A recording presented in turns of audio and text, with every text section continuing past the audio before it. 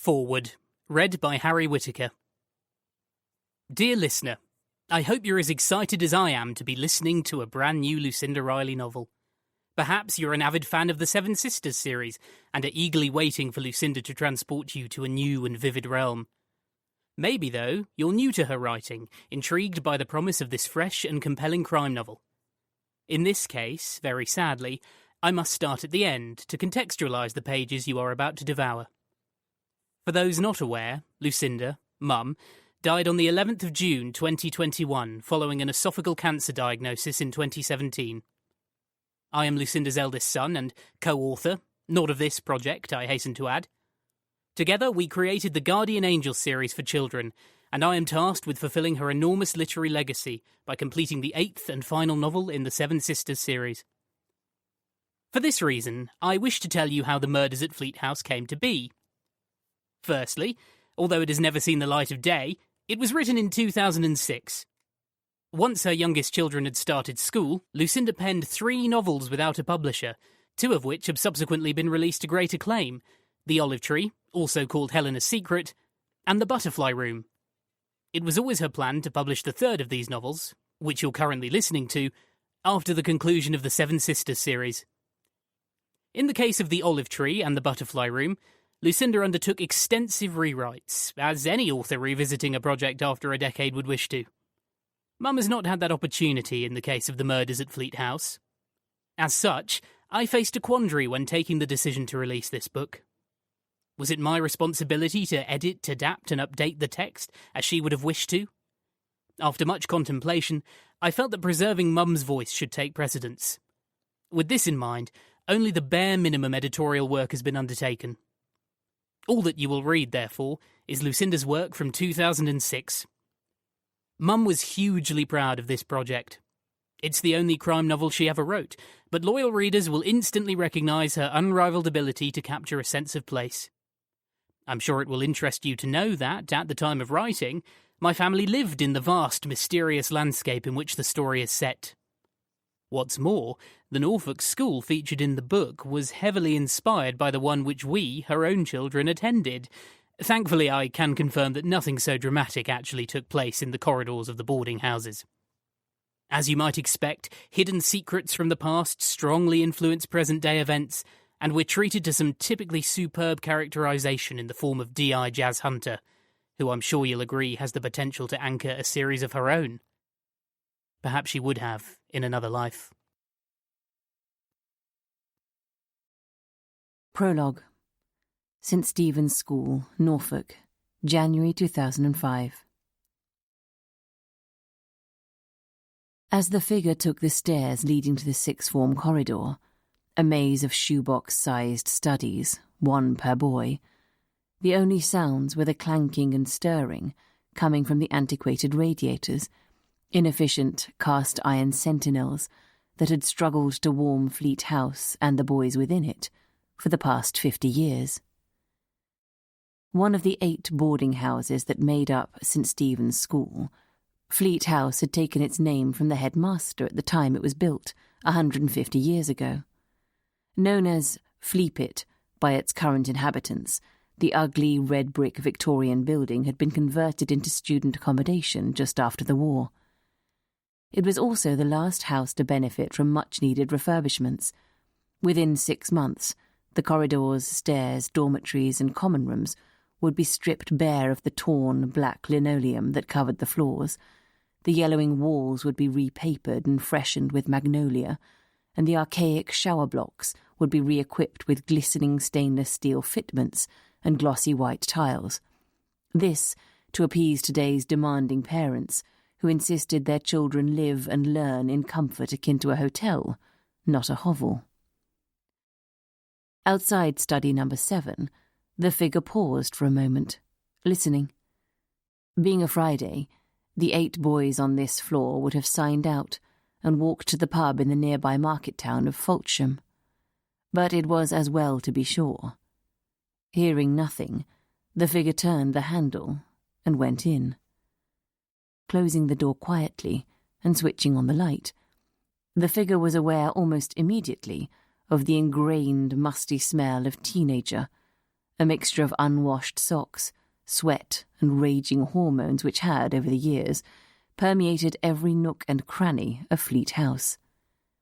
Shuddering, the smell triggering painful memories, the figure nearly stumbled on a pile of underwear thrown carelessly onto the floor.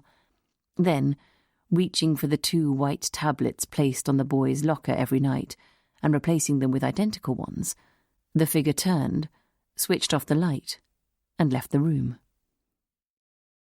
On the nearby staircase, a small figure in pyjamas froze as he heard approaching footsteps. In a panic, he dived into the small alcove under the stairs on the landing below, merging with the shadows. Being caught out of bed at 10 o'clock would get him punished, and he couldn't take any more of that tonight. Rigid in the darkness, his heart hammering, eyes squeezed tightly shut, as if this would somehow help, he listened, breathless, as the footsteps climbed the stairs inches above his head, past him, then mercifully retreated into the distance. Shaking with relief, he crept out from his hiding place and hurried along the corridor to his dormitory. Climbing into bed and checking the time on his alarm clock, knowing there was an hour before he could allow himself the sanctuary of sleep, he pulled the blankets up over his head and, finally, let the tears come. Approximately 1 hour later, Charlie Cavendish entered study number 7 and flung himself onto his bed. 18 years old, 11 o'clock on a Friday night, and he was gated like a child in this crap heap of a rabbit hutch. And he had to be up for bloody chapel at 7 tomorrow. He'd missed it twice so far this term and couldn't afford to do so again. He'd already been hauled into Jones's office over that stupid thing with Miller. Jones had made noises about expulsion if he didn't mend his ways, but it galled Charlie to have to keep his nose clean. His father had made it clear he wouldn't fund his gap year without a decent set of A-level results and a school report to match. Which would be a goddamn bloody disaster.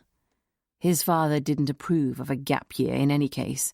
Hedonism was anathema to him, and the thought of his son lolling on some Thai beach, probably high on drugs, was not what he had in mind, especially if he was the one paying for it. They'd had an almighty row about Charlie's future just before the beginning of term. His father, William Cavendish, was a high-flying barrister in London, and it had always been assumed that Charlie would follow in his footsteps. Growing up, Charlie had never given it much thought. Then, as he headed into his late teens, it had slowly dawned on him what was expected, seemingly without regard for his own wishes. Charlie was a wheeler-dealer, an adrenaline merchant. That's how he saw himself. He enjoyed living on the edge. The thought of a life stuck in the hierarchical, stuffy atmosphere of Inner Temple turned his stomach. Besides, his father's idea of getting on was completely outdated. It was all different these days. You could do what you wanted. All that respectability bollocks belonged to his parents' generation. Charlie wanted to be a DJ and watch beautiful half-naked women prancing around a dance floor in Ibiza. Yeah, that was more like it. And you could make loads being a DJ. Not that money was ever going to be a serious issue, unless his unmarried 57-year-old uncle suddenly decided to start having kids. Charlie was going to inherit the family estate, with thousands of acres of farmland. He had plans for that, too. All he had to do was sell off a few acres with planning permission to a developer and he'd make a bloody fortune. No, it wasn't his future finances. It was the fact that his tight-assed father held fiscal domination over him now. He was young. He wanted to have some fun. These were the thoughts cascading through Charlie Cavendish's mind as, absent-mindedly, he reached for the 2 tablets he had taken every night since the age of 5 and picked up the glass of water left there for him by matron. Placing the tablets on his tongue, he took a generous swig of water to wash them down before replacing the glass on his bedside locker. For a full minute, nothing happened, and Charlie, sighing, continued to ruminate on the unfairness of his situation. But then, almost imperceptibly, he felt his body begin to shake. What the hell? The shaking intensified, becoming uncontrollable, and suddenly Charlie felt his throat constricting. Panicking now, uncomprehending and gasping for breath, he managed to stagger the few steps to the door. He grasped the handle, but in his increasing terror, he fumbled with it, unable to turn it before collapsing, semi-conscious, one hand at his throat, his mouth foaming. Deprived of oxygen, the lethal toxins coursing through him, his vital organs gradually shut down. Then his bowels relaxed and, little by little, the young man who had once been Charlie Cavendish simply ceased to exist. Chapter 1. Robert Jones, headmaster of St. Stephen's School, stood with his hands in his pockets, a habit he constantly chastised his charges for, and stared out of his study window. Below him, he saw pupils crossing chapel lawn on their way to and from lessons. His hands were damp with sweat, his heart still racing from the adrenaline, as it had done constantly since the accident. He left the window and went to sit behind his desk. There was a mounting pile of paperwork that remained untouched, and a list of telephone messages he had yet to reply to. Taking out his handkerchief, he wiped the top of his bald head, then sighed heavily. There were any number of potentially nightmarish situations facing a headmaster in charge of hundreds of teenage boys and girls, drugs, bullies, and, in these days of mixed-gender boarding schools, the unstoppable phantom that was sex. During his 14 years as headmaster of St. Stephen's, Robert had dealt, to some degree, with them all. But all these crises had paled in comparison to what had happened last Friday. This was the ultimate head's nightmare, the death of a pupil in his care. If there was a way to leave a school's reputation in tatters, this was it. The details of how the boy had died were almost irrelevant. Robert could visualize hordes of parents currently shopping for boarding schools crossing St. Stephen's off their lists. Yet, Robert sought comfort in the fact that the school had survived for more than 400 years, and looking through the records, he saw this kind of tragedy had occurred before. Perhaps the numbers would fall short-term, but as time passed, surely what had happened last Friday would eventually be forgotten. The last schoolboy death had been back in 1979. A boy had been found dead in the trunk room in the cellar. He'd hanged himself with a piece of cord tied to a hook on the ceiling. The incident had become part of school folklore. The kids loved to perpetrate the myth that the boy's spirit haunted Fleat House. Young Rory Miller had looked like a ghost himself when he'd been found hammering on the door, having spent the night locked in there. Charlie Cavendish, without question the perpetrator, had denied everything as usual and, worse, found it funny. Robert Jones shivered uncomfortably, wishing he could find it in him to mourn the loss of his young life, and finding he couldn't. That boy had been trouble from the moment he'd set foot in the school, and, thanks to his death, Robert's future was now in question. At 56 years of age, he'd been looking forward to retiring in 4 years on a full pension. If he was forced to resign, there would be little hope of getting a position elsewhere. At the emergency meeting of the Board of Governors last night, he'd offered his resignation. The governors, however, had stood by their headmaster. Cavendish's death was an accident, natural causes. He'd died of an epileptic fit. This was Robert's one ray of hope. As long as the coroner returned a verdict of death by natural causes, and media coverage was kept to a minimum, it was possible the damage could be limited. But until this was confirmed, his reputation and future were hanging by a tenuous thread. They had promised to call this morning. The telephone rang shrilly on his desk. He pressed the speakerphone. "Yes, Jenny. It's the coroner's office for you. Put them through." "Mr. Jones?" "Yes, speaking. It's Malcolm Glenister here, the local coroner. I wanted to discuss the results of the post-mortem conducted yesterday on Charlie Cavendish." Robert swallowed hard. "Of course, fire away." "The pathologist has concluded that Charlie did not die of an epileptic fit. He died of anaphylactic shock. I see. Robert swallowed again, trying to clear his throat. And what was the cause? Well, as you must know, his medical records show he was violently allergic to aspirin. 600 milligrams of it were found in his bloodstream, which would correspond to 2 over-the-counter tablets. Robert couldn't reply, his throat now too dry to speak. Other than traces of the drug Epilim, which Charlie took every day to control his epilepsy, and minimal alcohol levels, the pathologist found nothing else. He was perfectly healthy. Robert found his voice. If he'd been found sooner, might he have survived? If he'd been given treatment immediately, then yes, almost certainly. However, the likelihood of him being able to call for help in the couple of minutes before falling unconscious were slim. It's understandable no one found him until next morning. Robert paused, feeling a small trickle of relief enter his veins. So, what happens next? He asked. Well, we know how he died. The question is why. His parents have confirmed Charlie knew he was allergic to aspirin. He'd always known. He must have swallowed the tablets by mistake. There's no other explanation, is there? It's not my job to speculate without the full facts, Headmaster, but there are 1 or 2 unanswered questions.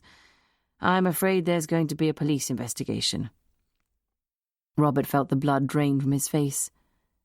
I see, he said quietly. How will that affect the day-to-day running of the school?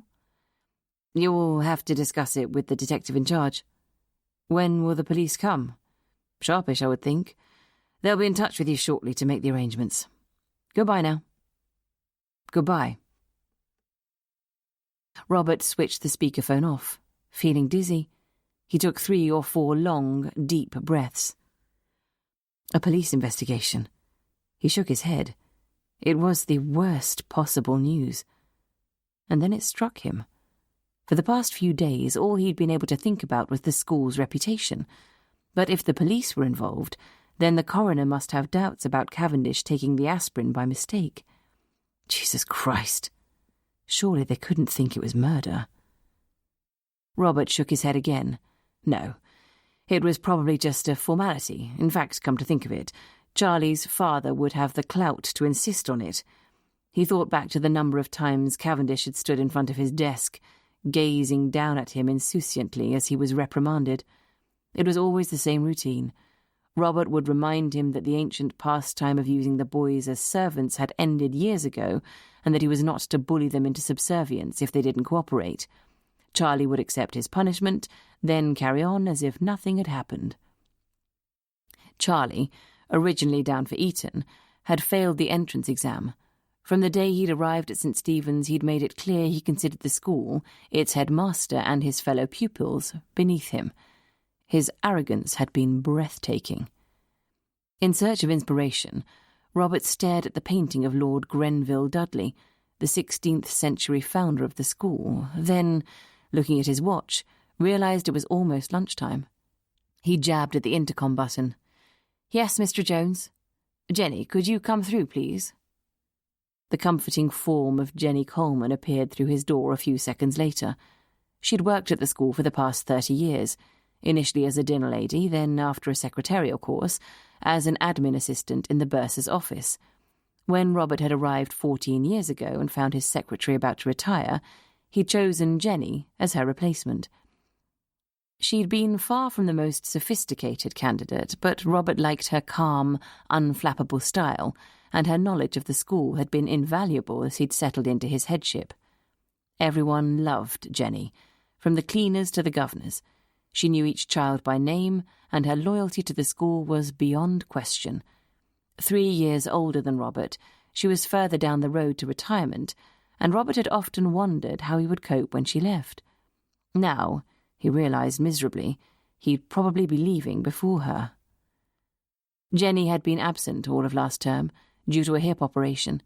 Her replacement had been competent and probably far more up to speed on office technology, but Robert had missed Jenny's motherly demeanour and was glad to see her back again. At the ready with her notebook and pen, Jenny settled her rotund frame into a chair in front of the desk, a look of deep concern on her face. "You're a right funny colour, Mr. Jones. Can I get you a glass of water?" She spoke with a Norfolk burr. Robert had a sudden urge to put his head against Jenny's ample bosom, to feel her maternal arms wrap around him and find comfort in them. "That was the coroner's office," he said, dismissing the thought. "It's not good news. There's going to be a police investigation." Jenny raised her bushy eyebrows. "No, surely not. Let's just hope they get it over with quickly. It's going to be disruptive and destabilising for everyone having the police snooping around." "I'll say," agreed Jenny. "Do you think we'll all have to be interviewed?" "No idea, but we'll obviously have to alert everyone. Apparently a detective is phoning me any minute. I'll know more when I've spoken to him. But perhaps it might be best to call a school assembly in Main Hall tomorrow morning. Warn everyone of what's going to happen. That means all staff, too, from the kitchen porters up. Can you organise that for me?" "Of course, Mr. Jones. I'll do it now. Thanks, Jenny." She stood up, then said, "Have you called David Miller back yet? He's rung again 3 times this morning." The last thing Robert needed was a deranged alcoholic parent panicking about his son. "No, I haven't. Well, he rang several times yesterday evening and left messages. Something about Rory being upset on the phone?" "I know, you said. He'll just have to wait. I've got more important things on my mind at the moment." "How about some tea? You look as though your sugar levels could do with a boost. It's ever so good for shock." "Thank you. That would be nice." He nodded gratefully. The telephone rang on his desk. Jenny got there first and picked it up. "Headmaster's office." She listened for a moment, then shielded the receiver with the palm of her hand and whispered, "It's Commissioner Norton to speak to you." "Thanks." Robert took the receiver and waited until Jenny had bustled out of the door. "Headmaster speaking." "Headmaster, Assistant Commissioner Norton from the CID here. I presume you know what this call is regarding?" "Yes. I thought I should alert you to the fact that I'm sending a couple of detectives in to investigate the death of Charlie Cavendish." "Right, yes." Robert Jones did not know what else to say. "They'll be descending on you tomorrow morning." "From where?" "London." "London?" "Yes, the case has been passed to us at CID Special Ops. We'll be working in conjunction with the North Norfolk Constabulary." "I appreciate you must do your job, Commissioner, but I'm obviously concerned about the disruption to the school, not to mention the panic factor. My colleagues are very experienced in dealing with cases like this, Headmaster. I'm sure they'll handle the situation sensitively and advise you on how to handle the staff and pupils." "Yes, I was going to call a full school assembly tomorrow anyway." "Excellent idea. That will give my team an opportunity to brief the school and perhaps stem some nerves about our presence amongst them." "I'll do that then." "Right. Can you give me the names of the detectives you'll be sending in?" There was a slight pause on the line before the Commissioner said, "Not sure yet, but I'll call you to confirm by the end of the day. Thank you for your time." "Thank you, Commissioner. Goodbye." "Thank you for what?" Robert Jones asked himself as he replaced the receiver. He put his head in his hands. "Oh, God," he mumbled. These police guys would be probing into everyone's background, their private lives. You never know what they might drag up. He himself might become a suspect. Numbers had been down for the past 3 years. There was so much competition these days. This was the last thing the school needed. Or more selfishly, he thought, as he picked up the receiver to call the head of governors, the last thing he needed. Chapter 2. Jasmine Hunter Coughlin, Jazz to her friends, Detective Inspector Hunter to her former work colleagues, drew back the curtains and glanced out of her small bedroom window. The view was limited, the condensation blurring the landscape of the Salthouse marshes and the dour North Sea beyond. Automatically drawing her initials on the glass, the way she had done as a child, she studied the JHC for a moment, then smudged out the C with a determined swipe. She glanced at the numerous cardboard boxes littering the floor of her bedroom. She'd moved in 3 days ago, but apart from unearthing essentials such as her pyjamas, the kettle and some soap, she had left the rest untouched. This tiny cottage was the polar opposite of the white-walled, minimalist Docklands apartment she had shared with her ex-husband. And she loved it. Usually pathologically tidy, her unwillingness to unpack stemmed from the fact that the cottage would have to endure invasive renovations in the coming weeks. The plumber was booked for a week's time to put in the central heating. The joiner was calling tomorrow to measure up for the kitchen units, and she left messages with a couple of local decorators.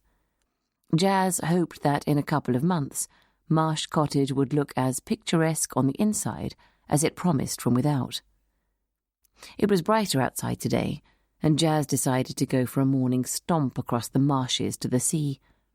She put on boots and a barber, opened the front door and stepped outside, breathing in the rejuvenating fresh sea air. Her cottage was situated on the coast road that separated the village from the marshes and the sea. In the summer, the road became congested with tourists using it to gain access to the beaches and coastal villages of North Norfolk, but today, at the end of January, it was deserted. Jazz felt a small glimmer of contentment as she studied the view. Its flatness and lack of trees presented a bleak, unwelcoming picture, but Jazz coveted its rawness. There was nothing pretty about the landscape, nothing to break up the starkness of a horizon that stretched for miles on either side. The simple elegance of the land's distinct curvature, with the sea and the sheer vastness of the vista, appealed to her unfussy nature. As she crossed the road, she caught sight of a man coming out of the post office out of the corner of her eye, 50 or so yards away. Continuing across the road and onto the rough, marshy grass, she was focused on the comforting squelch of water underfoot when she thought she heard someone calling her name. Dismissing it as the screeches of curlews that had gathered in a circle to the right of her, she continued up the incline, the only protection the cottage had from flooding, a moot point when she had been trying to secure a mortgage. "Jasmine! D.I. Hunter, please, wait a second." This time there was no mistaking it. She stopped and turned to look back at the road. Christ, what the hell's he doing here? Jazz was appalled as she retraced her footsteps. She stopped a few yards away, offering him a small smile that didn't reach her eyes. "Hello, D.I. Hunter." "Why are you here, sir?" "Nice to see you too," said Norton, offering his hand. "I'm sorry," she sighed, finally walking towards him and taking it. "I wasn't expecting you, that's all." "It's quite all right. Now, are you going to invite me in before I freeze to death in this flimsy suit?" "Yes, of course, come in." Once inside, Jazz settled Norton on a sofa and stoked up the fire. She made them coffee, then perched on a wooden dining chair. "Nice little place," he said. "Cosy." "Thanks," she said. "I like it." There was an awkward pause. "So, Jasmine, how are you?" It was odd hearing Norton call her by her first name. It underlined the extent to which her life had changed over the past months, but it also felt patronising. "I'm fine," she said. "You look better. Got a bit more colour since I last saw you." "Yes, it's warm in Italy, even in winter." Another pause, and Jazz wished he'd get to the point. "How did you know I was here?" she asked finally, not ready to start the ball rolling herself. "I only moved in 3 days ago." Norton chuckled. "I'm surprised you need to ask, having worked at the yard, although even our computer could only manage 29 Salthouse Road. When I got here, I couldn't find any numbers on the doors. I asked at the post office." "Ah," said Jazz. "Why here?" he asked. "Childhood holidays, I suppose. I've always loved Norfolk, and it seemed as good as anywhere. Near my parents, too." "Yes, of course." Another pause.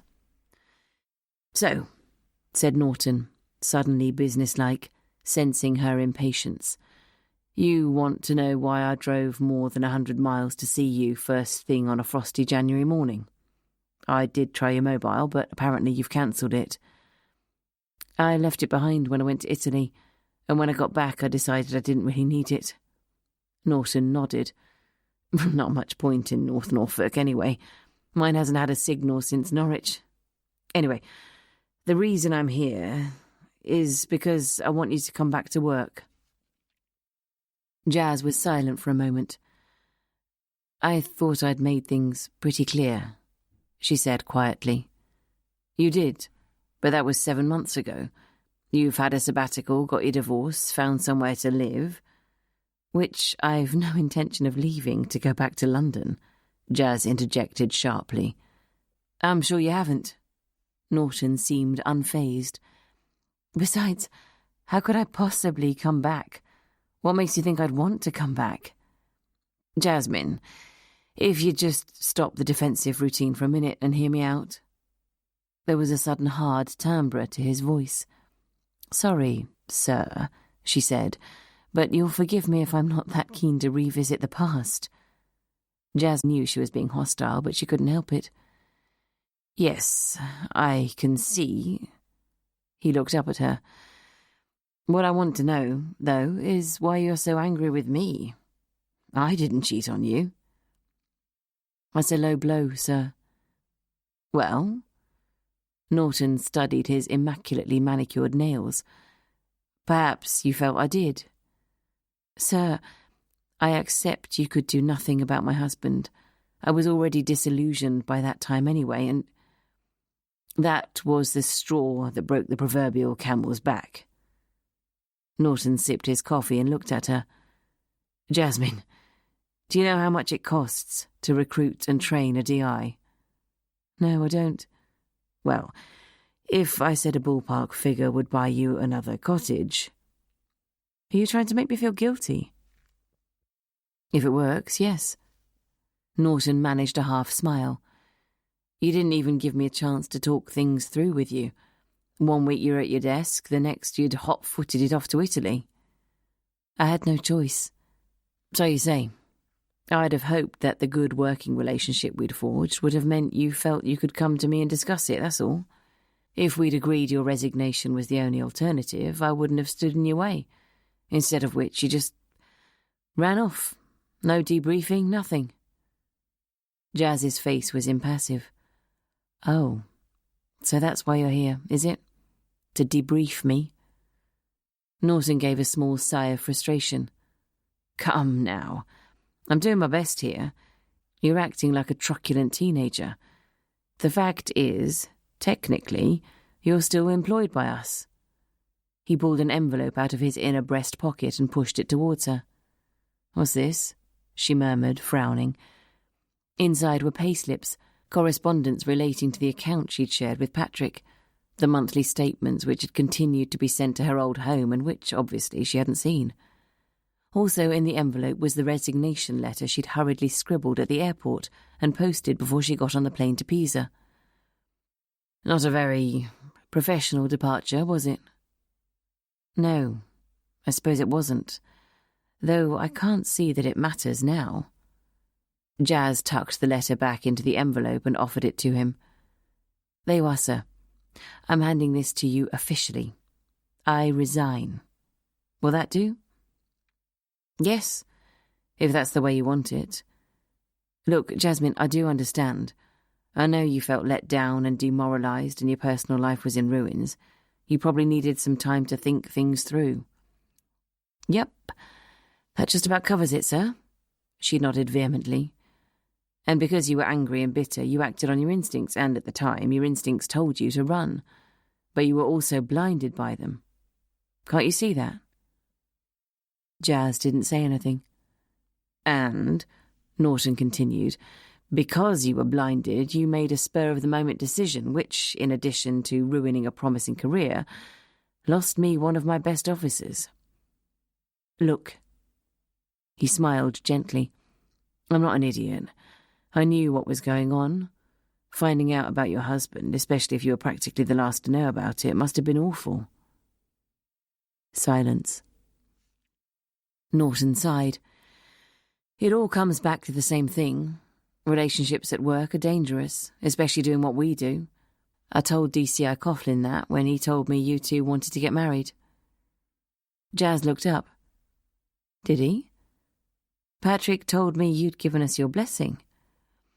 I actually suggested that one of you transfer to another division so at least you wouldn't be tripping over each other. He begged me to let you stay where you were, so rather than lose both of you, I decided to give it a try. Against my better judgment, I might add. Did you say DCI? Yes. Your ex-husband has recently been promoted. Don't bother to send him my congratulations. Rest assured, I won't. Looking at him, Jazz thought how out of place Norton seemed in his Savile Row suit, his long legs bent almost up to his chest on the low sofa. Did you know, sir, about Patrick and her? I'd heard a rumour, but I couldn't interfere. If it makes you feel any better, she put in for a transfer to Paddington Green a couple of weeks after you left. She knew she couldn't hope to compete with you. Everyone in the team cold-shouldered her with a vengeance. You were very popular, you know. They all miss you. Norton smiled broadly, showing a good, strong set of white teeth. Jazz couldn't help thinking, with his thick black hair, greying at the temples, his reading glasses perched on the end of his nose, how growing older was only enhancing his physical gravitas. Well, that's nice to know, I suppose. Anyway, what Patrick and his pet DC do now is up to them. I'm not interested anymore. Mind you, Jazz quipped, you might warn her that at the first sniff of competition she'll get a knife in her back. I don't doubt it. Your ex is a talented officer, but he's also ruthlessly ambitious. The one thing he couldn't deal with was a wife who was potentially better than he was. I knew what he was up to, undermining you, constantly putting you down, but because you never came to me, I couldn't do anything about it. It was an impossible situation. He was my husband. I accept that. Anyway, as long as he learns to keep his trousers zipped, I dare say he'll get what he's after in the end. He can screw the entire department if he wants, I really don't care. That's the spirit, Norton replied cheerily.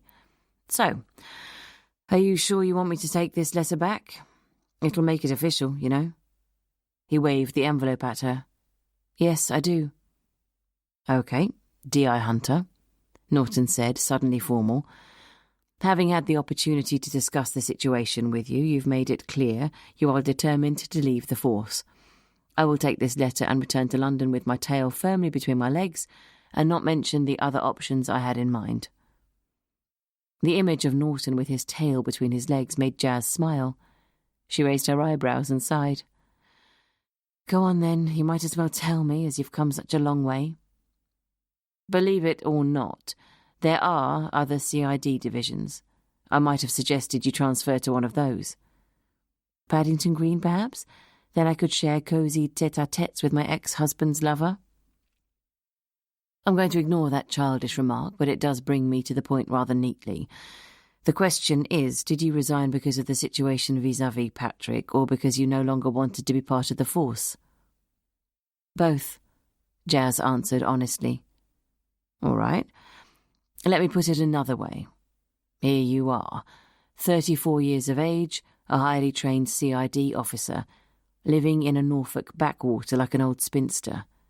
What on earth are you going to do with yourself? I'm going to paint. Norton raised his eyebrows. Paint? I see. What, professionally, you mean? God knows. If I hadn't joined the force, I was going to the Royal College of Art. Once I'd got my degree at Cambridge, I had a place on the foundation course. Really? Norton looked surprised. Well, perhaps that's where you get your eye for detail. Maybe, but anyway, that's the plan. I'm going to convert the outhouse to a studio. I've got enough left over from the sale of our old apartment to see me through for a while. Plus, there's a course at UEA I might apply for next year. Admittedly, this isn't a bad place to rediscover your creativity, agreed Norton. Rediscovering is right, sir, Jazz said vehemently. The force took me over. I'd lost sight of the person I used to be. Norton nodded. I understand that, but strikes me you've found her again. Your fighting spirit certainly seems to have made a return. It has. Look, he sighed, serious again. How long are you going to keep on running? I don't think it was the force that got you down, but a man who was determined to undermine you and your confidence at every turn. I've watched you, Jasmine. You thrive on the adrenaline. You're an exceptional detective, and I'm not the only one who thinks so. That's kind of you, sir. I deal in facts, not kindness. It just galls me to watch someone of your ability throwing in the towel purely because her marriage didn't work out. I've seen you fighting against male chauvinism day in, day out over the years. Are you really going to let Patrick win? Jazz remained silent and studied the carpet intently. Now listen, he said.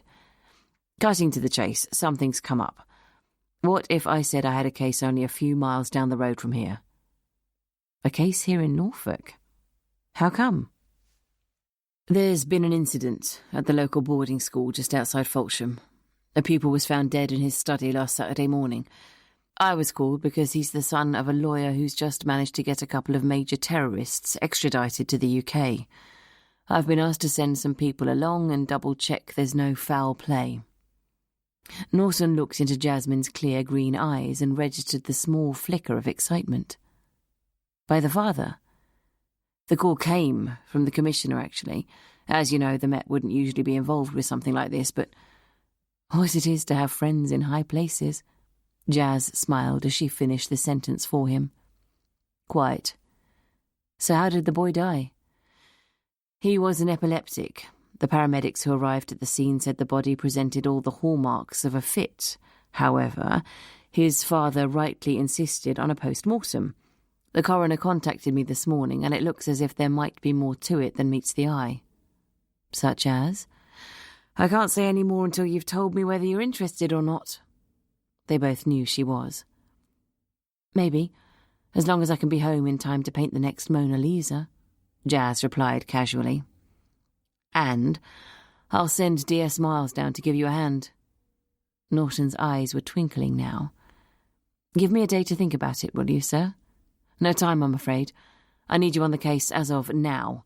You're booked to see the boy's mother at 2 this afternoon. She lives a good hour and a half's drive from here. That means... Norton checked his watch.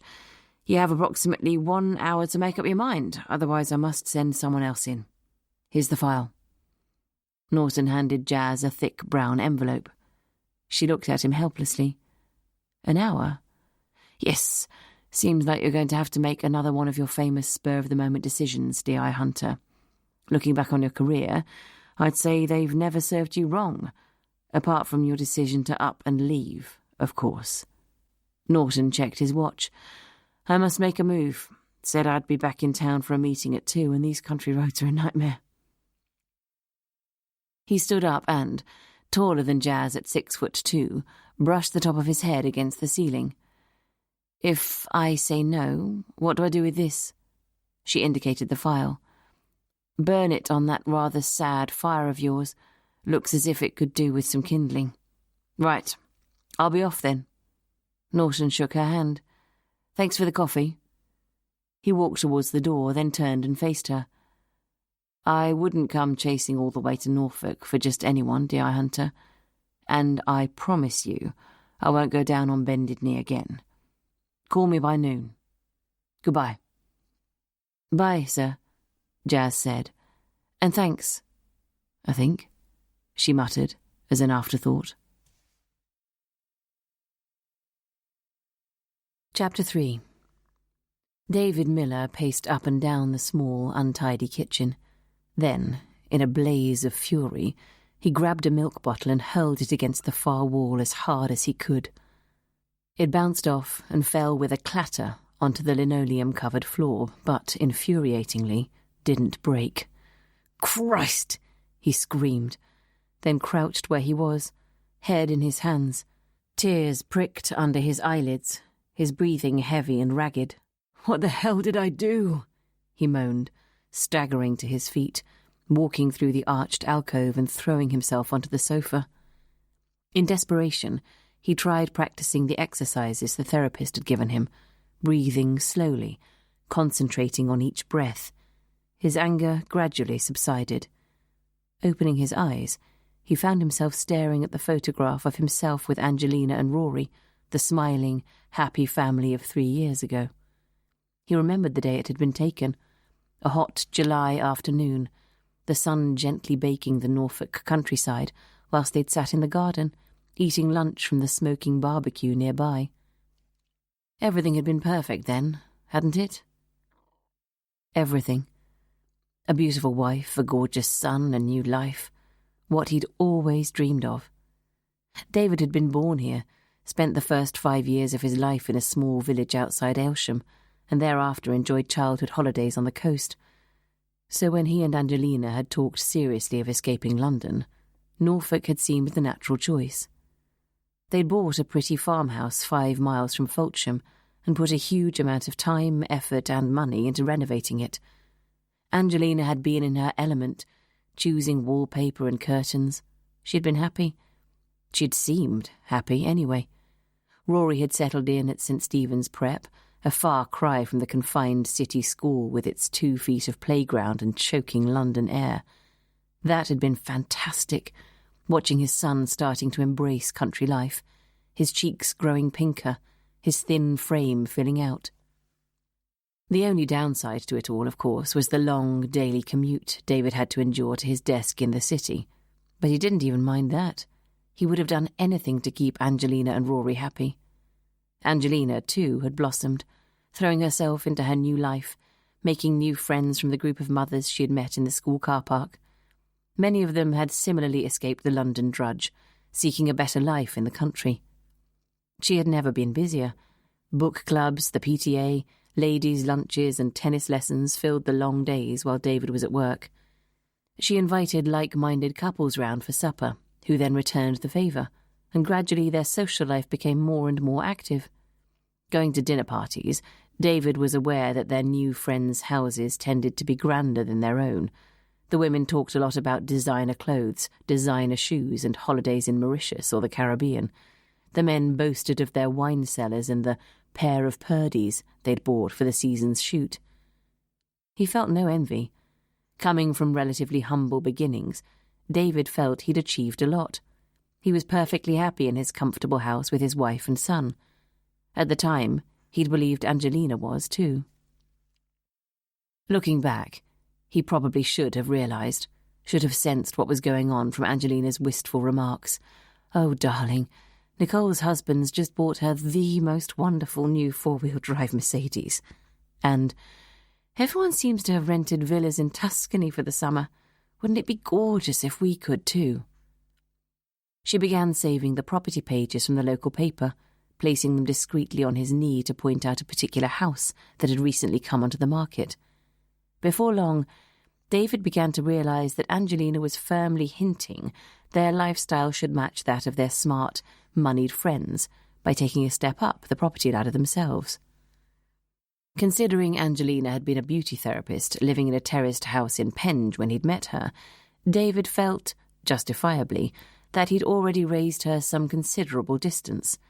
But Angelina's need to keep up with the Joneses had become insatiable. David finally gave in on the car, buying her the 4-wheel drive she so desperately craved, and which she doted on like a second child. The pleasure it gave her, driving each day into the school car park, made David smile. He enjoyed making her happy, but the fact she was so obviously preoccupied with social status troubled him more and more. David was a successful broker in the city, trading in foreign currency for a steady list of clients. He had a solid reputation as a safe pair of hands, but wasn't considered a high flyer. He didn't take risks which could result in the kind of rewards that a small handful of city boys were famous for receiving. But he also avoided the equally publicised losses that came hand in hand with those risks. He was sensible with money, insisting they live on his salary, any bonuses being lodged safely in the bank for the future. Aware that his city career could not last forever, he was determined to make sure he had a comfortable amount of cash in reserve for any enforced early retirement. Angelina had known the money was there, but she couldn't understand why David refused to touch it. "Darling, we're still young," she'd complained. "Surely this is the moment we should be shooting for the moon. Your career's on the up and up. I can't think why we have to keep saving for a rainy day that may never come. We don't want to be 70 and sitting on a wad of cash. We'll be too old to enjoy it. Think about it. We could have the house of our dreams." David remembered murmuring that he thought they already had the house of their dreams, but Angelina wouldn't let up. Eventually, against his better judgment, he'd given in, and Angelina had immediately set off with a girlfriend to see a house on the edge of Fulham. It was an impressive, if unmodernised, Georgian rectory, set in 5 acres, far too big for a family of 3, but as Angelina coyly said as she and David later wandered through the 8 bedrooms, maybe that number was set to grow. "Darling," she had thrown her arms around his shoulders as they entered yet another bedroom with a sagging ceiling. "Wouldn't this make the most divine nursery?" "Angie, are you serious?" She nodded, her eyes shining. "Absolutely. I think another child is just what we need to make this house feel like a home." That had been the clincher. David had always wanted a second child, but until now, Angie had been adamant that she couldn't go through the horrors of pregnancy again. "Not to mention the havoc it played with my body," she had said one morning, smoothing her skirt over her hard-won, taut stomach. "It took me a year to get my figure back. Imagine how much longer it would take second time around." With Rory nearly 12, David had given up hope. He took Angelina's change of heart on trust and put in an offer on the house. 18 months later, having secured it with a huge mortgage, not to mention undertaking a programme of works that had wound up costing 3 times what he'd originally planned, David's reserves of cash had all but dried up, and there was still no sign of a baby. Then the economy began to falter. All around him in city bars, the talk was not of how many bottles of Krug one could down in a night, but of a bear market and which firm would be next to wield the redundancy axe. And still Angelina wanted more. The money she spent on soft furnishings began to resemble the GDP of a small third-world country, and they absolutely had to put a pool in the walled garden so Rory could bring his friends round to swim. After increasingly stomach-churning days in the office, David dreaded getting on the train to go home to a house that had become symbolic of the fact he was out of control, as well as to a wife who seemed discontented whatever he gave her. So, rather than facing reality, he had taken to drowning his sorrows in bars after work, with 5 or 6 pints inside him, followed by a whiskey chaser or 2. Listening to Angelina's demands and giving in to them became less painful. He took out a bank loan to cover the swimming pool, then another to cover the costs of resurfacing the tennis court and landscaping the garden. With the added pressure, his work had suffered. His usual careful eye was not so firmly placed on the ball as it had once been, and David had made the odd mistake. Nothing serious enough to get him sacked, but with things as tough as they currently were, it was enough for him to be surplus to requirements when the firm decided to downsize. His boss had finally called him in and told David they were letting him go. He was unemployed as of that moment. He'd get a year's salary but had to clear his desk and leave immediately. David had spent a long, long evening in his favourite bar, just managing to catch the last train home. When he'd got back, Angelina was already in bed. David had staggered into the kitchen, head already pounding, poured himself a large glass of tap water, then went to the cupboard in the pantry, where Angelina kept her first aid box, to find some painkillers. He lifted the box out, then managed to drop the contents on the floor. Falling to his knees, he began putting the assorted creams, plasters and pills back again. One box, however, caught his eye. It contained the contraceptive pills that Angelina had taken before they'd started trying for a baby. Then, heart racing, he saw the date they'd been dispensed. 2 weeks previously. David had opened the box and seen that half the blisters were empty. In a fury, he'd stormed upstairs to their bedroom. Angelina was propped up in bed reading her book. "Darling, I've been so worried. Where have you been?" Before she could finish, David had gripped her by her forearms and lifted her bodily out of bed. He began to shake her like a doll. "What the hell are you playing at?" he'd screamed at her. "How dare you lie to me? How dare you?" Then he'd slapped her hard across the face, and she'd crumpled to the floor. He'd sunk down onto the edge of the bed, his head in his hands, weeping. "Why did you lie to me? Why? You never had any intention of us having another child, did you?" When he'd opened his eyes again, Angelina had disappeared.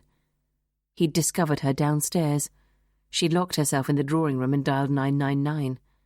When the police had arrived a few minutes later, they'd found him banging on the door, demanding she let him in so he could explain. Next morning, having spent the night in a police cell, he'd been charged with common assault. Angelina had been taken to the hospital to be checked out, but was back home again, shocked but unhurt.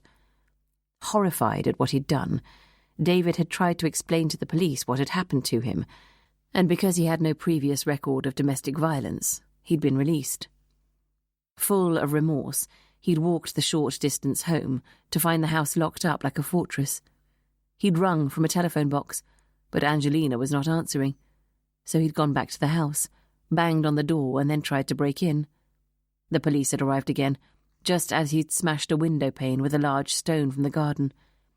Angelina's lawyer had immediately obtained a restraining order, forbidding him to go near the house, his wife and beloved son, for the foreseeable future. The following weeks were an alcohol-fueled nightmare, from which David could not seem to wake. Then, finally, he'd woken up in the nasty cottage he'd rented out of desperation and switched on the television. On a morning chat show, they were interviewing a reformed alcoholic, and as David listened to the story of the man's fall from grace, tears fell down his cheeks. It mirrored his own demise. That night, David took himself off to an AA meeting, and that was the beginning of his journey back to sobriety. It had been hell to begin with, far more difficult than David could ever have imagined. But as the weeks went by, and he was still sober, his vision had begun to clear. He'd consulted a lawyer in Foltsham, a woman called Diana Price, who'd remarked that the speed with which Angelina had obtained the restraining order was distinctly odd. "Your wife wasn't actually admitted to hospital," she'd said, "even though she spent some time in casualty, and, of course, you should be seeing your son, even if it has to be under supervision." "And what about money?" David had asked. "I don't know what my wife's living on. Our joint account's practically dried up." "What about your redundancy?" Diana had asked. "That went into my building society account. You can't touch it." "Well, that's something, I suppose." "Yes, I know, but that's all I've got. I'm unemployed, and whatever happens, we're going to have to sell the house. I can't possibly service the mortgage or the loans. Angie still won't talk to me, and I could do with having some of my things. I've literally only got the clothes I'm standing in." "Look, let me write to her lawyer and we'll see where things stand," Diana had said. "You're due in court on the 6th of next month, but I need to ask you, were you and your wife having any marital problems before the night of the assault?" David had tried to think back. He'd been so involved with his financial worries he'd lost track of the actual state of their marriage in those past few months. There hadn't been a lot of sex, but then again, he'd been coming in so late. "I suppose there was a kind of breakdown in communication," David replied. "But we didn't really argue, and apart from that one time, I would never have dreamed of hurting her. It's just that—" Diana shook her head. "Usually the wife would at least give the husband a chance to explain himself. I'm not trying to excuse your behaviour, but surely, if she loves you, she'd look at the circumstances and at least try to understand why you behaved as you did. Maybe she's frightened of me. Well, maybe she is, but don't forget, she knows she lied to you about wanting a baby. I would have thought she'd want to try and sort things out, if only for Rory's sake.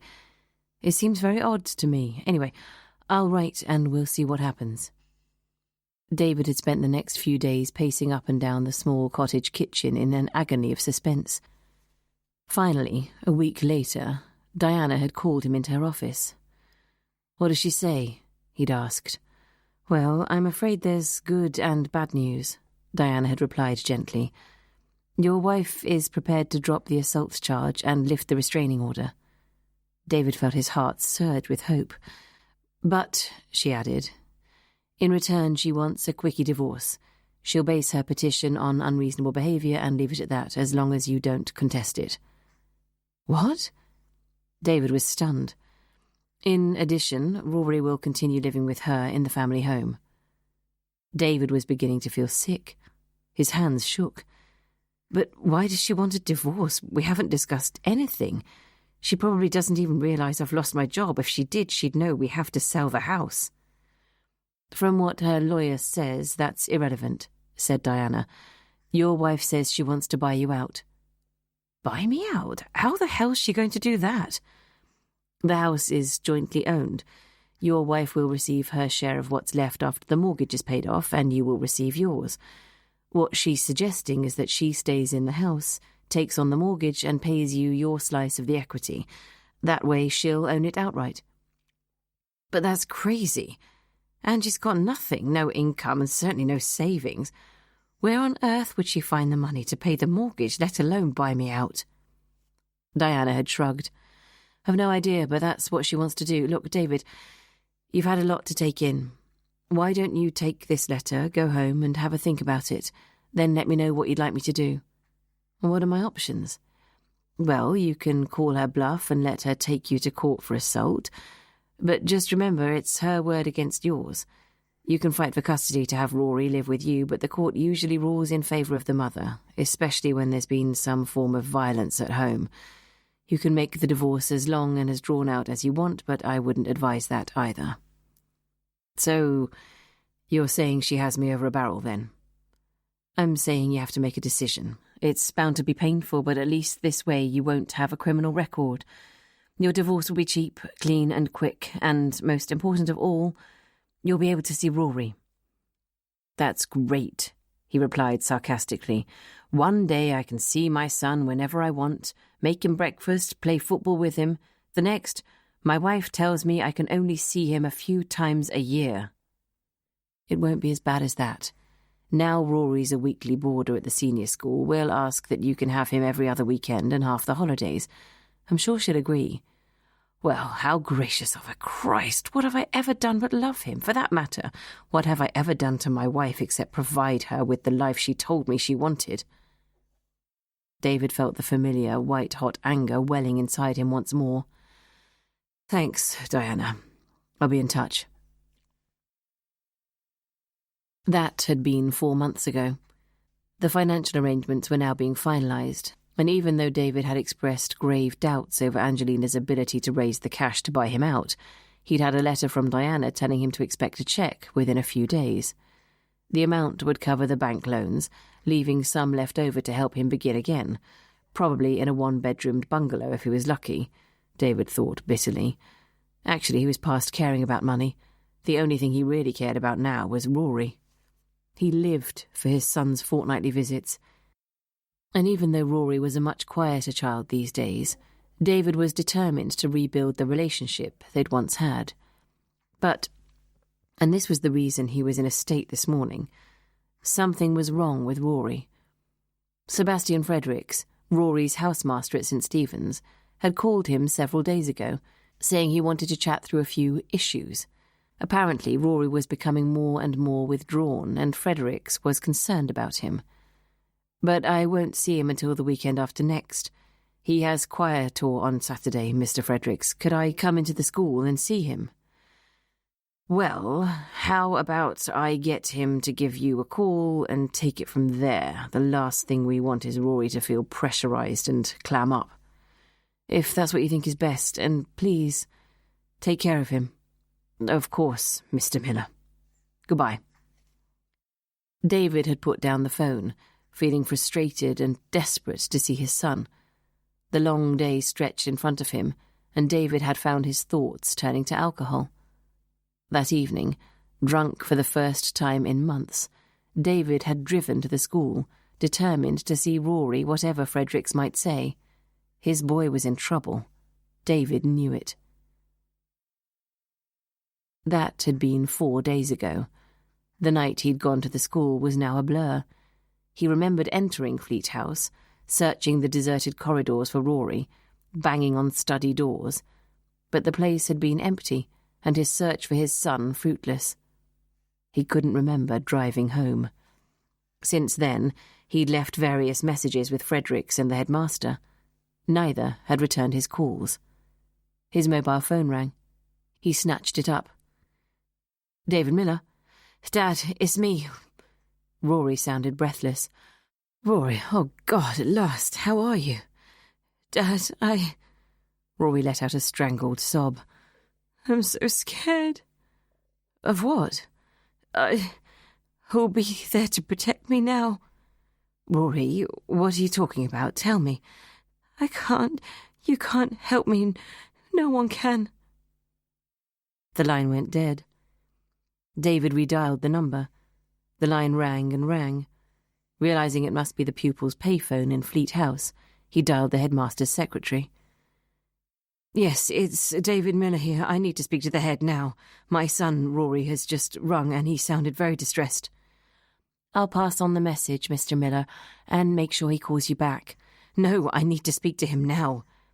"That's not possible. He's in a class, but I will pass on your message." "Then get him out. My son is in trouble. I know he is." "I will ask Mr. Jones to bring you back as soon as possible, Mr. Miller. He really is very busy at present, but he does know you've been calling." "I asked you to do that yesterday and you didn't. Tell him it's urgent, will you?" David implored. "Yes, I will, but please try not to worry. Rory's probably homesick. It's the first few weeks of his second term, always a difficult moment. I can try putting you through to Mr. Fredericks in Fleat House if you like." "Yes, would you do that, please?" "Hold on one moment, then." David paced up and down the tiny sitting room as he waited to be put through. There were a couple of clicks and the housemaster's voicemail came on. In frustration, David left a message. Half an hour later, with no call from the head or the housemaster, David was frantic. He'd go to the school now and see his son. Picking up his car keys, David left the cottage and climbed into the ancient Renault he'd bought a few weeks back. He turned the engine over a few times, but nothing happened. "Damn it!" David thumped the wheel in frustration as he saw the headlamp switch was on, which meant the battery was almost certainly flat. He had no near neighbours to provide him with jump leads. He'd have to phone the garage in the morning to come out to him. David wandered back inside, his agitation uncontrollable. He went to the cupboard in the kitchen and pulled out a bottle of whiskey. Chapter 4. Jazz pulled the car away from the curb in front of her cottage and began her journey west towards Peterborough. The bottom line is to find out whether Charlie Cavendish took the aspirin by mistake or not. First port of call is the parents, to get some background information on their son. Adele Cavendish, his mother, is expecting you. Good luck, Inspector Hunter. I'm pleased to welcome you back on the team. Let us both hope you came to the right decision. Thank you, sir. I hope so too. As she put a Macy Gray tape into the cassette machine, Jazz doubted whether Charlie's mother would be expecting a detective inspector from the CID to turn up in a 15-year-old orange Mini. D.S. Miles was driving down tomorrow with her staff car, but for today, this would have to do. She wouldn't dwell on the fact that the last thing in the world she had been expecting to do this afternoon was interview the mother of a dead child. As her father always said, life was too short, and all you could do was to follow your instincts. If it didn't work out, hell, she'd resign properly at the end of the case. An hour later, Jazz arrived in Rutland, having only ever passed through on the A1 heading north. She was surprised how pretty it was here, similar to the Cotswolds, with its soft yellow sandstone buildings and gently rolling countryside.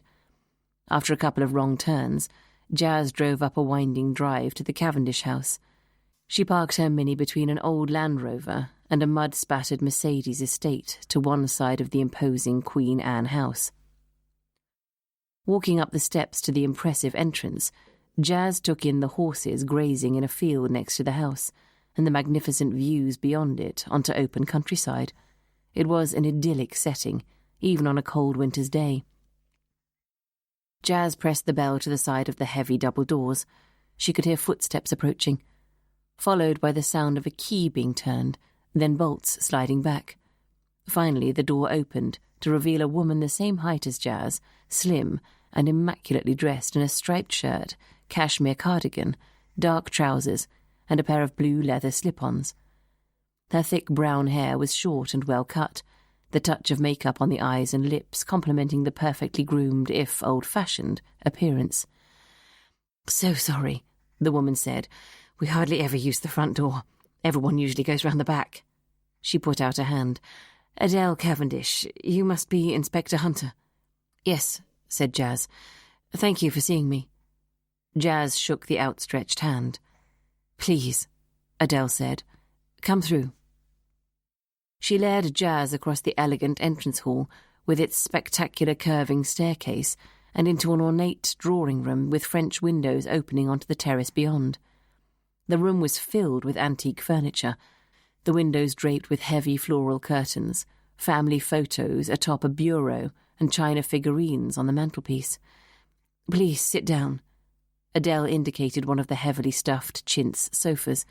"Can I get you anything? Tea? Coffee?" "No, thank you, I'm fine." Jazz reached inside her briefcase for a notepad and pen. "I'm sorry to intrude on what must be a dreadful time for you and your family." Adele folded her arms and walked across to the French windows, her back to Jazz. "To be honest, it hasn't sunk in yet. I can't believe Charlie's gone." She turned round, and Jazz saw the pain in her eyes. And now to know that his death might have been avoided, that it wasn't his epilepsy, Adele shook her head. Looking desolate, she walked to the sofa opposite Jazz, perched on the edge of it, arms hugging her body. "Forgive me. How can I help?" "Is your husband here?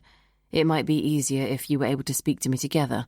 I'm going to have to ask you some questions you might find distressing." "He's not here," Adele shrugged. "He's at the flat in London.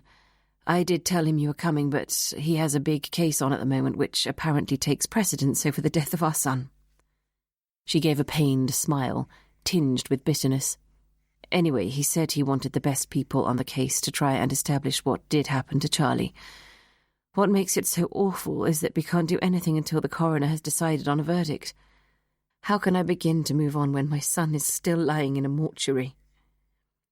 "Mrs. Cavendish, I realise this must be the last thing you need at the moment, but I'm sure you must want to know how and why Charlie died." Adele's face softened and she nodded. "You're right, of course I do, so please, fire away, let's get it over with." As Adele talked, a picture of a privileged and rather spoilt teenager began to emerge. "I couldn't have any more children, so I suppose in a way it's natural we overindulged him." "Did he and his father see eye to eye?" "William was disappointed Charlie never shone academically. Not getting into Eton was a big blow. He always thought Charlie was just lazy." Adele sighed. "Perhaps he was. Charlie managed to get by on charm. He loved sport and channeled his energy into his social life and having a good time, in a way. I'm glad he did now." So there was some tension between Charlie and his father. "Charlie wanted to go to Marlborough, where many of his prep school chums were going, but William refused. He felt it was too progressive. If you want the truth, I rather think William sent him to St. Stephen's as a punishment for not getting into Eton. I was happy enough. I was born and brought up in Norfolk. It's a decent enough school, but I accept it's not in the same league as some of the others." "Do you think Charlie was happy there?" asked Jazz. "Not particularly, no," Adele sighed. "He felt like a failure from the moment he got there. When he came home for Christmas, the last time I saw him, he told me he couldn't wait to leave." "Was he going to try for university?" "Yes, although—" Adele put her hand to her brow. "God, this is difficult. William and Charlie had a blow-up just before he went back to school for the Lent term. Charlie wanted to take a gap year, like everyone does these days, and because he wasn't sure exactly what he wanted to do, he thought he might delay his applications for a year until he came back." "Until he had some idea of a career path," Jazz prompted. "Exactly. William saw red and accused Charlie of being a layabout. He'd always assumed Charlie would follow him into the law, but Charlie was having none of it." "And was the argument resolved before Charlie went back to school 3 weeks ago?" "No." Adele shook her head. "I'm afraid it wasn't. William insisted he wouldn't pay for a gap year if Charlie didn't get a place at university before he left. I took Charlie back to school at the beginning of January." Adele studied her hands. His father hasn't spoken to him since. Your husband must be very upset, under the circumstances. I'm sure he is, not that you'd know it. Adele looked up at Jazz. Stiff upper lip and all that, but underneath it all, I know he loved Charlie to bits. They were very similar, strong-willed and single-minded. That's probably why they fought so much. And when you took Charlie back to school, how did he seem? Quieter than usual, naturally? Mrs. Cavendish, this is a horrible question to have to ask. Jazz spoke slowly. But given the argument between father and son, plus the fact you say Charlie felt like a failure, in your opinion, is there any chance that Charlie might have deliberately taken his own life? Adele looked at Jazz in horror. You're asking me if Charlie committed suicide because he'd had an argument with his father? Never. Never. Adele shook her head fiercely. If you'd met Charlie, you'd understand. His problem with his father stemmed from his zest for life, not his fear of it. He was the most vibrant person I know. The last shreds of reserve fell away, and Adele Cavendish burst into tears. She pulled a handkerchief from her cardigan pocket and blew her nose. Oh, sorry. Just the thought of Charlie taking his own life, it's just too much. I'm sorry, Mrs. Cavendish. I had to ask. Jazz replied gently. I believe the coroner has spoken with you and told you Charlie died of anaphylactic shock, brought on by an allergic reaction to aspirin. Yes, he called William last night. So, Jazz paused. It is just possible that suicide might be one explanation, don't you think? No, absolutely not. Charlie wouldn't do that. He must have taken them by mistake. There was another pause as Adele blew her nose once more and pushed the handkerchief back in her pocket. Charlie definitely knew he was allergic to aspirin, didn't he? Of course he did. We drummed it into him. We found out when he was 5. He'd had a temperature and I gave him some aspirin-based suspension. A few minutes later he started to choke and fit. It was terrifying. Fortunately, the ambulance arrived just in time to revive him, but it was a very close call. It was that which triggered the epilepsy. It's quite common, apparently, and from then on, Charlie had to take pills every morning and evening to control the fits and steer well clear of aspirin. A dose corresponding to 2 aspirin tablets was found in Charlie's bloodstream. There was no sign of a struggle, so we can discard the theory that he was forced to take them. Had he been drinking? Adele asked. The alcohol found in his bloodstream only amounted to consuming 1 pint of beer, so he wasn't drunk. I almost wish he had been, mused Adele. God knows what he must have gone through in his last moments. It's the most awful way to die, and alone. Jazz waited until Adele had collected herself again before asking, Mrs. Cavendish, do you know if your son had any enemies? Anyone who disliked him? Did he ever mention a particular boy at school or a teacher, for instance? Adele paused before she answered. I'm sure there were those who disliked Charlie. Strong personalities always tend to create enmity in others, don't you think? Jazz nodded. But if you're asking me whether someone murdered Charlie, well, no, it's ridiculous. Did Charlie ever mention having a girlfriend? Adele managed a weak smile. Oh, Charlie had lots of girlfriends, but they came and went regularly, as they do when you're 18 and as handsome as he was. It was about the only thing he liked at St. Stephen's, the fact it was co-ed. Jazz put her notepad and pen in her briefcase. Well, I think that's all for the moment. Thank you for your help, Mrs. Cavendish. I promise I'll do everything to find out what happened to Charlie. It's William who wants answers. I just want my son back. Adele stood up. I need a drink, she added, almost to herself. Jazz followed her to the door of the drawing room.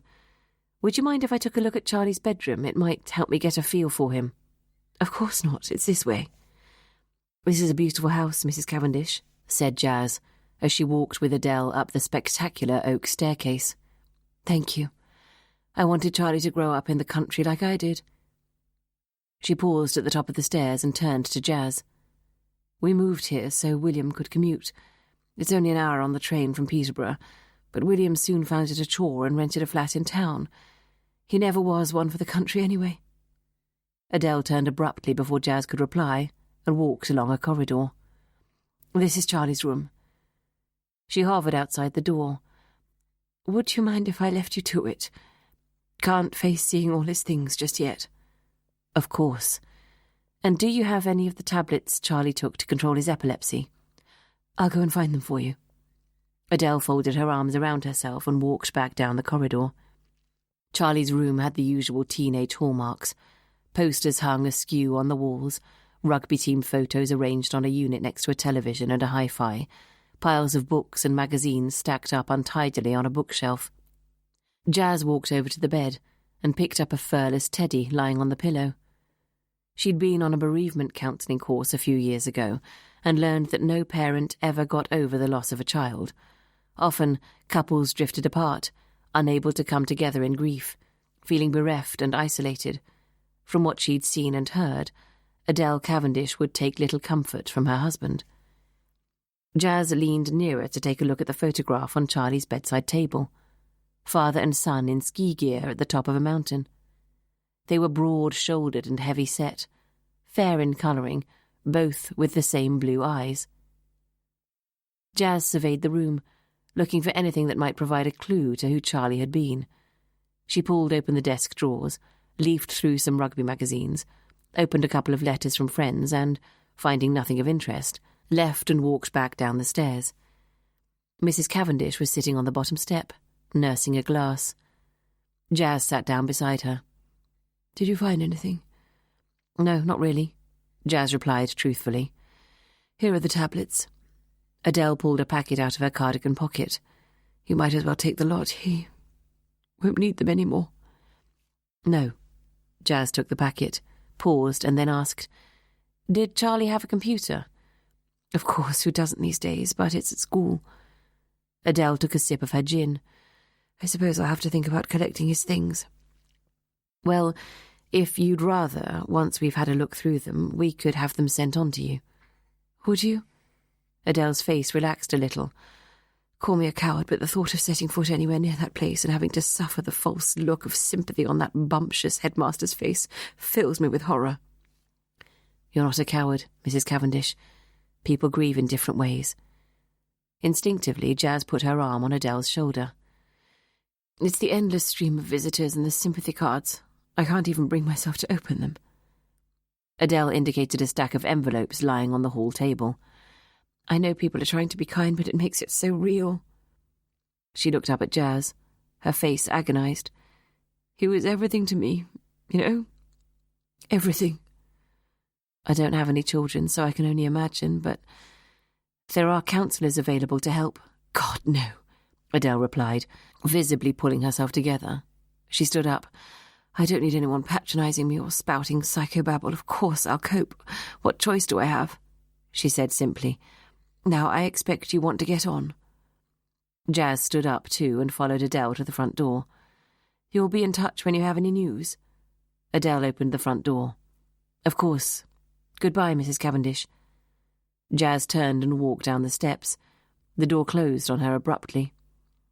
Jazz drove carefully along the drive, away from the beautiful house in its spectacular setting and the desolate occupant within. Adele Cavendish walked back across the hall and into the kitchen. She topped up her glass with gin and took a large swig. Then she pulled her mobile out of her handbag and dialed a number. "It's me. She's been. Yes, it was terrible. When you see her, for God's sake, don't say anything. I can hardly bear it." She paused to listen for a moment. "Thank you," she said. "I know you won't." She hung up, and the fleeting ghost of a smile crossed her lips, disappearing almost immediately at the thought of the dreadful guilt she would have to endure for the rest of her life. Chapter 5.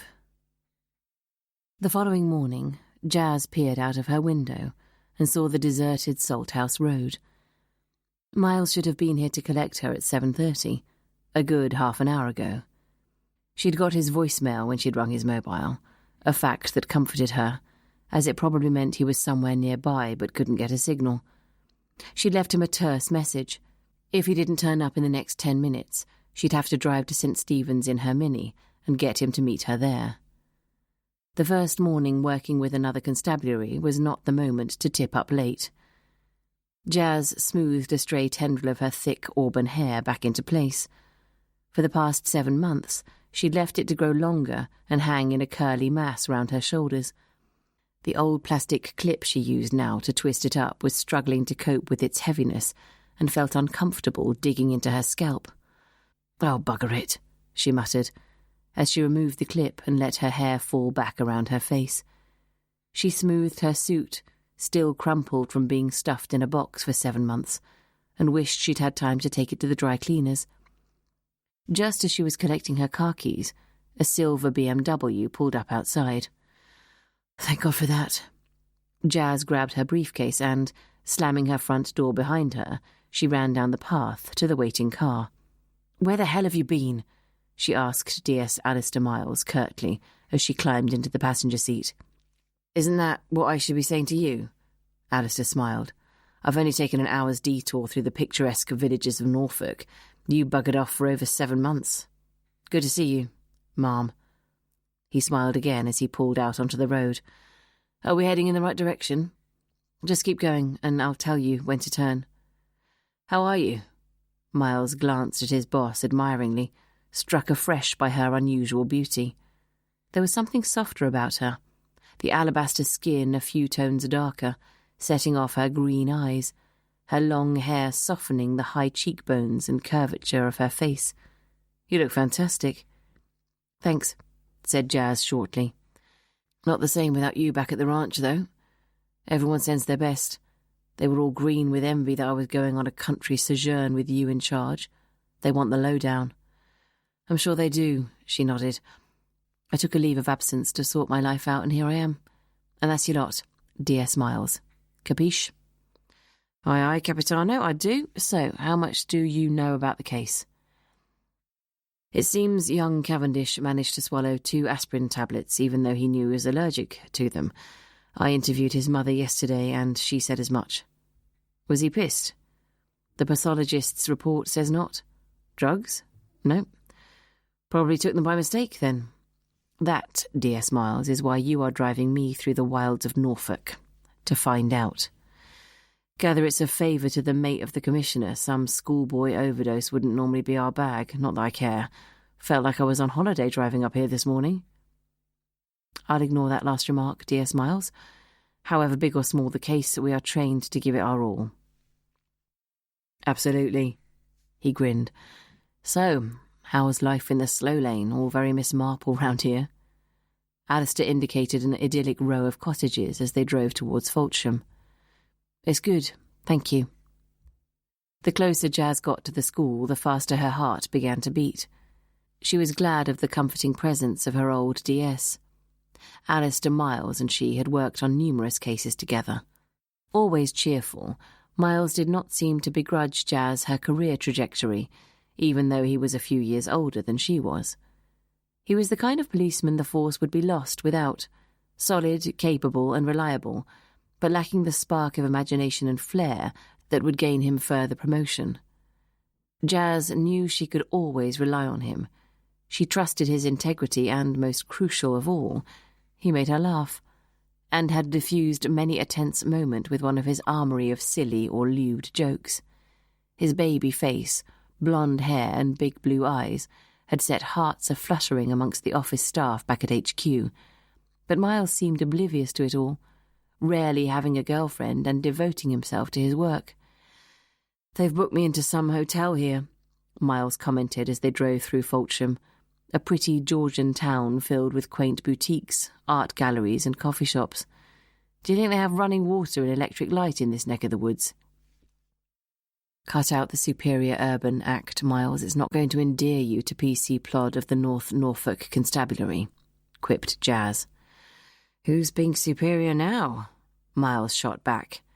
"Anyway, nothing we can do is ever going to endear a couple of arrogant tossers from the CID to the local constabulary." "We'll do our best to be as professional and as courteous as we can," said Jazz. "Right, turn left here and pull into the car park." Out of habit, she checked her reflection in the wing mirror. There was nothing that inspired confidence less than a female detective turning up with her mascara smudged or lipstick on her teeth. Miles brought the car to a halt in a visitor's space just in front of the main entrance. The collection of austere red brick buildings that comprised St. Stephen's School were set around a well-manicured green. The school chapel, allegedly designed by Wren as a miniature version of St. Paul's Cathedral, stood majestically beyond it, flanked by sports pitches on either side. "Do you think that old dear hovering in reception is waiting for us?" Miles asked as he got out. "Or perhaps she is Miss Marple and they've drafted her in." "Okay, enough," said Jazz more sharply than she meant to. "Let's go and find out, shall we?" When Jenny brought Detective Inspector Hunter and her sergeant into his office, Robert Jones immediately had to reassess his mental image of the hulking male detective he'd been expecting. The tall, elegant woman in front of him looked more like a catwalk model than a policewoman. She shook his hand firmly. "D.I. Hunter, and this is D.S. Miles. Pleased to meet you. Is D.S. Rowland here yet?" "Yes, he arrived about 10 minutes ago, so I took him across to the room I've set aside for you to use," replied the headmaster. "Right. Shall we follow suit?" Jazz suggested. "I can take you across, yes, but as you might have been told, I've called the whole school together for assembly." "Good. Perhaps we can drop in on D.S. Rowland beforehand. I should meet him before we address the school. He may have something to contribute," said Jazz. "Of course. Follow me." Robert Jones indicated the door. Detective Sergeant Rowland was a nondescript man in his mid-40s. As she shook his hand, Jazz could feel the negative vibes emanating from him. And who could blame him? She wouldn't want her toes trodden on by some bigwigs from the Met CID either. However, she needed to get him on side so things could proceed as smoothly and as effectively as possible. "D.S. Rowland, it's good to meet you. Shall we talk on our way to assembly? Obviously, I know a little about the case, but I gather you were actually there with the body in situ. I'll need you to take me through what you saw. Perhaps we could go and see where Charlie Cavendish died straight after assembly?" She turned to the headmaster. "I'm going to address the staff and teachers very briefly, but if there's anything you'd like to add, please feel free," said Robert Jones. "Thank you." They entered the hall where the entire school was gathered waiting for them. Jazz felt 1,000 eyes bore into her as she followed the headmaster to the front of the hall and up the steps onto the dais. "Good morning, everyone," he began. "As I'm sure the school grapevine has already informed most of you, we're to have 3 detectives as our guests for the next few days. They are here to investigate the tragic death of Charlie Cavendish. I'm going to hand you over now to Detective Inspector Hunter of the CID, who will talk you briefly through what will happen." Robert Jones turned to Jazz and she stepped forward and smiled. "Good morning, everyone. I'm D.I. Hunter, and these are my colleagues D.S. Rowland and D.S. Miles. We hope to complete our investigation as speedily as possible. We'll be conducting interviews with both staff and pupils who had close contact with Charlie Cavendish, and when I've spoken with Mr. Jones, I'll pin a schedule on the notice board." Jazz paused and looked down at the sea of faces in front of her. "I'm sure you're all aware of what happened to poor Charlie. At present, we're assuming it was a tragic accident, but we obviously need to be absolutely sure. Therefore, I would ask anyone who thinks he or she can throw any light on the events of that night to come to me. Any information given to myself and my colleagues will be treated with the utmost confidence, so please don't be afraid to come forward. The sooner you do, the faster we'll all be out of your hair and things can return to normal. D.S. Rowland, is there anything you'd like to add?" Jazz turned to him and he shook his head. "Right. I'll thank you all in advance for your cooperation. Headmaster?" "Thank you, Inspector Hunter. After assembly, can everyone please return immediately to their classes? Check the notice board regularly in case the inspector wishes to see you." Jenny Coleman, already feeling sick at the sight of the detectives, turned to follow suit. As she made her way slowly towards the exit, she caught sight of a familiar face on the other side of the hall. Jenny hid behind a pillar. making sure her vantage point allowed her to see and not be seen. She studied the face. Yes, it was. She was sure of it. Even after 25 years, there was no mistaking those features. She waited until the hall was empty, then, her legs feeling weak beneath her, sat down heavily on a chair. Jazz followed the headmaster out of the hall. "Talk about a needle in a haystack," murmured Miles. "If there is something dodgy going on, it could be any one of that lot." "They just all happen to be in the same place, that's all. I guess there's more chance here than finding a hit-and-run driver in London, Miles."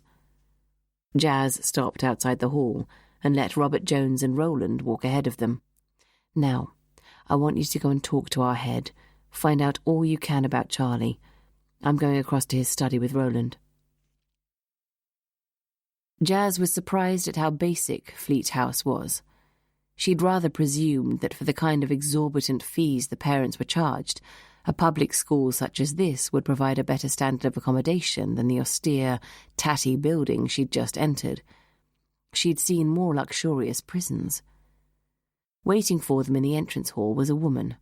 Jazz would have placed her in her mid-50s.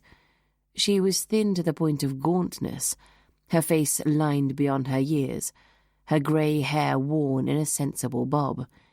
She wore no makeup, and her suit and shoes were unfussy and utilitarian. However, the woman's eyes were her redeeming feature, set wide apart, an unusual amber. "Good morning, I'm Detective Inspector Hunter. I believe you've already met Detective Sergeant Roland," Jazz said, as she shook the woman's hand. "Yes, Madeline Smith, Fleat House matron."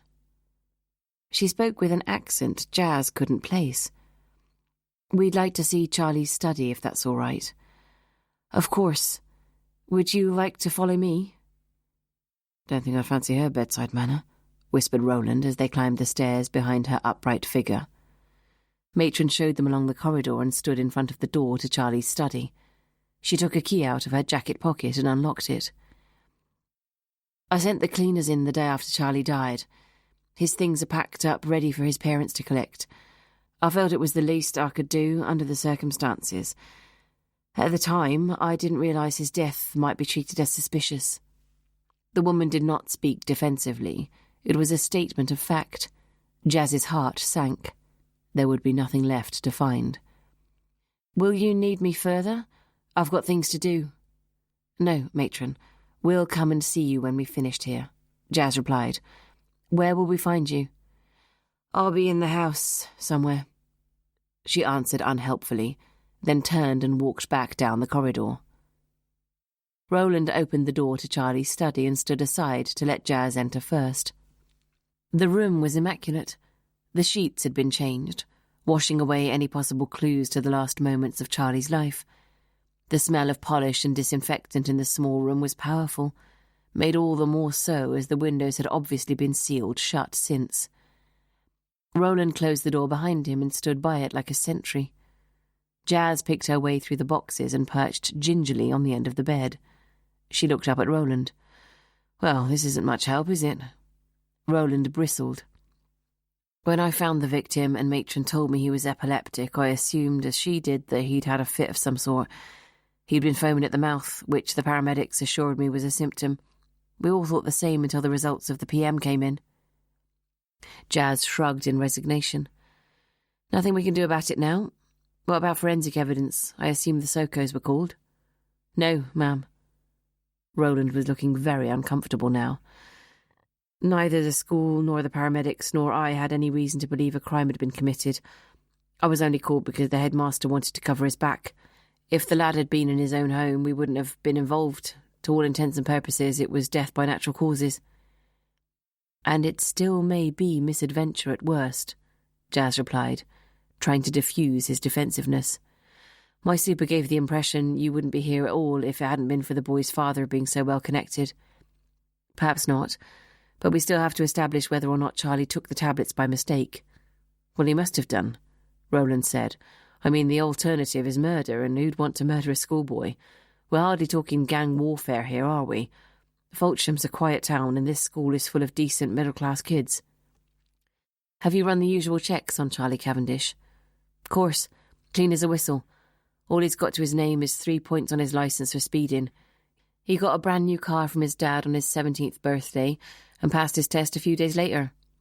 Roland rolled his eyes. The kids today, eh? I had to save up for 4 years to buy my first banger. Well, we know he wasn't short of money, that's for sure. Jazz swept her eyes around the room. So when you were called to the scene, where did you find him? He was slumped on the floor near the door. As I said, he'd been foaming at the mouth and rigour had set in by then. He wasn't a pleasant sight. Call the Sokos in anyway. They might pick up something the cleaners missed. I doubt it, but yes, I'll call them. Jazz could hear the antagonism in Roland's voice and knew it wasn't a good start to their working relationship. She stood up. I'm going to call dear Smiles and ask him to help you sift through this lot. She bent down and picked up a laptop from the top of one of the boxes and handed it to him. See what's on this. Call me if you find anything interesting. I'll text you with my number. Jazz left the room in silence. Walking along the corridor, she wondered if she'd been sent on a wild goose chase to keep a buddy of the Commissioner happy. However much she wanted to make something of this case, from what she had seen so far, the chances of it being murder were slim. Suddenly, the elite backup she'd been provided on every case in London seemed a long way away. There, they had the manpower, computers, forensics, every available tool at her disposal. Miles might joke about Miss Marple, but that was exactly how she felt. How on earth was she meant to interview 800 pupils and 200 staff with just 2 detectives to help her? Maybe, she thought, suddenly angry, this was a soft soap case, handed to her by Norton to keep her busy, to test her even. Jazz reached for the mobile lodged in her breast pocket. She dialed Norton's direct line, then immediately pressed the cancel button. She leaned against a wall and cooled her hot cheeks against the cold stone. She pictured Adele Cavendish's face, felt her desolation, and tried to concentrate on that. There was no turning back now. Her role was to discover the truth. However slim the odds, her duty was simply to look Adele in the eye and tell her for certain whether her son had been the casualty of a self-inflicted accident or an innocent victim of something far more sinister. Chapter 6. Hugh Daneman studied the sleeping pills in his hand. He felt this was the least painful way to die, and given the circumstances, there was a synchronicity that his aesthetic nature appreciated. He lit the fire in the grate. It flared up, then burned weakly. Everything in the small cottage he rented from the school almost functioned, but it had suited his needs for the past 20 years and been the setting for small moments of happiness, so he looked on it fondly. He'd gathered all his private papers together. They were strewn in a heap in front of the fire, ready for annihilation. The thought of anyone poking through his personal belongings was untenable. He'd made sure all his affairs were in order, had even cleaned out his wardrobe and left only his best suits to be given away to charity. He did not want anyone doubting this was a suicide. Hugh took a slug of the large brandy he'd poured himself. Not being a regular drinker, he hoped it wouldn't take long to numb any last-minute doubts. He picked up the papers from the floor and started to pile them on the fire. He smiled as the flames shot up the chimney. It was the best fire he'd ever seen here, and a pleasant last memory to take with him. The bottle of temazepam pills were on the coffee table. A month's supply should surely do it. Hugh sat back down in his favourite chair and studied them. He'd contacted the school to say he was unwell with flu and wouldn't be in today. That should leave him plenty of time to die. Hugh stared into the fire. One mistake, after a lifetime of control. Hugh sighed. He hadn't planned on ending his life quite so soon, but then facing old age was a slow death in itself. He opened the screw cap and shook the pills out onto the table. At least his death would cause no one grief. He hoped the wishes in his will would be followed. It would be pleasant to think they would hold his funeral in the school chapel, and that some of the children would attend. But he knew, under the circumstances, That may not be possible. Hugh dug in the pocket of his tweed trousers and took out his wallet. He carefully removed the photograph and studied it. It had once been in colour, but faded now to give it a sepia-like appearance. He smiled at the familiar, much-loved face, and hoped he'd been wrong for most of his life, and there might be a God after all. A God that could reunite them in death, after so many years apart. If not, and he was about to face oblivion, it would surely be less painful than living the hollow life he'd endured these past 40 years. Hugh kissed the photograph one last time. Then he picked up 3 pills from the table and held the brandy glass aloft. He put them on his tongue and toasted the air. "Carpe diem, my darling," he cried, as he tasted the bitterness on his tongue, and swallowed. By the time Jazz entered the lobby leading to Robert Jones's office, she felt back in control. The headmaster's secretary was behind her desk, but she was not working. Like Jazz, she was listening to the male voice shouting from inside the head's office. "What's going on in there?" Jazz asked, brow furrowed. "It's David Miller. He's the father of one of our pupils.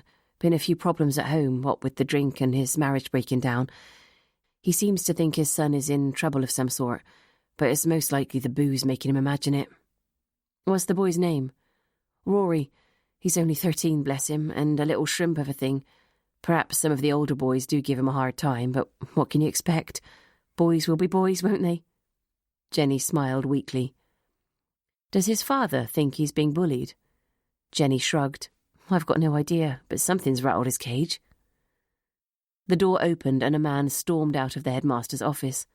He was flushed with anger and dressed as if he'd thrown on the first thing that fell out of his wardrobe. Jazz could read the desperation in his eyes. "Christ, what do you have to do in this place to see your own child?" Ignoring Jazz, he leaned over Jenny's desk. "For God's sake, something is wrong with Rory. He's my son, I know him, and he wouldn't have telephoned me like that unless he needed help. Why can't I see him?" "Mr. Miller." Robert Jones was standing in the door of his office looking flustered. "As I've just said to you, I checked with Matron and she said Rory seemed fine at breakfast this morning. I really don't think it's beneficial to Rory to be dragged out of class, especially when you're in such a state of agitation. I just need to see him, to talk to him. Please let me see my son." "As I said, I'll make sure Rory calls you tonight. It's only a couple of days to the weekend and Rory will be at home." David Miller raised himself upright and turned to Jones. "Yes, he will be at home with his mother. Unfortunately, as you well know, I no longer live there and, strangely enough, am not welcome as a guest." Then the fight seemed to go out of him, and his shoulders slumped forward wearily. "Please, I beg you, get Rory to call me today." Jazz watched as David walked slowly out of the lobby. "I do apologise, Inspector Hunter." The head took out his handkerchief and wiped it across his forehead. "Would you like to come through?" "The boy is Rory Miller, is that right?" "Yes." Robert closed his study door behind him and ushered Jazz to a seat. "I do my best to meet parents' demands, but I think it's hardly in Rory's best interests to see his father so distressed, and, I regret, drunk." "Did Rory know Charlie Cavendish?" "They were in Fleat House together, but Charlie was 5 years Rory's senior, so they would have had little to do with each other outside that. Now—" It was obvious the head wished to move on. "I think it might be best for you to start with Charlie's housemaster. Sebastian Fredericks was in day-to-day charge of Charlie, and will be the best person to talk to find out more about Charlie's circle of friends. And Fleet's house tutor, Hugh Daneman, who is also our Latin master, would be the other. But unfortunately he's off for a few days with the flu. Now—" The headmaster shuffled his papers on his desk in a pointed way. "I did talk to your DS Miles earlier, and I told him all I could about Charlie. Is there anything else I can do for you?" "Not at present, thank you, Mr. Jones." Jazz stood up. "You've been most helpful." Miles was in the small classroom they'd been assigned, typing his notes up on his laptop. "Hello there. How are you getting on?" he asked, as he lifted his head from the screen. "Just come and look at these, will you?" Jazz placed 4 small, round white pills on the desk in front of her. Don't look too closely. From where you're standing, do they all look the same? Miles nodded. Absolutely. Now look closer and you'll see that 2 of the pills are plain and 2 of them have numbers on them. 072, Miles read as he squinted at the tablets. Adele Cavendish, Charlie's mother, told me Charlie took 2 Epilim tablets each night just before he went to sleep. She was always worried Charlie would forget, so either matron or the housemaster would come in every evening with the tablets and place them by his bed with a glass of water. Yes? Questioned Miles. Now, I've just been on to the pathologist who did the PM, and he's sure Charlie hadn't taken his 2 Epilim tablets just before he died. There wasn't enough of the substance in his bloodstream. The point is, if you had just arrived home from the pub and were getting ready for bed, would you notice that the 2 white pills you took every night of your life had a number on them, or would you just grab them and swallow them back? So, you're saying that there's a possibility Charlie's epilepsy tablets were substituted? Yes. Jazz pointed to the 2 pills with the numbers on them. They are aspirin, and those, she picked up a plain pill, then studied it, are Epilim. They stared at the tablets in silence. Finally, Miles volunteered. I think it's almost certain he wouldn't have noticed the difference. Plus, it would explain why, even though he knew they were deadly to him, Charlie took them. The pathologist estimated time of death as 11:30, only half an hour after Charlie signed back into Fleat House. The reaction to the aspirin would have taken effect almost immediately, and if I'm right, Jazz added ominously, I'm afraid we're looking at a murder investigation. Sebastian Fredericks, housemaster of Fleat House, had his living quarters just off the main lobby of the building. He used his sitting room to interview and entertain parents and children, and to host a variety of social evenings with the boys in his care. To that end, it felt like a doctor's waiting room, functional, with a couple of Draylon sofas, a few ancient chairs whose cushions needed restuffing, and a desk facing out onto the quad in front. But, as Jazz thought when she walked in, there was nothing to give an idea of Sebastian Frederick's personal taste. How do you do, Inspector Hunter? He offered his hand and gave hers a firm shake. In his early 40s, the housemaster had the body of a rugby player. Jazz knew from the list of teachers she had been given that he was the head coach of the first 15, but he had the height to prevent his broadness from making him seem squat. He had blonde hair, slowly greying at the temples, striking brown eyes, and a set of slightly protruding white teeth. Do come in and sit down. Would you like some tea? Why not? Said Jazz, and sat down as Sebastian Fredericks ordered the tea from the telephone on his desk. So, terrible business this, isn't it? Never lost a boy in all my 20 years of teaching. He came to sit down opposite her. How can I help you? He spoke loudly, his physical and facial expressions exaggerated, as though he was used to shouting across far distances. You obviously had plenty of contact with Charlie. He'd been in your house for 5 years. I'd like you to describe him to me as best you can. Sebastian leaned forward and rubbed his hands together. When he first came, he was an arrogant little runt, but I think we managed to knock some of that out of him. And of course, he was one of my star rugby players. Fly half of the first 15. What the team will do without him, I really don't know. He sighed, an elongated sound. Anyway, there we go. Would it be possible to tell me who his closest friends were? Of course. I've already made you a list. Sebastian picked up an envelope from the coffee table and passed it to her. I presumed you'd want to know that kind of thing.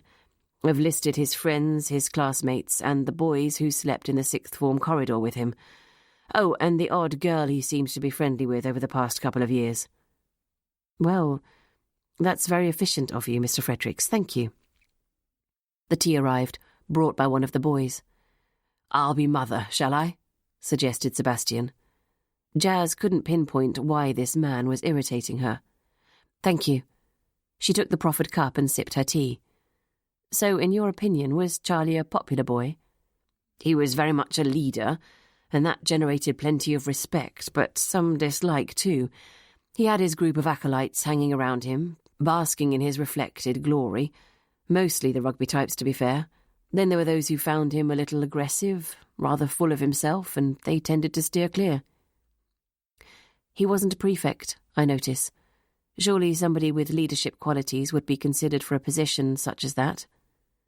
Sebastian drained his cup. Perhaps the head didn't trust him, not to abuse it, he said carefully. I understand, said Jazz, wishing she could become a little fonder of her victim than she was at present. Now, talk me through the night he died. Matron was off that evening, so I presume you were here? Fredericks's ruddy complexion turned a deeper shade of red. Ah, well, that's the thing, you see. As a matter of fact, I wasn't, no. Where were you, then? I was out. He nodded. Yes, out. So if you were out and Matron was out, who was here in charge of the house that night? Fredericks leaned in closer to Jazz, assuming a confidential stance. You see, Inspector Hunter, it's all really rather embarrassing. The point is I should have been here. It's a school rule that 2 members of staff must always be present in the house. I left our house tutor, Hugh Daneman, in charge, alone for a few hours. He shrugged. I had an urgent appointment to keep. May I ask where you were? No, not really. I'm afraid it's a private matter, but Mr. Daneman can confirm I was back by midnight. What time did you leave the house? About 7:30? Then can I ask you who would have put Charlie Cavendish's epilim tablets by his bed that night? You weren't here and Matron was out.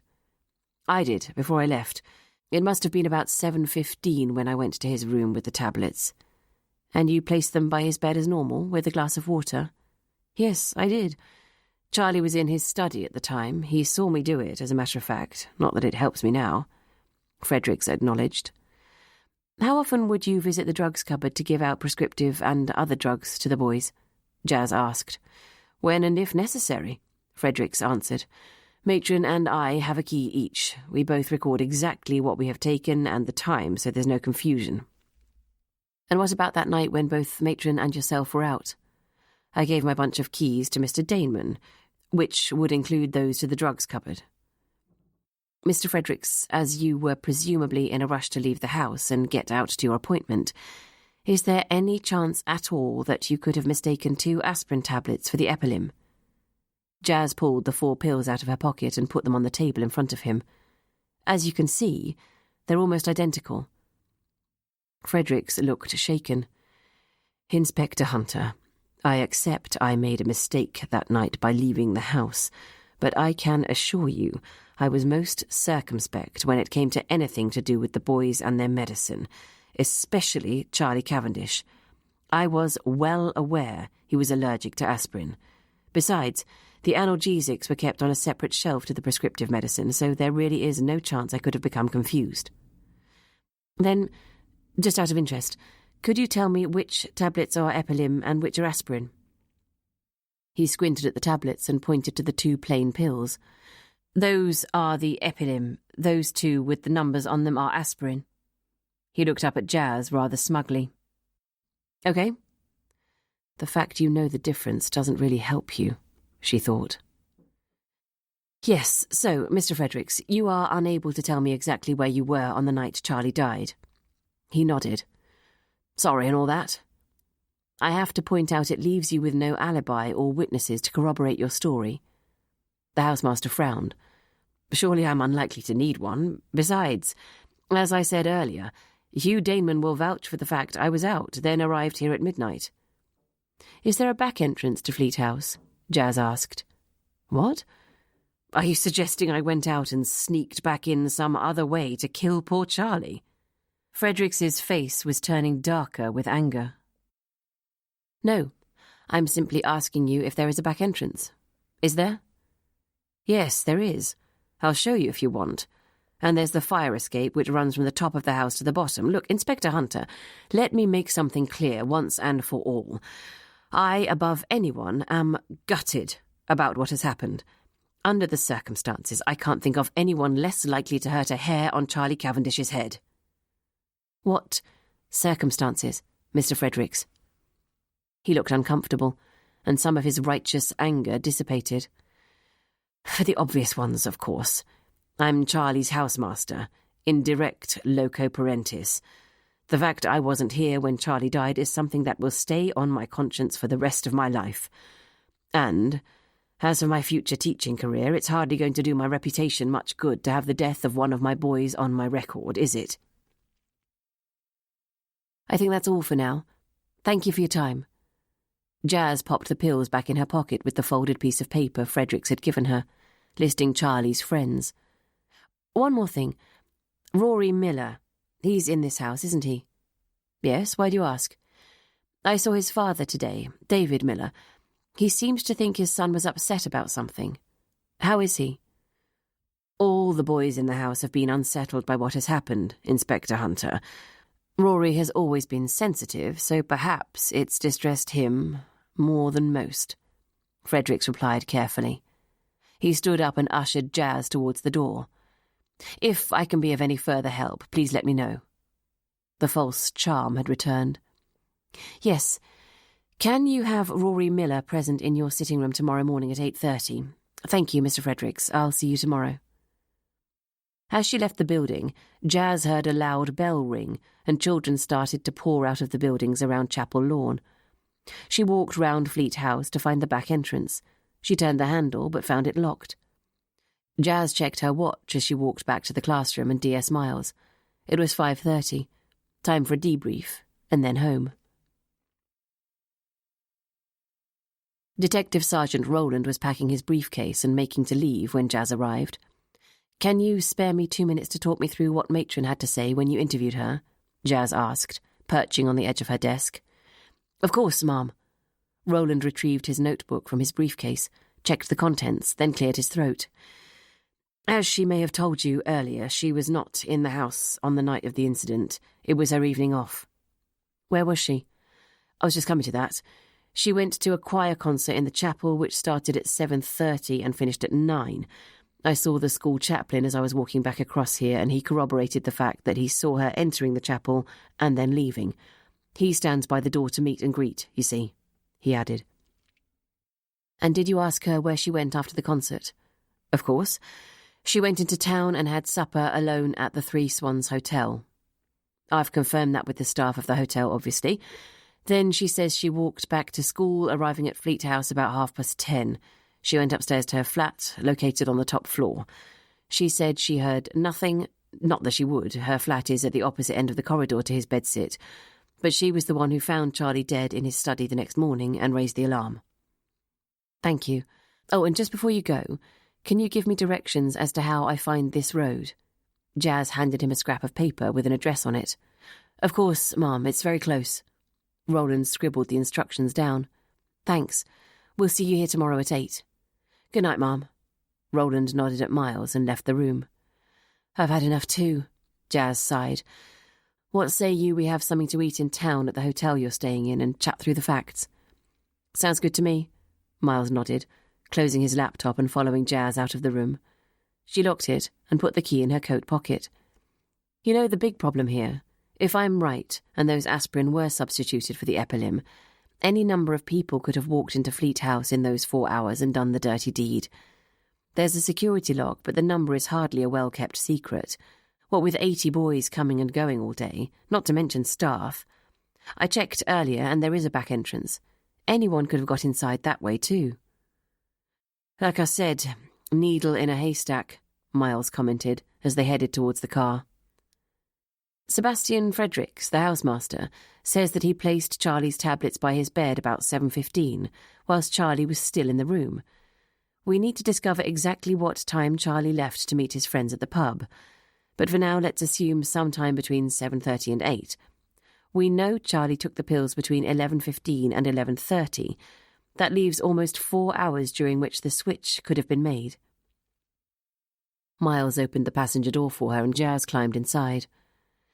You seem pretty set on the idea that's how Charlie died. He started the engine. Another thought, what if Charlie had bought some illegal substance, such as ease, at the pub that night, and the pusher had duped him by selling plain old aspirin instead? Miles began to back the car out of the space. I find it very hard to believe there might be hard drugs being sold in a town such as this. Who's being citiest now, Ma'am? Drugs are everywhere, and especially in establishments where kids have the money to pay for them. Point taken, Jazz acknowledged. But the way his mother had obviously drummed into Charlie that any unknown drugs could be fatal, never mind the fact that an epileptic shouldn't touch mind-altering substances, makes me doubt he'd take the risk. Charlie was 18 and, from what I've heard, liked to party. I don't think what Mummy says would have held much sway. Like all youngsters, I'm sure he had a taste for danger. So, say you're right, Jazz mused. Why would he wait until he got back to his room before he took the stuff? If there was drug abuse in his group of friends, it's a pack activity. Listen. Jazz drew a piece of paper out of her pocket. Would you mind a quick pit stop before your pint? I want to visit Hugh Daneman, the Fleat tutor, see if he saw anyone coming or going out of Fleat House that night. Poor chap. It seems he's rather been dropped in it by Mr. Fredericks absconding to a secret location. Usually it's a case of being with someone they shouldn't be. Mind you, Fredericks is single, isn't he? Left or right to this tutor's place? Left here, Roland says.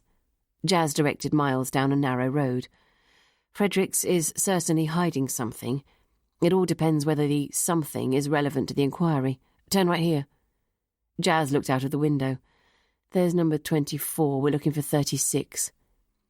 They pulled up outside the terraced cottage and got out of the car. Jazz pushed open the gate, noting that the front garden was beautifully tended. She knocked sharply on the front door. He may not answer if he's upstairs sick in bed, Miles suggested, as Jazz knocked again. No, but I really would like to speak to him tonight if I can. Jazz bent down, opened the letterbox and peered inside. She saw a chair facing the fire and an arm hanging over it. He's in there, but he must be asleep. She put her mouth to the opening and called, Mr. Daneman, it's the police. Sorry to disturb you, but we need to speak to you. Mr. Daneman? There was no response. She looked up quizzically at Miles. Maybe he's deaf, he suggested. Jazz put her eyes back to the letterbox. Something about the way the arm hung, lifeless over the arm of the chair, told her it wasn't deafness preventing Hugh Daneman from answering the door. She stood up and turned to her sergeant. He's not deaf. Break down the door, Miles. My guess is we have another dead body on our hands. Chapter 7. Angelina Miller stirred her lamb casserole, then added some seasoning. She popped the pot back into the Aga and looked with satisfaction at the table, set for two, with a fresh bunch of early tulips in the centre to add a touch of spring. She paused before she left the kitchen to make sure everything was ready, then went into the downstairs loo to check her makeup and her hair. As always, she looked immaculate. Her pretty, doll-like features stared back at her, and she thought how lucky she was that a little mascara and a dab of lipstick were still enough to accentuate her big blue eyes and full lips. Perhaps one day she'd have to go down the Botox route like so many of her girlfriends already had, but at present she knew she looked younger than her 38 years. She put her head round the drawing-room door to make sure the fire was still burning merrily in the grate, then wandered back to the kitchen and decided to treat herself to a glass of wine while she waited. Julian had said he should arrive sometime after 7, so, seeing that everything was done, she felt she deserved a drink.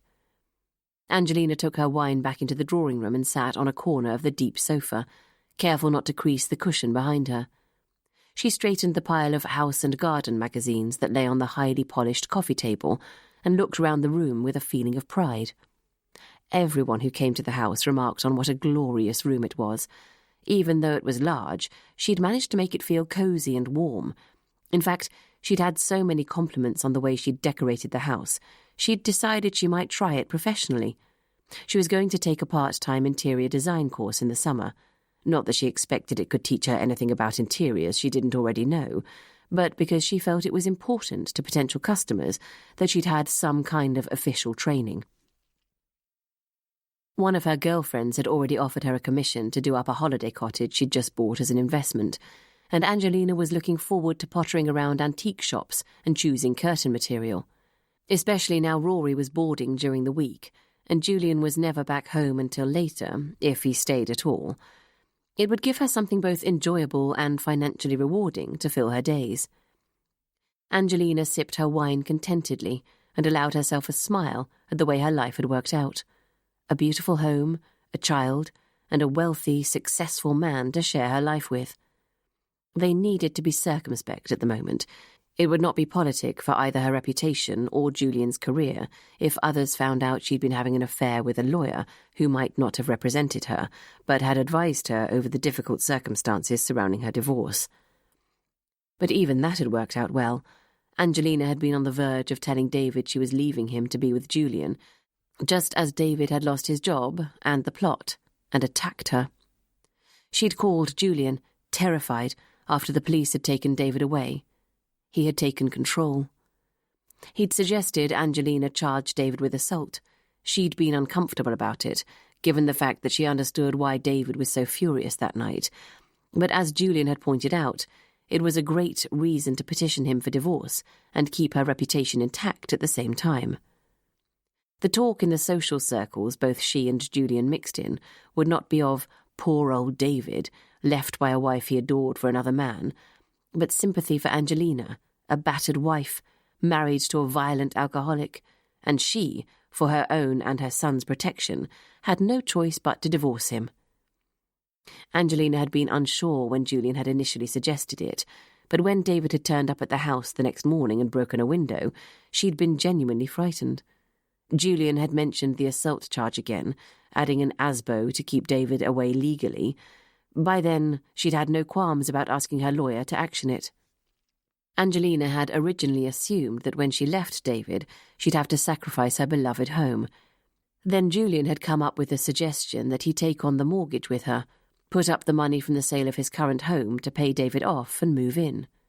She'd been enchanted by the idea, and dropping the assault charge in return for a quickie divorce had enabled Angelina's conscience to be salved.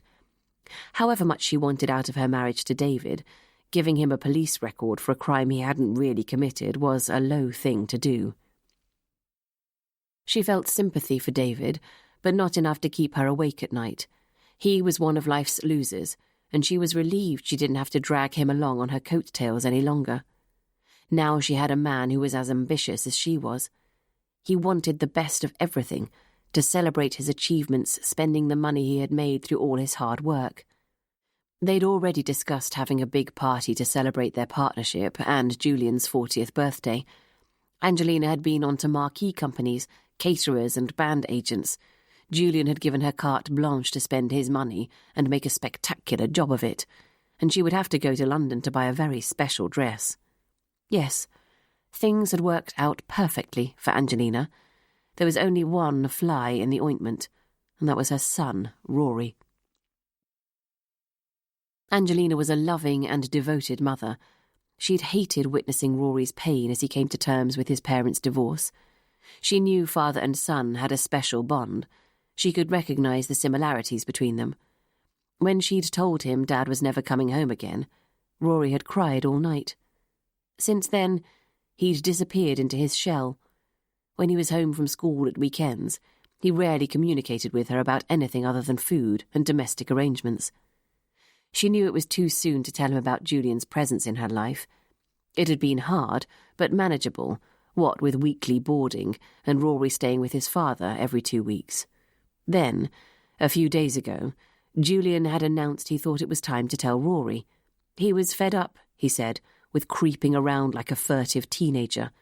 He wanted to move into the house that was costing him an arm and a leg on the mortgage, come clean with Rory and the world. He had booked all 3 of them on a half-term skiing holiday. "Rory and I can bond on the slopes," he'd announced. Angelina shuddered at the thought of Rory, never sporty, being taught to ski by the athletic Julian. However, she did agree Julian was right. Rory, 14 in a couple of months, should be adult enough to cope. This weekend, when Rory came home, she was going to broach the fact that her friend was going to be joining them on holiday. Angelina heard the back door click and stood up. Julian was on time for once. She drained her wine glass and stood up, checking her appearance for a final time in the overmantel mirror. She heard footsteps across the flagstone floor in the hall coming in her direction. The door opened. "Darling, Angelina's hand shot to her mouth when she saw who had just walked into her drawing room, leaving a trail of muddy footsteps across the dark egg-blue carpet. "Hello, Angie. I've come to see you about Rory." She was backing away as he approached her, but found herself wedged against the bookcase. "Stop looking so terrified. I'm not here to hurt you. I just want us to have a chat about Rory. The bloody school won't let me see him, and I'm worried sick." He was close enough for Angelina to smell the stench on his breath. "Oh, David, I thought you were on the wagon. You've been drinking." "Not enough to get me sloshed, unfortunately." He moved away from her. "Look, please stop treating me like an axeman. I'm not going to harm a hair on your head. Even though we're divorced, we do still have a child together, and he's in trouble of some kind." Angelina crept slowly towards the sofa and sat gingerly on the edge. David looked terrible. He'd obviously not shaved or washed for days, and his hair, which had grown much longer in the past few months, hung greasily around his face. "David, you know, you really can't just barge in here anymore. It's not your house," she began. "Next time, please call me, and then we can arrange to meet somewhere." "Angie, don't try that one. You rarely, if ever, return my calls, and you certainly wouldn't be seen dead with me in a public place. What else was I expected to do? Let our child continue to suffer because his mother refuses to give me the time of day?" She stayed silent. "You haven't got a drink, have you?" he asked. "David, He'd already left the room and came back with the bottle of wine Angelina had paid a small fortune for to accompany supper this evening. He took the cork out and sloshed the wine into a glass. "I had to have a drink to work up the courage to get me here in the first place." He lifted the glass to his lips and took a large gulp. "Very nice, too. You expecting company? I see the table's set for dinner à deux. Got a boyfriend, have you?" "No, Yes, look, it's none of your business. Just say what you want to say, then leave." Angelina glanced nervously at her watch. "Rory called me from school a couple of days ago. He sounded very upset." "Really? He seemed fine when I saw him at the choir concert in chapel last Friday. He went straight off on Saturday morning for the Independent Schools Choir Festival, so I haven't had a chance to see him since." "What did he say to you on the phone?" "Something about nobody being there to protect him." David took another slug of the wine and topped up his glass. "I don't know what he meant. Do you?" "No, I've really no idea, David."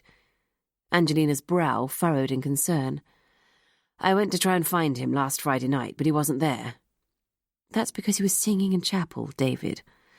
"Then I left messages for the head and that tosser of a housemaster at Fleat. No one returned my calls. So I went to the school again this morning and demanded to see Rory, but the bastard head refused. Jesus, I get so damn frustrated." David drained his glass and refilled it. Angelina thought how the head would have viewed David, drunk and aggressive, storming into the school and demanding to see his son. "I'm going to call Fleat House as soon as you've left. Check he's all right, and he's coming home in a day's time. I can talk to him then." "Please, Angie, could you not make the call now?" "I'll do it as soon as you've left, and I promise to call you. Really. Now, David, The head said he'd ask Fredericks to make sure Rory phones me tonight, but on past performance I wouldn't bank on it." David was pacing unsteadily. "I know in my bones something's wrong. Promise you'll call." "Of course I will," she answered gently. "I promise." "Do you think he's been bullied?" "I don't know. Maybe it could be to do with the death of that boy who died of an epileptic fit at the school." "I really don't know, but we must find out." David stopped pacing, turned to stare at her. "Look, I know how wrong things have gone, Angie, but at the very least, surely we owe it to Rory to try and communicate on some level." Angelina nodded. "Yes." She glanced at her watch again, then stood up. Momentary harmony replaced with urgency. "I'm expecting a guest any minute. I think it's best you leave." He looked at her sadly. "Of course you do." David suddenly crashed his glass onto the table. "Don't fit in here looking like this, do I? Pissed? Desperate? You never did like anything out of control, did you, Angie? David, please don't. Don't what? Tell you the truth. What exactly was it I did wrong, Angie? I was kind, thoughtful, never unfaithful. I bought you the house of your dreams. I think you should leave. I loved you, tried to give you everything you wanted. He walked to the mantelpiece and picked up a figurine. Do you remember me buying you this? It was our 6th anniversary, and I spent a fortune on it. He put it back on the mantelpiece where it balanced precariously near the edge. All I ever wanted to do was to make you and Rory happy. Angelina heard a car pull into the drive. She stood up. David, you have to leave now. Okay, I'm going, don't worry. Call me, promise? Yes. Thanks. Just because I've had to stop loving you doesn't mean I don't still love my son. David turned towards the door, but as he swung unsteadily round, the sleeve of his anorak caught the figurine on the mantelpiece and sent it crashing into the hearth below. Oh, God, I'm so sorry, David turned back and bent down to collect the pieces. I'll replace it. A pair of strong arms caught him by his elbows and brought him roughly to standing. What the hell are you doing in my house? Threatening your ex-wife again? Using broken china as a weapon? He was being dragged out of the room towards the door. You know what happened last time you tried to break in here? Julian, really, it's all right. David came to see me about Rory. He hasn't threatened me, and he was just about to leave when... But Julian was already out of the drawing room, manhandling the hapless David towards the front door. He opened it and threw David forcefully into the garden. David lost his balance and promptly fell into the rosebed just to the left of the entrance. Panting with exertion, Julian swept a hand through his hair and straightened his suit as he watched David struggle to stand up. I swear to you, if I ever find you near this house again, I shall slap another asbo on you so quickly your feet won't touch the ground. And as for your son, I shall make sure to tell him what a drunken lowlife his father is. The door slammed shut, and David was left in the dark outside, his head spinning from alcohol and shock. There was blood trickling from one of his fingers, where he'd pricked it on a rosebush. He staggered down the drive towards the front gate, unable to stop the tears from running down his face. Oh, God, he muttered as he opened the door to his car. He sank into the driver's seat and put his head in his hands. Julian Holmes, the arrogant, smarmy lawyer David had met several times at dinner parties, was shacked up with his ex-wife. He was living in David's house, sleeping in David's bed, and, worst of all, able to have unlimited access to his son, when David himself couldn't. And his alcohol-sodden mind searched for the connection that was there, just out of reach. What if the person Rory seemed so frightened of was Julian? David rested his throbbing head on the steering wheel and wondered if it was possible for things to get any worse.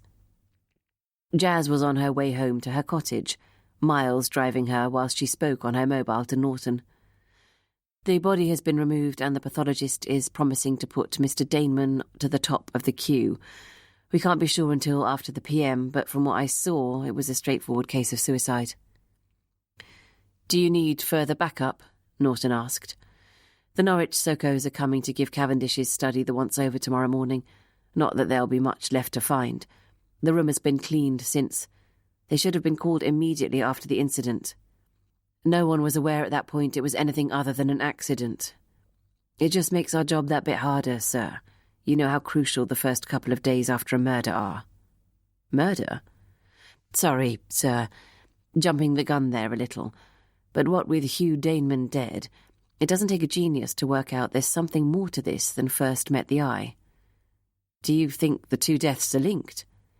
It's one hell of a coincidence if they're not. But I won't speculate until I have some facts, and they're in pretty short supply just now. Anyway, I'll send the Sokos straight over to Hugh Daneman's cottage once they've finished with Cavendish's study. The big question is, how long can we keep this under wraps from the media?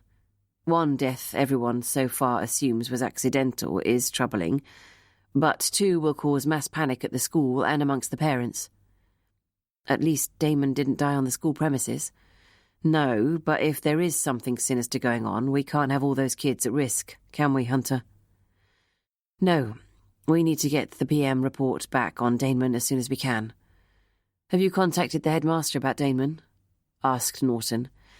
Yes, I called him 10 minutes ago. As you can imagine, he was very concerned, and that's putting it mildly. I'm seeing him first thing tomorrow morning.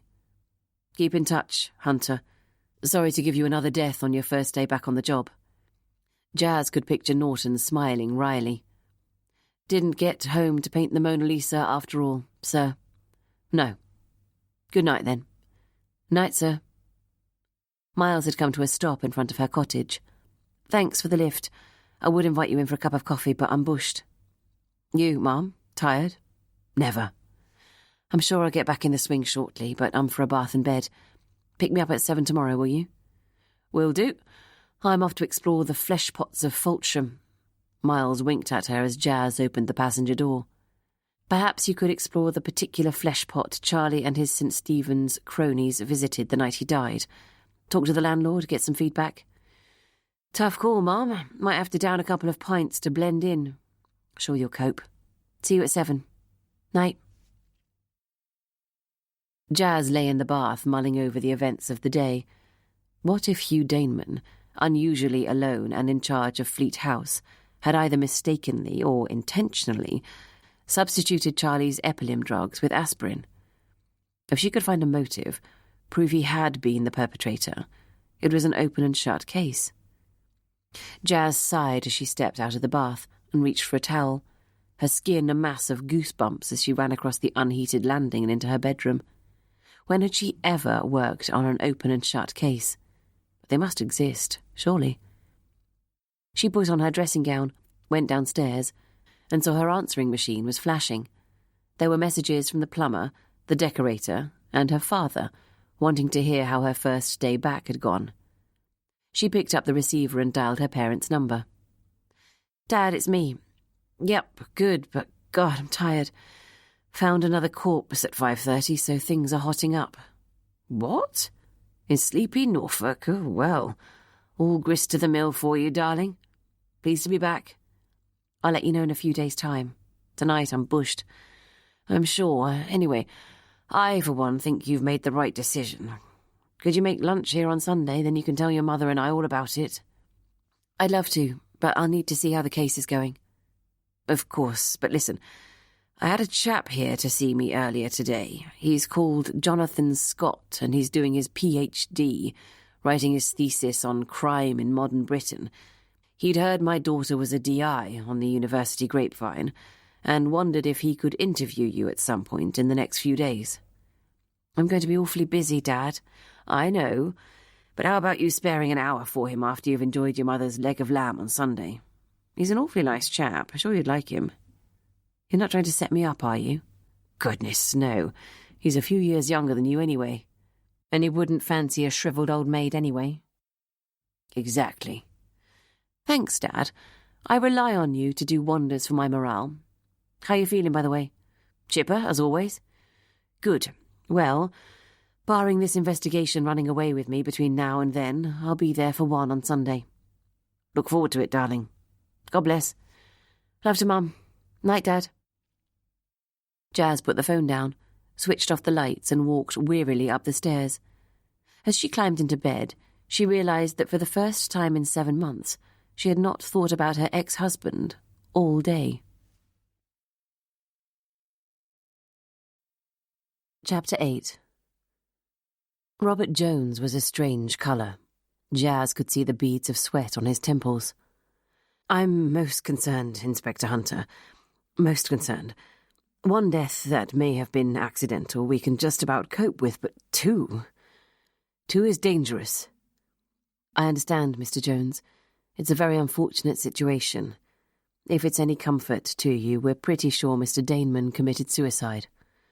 Well, I suppose that's something, the head conceded.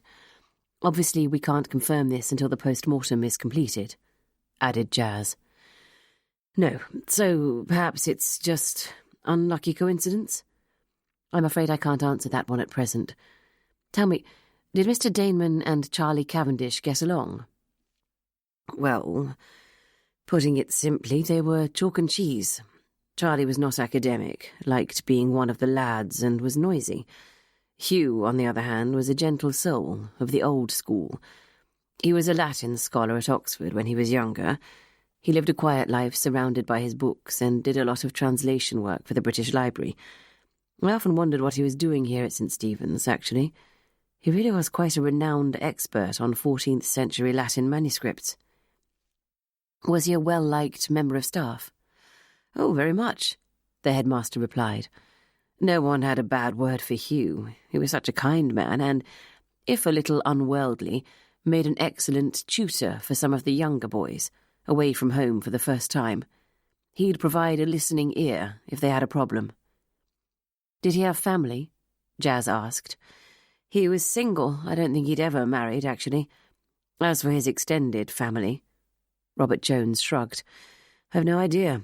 He kept himself very much to himself. He didn't tend to socialise with the other members of staff.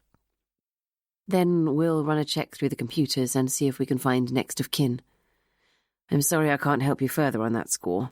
Hugh really was an enigma on a personal level. Had you noticed any changes in him recently? Jazz probed. Did he seem depressed? No, but then Hugh was never the type to show emotion. Anything could have been going on in that clever head of his, but no one here would have known quite what. So, just going back on our conversation, Jazz prompted. Charlie and Hugh didn't see eye to eye. Hugh was Charlie's tutor when he first arrived, but we changed that arrangement within a few weeks. It was a case of rubbing each other up the wrong way. Charlie could be overbearing and sometimes aggressive. Hugh, the eternal pacifist, was not capable of dealing with that personality type, so we handed him over to Sebastian Fredericks, which proved a far more effective relationship. I see. Jazz leaned in closer across the desk. Mr. Jones, please answer me honestly here. Was Charlie Cavendish renowned for being a bully?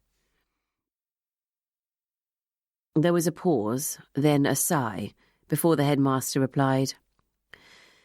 I suppose he had a certain reputation, yes. How intentional his behaviour was, I don't know, but he did give some of the younger boys a hard time, especially when they first arrived. He didn't like wimps, felt it was his duty to toughen them up, but I must reiterate, Inspector Hunter, we do not have a bullying problem in the school as a whole. We are on the lookout for it all the time. Charlie was an isolated case, and he was admonished on several occasions. So he was a bully. He sounds like a difficult boy, commented Jazz. He was one of our more challenging pupils, yes, but we can only try and deal with the raw material we are given.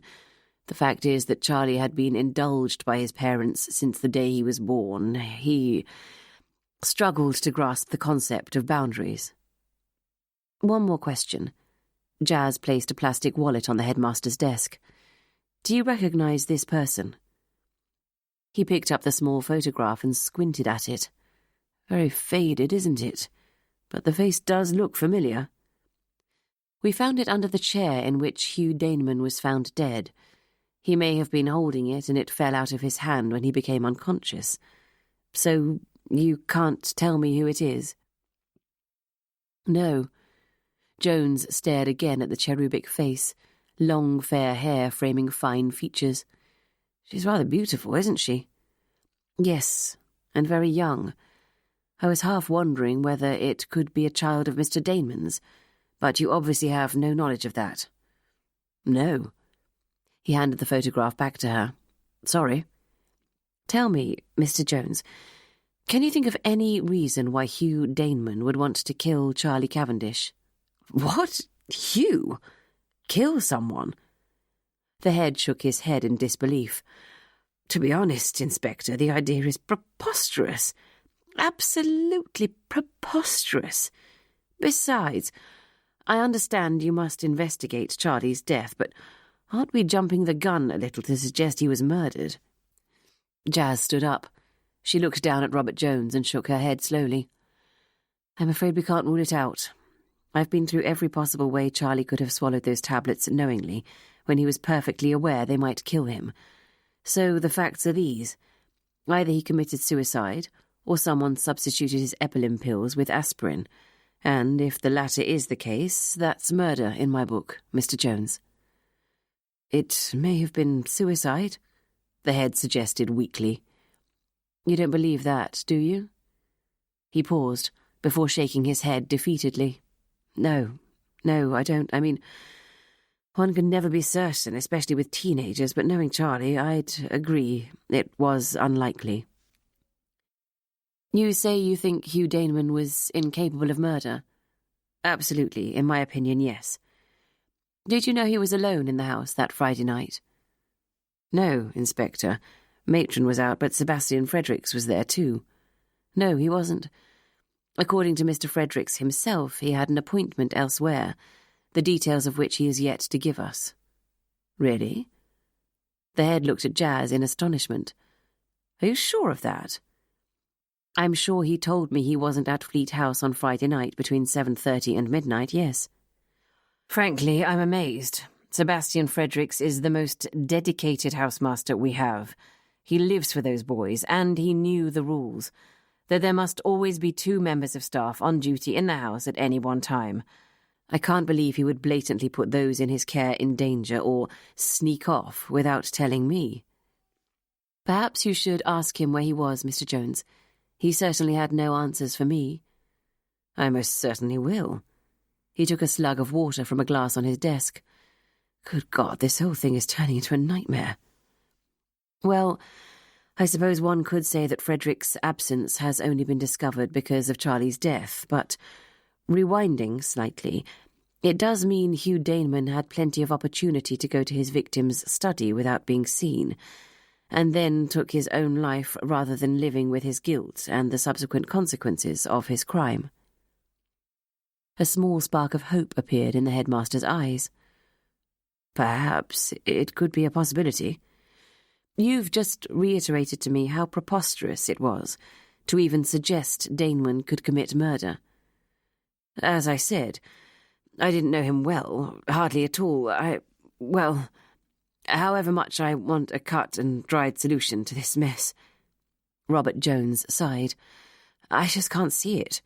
Hugh has dealt with a lot of difficult boys during his long career as a tutor at St. Stephen's.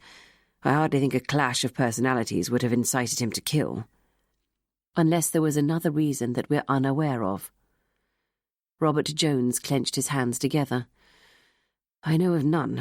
You're the detective, Inspector Hunter. He sighed. How soon will you be informing the world of Hugh Daneman's death? You realise what mayhem it'll cause when the parents hear of this new incident, don't you? They'll wonder what the hell is going on here, and I wouldn't blame them. We won't be releasing any information to the press for the next couple of days, until we have the results of Mr. Daneman's post-mortem. However, I want you to be aware it is possible there is a killer currently lurking in your midst. But doubtful, surely. Jazz chose her words carefully. Mr. Jones, this is your school. You are responsible for the overall well-being of your staff and pupils. I can only advise you of the information I gather as my investigation progresses, but ultimately it's your decision to decide whether or not to close the school. Well, surely I need your advice. In your opinion, am I endangering lives if I don't do so? If we close, it would be the end of the school. You know, it really would. If you want to keep the school open, what I suggest you do now is gather your staff together, and the prefects too, and inform them that Charlie's death is no longer looking like an accident. Adults are just as capable of panic as children, so try not to be alarmist. The chances are that even if Charlie was murdered, it was a personal vendetta and not the work of a serial killer.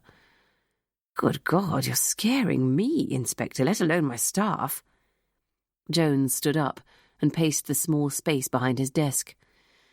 Have the staff warn all the sixth-formers to lock their private studies before they go to sleep at night, and in the case of the younger boys and girls who share dorms, have a member of staff or a prefect sleep in with them. I'm also arranging for police officers to be on permanent patrol at the school. Christ, St. Stephen's is under siege. Do I tell them about Hugh's death? Not as yet. As far as they're concerned, Mr. Daneman is still at home, suffering from flu. Jazz gave him a fleeting smile. Remember, it's in my interests as well to keep the school open.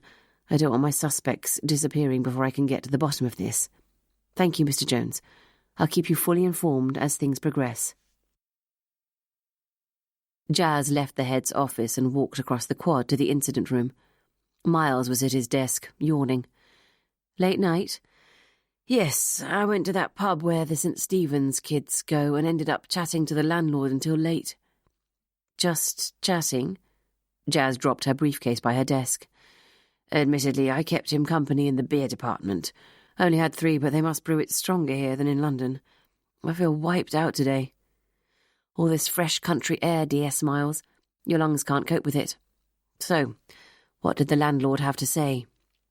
Nothing much of genuine interest. He asked the barmaid who'd been on duty that night, and she remembers Charlie and his party coming in. He'd apparently had a brief fling with a friend of hers just before Christmas, so she recognised him. The place was flooded with St. Stephen's sixth formers, as it's the only pub in town they're allowed to go to. Jazz took off her coat, sat at her desk and switched on her laptop. Did you ask whether there were any incidents of illegal substances changing hands on the premises? Yes, not that he'd admit it if there were, obviously. He was understandably defensive when I asked him, said he'd never tolerated any kind of drugs on the premises. And I'd doubt it, personally. The pub has a good relationship with the school, they get the business, but keep an eye on the kids. I don't think the landlord would want to jeopardise that. The point about the drugs being a pack activity is a firm one. If Charlie had scored something illegal that night, I reckon he'd have taken it there and then, and been unconscious in a matter of minutes. Unless he met a pusher after the pub, but the landlord said he didn't know of any dealers in Falsham. Let's face it, Ma'am, kids get stuff all over the place these days. There are always some local lads in that pub. Any one of them could have had something on them they wanted to sell, but I doubt they do it in there. Find out exactly who Charlie was with that night. Presumably he'd have left the school with his friends. Here. Jazz handed Miles the list Sebastian Fredericks had given her. These are Charlie's closest cronies, according to his housemaster. Maybe some of them were with him at the pub that night. I'd like you to interview his classmates. We've heard from his teachers. Let's get a peer's perspective on Charlie Cavendish. OK, nodded Miles. I'll put a notice on the board. Just one small point. Miles indicated the stuffy room. Going to get a little difficult to breathe in here. Where should I see them? Ask Fredericks if you can borrow his sitting room to conduct the interviews. OK. Have you seen D.S. Rowland, by the way? Thought we were meant to meet here at 8, and it's now past. Yep, he went over to see the Sokos in Cavendish's study about half an hour ago. Haven't seen him since. He was complaining of toothache. Not a happy chappy by the looks of things. I'm going over there now, so I'll catch him there. Shit. What, Mum? I've just automatically logged on to get into our files and realised there isn't even a phone socket in here, let alone broadband. Get onto someone and have them connect us up, will you? ASAP. I'll do my best, but don't hold your breath. I need to see what we've got on Hugh Daneman, if anything. Call HQ and tell them to email anything they find on him to me immediately, and search me out a telephone socket to use in the meantime, will you? I've got to go. Miles eyed her as she slammed her laptop shut. Makes you wonder how they did it in the days before technology, doesn't it, Mum? His eyes were twinkling. Walking towards the door, Jazz turned to him. Reckon Miss Marple saw it in the tea leaves. She certainly drank enough of the stuff. See you later. I'll get you a couple of nice scones for your lunch, shall I? Miles called as the door slammed behind her. Jazz found the Sokos in the entrance hall of Fleat House. She shook hands and introduced herself to the head of the Norwich Scene of Crime Investigation Unit. Shirley Adams. The woman shook Jazz's hand firmly. Good to meet you, Ma'am. Find anything? Jazz asked her. Not a lot, I'm afraid. Shirley shrugged. The study has been swept clean. Managed to find a couple of fingerprints, some hairs, the usual stuff. I'll pass these on to the lab and they'll be in touch as soon as they've analysed them. You got my message about Hugh Daneman's house? Jazz asked. Yes, we're going straight across there now. Good. Jazz fished in her pocket for the front door key and handed it to D.S. Rowland, who was lurking uncomfortably behind Shirley. Roland will let you in. I'll try and pop in later if I can. I might have to go to the dentist after, ma'am. Got chronic toothache, said Roland. Ask Shirley to pull it out for you. Sure she's good at that? Jazz smiled, but the joke fell flat and Roland glared at her. I'll see you back at the incident room later. Yes, ma'am. Jazz turned and found Matron standing behind her. Morning, Matron. I've come to see Rory Miller. I know, but you can't see him now. He was very unwell in the night, and he's just gone to sleep. I see. What was wrong with him? He has gastric flu. We'll see how he is when he wakes. If he's no better, I'll transfer him to the sanatorium and get the doctor to take a look. I'd guess it's all the upset. Poor little chap, he's had a difficult few months. Jazz watched Matron's eyes soften and re-evaluated her slightly. Well, maybe I could see him later, if he's feeling stronger. While I'm here, would you mind if we had a chat? Of course. We can use Mr. Frederick's sitting room. He's out this morning training with the first 15. Jazz followed Matron into the sitting room. Please. She indicated the sofa. Thank you. Jazz settled herself and smiled. I know D.S. Miles had a word with you yesterday, so I won't go back over old ground. I just wanted to know your opinion on Charlie, what kind of boy you thought he was. Matron's lips visibly tightened. You really want to know? Yes. It doesn't make pleasant listening, and I'm aware one shouldn't speak ill of the dead. No, but if it helps me to solve the mystery that surrounds Charlie's last night, then I'd appreciate your honesty. All right, then. Matron's hands, resting on her knees, were knuckled balls of tension. The head should have expelled that boy long ago. Charlie had endless warnings last term to curb his behaviour, but it really made no difference. Boys like that, well, I know what I'd like to do with them. 2 pale spots of colour had risen on Matron's otherwise chalk-white face. Would you like to elucidate? Jazz asked. It's the same in every school. The staff are unable to control a certain group that make the rest of the boys' lives a misery. They claim they do, but make no effort to see what goes on behind closed doors. Is that possible? To control bullying? Of course it is. They should be expelled on the spot. Then our more vulnerable boys would not be crying into their pillows every night. Believe me, I've heard them. So, in your view, both Fredericks and the headmaster were not as tough on Charlie as you thought they should be? I'd put it a little more forcefully than that. Matron sniffed. Fredericks is a good housemaster. He cares about the boys, but he seems to have a blind spot with Charlie Cavendish. He let him get away with murder. Perhaps there was no proof of bullying, suggested Jazz.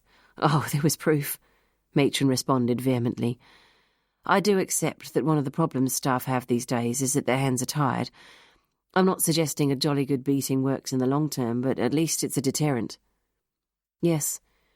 Jazz found she agreed with her. I mean, take young Rory, for example. He suffers from migraines, which are almost certainly stress-induced. He was bullied consistently by Charlie and his gang of thugs, all because he's taking a little longer to grow up than some of his peers, or finds no pleasure in beating up another boy on the rugby pitch. You do know, Inspector, that Rory was locked in Fleat House cellar overnight by Cavendish a couple of weeks ago. Poor little Mike was frightened out of his wits, and I don't blame him. No, I didn't, but surely, Matron, if Mr. Fredericks knew this had happened and knew Charlie was the perpetrator, he should have been dealt with accordingly. As I said, Mr. Fredericks is a good housemaster, but with that particular boy, his antics went unnoticed. As for the headmaster, Matron bit her lip. Incompetent isn't the word. So Charlie picked on Rory specifically? Oh, yes, he was an easy target. Most of these bullies, they're nothing but cowards underneath. They pick their prey carefully. Jazz sighed. Poor Rory. But it seems to be a problem in most schools. It wouldn't be if these boys were rooted out and got rid of before they could do further damage. But it's all a numbers game. The head would prefer his 60,000 for Charlie's attendance here, not to mention his uncle being a governor, than to help countless other pupils lead a safe and happy school life. You're not suggesting Charlie endangered lives, are you? Inspector Hunter, I'm not just talking about the physical effects of serial bullying. It's the mental and emotional scars that this behaviour can leave. Believe me, I know. Were you bullied at school? Me? Matron smiled for the first time. No, I gave as good as I got. I can imagine, thought Jazz. I'm sure everything I'm saying is against company policy. If the head and Fredericks won't give you the truth, that's too bad, but I'm not going to lie to you about Cavendish and his aggressive behaviour. Well, thank you for being honest.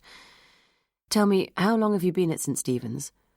I worked here very briefly earlier in my career and began this stint at the start of the school year last September. My home is in Australia, but I was visiting relatives here in Norfolk after a spell in the US when this temporary job came up. Matron shrugged. There was nothing particular to go back to Perth for, so I thought I'd extend my trip and work here in England. Jazz could now place the woman's accent as Antipodean. Mr. Fredericks told me that the two of you have access to the drugs cupboard. You have a key each. Yes, that's right. She put a hand to her neck and drew out a chain with a small key on it. This is mine, and I never take it off. You didn't lend it to anyone on the night Charlie died? Of course not. I know what boys are like these days. They'll use anything to give them a high. We've received the results of the post-mortem. Charlie Cavendish died of anaphylactic shock caused by swallowing aspirin, not an epileptic fit. Matron raised her eyebrows. The paramedics said when they examined Charlie that he had passed away from a fit. I agreed with them. I am a fully qualified and experienced nurse, you know. I'm sure the symptoms were similar, but the PM was exhaustive. I now have to discover how Charlie came to swallow those 2 aspirin tablets. I'd like to see a copy of the drug sheet for that night, please. Of course, Matron nodded. You'll see everything is in perfect order. Shall I get it now? If you would, thank you. She stood up, then paused and turned back. I hope the wrong diagnosis won't be seen as a blot against my name. He was long gone by the time I found him the next morning. It won't. As you say, the paramedics came to the same conclusion. Good. Jazz watched Matron leave the room. It was obvious, even if she was brusque, that she cared for the boys, especially the more vulnerable ones. It was also obvious she'd hated Charlie Cavendish. Matron returned and handed Jazz a sheet of paper. That's the sheet for last Friday. As I told your detective, I wasn't present in the house that night. Mr. Daneman had Mr. Fredericks' key. Very remiss of Mr. Fredericks to leave him alone, and, I might add, unusual. From what I've seen in the past few months, apart from the determined way he's ignored Cavendish's behaviour, he's a dedicated housemaster. He didn't tell you where he was? No, and I would never pry. But it must have been an emergency for him to leave the house. Well, he won't tell me. Jazz folded the sheet and tucked it in her pocket to study later. Could you let me know whether Rory will be fit enough to see me this afternoon? She handed Matron a card with her number on it. I doubt he will. The last thing the poor chap needs is to be interviewed by a police officer, if you don't mind me saying so. I want to see him as soon as possible. Jazz stood up. One last thing. You told Detective Sergeant Rowland you were back in your room at about 11 last Friday night, she asked as they walked towards the door. Yes, I was. You didn't see or hear anything odd in the following hour? No, I went straight to bed. What time did you find Charlie the next morning? I always walk along the sixth form corridor knocking on the boys' doors at 6:45. Breakfast is at 7:30. When I noticed Charlie was missing, I went to knock him up again. When he didn't reply, I went into his study and found him. They'd reached the front entrance. She gave Jazz a brief smile. Will that be all? For now, yes. Thank you for your help.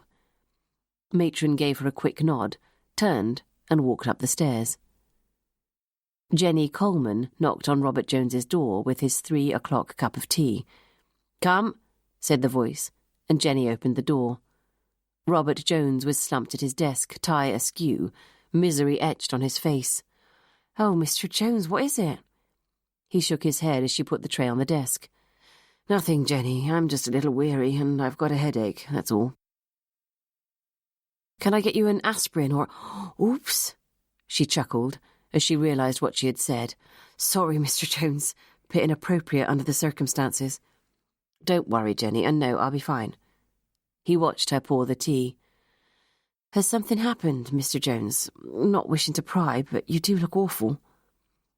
He had a sudden urge to confide in someone. Look, Jenny, can I trust you?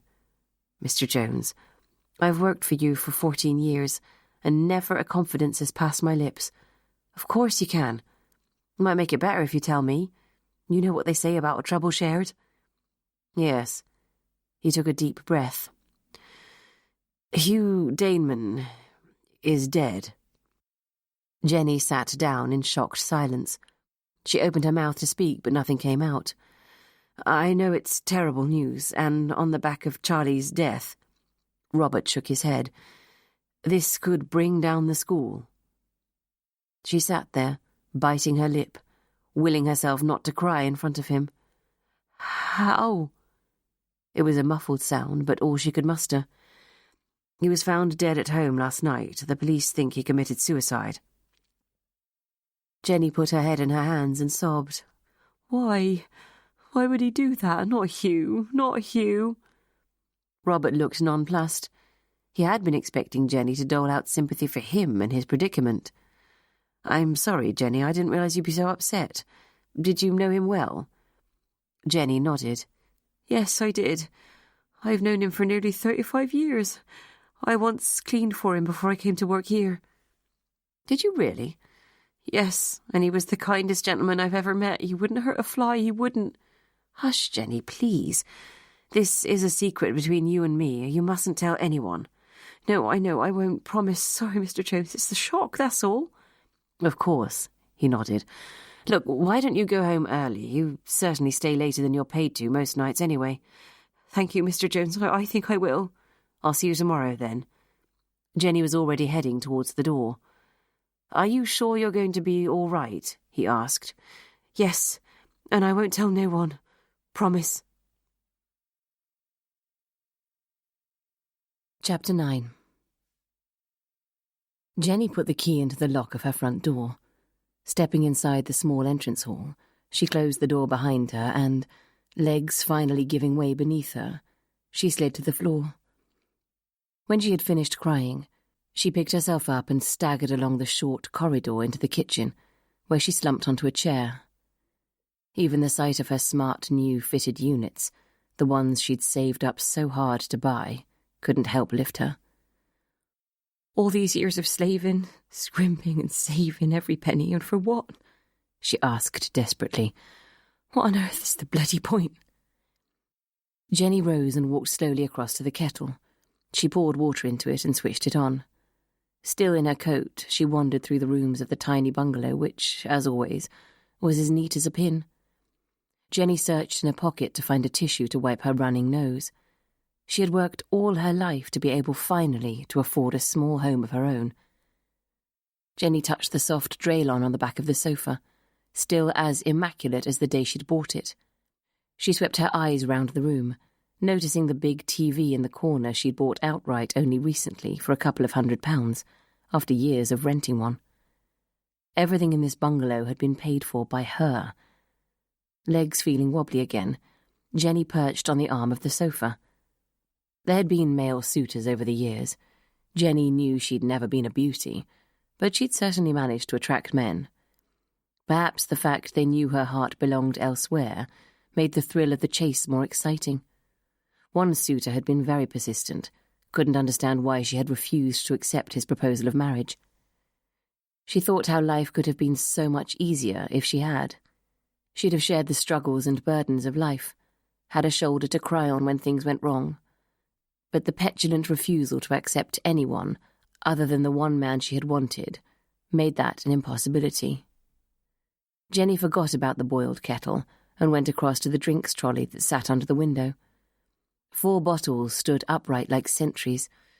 She occasionally took a small sherry on a Sunday, but as guests rarely visited, the port, the brandy and the whiskey, all Christmas gifts from Mr. Jones, had remained untouched.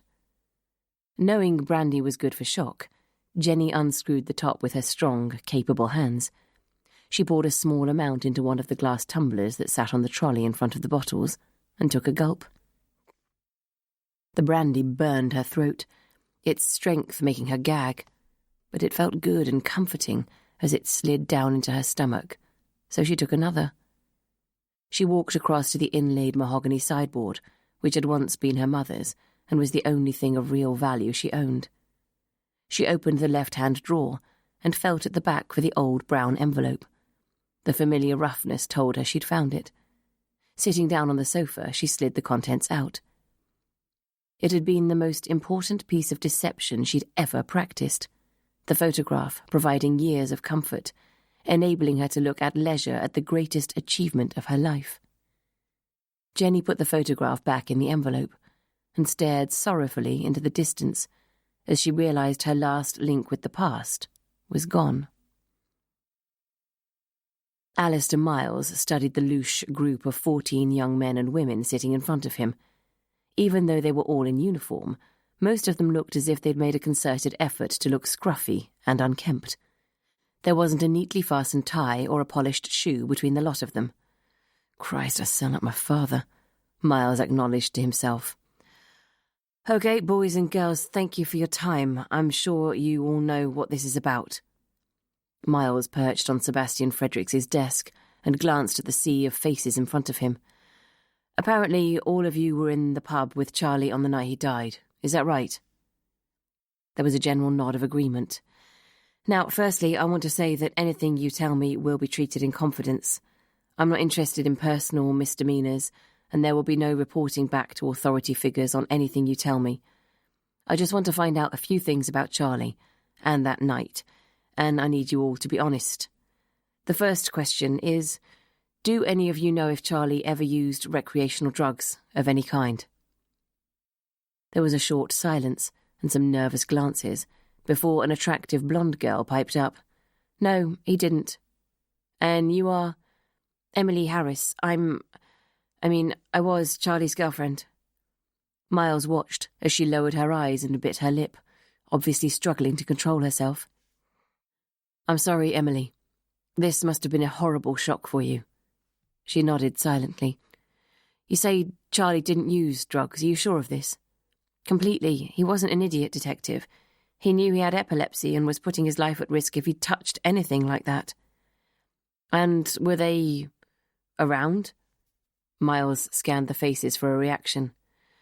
Look, Detective, a male voice boomed from the back of the room. I don't think there is any one of us here that could put their hand on their heart and say they've never tried illegal substances. There was an embarrassed murmur of tacit agreement. Who am I speaking to? The young man had a thick shock of dark hair, reaching almost to his shoulders. He wore no tie, substituting it with wooden beads strung on a piece of leather, and had a number of plaited cotton friendship bracelets wound round his wrists. Dud Simpson, I'm in Fleat. I was a good friend of Charlie's. We hung out together a lot. And I'd agree with Emily. I've known Charlie since we started here, and I've never seen him touch anything like that. Can I ask just where round here you'd obtain those illegal substances? There's always someone who has something to sell. At the pub? Christ, no. At school. But Charlie never partook. Nope. Dud shook his head. Mummy had drummed it into him. He could be a bit of an arsehole, Charlie, but he didn't need any medicinal help. It came naturally. A giggle spread through the room. So you were drinking with Charlie that night at the pub? Dud paused before nodding. Yep, I was there. Come on, Dud, another male voice interjected. Be honest, you and Charlie hadn't spoken for the past couple of months. Why not? Fell out, did you? Suggested Miles. A deep flush made its way up Dud's neck and onto his cheeks. Yeah, you could say that, said the second pupil. Who are you? Miles asked. James Arrowsmith, I'm in Fleet as well. You going to tell the officer, Dud, or shall I? For fuck's sake, cheers, James, Dud murmured. Look, it was nothing, just a stupid argument. He stole your girlfriend. You caught them snogging round the corner from the pub just before Christmas. You beat his brains in, said he was lucky you didn't finish him off. I was there to pick up the pieces, remember? The girl called Emily stood up, hand over her mouth. Sorry, she gasped, then ran from the room. The tension in the room was palpable. Okay, Miles held up his hands. Let's move on. I want to know who left the school premises with Charlie last Friday to walk to the pub. I did, said James Arrowsmith. There was me and Emily and Stocky. You were there, right? A bulky, red-haired boy nodded. Yep. How did he seem on that walk? Cool. Same as always, Stocky replied, talking about how he couldn't wait to leave, his plans when he did. So none of you would say he seemed depressed? Charlie? Nope. James Arrowsmith shook his head. He was the life and soul, always up for a laugh. Not the type to want to take his own life, in your opinion. A number of the boys made clear their disbelief at the idea. You're not suggesting Charlie did himself in, are you? Dud's deep voice rang across the room, which became suddenly and unnervingly silent. No, confirmed Miles. He died of an epileptic fit, right? Stocky asked. No. Jesus, Dud breathed eventually. Then can you tell us how he died? Of anaphylactic shock caused by aspirin tablets. What? How come? Charlie knew they could kill him, James said. That's why it's important we establish how Charlie came to swallow them. Anyone got any ideas? Well, he wouldn't have done it if he'd known what they were, would he? Dud shrugged. Quite, agreed Miles. That's why I need to know whether he was likely to have taken anything nefarious that night. Anything he scored could have actually been aspirin, substituted by a bent pusher. Perhaps you slipped them in his beer, Dud, quipped James. Sod off, Arrowsmith, Dud replied nervously. So is there anyone that you can think of who might have wanted to get rid of Charlie? Apart from Dud, you mean? James smirked. Dud stood up. That's enough. Oh, come on, only joking. But I'm sure Dud would agree with me there were a few people who weren't fully paid up members of the Charlie Cavendish fan club. James crossed his arms. Anyone in particular stand out? Miles addressed his question to Dud. No. I mean, lots of us thought he could be a tosser at times, but I don't think anyone hated him. Some of the younger boys were wary of him, though. Wary of him? Stocky raised his eyebrows. Petrified, more like. I've heard he was a bully, probed Miles. You'd agree, would you? Would you agree, Dud? Stocky asked him. You were his best mate and partner in crime before he stole your shag. Just fuck off, you pillock. Dud stood up, eyes blazing. All right, that's enough. Miles raised his hand. You say the younger boys were wary of him. Yeah, and too right, muttered Dud. That kid with the blonde hair, the one Charlie had decided to target. Rory Miller? Stocky said. Dud nodded. We all know it was Charlie who locked him in the cellar overnight a couple of weeks ago. Poor kid. He was terrified. Mr. Fredericks heard him shouting and let him out the next morning. Did anyone fess up that they knew it was Charlie? Asked Miles. No, to be honest, even if we had, Mr. Fredericks wouldn't have done anything. He thought Charlie, walked on water, which is odd, as he normally comes down like a ton of bricks on bullying. But Charlie could do no wrong. Got away with murder. Shit. Dad blushed. Sorry. I want to know who walked back to school with him that evening, said Miles. Same as those that left with him, answered James. Was he on good form? Excellent.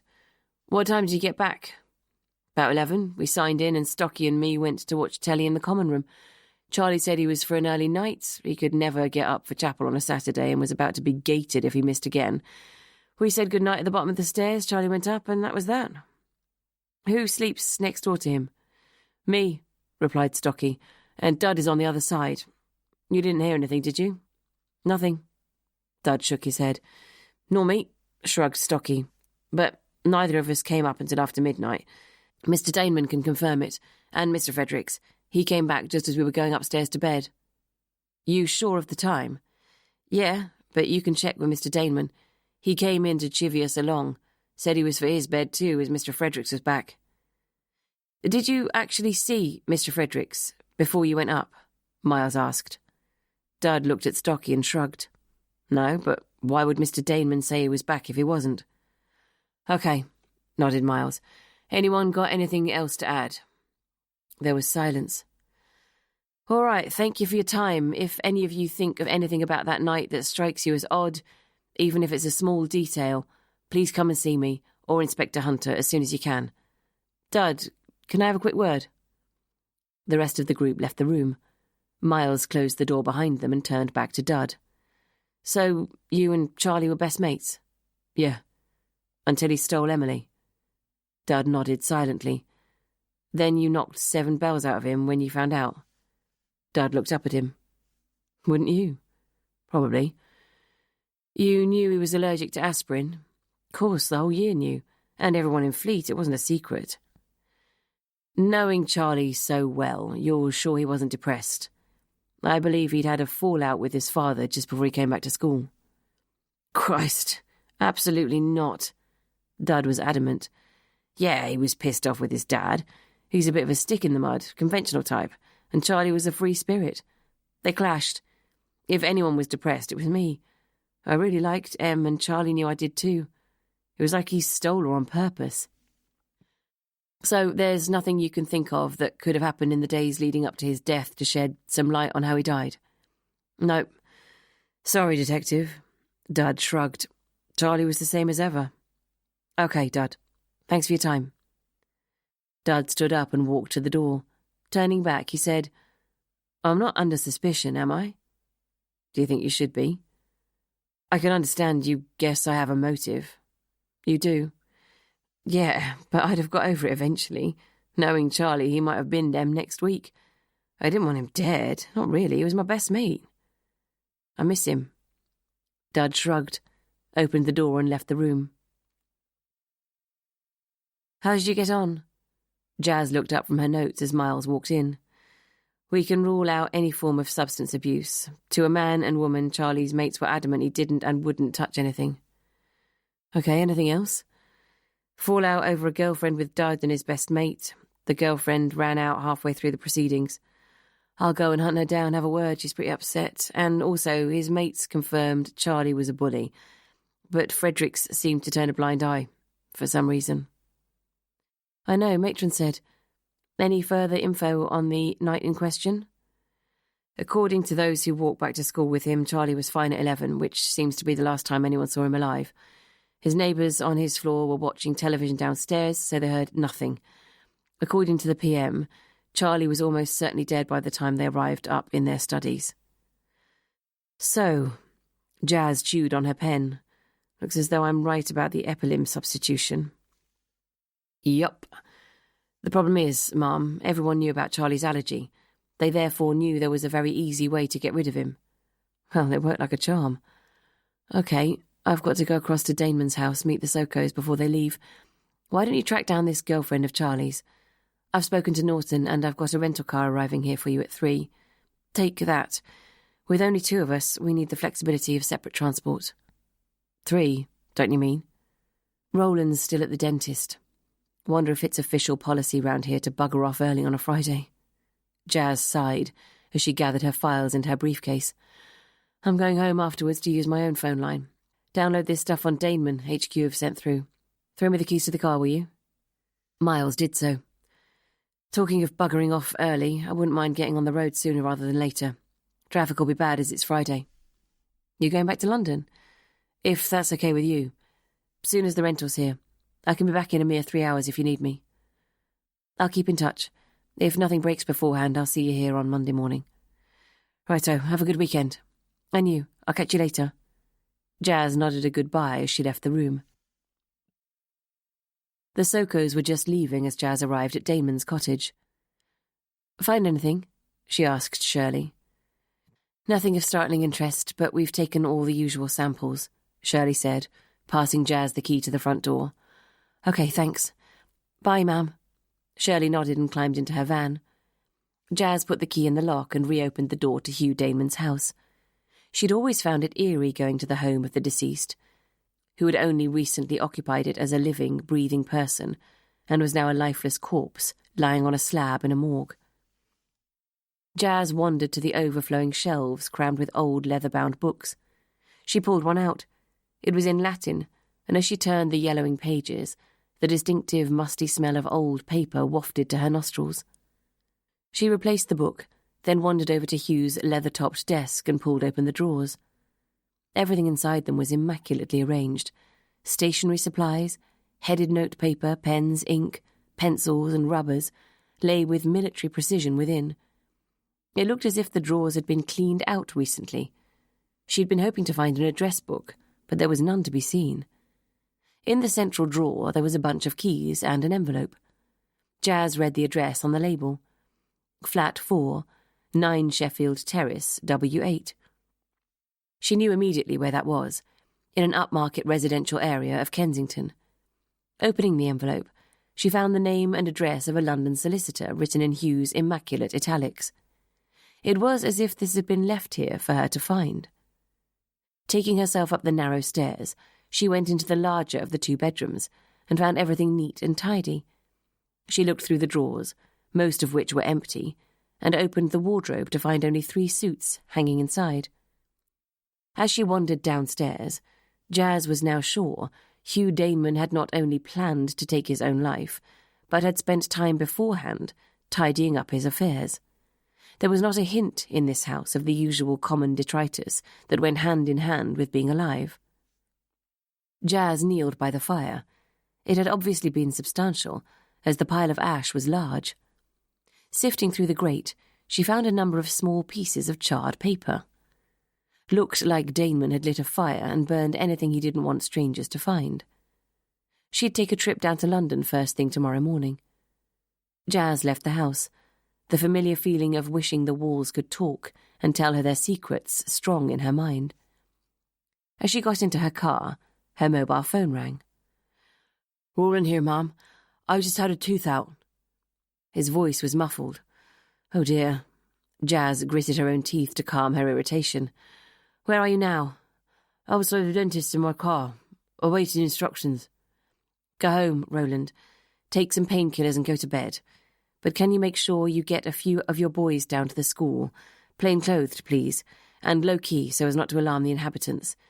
Station an officer outside Fleat House. He's to check everyone coming in and out. I want someone there 24/7. "Yes, Mum. Anything else?" "No. I'll be in touch tomorrow. Hope your tooth sorts itself out." Jazz knew she sounded insincere, but couldn't help it. "Thanks, ma'am. Bye." She switched off her mobile and let out a small groan of frustration. She started the engine and pulled away from the curb.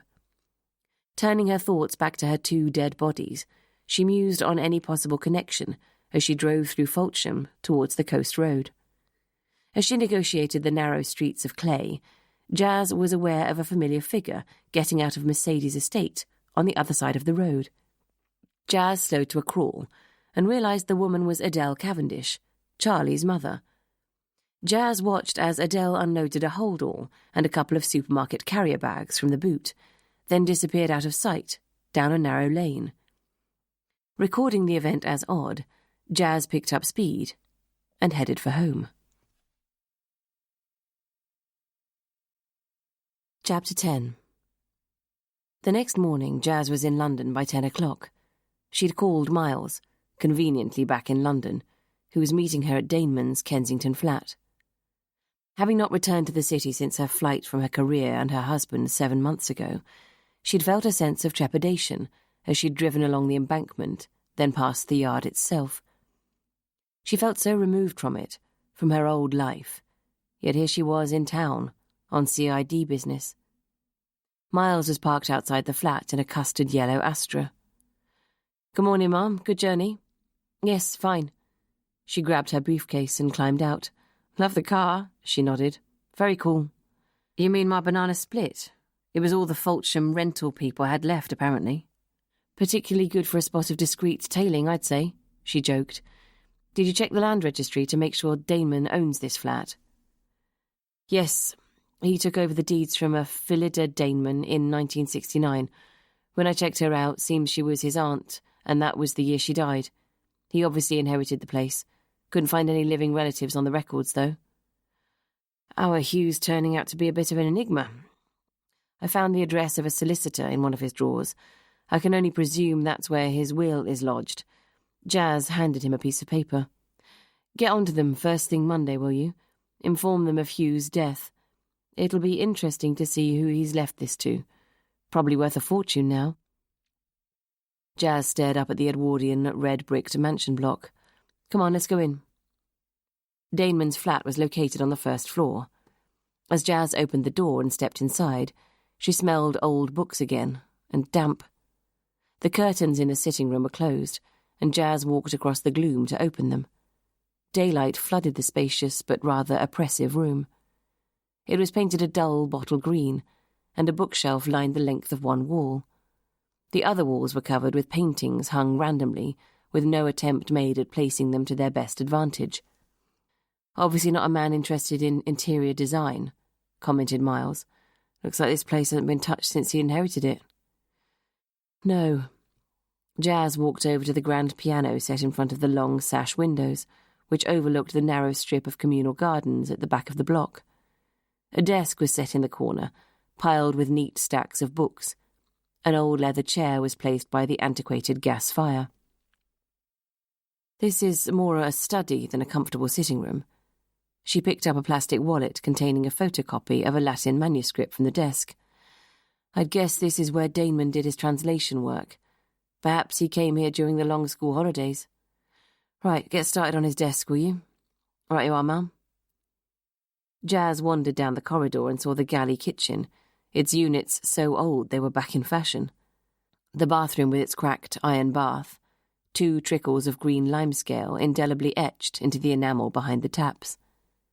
At the end of the corridor was a Spartan bedroom containing a double bed with a tartan rug thrown across the bottom of it. An austere mahogany tallboy sat against the wall, a matching dressing table set under the window, a clothes brush being the only nod to vanity laid on the surface in front of the mirror. Placed on the bedside table was a large photograph. Jazz picked it up. She studied it, recognizing it was of the same young girl in the faded photograph she had found in Hugh's cottage. But this time, the features were much clearer, and whoever she was beautiful. Curly blonde hair falling to just above her shoulders, blue eyes, and an elegant aquiline nose set above rosebud lips. Jazz reckoned she must be in her late teens. She sat down on the bed, turned the frame over and removed the hardboard backing. There, on the reverse of the photograph, was an inscription. June 59. To my darling Hugh. Carpe diem, and we do. All my love as always. Corey. Kiss. She took the photograph carefully out of the frame and walked back into the sitting room.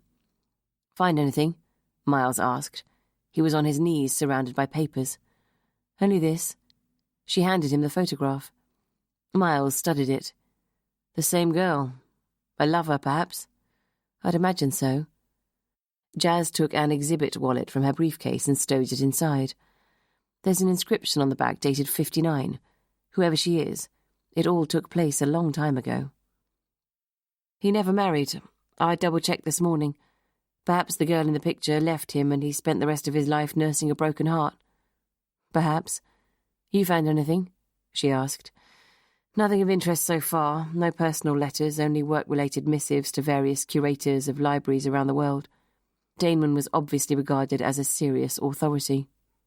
"If he was, why on earth was he working as a tutor in a little-known public school in a Norfolk backwater?" mused Jazz. "At present, I can't get a hook on Daneman at all. Perhaps he enjoyed the camaraderie of school life? He didn't need the money, that's for sure. There are invoices here for thousands of pounds, enough to keep a single man going very comfortably." "Any bank statements?" "I've looked, but not found." "Okay," Jazz sighed. "I'll take the drawers under the bookcase." An hour later, Jazz reclosed the curtains, and they left the flat. They'd sifted through every scrap of paper in the place, and found nothing pertaining to Daneman's will or his personal life. "Spot of lunch, Ma'am?" asked Miles. "I want to head straight back." "Sure you don't want to pop into the yard on your way home? They'd all love to see you, and you know who is on leave for the weekend. I'll check the roster." Thanks, but no thanks." Jazz smiled up at Miles wryly as she switched the engine on. "I'll see you Monday. Bye." Jazz pulled out into the London traffic, feeling deflated and no wiser than when she'd arrived. Angelina Miller put down the telephone and gave a small moo of displeasure. Matron had just called her to say Rory had a stomach bug and had been moved to the sanatorium. The doctor had been to see him, and he was not unduly concerned, but felt Rory was too sick to come home at present. Angelina was meant to be picking him up from school this morning for his weekly exeat. Matron had said Angelina could come and see him whenever she wanted over the weekend. Which is very good of her, she thought crossly, considering he's my child. She had been planning to have a nice cosy tea, try and find out if David's fears were founded on reality or alcohol, and then, later, broach the skiing holiday, prepare him gently for Julian's joining them on it. But all this wouldn't be possible now, and next weekend he was with his father. The thought of David and his last visit here made her stomach turn.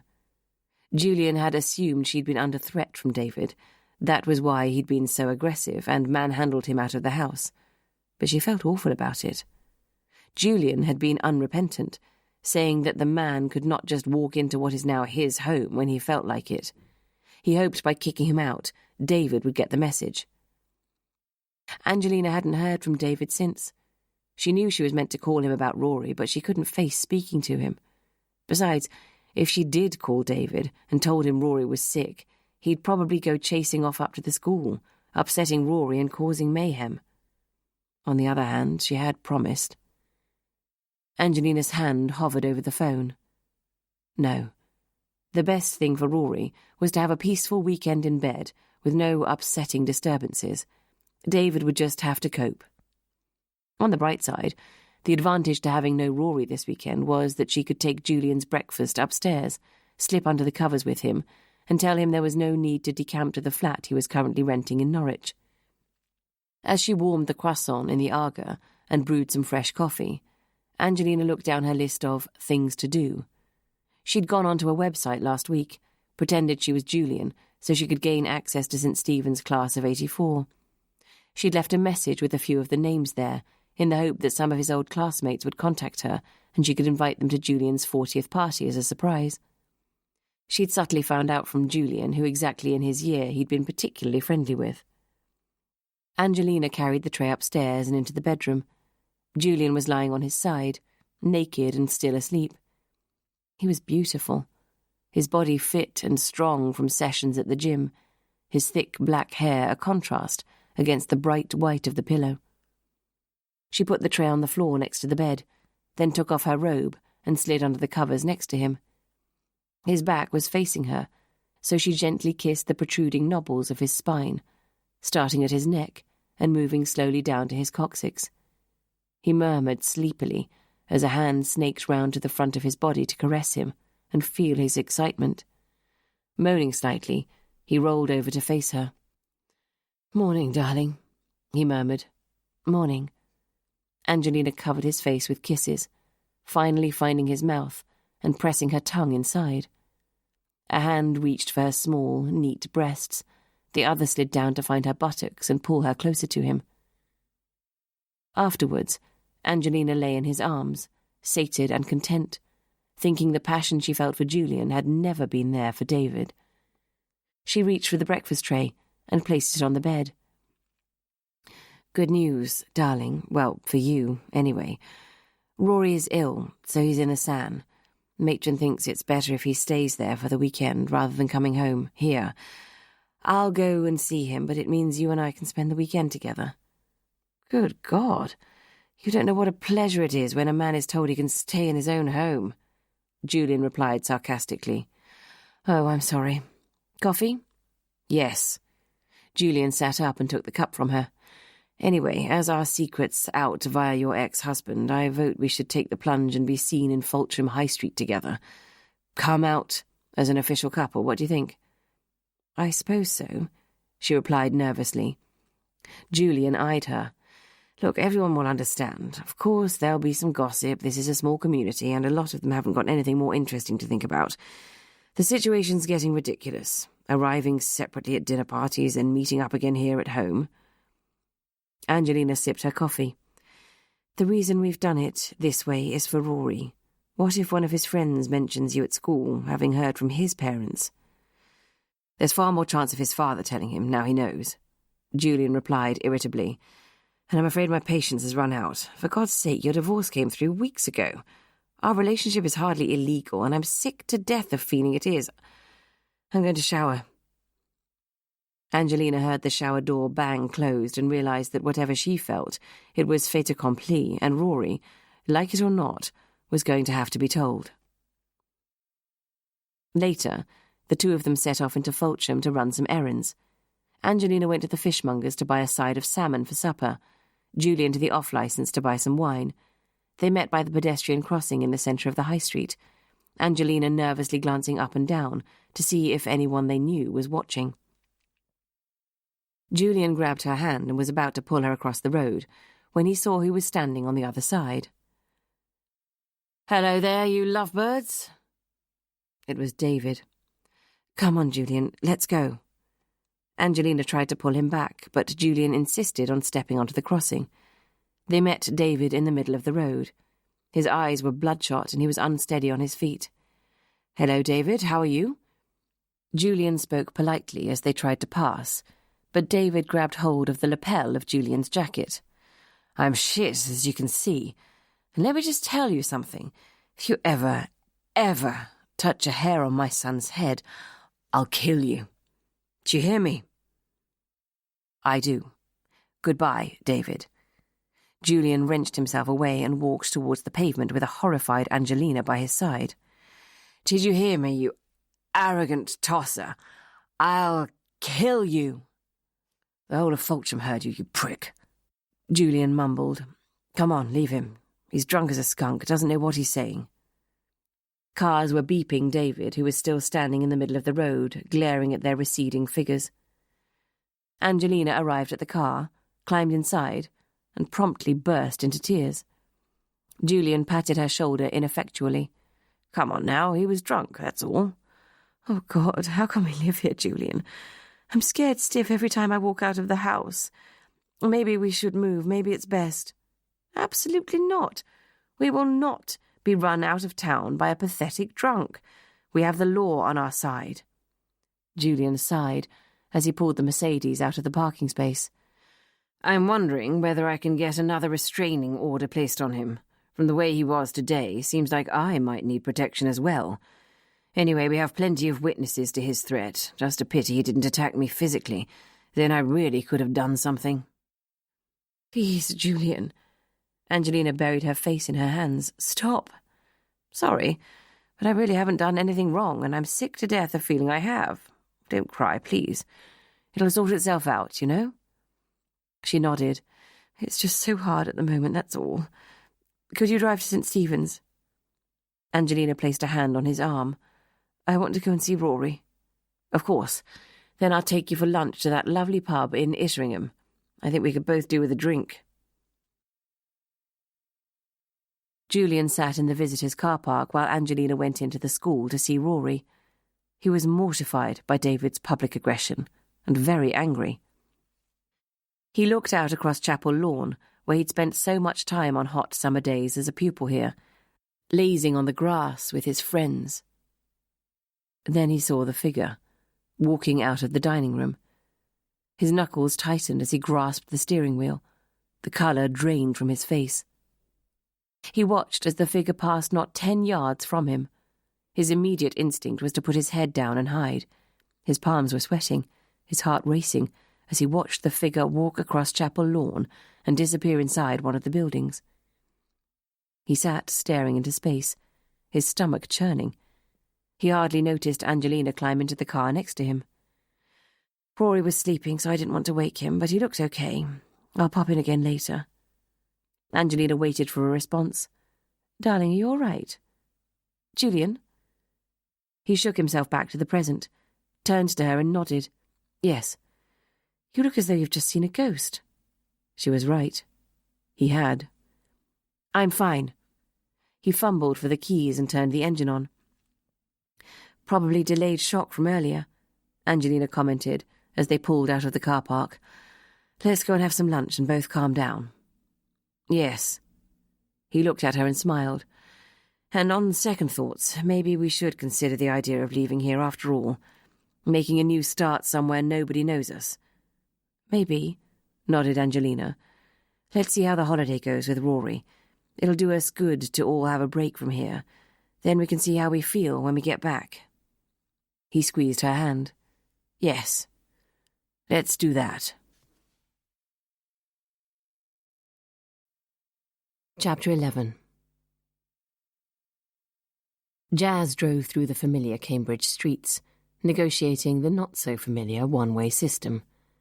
She parked in the space reserved for her parents' car and walked past the Wolfson building, an ugly 70s blend of concrete and glass, providing added accommodation for the students of Trinity College.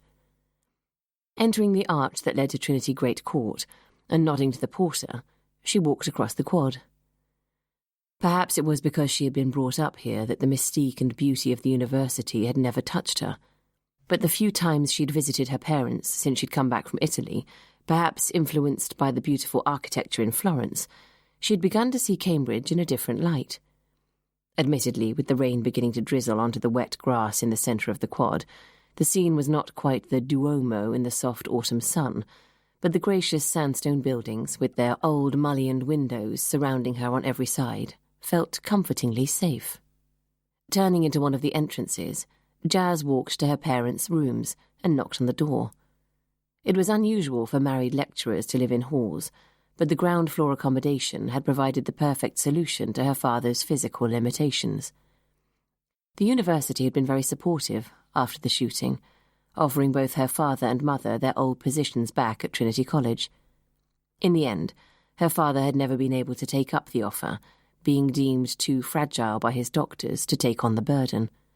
But it was Celestia, Jazz's mother, who provided for them both. She lectured in English, and in the years since Tom had been disabled, she'd gone from strength to strength, recently publishing an acclaimed book criticising the dwindling use of correct grammar and punctuation in today's society. It had been an unexpected bestseller and would provide them with a nest egg for their retirement. Which didn't mean Tom Hunter was idle. He filled in for the chaplain occasionally, taking services and giving the odd theology lecture.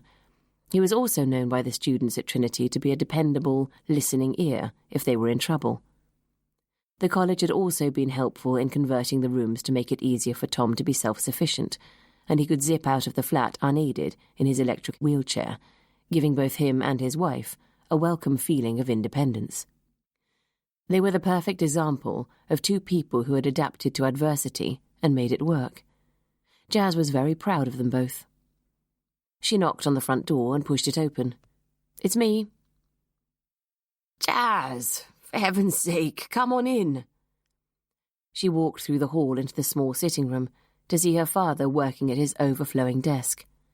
Tom's face lit up with pleasure when he saw his daughter. He threw open his arms to embrace her.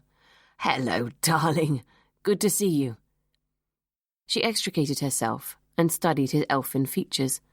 At only 5'6", he was 4 inches shorter than his wife and daughter. However, what Tom lacked in stature, he made up for with the force of his personality. "How's the heart? Mum said you'd had some tests." "Ticking as usual," Tom said. "I'm a good boy, Jazz, and I take my tablets every day, really.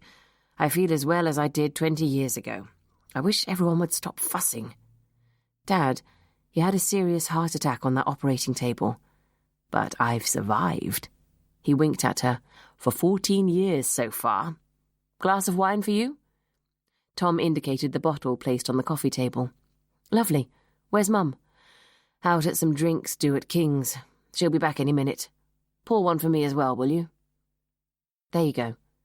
Jazz handed him a glass, and Tom wheeled himself into his usual position to the left of the fireplace. "To you, darling. Congratulations." "Thank you. What for?" "For making a brave decision and re-entering the fray." "Don't congratulate me yet. I'm still not convinced I've done the right thing. I wanted to paint, Dad." "I know, sweetheart. And yes, you may well have turned out to be the next Van Gogh. You're certainly talented, but I've always wondered whether the lifestyle would have suited you. You're very cerebral, darling, and sociable. You need constant stimulation, and I find it hard picturing you alone in a garret, penniless and starving." "You mean I'd have cut off my ear, then eaten it?" She grinned. "You were brought up to be practical." Tom smiled, his eyes twinkling. "At least your police career has had a point. Not that art is pointless, you understand.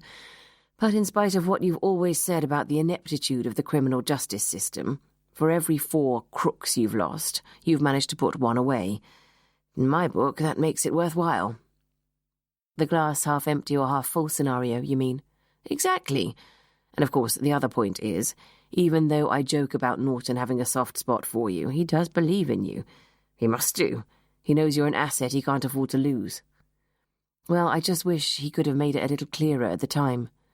Then perhaps your sabbatical won't have done you or him any harm. And remember, it's much harder to swallow your pride and stick your head over the parapet than it is to turn tail and run away to save face. Now, how about some more of that wine? A small one, Dad. You know what the doctors say. And I say it's red and renowned for lowering cholesterol. Therefore, it's medicinal. Jazz reluctantly topped up his glass. You know, darling, your mother and I weren't sure you'd made the right decision when you upped sticks and headed off to Hendon to become a bobby just a few months before getting your degree. Yes, Dad. Jazz rolled her eyes. I remember. We thought you'd done it for all the wrong reasons. We all know I did it because of what happened to you, Dad. Does that make it right or wrong? Both, said Tom. You're hot-headed, just like your old dad. You make decisions on the spur of the moment. Which serves me well in my current profession. Exactly, which brings me neatly to my point. The good Lord rarely steers us wrong. Perhaps the shooting was all about getting you onto the right path. Oh, Dad, I prefer the wrong path and you healthy, but yes, I admit the past few days have been challenging, and it's good to be back, especially without him around. Yes. Jazz's face became closed. Tom knew not to pursue the conversation. He changed the subject. So, how's life in Salthouse? I love it. The cottage is sorting itself out slowly, and by the summer I might even have a garden for you and Mum to come and sit in. Sounds wonderful. I really miss a garden, but there's no space here, of course, although when your mother retires, who knows? We might come and join you and live in a seaside bungalow with all the other pensioners. I could start playing whist. Your mother could join the WI and learn to knit. There was the sound of a key in the door. Ah, here she comes. Often with mothers and daughters, there's a likeness that is noticeable but undefined. In the case of Celestria Hunter and her daughter, no one could have mistaken them for anything else. Jazz had inherited her mother's height, her fine features and thick auburn hair. At 57, Celestria was aging well. She looked barely older than she had 15 years previously. Mum, how are you? Jazz stood up and kissed her warmly. She's stressed and tired out from dealing with an old rogue like me, Tom quipped, as Celestria walked towards him. Don't ask if I've been doing too much, my angel. We'd only argue if I told you. We never argue, darling. You do what you want, and I let you. Celestria massaged Tom's shoulders, then bent down to kiss the top of his head. The easy intimacy and obvious adoration between the two of them always touched Jazz. Her mother could be forgiven for being bitter. Her life in the past few years had not been easy, practically, financially, or emotionally. That's what I want, thought Jazz, for love to be enough. Have you checked the joint, darling? Celestria called as she went to hang up her coat. All is ready and waiting, replied Tom. Perfect. Then let's eat. So, this new case you're working on, was it an accident, do you think? Celestria and Jazz stood washing the plates. No, now I feel sure that it wasn't. And this other death just can't be unrelated, even though it's now confirmed as a suicide. The coroner called me this morning. A tummy full of sleeping pills, apparently. Can you tell us who the dead man was? Tom, busy putting clean plates away in a cupboard, looked up at Jazz, eyes alight with interest. A tutor at the school. He was an older chap, in his early 70s, and... Enough of the old, sweetheart. I'm in my mid-60s, so not that far behind, and count myself as a young swinger, naturally. Tom smiled. Anyway, pray, continue. I'll rephrase that. He was of retirement age. I reckon the school had kept him on as he was a wonderful mentor to the boys. A bit like you, Dad. But I'm struggling to find a link between Charlie Cavendish and Hugh Daneman's deaths. Hugh Daneman? The expert on 14th century Latin manuscripts? Yes, Dad, why? Do you know him? Well, I know of him, certainly. He has an excellent reputation in his field. He was at Oxford the same time I was studying at Cambridge. I had a friend who knew him rather well. I'm pretty sure Hugh Damon was famous for his wild parties. Are you serious? Nothing that I've discovered so far would fit with him being a party animal. Jazz chuckled. Everyone who knew him remarks on how quiet he was, only interested in his books, apparently. Jazz, it was the start of the 60s when we were at the university, and I can tell you the things we got up to then would make your eyes water. Then they certainly would, remarked Celestia. Tom nodded. Yes, I'm sure I'm right. Perhaps I even went to one of his parties, but I was so doped up in those days I wouldn't remember. Tom, admonished Celestia. You know it was true, my darling. Anyway, Tom scratched his head. I think he did a PhD, like me, then taught Latin at Oxford. Couldn't tell you which college. Go on, Dad, urged Jazz. Anything you can remember will help me. Well, if I remember rightly, and we're going back 40-odd years, there was some kind of scandal. He left Oxford under a cloud. I can't remember the exact reason, but I do know someone who can tell me. Want me to find out for you? Do I? Yes, please, Dad. I've been stymied on Hugh Damon for the past 48 hours. Can you call your friend as soon as possible? Will do, Tom smiled.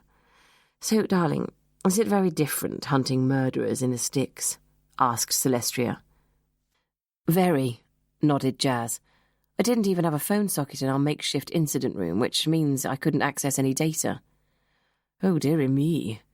Tom gave a look of mock horror, and no crimes were ever solved before computers arrived, were they? Not as many, that's for sure, and certainly not as fast, Jazz bristled. Only teasing you, said Tom.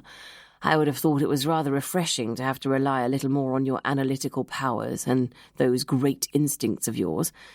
As you know, my theory is that every murder is committed for one of 4 reasons: love, money, revenge, or fear.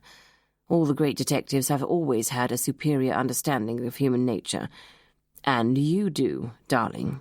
Don't be afraid to use your talent. Have you finished lecturing your daughter, Tom, or shall I delay joining you so you can continue? Celestia winked at Jazz as she brought through coffee and placed the tray on the table. Was I being patronising? I do apologise.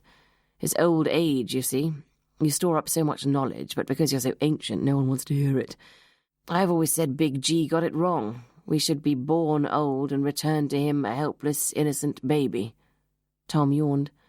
Time for your nap. Celestia moved to the back of Tom's wheelchair. See?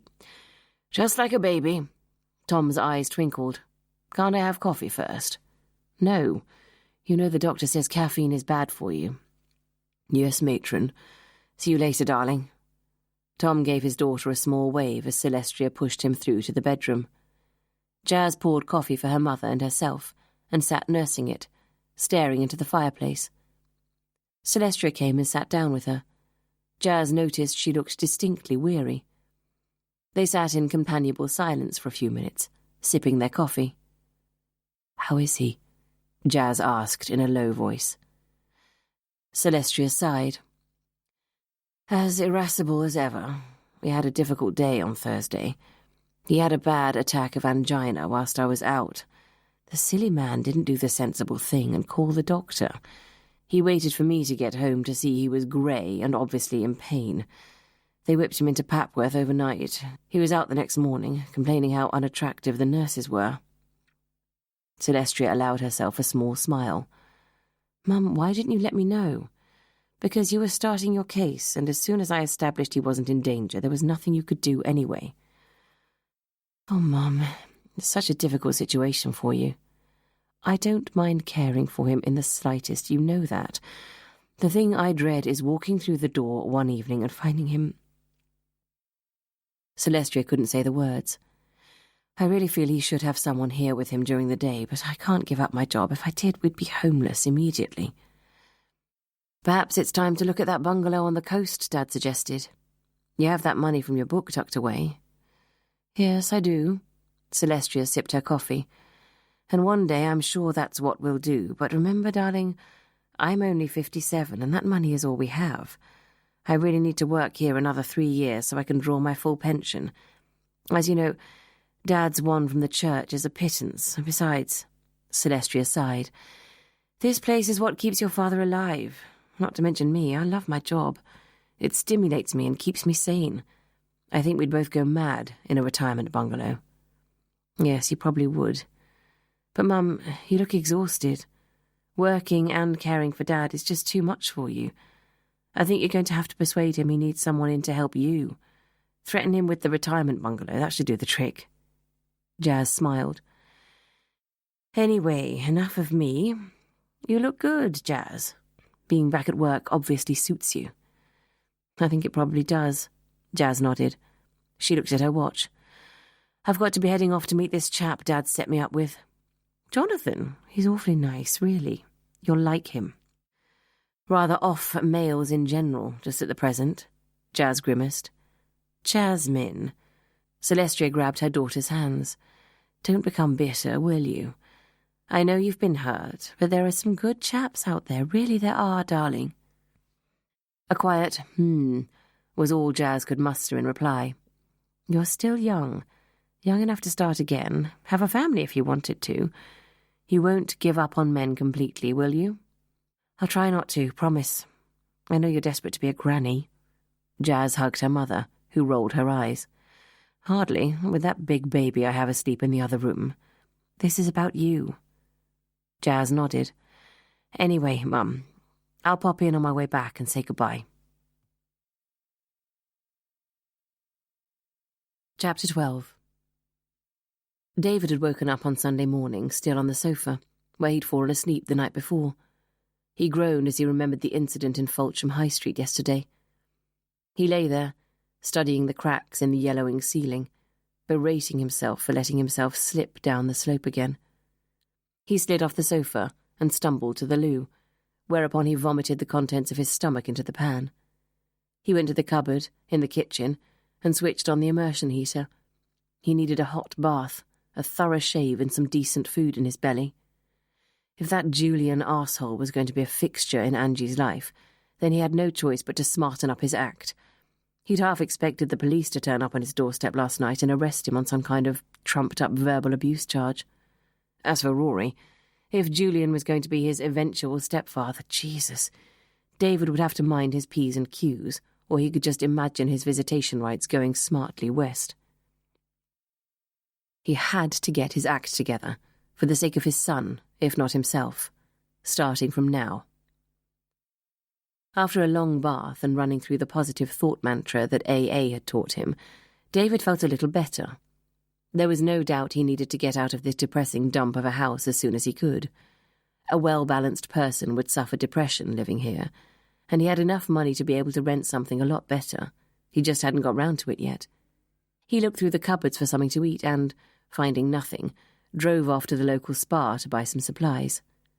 An hour later, he was just about to tuck into a hearty fry-up when there was a gentle knock on the front door. Terrified it might be the police, he peered through the kitchen window. Another timid knock. Heart beating, David walked towards the front door. Gingerly, he opened the letterbox and peered out. A pair of eyes stared back at him, making him jump. "Rory, my God, you scared me to death!" David opened the door, and his son, dressed in pyjama bottoms, school jumper and trainers, fell into his arms. "Dad! Oh, Dad!" Rory sobbed into his father's chest. David stroked his son's tousled hair as he cried. "Come on, old chap, it can't be that bad." "But it is. It is." David managed to steer Rory onto the sofa, then sat next to him with his arms around his thin shoulders. "Is it Julian?" Rory looked up at him questioningly. "Who?" "You know, Mummy's boyfriend. Has he been giving you a hard time?" Rory shook his head. "I didn't even know she had a boyfriend, and I've never met anyone called Julian." "But weren't you at home this weekend? I know he was there with Mummy. I saw them in town together yesterday." "No, Dad. I've been in the sand since Friday. I've had a really bad tummy bug, and the doctor said I couldn't go home." David's anger rose. "Well, that's just peachy. Your mother didn't even bother to let me know you weren't home, let alone that you were sick, and she promised to ring me." David made a mighty effort to push the anger down for his son's sake. "So, what on earth are you doing here?" Rory wiped his nose on the sleeve of his jumper. I've run away and I'm not going back. Please, Dad, don't make me. Please. Okay, calm down. You're not going anywhere at the moment. How on earth did you get here? I walked. It was a very long way and I don't feel so well. I'm sure you don't. It's a good 4 miles to the school. David felt his son's forehead. You feel a little hot. I'll get you some painkillers from the first aid box to take that temperature down. No, Rory shouted. No tablets. That's what killed Charlie Cavendish. I know, Rory, but he was allergic to one type of them. They're perfectly safe for other people, I promise. Well, I don't want any, said Rory stubbornly. Okay, I'll get you a drink of water instead. David walked into the kitchen, found a glass and filled it up with cold water. He handed it to his son, who was now slumped on the sofa, his eyes glazed with exhaustion. Come on, let's get this down you. He held his son's head up, and Rory drank it thirstily. That's nice, he said, as he rested his head against the arm of the sofa. Matron wouldn't let me drink much at school in case I threw it up. I'm so sleepy, Dad. So sleepy. Okay, get some rest and we'll talk later. David sat in the armchair and watched his son, pondering what he should do. There was no doubt that if Rory had run away, it could be any moment that the authorities came pounding on his door. He should call the school immediately, tell them Rory was safe. But after his drunken show in Fulsham yesterday, it was doubtful Angie and her boyfriend would allow Rory to stay with him. He watched his son's breath rise and fall, and saw he was sleeping peacefully. He needed to make a fast decision. Jumping up from his armchair, David ran upstairs and threw a few clothes into a bag. He collected the duvet from the bed and dragged that and the bag downstairs and outside to the car. Returning into the house, he picked Rory up from the sofa and carried him to the car. Rory's eyes opened for a second as David laid him lengthways on the back seat and tucked the duvet round him. Where are we going, Dad? He asked drowsily. On a little holiday, Rory. Just you and me. When Angelina had received the call saying Rory was missing from school, Julian had refused to accompany her there. Better you go alone, darling. As you constantly point out, it's best if I don't meet Rory just yet. So Angelina drove hurriedly and alone to St. Stephen's, heart in her mouth. The Fleat House matron was waiting for her, looking grim. Have you found him yet? Angelina asked breathlessly. No, we have staff and the boarders searching the grounds, but being a Sunday afternoon, we're down on numbers. Angelina slumped into the nearest chair and put her hands to her face. Oh, God. Why would he have run away? What if someone's kidnapped him? What if... Please calm yourself, Mrs. Miller. The chances are that Rory is hiding somewhere in the school. For whatever reason, perhaps he wants to be alone.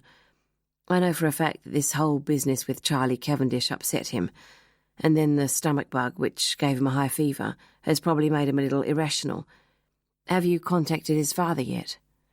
I've tried, but he isn't answering his mobile and he doesn't have a landline at the house. Well, keep trying. I'm sure it's crossed your mind that Mr. Miller has been eager to see his son recently. I've certainly taken a fair few calls from him. No, that can't be. Angelina shook her head. David didn't even know Rory was in the San. He thought he was at home with me. Matron eyed her. So you're not in the habit of letting your ex-husband know when his child is unwell? He was hardly at death's door, was he? Well, that's what you told me, anyway. Angelina snapped back guiltily. Besides, rather than criticising me, I'd like to know how you can explain losing a child in your care. I'm matron of Fleat House, not the sanatorium, Mrs. Miller. The matron in charge will be back to see you in a few minutes. She told me she looked in on Rory just before 10 this morning and he was fast asleep. She left him and went to her office to complete some paperwork. 20 minutes later, when she looked in again, he was gone. But where? How? You must know something. Remember, this isn't a prison. It would have been a simple matter of a couple of flights of stairs and out of the front door for Rory to gain his freedom. Unless someone took him. Well, and now we've discounted your ex-husband. I very much doubt that. Matron, I've heard there's a police investigation going on concerning the death of a child in Rory's house. What if there is a lunatic wandering around? What if he's got my Rory? Oh, God, where is he? Angelina burst into tears. There, Mrs. Miller, let's try and keep calm. Matron patted her shoulder ineffectually. Come through to Mr. Fredericks' study, and I'll get you a cup of tea. I've contacted the head, and he's on his way to see you. Please try not to worry. I'm sure Rory is fine. 2 hours later, despite an extensive search, there was no sign of Rory. Angelina was frantic. Robert Jones had suggested she sit quietly in Fredericks' study, or go home until there was news, but she'd insisted on joining in the search.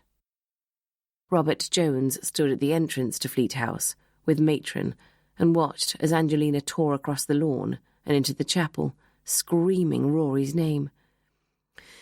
The woman's hysterical. Is there anyone we can call to be with her? She's tried contacting her ex-husband and, I believe, her boyfriend, a Mr. Forbes, but neither of them are answering her calls. Matron sniffed. Robert sighed. I have told her we have police officers on the premises assisting with the search. He turned and stared at her. You don't think anything's happened to him, do you? Matron rounded on him. He was hardly happy here, was he? I wouldn't be surprised if he's run away, poor little shrimp. The headmaster paused. Was there a problem with Rory? Matron's eyes glinted. Oh, I think you know there was, headmaster. I'd better be getting back to the other boys. Mr. Fredericks has cut short his outing with the boys and is on his way back in the minibus. I'm going to ask one of the officers to drive Mrs. Miller home and stay with her there until there's news. I'll go and fetch her from the chapel and stay with her until you do. Robert Jones hardly looked up as Matron walked across chapel lawn. The school and his life seemed to be slowly disintegrating about him.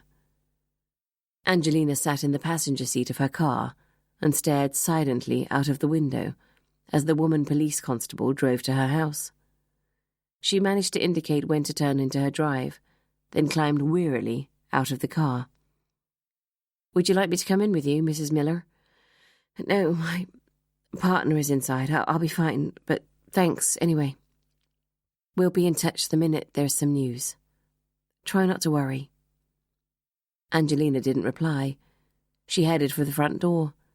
It opened before she reached it. Julian stood there. Any news on Rory? Angelina shook her head, wearily, fighting back the tears. I tried to call you to come down to the school and help me look for him. I was busy, sorry. She turned on him. What the hell do you mean you were busy? My son has gone missing. He might be lying dead somewhere, and you tell me you were busy. Christ! Angelina, She moved past him and headed for the stairs. Leave me alone, Julian. Just leave me alone. David arrived in the early evening, tired but triumphant, at the bed and breakfast, just on the shore of Lake Windermere. He'd called the landlady on his way up to the Lake District from a public phone box, just in case the police were already after them and could get hold of numbers dialed on his mobile. He was asked if it was all right if he and his son moved their booking forward and arrived this afternoon. As David and Rory took their bags up to their room, David was pleased as Mrs. Birtwistle, the landlady, had indicated they were the only guests. Well, what do you think of that view, old chap? David put his hands on Rory's shoulders and steered him towards the window. It was dark, and all they could see were the lights of the boats bobbing on the water a few 100 yards in front of them. Tomorrow, if you feel better, I'm going to take you climbing up Scafell Pike. David pulled his son round to face him and hugged him close, stroking his matted blonde hair. Rory looked up at him, his blue eyes huge in his pale face. He smiled sadly. Yes, Dad. Take me to the top of the world and never let me come down. Later, They ate a hearty supper of steak and kidney pudding in the deserted restaurant of the bed and breakfast. David was glad to see Rory finishing every morsel on his plate. The colour was returning to his cheeks, and he was obviously on the mend. David was offered wine by Mrs. Birtwistle, but managed to refuse it. He did most of the talking, telling Rory of the times his own father had brought him here and how they had scaled the highest mountain in England. After supper, they climbed the narrow stairs to their room. David tucked Rory up in one of the twin beds. "Night, old chap." He kissed his son, then gave him a hug. Rory clung onto him. "Don't leave me, will you, Dad?" "Of course I won't. I'm going to get into bed myself. We'll need all our energy if we're going to scale the pike tomorrow." Rory reached out his hand and grabbed his father's. "I'm glad I'm here, Dad. It's like an adventure, isn't it?" "Yes, it is. Just you and me. I love you, Dad." "I love you too, old chap." David sat in the uncomfortable high-backed chair, watching Rory as he fell asleep. Tears began to fall unchecked down his cheeks, as love clutched like an iron glove around his heart. David knew that by now Angie must be frantic, and however much he wished to steal time alone with his son, he had to let her know Rory was safe. He took his mobile out of his pocket and began to type a text message to his ex-wife.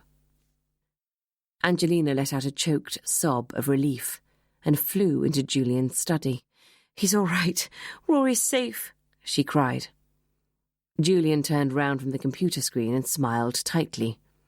"Good news. Was he hiding in some particularly thick bush in the school grounds?" "No, he's with his father. Apparently, Rory appeared on David's doorstep this morning. David said he's fine and just wants to spend some time with him alone." "I see. So are they at that grim cottage of his?" "No. David's taken him away somewhere for a few days." Angelina hung onto the door for support. "Oh, God, I can't tell you what was going through my mind until David texted me. I must call the school." "Well?" Julian folded his arms and stared at her. "I can tell you what's going through mine. Yesterday, your drunken, unstable ex-husband tried to assault me in the middle of the high street. He threatened to kill me." "Oh, for goodness sake, Julian, he didn't mean it." "Who knows if he did or didn't? And that's the point. I can understand your relief that Rory is ostensibly safe, but really, Angelina, do you think David, in his current frame of mind, is the right person to look after Rory?" She looked at him quizzically. "David might be an alcoholic, but he'd never harm a hair on Rory's head. He adores him." "Fine. Maybe he won't harm him, but I can give you a few uncomfortable scenarios which you should contemplate. Firstly, David might get behind the wheel of a car drunk. Secondly, he may already have absconded abroad with Rory. Thirdly, do you know when David is going to hand Rory back, if ever?" Angelina put her fingers to her temples and shook her head. "Stop it, Julian, please. I can't take any more, really, I can't. I have to believe Rory is safe with his father, I really do." Julian stood up and walked towards her. He opened his arms and pulled her into them. There, I'm sorry, darling, of course. I don't want to upset you. It's just the lawyer in me making me look on the bleakest side. I've seen too many children abducted by desperate parents. This situation with Rory sounds all too familiar. Well, I'm going to text David back now and ask him to tell me exactly where they are and when they're coming home. I'm sure he will. And if he doesn't? He will. Okay, but if David doesn't text back by tomorrow morning, letting you know exactly where he is, you'll have no option but to get the police involved. Now, go and telephone the school and let them know you've heard from David. I'll be with you in a moment. I'm just finishing something off. He gave her bottom a small tap and sent her out of the room, then turned back to the computer and continued writing his email, His usual calm composure undermined, he noticed his palms were sweating as he pressed send. Sighing heavily, he turned off the computer. He hoped he'd get a response by tomorrow. Never mind the kid. Julian Forbes had problems of his own. Chapter 13. Jazz walked across Trinity Great Court towards the Porter's Lodge. Loitering under the arch with his back towards her was an unusually tall man. Jazz walked up to him and tapped him on the shoulder. "Hello, are you Jonathan?" He swung round, startled. "Yes, sorry, I was assuming you would come in the other way. My mother and father have their rooms just over there on the court. I went to see them for lunch." "Yes, I know. I know where your parents live. I should have thought." Jonathan smiled, then stuck out his hand awkwardly. "Well, good to meet you, Inspector Hunter." "Jazz, please," she smiled, thinking how pleasant it was to look up for a change. This man's stature made her feel petite. She'd guess Jonathan was in his late 20s. His features were such that he could not be called traditionally handsome. His blue eyes were too close together, set above a long and hawk-like nose. His face was gaunt, his cheekbones like razors, giving him a hungry, bohemian look. But he was an attractive man, nevertheless. "Shall we?" Jonathan indicated they should walk. "Yes." Jonathan set off at a lick. Jazz struggled to keep in step with the pair of long legs that ate up the ground beneath them.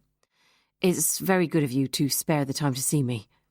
"Well, I'm not sure what help I can be, but I'll do my best." Jazz smiled, following him down an alleyway. He stopped in front of a pub Jazz knew well as a popular student watering hole. "Okay to go in here?" He stared at her hard. "Fine," she nodded, and followed him through the door. The pub was empty and Jazz took a seat in the corner, whilst Jonathan went to the bar to order the drinks. "A white wine for you. I'm not sure what it's like, though." Jonathan put a glass on the table and sat down opposite her, cradling a pint in his large hands. "Cheers." He clinked his glass against hers. "Cheers." Jazz smiled back and took a sip. The wine erred on the side of vinegar. "So fire away and tell me what you want to know." "Right." Jonathan drew a small tape recorder and a notebook out of one of his capacious coat pockets. "You're recording this?"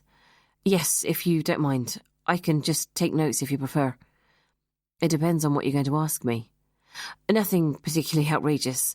My dissertation, as your father might have told you, is on the state of the criminal justice system in the new millennium. I've prepared some questions for you." "I feel a little like one of my suspects when I haul them in for questioning." Jazz indicated the recorder. "Go on then. It'll be good to see what it's like on the other side of the fence." "Okay." Jonathan switched the recorder on. "You're meant to caution me now, ask if I want a solicitor present." She smiled at him. "I suppose I should." He nodded. "Right. The first question I want to ask you is whether, in your position on the front line of apprehending criminals, you're satisfied with the current justice system." Jazz bit her lip. "Did my father tell you this is my pet subject?" "No, but surely it must be the bane of every officer's life, to spend months on an investigation, arrest the alleged perpetrator, then watch him walk free from the court on a technicality." There was a pause before Jazz replied. "Jonathan, there are two ways I can do this. If you're naming me in your dissertation, then I would toe the party line. If you're not, and we turn that thing off, I can give you a much more honest overview. Now, which would you prefer?" Jonathan leaned across the table and switched off the tape. He smiled at her. "Okay, shoot." Jazz began, cautiously at first, to tell him where she thought the problems lay. To her surprise, he responded knowledgeably, defending the system. "It's not corruption that is its downfall, although I accept what you say about the abuse of power and personal ambition.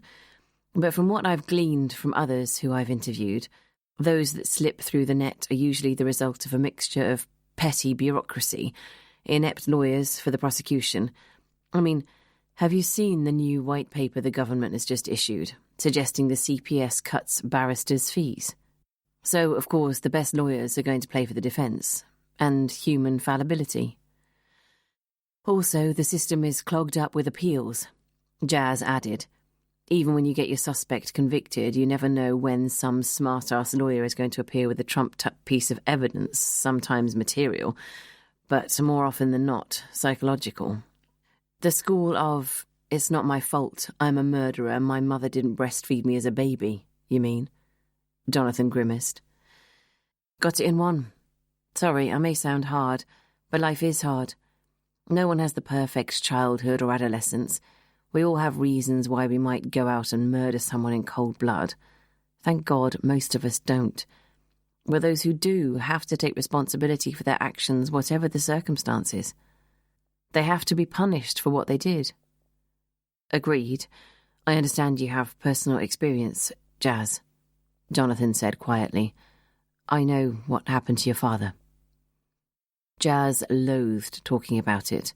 The subject still conjured up vivid memories of the event. Yes, he was a good man, a vicar, trying to help a disadvantaged community. What did he get for his trouble? A bullet in the back. The gunman got 2 years and was out in 6 months, on the grounds of diminished responsibility, and then offended again 3 weeks later. I'm sorry. I really don't know what to say. Jonathan sighed. Do you mind me asking what he was doing in Hackney at the time? Thought he'd been a don lecturing on theology here before that. You're right. I was brought up in Cambridge until I was 12. That's when Dad announced to his wife and daughter that he was fed up of teaching theology to a load of middle-class students. He wanted to go out there and practice what he preached, so he was ordained and we moved to Hackney. Going from my cosy grammar school here in Cambridge to an East London comprehensive was a culture shock. Toughened me up, though. I'll bet. Christ, rather you than me. It was hard, yes, but I admired Dad so much for what he was doing, and I learned all sorts of tricks along the way, things that have since stood me in good stead in my current career. Such as? Well, and this really is off the record, I might add. Jazz smiled wryly. I can score anything you fancy by making one call. Uppers, downers, blues, hash, ease, coke, heroin. When do we leave? Very funny. I'm joking. I'm not into that stuff, never have been. You would say that to a detective now, wouldn't you? Jazz countered. No. I believe in telling the truth, and luckily for me, I've managed to avoid it, honestly, he reiterated. I didn't. For a while, anyway. I tried everything. It was de rigueur at my educational establishment.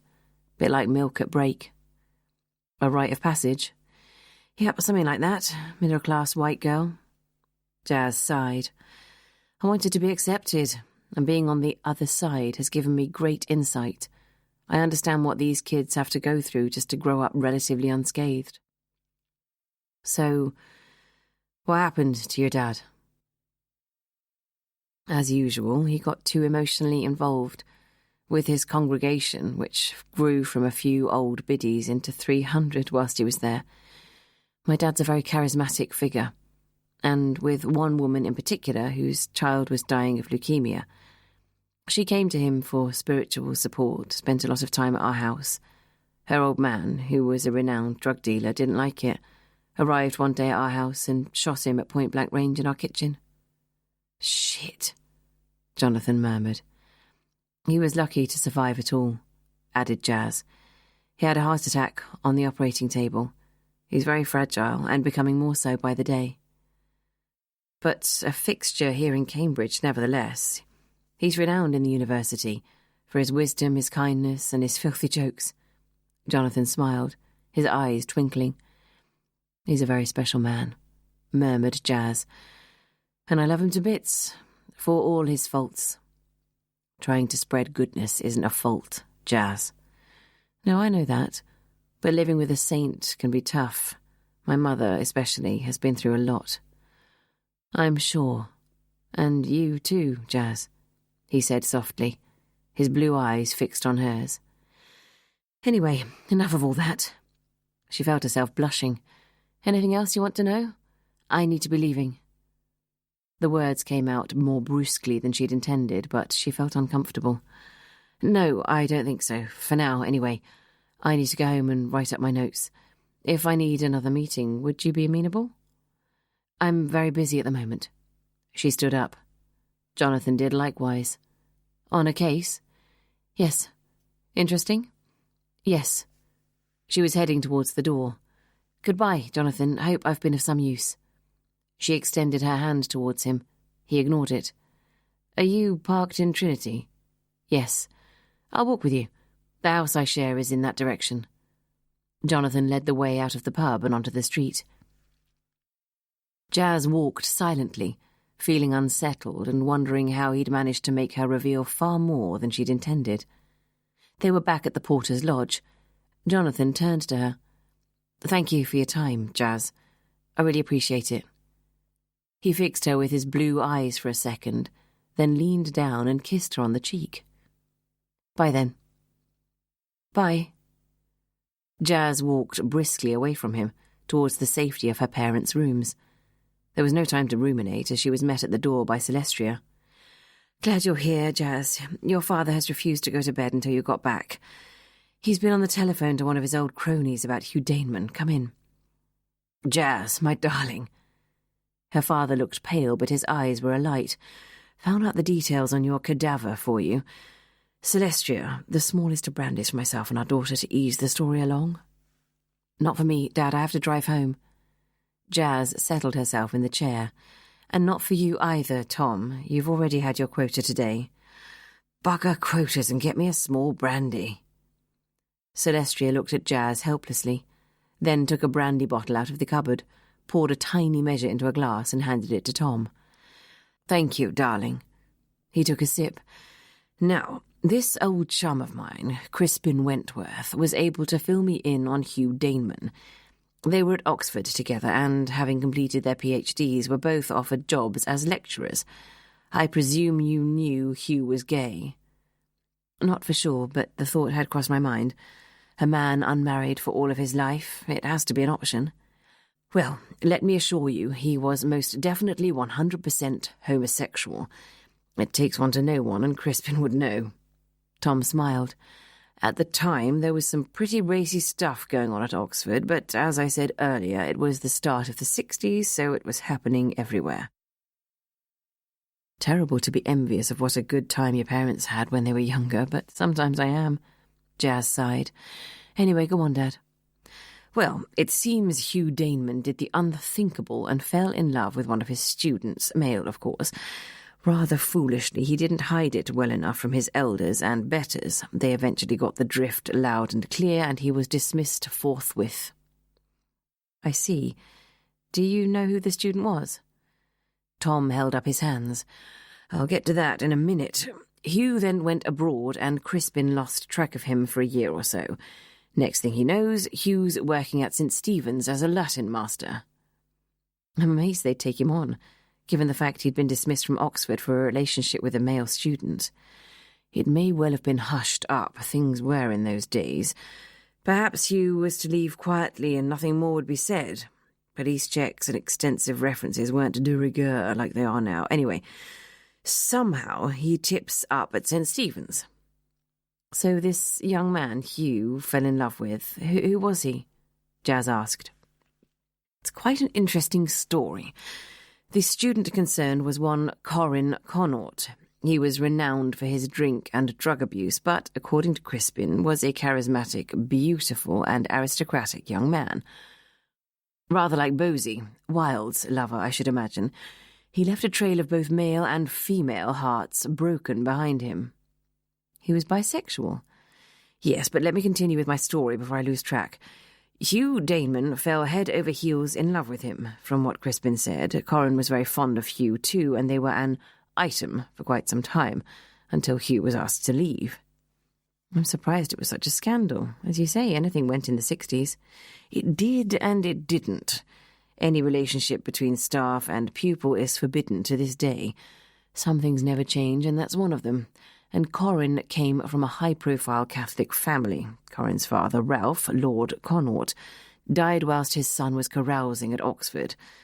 Apparently, Corin was told his father was about to shuffle off this mortal coil during a particularly debauched weekend of partying, and didn't even bother to go home to kiss Daddy goodbye. And I'm sure they would have got wind of their son's notorious relationship with Hugh Daneman. Subsequently, even though Corin was the eldest son and heir to the Connaught estate and the title, his father disinherited him and left everything to the spare, one Edward Connaught. Dramatic stuff, Jazz sighed.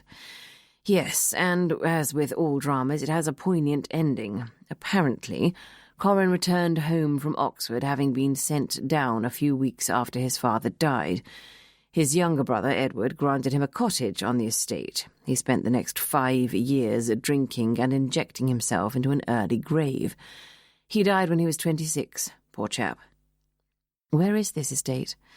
Near you, actually, somewhere in Norfolk. Really? Yes. Tom had a look of satisfaction on his face. So, does all this help, Mom? Absolutely, Dad, it's fantastic. I have somewhere to go with this now. It also perhaps explains why Hugh Daneman suddenly appeared at St. Stephen's. If the love of his life was living in Norfolk, then surely he might have followed. Very possibly. Anyway, I hope that's given you something to work on. It has, and please thank your friend Crispin for his help too. Thank you so much, Dad. Jazz stood up. I'd better be on my way. Bye, Mum. Bye, darling. Celestia kissed her. Let us know what happens. I will. When she arrived at her car, Jazz opened the boot and retrieved her briefcase. She pulled out the wallet containing the photo she had found next to Hugh Daneman's bed in his London flat. She stared at the photograph, taking in the angelically beautiful face and the long blonde hair. She turned it over and read the inscription once more, and realised the face was not, as she had first thought, female, but male. Chapter 14. Good morning, Mom. Good weekend. Miles was already at his desk when Jazz arrived at the school. Fine, you? Jazz placed her briefcase on the desk, took out her laptop and plugged it in. Wild parties and a bed full of supermodels. Miles grinned. Actually, I watched the cricket from the West Indies on Sky, trying to bask in some reflected sunshine. Now, the head requests an immediate audience. Apparently this shambles of a school now boasts not only a dead pupil and a dead tutor, but also a missing child. Jazz looked up from her screen. Really? When? And why wasn't I informed? Yesterday afternoon, and I presume no one contacted us because the child concerned appears to have been abducted by his father, and the school probably thought it had nothing to do with the case. They had the local plods on site to help them search. Who's the boy? He didn't say, but the mother is with the head in his office. I said you'd go as soon as you came in. Jazz handed Miles a piece of paper. Can you get a number for this address? Give them a ring and say we want to visit this morning. Right, Mum. Anything else? Yes. Find out where the hell DS Rowland has got to and why he didn't inform me immediately about this missing boy. And get Sebastian Fredericks to pay me a visit here in half an hour. Jazz stood up and walked to the door, slamming it behind her as she left. The head's secretary was sitting pale and wide-eyed behind her computer. They're waiting for you in there, she said, nodding in the direction of the office. Thank you. Jazz entered the room and found a pretty, petite woman sitting in front of Robert Jones's desk. Inspector Hunter, good morning. Thank you for coming. This is Mrs. Miller, mother of the missing boy. Who is? Rory Miller. Perhaps your sergeant filled you in on the situation? Briefly. Hello, Mrs. Miller. Jazz shook the woman's hand. Could you tell me what's happened? Yes, I'll do my best. Angelina began to talk haltingly of the events of the past 24 hours. Jazz listened until she had finished, then nodded. Right, so in fact, your son isn't missing, he's with his father, but you don't know where. I haven't received a reply to my text asking where they are, and my lawyer is concerned that due to my ex-husband's drink problem and the fact he's suffered depression, it could be a case for the police. Is it, do you think? Jazz remembered David Miller. desperate and wild-eyed outside this office, and Rory Miller himself, whom she was still to meet, whose name seems to have a nasty habit of regularly cropping up. If he hasn't replied to your request to let you know where he's taken your son, then yes, there is some cause for concern. But equally, surely there's no reason to believe that Rory is in danger, Mrs. Miller. He's with his father, after all. Angelina's wide blue eyes indicated agreement. That's what I've said to my lawyer, but he insisted I came to see you this morning. Have you any idea where your ex-husband might have taken Rory? No. My lawyer was worried he might have taken him abroad, but that's impossible as I have Rory's passport at home. That doesn't necessarily mean he couldn't have obtained a duplicate for himself. Really? Angelina bit her lip. Oh dear. I'll send out a general alert. Do you by any chance have a photograph of your son and your husband? We'll need one to scan onto the computer. Yes, Julie. My lawyer said you'd want one. Angelina picked an envelope out of her handbag and handed it to Jazz. He'll be all right, won't he? I'm sure he'll be fine, but best if we try and find out where he is. Now, if there's nothing else, I'll get back to my desk. I'll pop in and brief you later, Mr. Jones. Jazz smiled briefly at both of them and left the room. Back behind her desk, Jazz slipped the photographs out of the envelope. The first one was of David Miller, obviously in the days before he took to the bottle and his life disintegrated. She put that to one side and stared at the photograph of Rory Miller and caught her breath. Good God, she whistled, then hunted through her briefcase to pull out the plastic wallet containing the photo of the young man she now knew to be Corin Connaught. She put the photo of Rory next to it and called Miles over to take a look. Well? She asked as he studied them. Well, they must be related, surely, Miles suggested. This is Corin Connaught, erstwhile lover of Hugh Daneman, and now deceased, and this is Rory Miller, the missing boy. Hold on, are you saying Corin is a he, not a she? Yes, my dear old sleuthing pa managed to correct me. They are alike, aren't they? Uncannily, Miles agreed. Do you know if they are related? Not yet, no. Rory's mum has only just handed me this photo. It could very well be coincidence. Photos can often be misleading, but I'd like to find Rory fast. Jazz handed Miles the photos of Rory and his father. Scan these in and file a missing persons report. Sure, we're expected at Connaught Hall at 11. I spoke to Lord Connaught's housekeeper. She wasn't helpful. Told me his lordship's an invalid and didn't like visitors. There was a knock on the door. Come. Sebastian Fredericks' false smile appeared as he leaned his face into the room. You wanted to see me? Pull up a chair and sit down, Mr. Fredericks. Any news on poor old Rory? No, not yet. So tell me, Mr. Fredericks, why you did nothing to stop Charlie Cavendish's repeated bullying, and in particular, of Rory Miller. Sebastian raised an eyebrow. Who's been telling you this? That doesn't matter. I'd just like you to answer my question. He crossed his arms. You may have heard old Charlie was a bit of a bully with the younger boys. Yes, time and again, Mr. Fredericks. Are you telling me it wasn't true? No, I'm not. But it was never malicious, and I certainly don't feel Charlie specifically picked on young Rory Miller. Really? So why was I told Cavendish had locked Rory in the cellar overnight? That sounds pretty specific to me. Look here, there was no proof that it was Charlie. Fredericks answered weakly. But the likelihood is that it was. It may have been, yes, but Inspector, without proof, what could I do? Jazz sighed in frustration. You've been a teacher for 20 years, a housemaster for over 8. You must be experienced in dealing with many instances similar to this one. Even his mates knew it was him. Jazz turned to Miles. Isn't that right? Yes, Ma'am. Miles nodded. Fredericks was sweating profusely. Let me tell you, Inspector, I come down on my boys like a ton of bricks for any kind of bullying. But it's the same problem time and time again. The victim of the bully is so terrified of the repercussions, he won't admit he knows the perpetrator of the crime. So, Rory Miller didn't tell you it was Charlie Cavendish that had locked him in the cellar? No.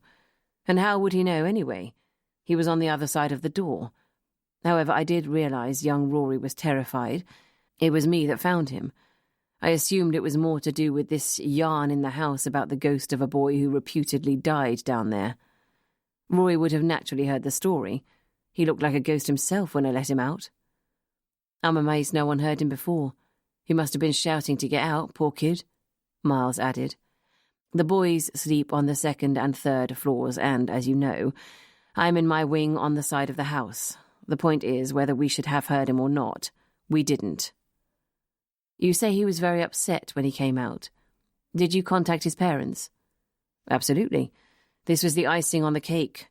Rory had been an unhappy young man for a while and was becoming more and more withdrawn. I'd put it down largely to the trauma of his parents' divorce, but when this happened, I obviously felt I had to speak to them. To wit, rather than worrying Mrs. Miller, his mother, who can be overprotective and a little neurotic where her son is concerned, I decided to call Mr. Miller instead. I spoke to him about Rory last week.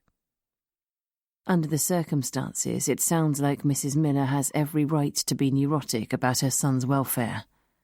Jazz ground her teeth with irritation. So, did David Miller respond? We had a little chat over the phone. I played it very low-key. No point in getting everyone overexcited. I suggested to Mr. Miller it might be a good idea for him to have a chat with his son, see if he could prise out of him what was wrong. I subsequently asked Rory to give his father a call. And did he?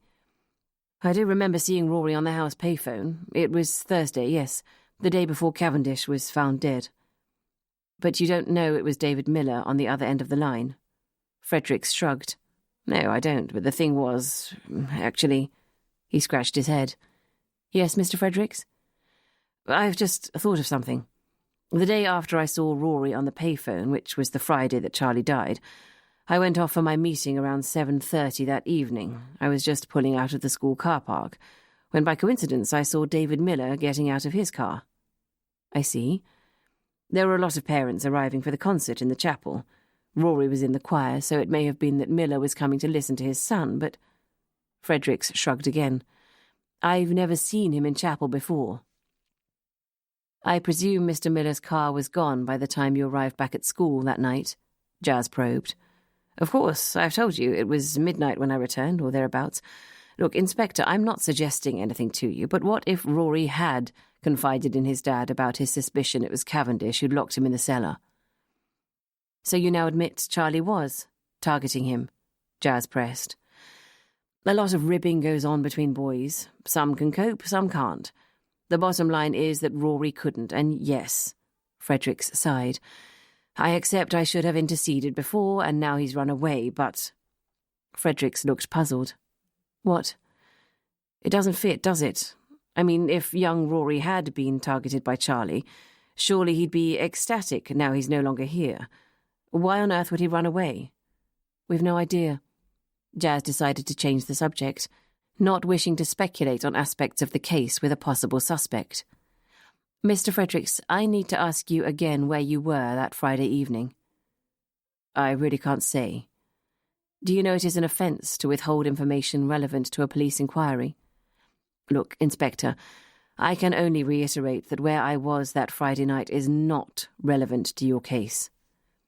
Let me be the judge of that, Mr. Fredericks, and I'd say it is. You were the person who's admitted he placed Charlie Cavendish's epilim by his bedside before you left. We have no proof it wasn't you who substituted the tablets in the first place. Then why on earth, if I had done it, would I have told you I had put the tablets there? Because it was fact, and recorded on the drug sheet, and you may have thought Charlie's death would be uncontested, a simple case of an epileptic fit. That is what we all thought, Inspector, and that your actions would not be questioned. Are you accusing me? Fredericks stood up abruptly. No, of course not, but I am advising you I think it would be sensible for you to tell us where you were that evening. The fact you won't only adds suspicion, rather than quashing it. Fredericks slumped down into the chair. I can't. I just can't. Then I may have to caution and arrest you for perverting the course of justice. I have to presume you're protecting someone else. But let me warn you, at the same time you are risking your own integrity as a housemaster and the man who was directly responsible for Charlie Cavendish's safety. If you refuse to produce an alibi to corroborate the fact you were elsewhere, then I have no proof at all you were not here. Jazz looked at her watch. Thank you for coming to see me. Fredericks nodded, stood, and left the room without another word. Jazz put on her coat and searched for her car keys. What do you think, Mom? Miles peered at her over his laptop. He won't have the luxury of staying silent for long. Jazz was rooting around in her briefcase. For the life of me, I can't understand why he did nothing about Cavendish's well-known peccadillo for terrorizing little boys, but... Bugger, can't find what I've done with my keys. Can you drive me there? Let's chew a few things over on the way. The sun was just managing to appear from behind the clouds as Miles took the main road west out of Fulsham towards King's Lynn. What do you think of Fredericks? She asked him. Put it this way. I wouldn't like to be under him in a ruck, Miles grimaced. So, David Miller was at the school the night Charlie died. If Rory had pointed the finger at Charlie over the telephone, do you think Miller killed him as an act of revenge? And would David Miller have known about Charlie's reaction to aspirin? All the boys in Fleat were warned of any allergy that affected their housemates, from peanuts to perfume, Jazz said. Rory may well have mentioned it to his father, who knows? Whatever, we certainly need to find him. My instinct tells me Miller Jr. is somehow involved in all this, and he's proving pretty elusive to get hold of. Miles grinned at her. Just like old times, Mom. What do you mean? Your instincts are usually right. The team trusted them implicitly. Jazz looked at him. Really? She laughed. Well, if you want to know the truth, I've never felt further away than I do at the moment. You'll get there, Mom. You always do. He steered the car hard left. I think this is the entrance. The housekeeper said it was just after the garage. Miles drove through a large pair of old wrought-iron gates, with a keeper's cottage on one side. The drive wound through open parkland, dotted with old oak trees. They passed a lake, shimmering in the weak sun, and finally arrived in front of the house. Blimey, awfully brideshead, Miles muttered, as he steered the car round the circular pond, a moss-covered fountain fashioned in the shape of a young boy, blowing a horn placed at the centre. But ugly, don't you think? Late Victorian, I'd reckon, Jazz said, looking up at the square, red-brick building. The many windows glinted blindly, the roof lined with gargoyles, their menacing faces now chipped and misshapen. Perfect setting for a gothic horror film. Put it this way, the heating bills must be pretty steep, Miles joked, as they climbed the steps to the front door and Jazz pressed the bell. Above it was a rusted plaque stating, "Tradesman to the rear." The door opened and a middle-aged woman in a black dress appeared. "Good morning, dear Hunter and dear Miles to see Lord Connaught," said Jazz. "Come this way, please." The woman nodded as they stepped into an austere, lofty entrance hall, the ageing checkered marble floor stretching into the distance. Jazz shivered as she followed the woman out of the hall and along a maze of dark corridors. It was colder inside than out. They stopped in front of a heavy oak door, and the woman turned to them. "I've explained to Lord Connaught that you wish to speak to him, but he's not a well man. He had a fall from his hunter a couple of years back and is in a wheelchair. Arthritis has set in and he suffers a lot of pain. He also had a family bereavement very recently," added the woman. "We won't be long, I promise," said Jazz. The woman nodded and knocked on the door. "Come." The woman opened the door to let them in. As she stepped inside, Jazz noticed the starkness of the rest of the house was in deep contrast to the cosy, oak-panelled room she now found herself in. There were colourful hunting cartoons lining the walls, a worn tartan carpet on the floor, and a roaring fire burning merrily in the grate. On either side of the fireplace, books spilled untidily from the floor-to-ceiling shelves. The room smelled of damp dog, a specimen of which was lying basking in the warmth in front of the fire. Edward Connaught was sitting in a wheelchair to one side of the fireplace, a copy of the Telegraph placed on his knee. There was a table next to him, piled with dog-eared copies of Country Life and bottles of pills. He smiled up at them wearily and stretched out his hand. "Edward Connaught, pleasure to meet you. Please, sit down." He indicated the old sofa, covered in dog hairs, and turned his wheelchair around to face them. "I've no idea why you should be calling on me. Not in any trouble, am I? Some hope these days?" He chuckled. "No, Lord Connaught, there's nothing to worry about." "Please, call me Edward. So tell me, how can I help you?" "It's regarding your brother, Corin," said Jazz. Edward's face clouded. "But he's dead. Has been for some 40 years, poor chap."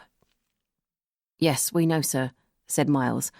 "We hear about an old friend of Corin's who has recently died.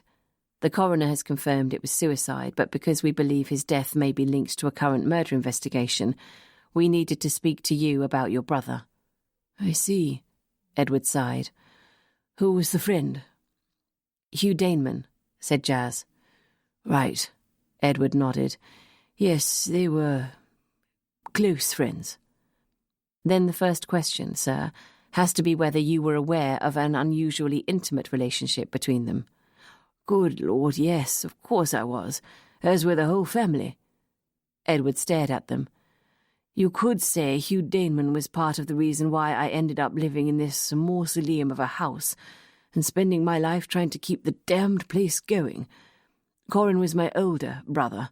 By rights, he should have inherited the estate. Did you know that?" "Yes, sir, we did," Jazz replied kindly. "Not that one can blame others for one's mistakes, but Corin's peccadilloes certainly rebounded on me." Edward Connaught sighed.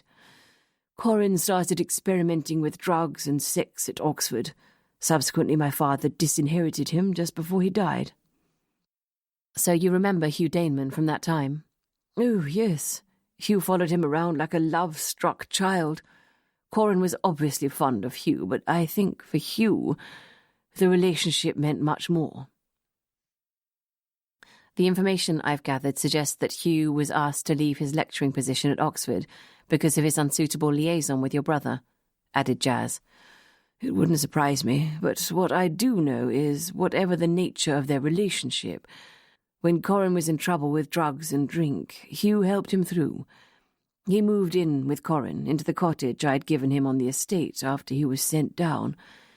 Hugh did his utmost to nurse Corin through, but I'm afraid he was beyond help. He died after taking a lethal cocktail of heroin and alcohol. Poor chap, such a waste. He was only 26. Edward paused. "One way and another, I sometimes wonder whether this family is cursed." "Why'd you say that, sir?" queried Miles. "Well, another tragedy associated with this family occurred only last week. You say Daneman took his own life. Was he depressed?" "We don't know at present, but if I could ask you, sir, to keep this information to yourself until we are sure of the circumstances, I'd be grateful." Jazz smiled. "Hugh was still working at St. Stephen's." It was not a question, but a statement. "Yes, he was." Edward stared at her through grey, intelligent eyes. "Are you not releasing this information because you believe it might have something to do with Charlie's death?" "You've read about his death in the newspaper, have you, sir?" asked Miles. Edward Connaught gave a grim chuckle. "Yes, but that's not the way I discovered he was dead. Charlie Cavendish is my nephew." "Your nephew?" Jazz was astounded. "Of course, sorry, Inspector. I presumed you knew, and that's why you were visiting today." "My apologies for my ignorance, and also my belated condolences," Jazz spluttered, colour rising in her cheeks. "Why on earth should you have known? Adele and Charlie are both Cavendishes, due to that ghastly man she chose to marry. It's understandable you haven't yet had time to investigate Charlie's family tree. As a matter of fact, Adele is coming to see me this week. We have to discuss what on earth we're going to do with this damned place now Charlie's gone. He was our sole heir. There are no other living male relatives. A lot of them got wiped out in the Second World War, and the ones who survived all had girls."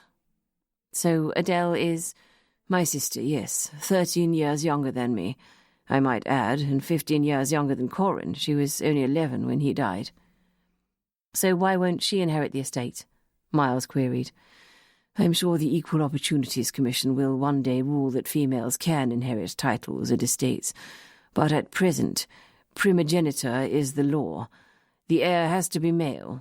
Therefore, the Connaught line seems to have come to rather an abrupt end a few days ago. I see, sir. Miles nodded. Your sister Adele, does she have a cottage in Clay? Asked Jazz. No, when she visits Norfolk she stays here, of course. There's plenty of room. Edward smiled wryly. Why do you ask? I saw her in Clay unloading some shopping a few days ago. Really? Probably on one of her charitable missions, food parcels to the elderly, or simply visiting a friend, although I'm surprised she didn't let me know she was here in Norfolk. However, I'm not my sister's keeper. No, Jazz replied shortly, as Edward looked set to continue. I suppose you are now thinking it does raise the question of why both Charlie and Hugh Daneman, who, like it or not, had a connection to this family, should both be found dead within a few days of each other. Yes, but the fact that there is a connection gives me a new line of inquiry. His mother told me Charlie died of anaphylactic shock. Is that true? Asked Edward. It is. We're currently doing our best to establish how he came to swallow the aspirin that killed him.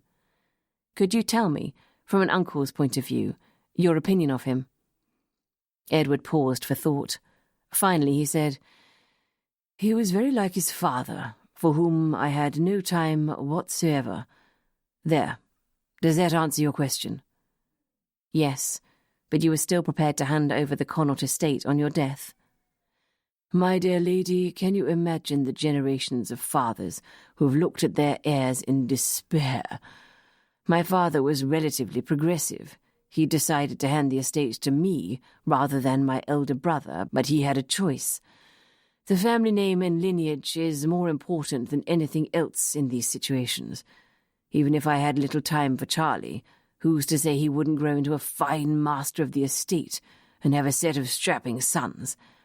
Perhaps the place could have done with an injection of aggressive capitalism. We're in the new millennium after all. The responsibility made a man of me. It may have made one of Charlie, too. Your mother, is she still alive? Asked Jazz. Yes, she is, although she's rather frail these days. She lives in the East Wing, so I can keep an eye on her. Would you mind if we visited her? Edward sighed. Adele and I haven't told her about Charlie's death. We feel it would upset her, and until we've decided what to do with the estate, we don't want her to worry. I understand, Jazz nodded, but I would like to see her, and soon. Then let me prepare her, tell her the news myself. I'll also say you want to speak about an old friend of Corin's who has recently passed away. She'll like that. Corin always was her favourite child, Edward added, an edge to his voice. I don't want to push you, but perhaps you could let us know when you have told her. Edward nodded. Give me a couple of days. Of course, said Jazz, standing up and shaking Edward's hand. Miles did the same. I feel I've hardly helped at all, and perhaps if you do turn anything up, you would kindly allow me to be party to it. History is my bag, you see. I've spent most of my time since my riding accident studying Connaught ancestors. It would be expedient to include the modern as well as the ancient members of the family in my book. I'll keep you informed.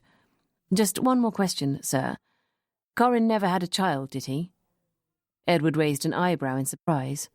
Not to my knowledge, no. Why? No reason, sir, just making sure. If he had, then I, for one, would be sleeping much easier in my bed about the future of the estate. He sighed. Yes, I understand, acknowledged Jazz. Well, Edward nodded. Good day to you both. The housekeeper showed them to the front door, and they walked down the steps towards the car. Jazz turned back and surveyed the house. The sun had gone in. There was a chill wind and wet drizzle falling from the gathering clouds. At that moment, Jazz could have sworn she saw a silhouette retreating from an upstairs window on the left-hand side of the house. Jazz shivered involuntarily and stepped into the welcoming warmth of the car. Chapter 15. When Jazz arrived on Angelina Miller's doorstep 20 minutes later, the door was opened by a tall, immaculately dressed man. In his mid-30s, he was classically handsome, with a chiselled jawline and a good head of neatly combed black hair. "Can I help you?" he asked abruptly. "Yes, sir, I'm Detective Inspector Hunter. I've come to see Mrs. Miller. This is her house, isn't it?" "Our house, yes." The man finally held out his hand. "Julian Forbes. I'm Angelina's partner. I live here too. Please come in. I sent Angelina up to bed for a rest, but I doubt if she's sleeping." He ushered Jazz through the hall and into the drawing room. "Wait here. I'll go and see if she's awake." He nodded at Jazz and left the room. Jazz wandered around, noting how pristine everything was. It resembled a stage set. She could still smell new paint. There were carefully arranged photographs of the angelic Rory with his mother, but none, she noted, of his father. Of course, if there was a new boyfriend on the scene, that must make life difficult. She wondered how children of divorce coped when the photographs of one of their parents were removed from display and replaced with another, unloved and unknown face. Jazz perched on the edge of one of the sofas as Julian led Angelina into the room. "Hello, Mrs. Miller." Even exhausted, Angelina looked immaculate. Jazz thought what a perfect couple the two of them made. "Is there any news?" Angelina's expression was held between dread of bad news and hope of good. Jazz had seen it so many times before. "Not at present, no." "Oh." Angelina's shoulders slumped, and she sat down next to Julian. He held her hand rather stiffly. "I presume you haven't heard anything from either Rory or your husband?" "No, nothing, not a word. Angelina bit her lip to stop herself crying. "I've left so many messages on David's mobile, but he hasn't replied." "We're going to put a device on both your mobile and your home line, Mrs. Miller. If it rings and it is your husband, then we need you to try and keep him talking. Then we can try and get a location through his phone." Angelina shook her head. "He won't call, I know he won't. He's got Rory and he won't want to give him back." "Inspector Hunter, what are your boys doing about the situation at present?" Julian asked brusquely. "We've put both of them on our missing persons file, and the photographs Mrs. Miller gave us have been sent out to every force in the country." "Well, that will really help," Julian sniffed. "For God's sake, hundreds of people go missing every day and the computers are swamped with pictures of missing persons. But we're talking abduction here by a father who is mentally unstable and physically aggressive. We have no idea what he could do to that boy." Julian squeezed Angelina's hand. "Sorry, darling, but it has to be said." Jazz ignored Julian and turned her gaze to Angelina. "Do you think your ex-husband is an aggressive man, capable of harming Rory?" She looked at Jazz through agonized eyes. "No," she said finally. "David may have a drink problem, but he adores his son, almost to the point of obsession." "You think he is obsessed with Rory?" Jazz pressed. "No, sorry, I mean, he loves Rory to bits, like any normal father, and when we separated, it must have been very hard for him. It's my fault, really. I should have realized how desperate he was." "Mrs. Miller, do you know anything about Rory being bullied at school?" Angelina looked up with her china blue eyes. "No, nothing. At least, Rory didn't say anything to me." "And bullying goes on in every school, Angelina," said Julian. "It certainly did when I was at St. Stephen's. You have to learn to live with it, not go crying to one's parents. Toughens you up for the future." "I'm glad to say that most schools these days wouldn't agree with you, Mr. Forbes," Jazz replied coldly, irritated at his insensitivity. "It's their top priority, and I'm sure the staff at St. Stephen's are as aware of it as any other." "Oh, I'm sure. All I'm saying is that it's impossible to stamp it out completely. Boys will be boys." Julian patted Angelina's hand. "Rory almost certainly wouldn't have said anything to you, darling, so don't feel guilty that you didn't know." "But David might have known. That's why he came here last week, because he'd had a strange telephone call from Rory. He wanted to talk to me because he was concerned about him, and—" "I booted him out," Julian said. He was very drunk, and I'm afraid I wasn't having him in my house. The next time I saw him, he stood in the middle of Faltram and told me he'd kill me." "Darling, that's not quite right. He said he'd kill you if you ever touched a hair on Rory's head. He'd just found out about us. You can hardly blame him." "For goodness sake, Angelina, you and David are divorced. It's no business of his any more what you do or who you choose to be with," Julian snapped irritably. "Mrs. Miller, I was told today by Sebastian Fredericks that your son was being bullied by Charlie Cavendish, the boy that died. Have you ever heard Rory mention his name?" asked Jazz. "No, never. Why hadn't Mr. Fredericks told me? I'm Rory's mother."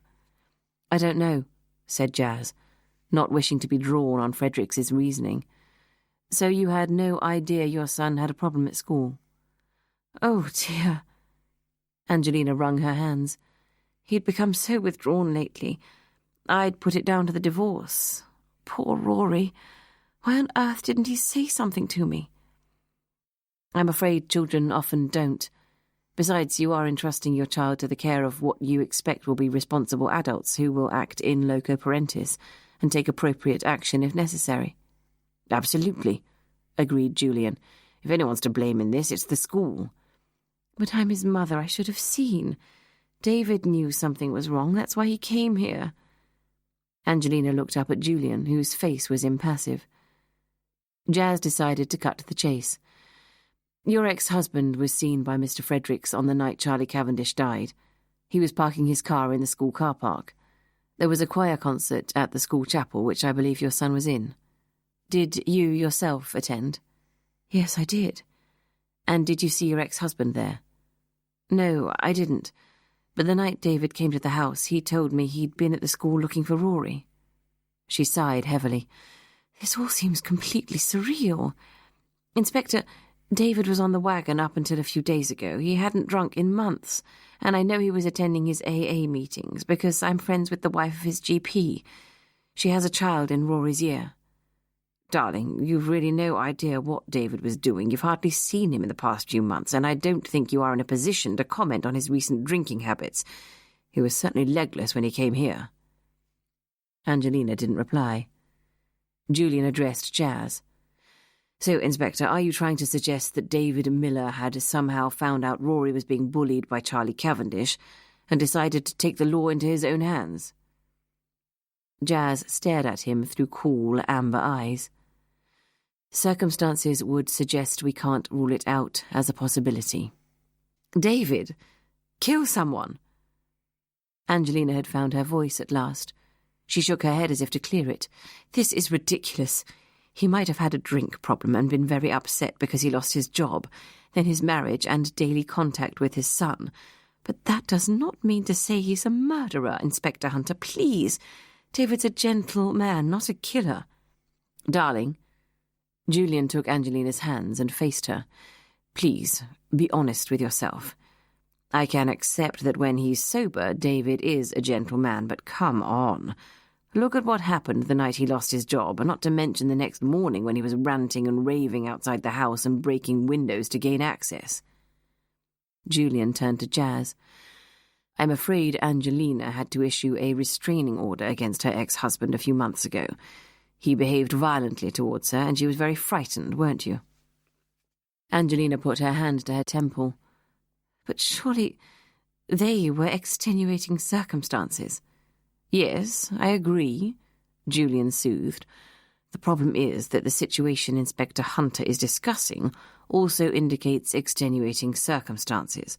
You've already said how David was almost obsessively protective of Rory, and, realistically, it is possible that with a belly full of booze inside him, David may well have been capable of wanting this Charlie out of the way." Angelina stared at Julian in incredulity. "I just can't believe—" "No." She shook her head. "Mrs. Miller." Jazz decided to break into what was becoming a two-way conversation with Julian in control. "I know that this is a very difficult time, and I'm sorry for exacerbating it, but I do think we will have to step up our search for Rory and your ex-husband. Have you any idea where David might have taken your son? Any special place that he had either visited or was planning to?" I know he was hoping to take Rory away for the half-term holiday and was cross when I said I wanted to take him skiing instead. But I didn't ask where, I'm afraid. Was he fond of any particular part of the country? Anywhere he might have gone as a child? He liked climbing a lot, I know that. He used to go with his father all over the place. Wales, Scotland, the lakes. He always said he'd take Rory when he was old enough. Angelina shrugged. What about his parents? His father died some years ago and his mother quite recently, Angelina explained. Any close friends, brothers or sisters he'd go to? David was an only child, and no, he didn't really have any close friends. He was always a bit of a loner. Besides, Julian interjected, he'd realise friends and family would be the first place the police would look.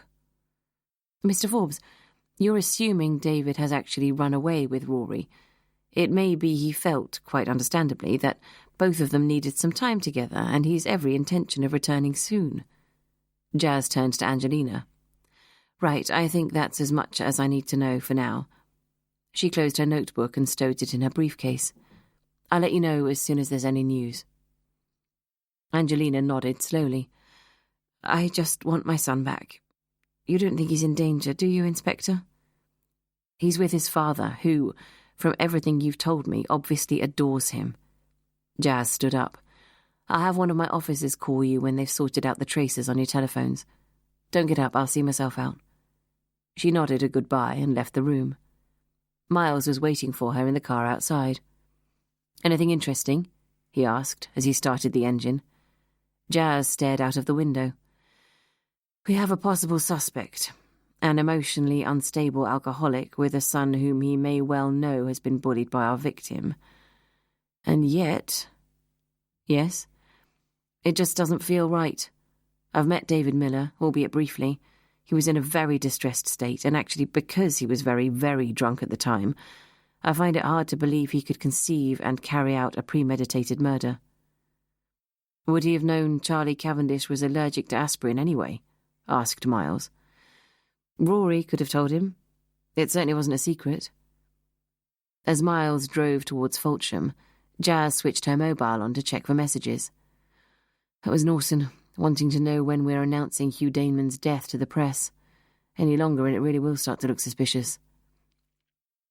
In a wider context, it's not so unusual to hear of a lifelong schoolmaster topping himself when he's faced with retirement, reasoned Miles. Goodbye, Mr. Chips, and all that, mused Jazz. I cried buckets watching that film. Did you, Ma'am? He stared at her. Find that hard to imagine? Because I'm a hard-bitten female copper without a heart, you mean? Jazz raised an eyebrow and keyed in Norton's number on her mobile. Cheers. Sorry, Ma'am. Miles blushed. I suppose I just think of you as one of the blokes, really, and blokes wouldn't cry at that kind of thing. He swiftly changed the subject, knowing he was digging himself into a hole. By the way, I've spoken to Daneman's solicitor, and yes, his practice does hold Hugh's will. He's going to contact the beneficiaries immediately in line with procedure, and once he's done that, he'll release the details to us. Good. First priority is to find Miller and his son. Hello, Sir D.I. Hunter here. Do you have a moment to run through a few things? The weather had been fine as David and Rory had arrived at the bottom of the pike, having made a quick pit stop at a local shop to kit themselves out with boots and waterproofs.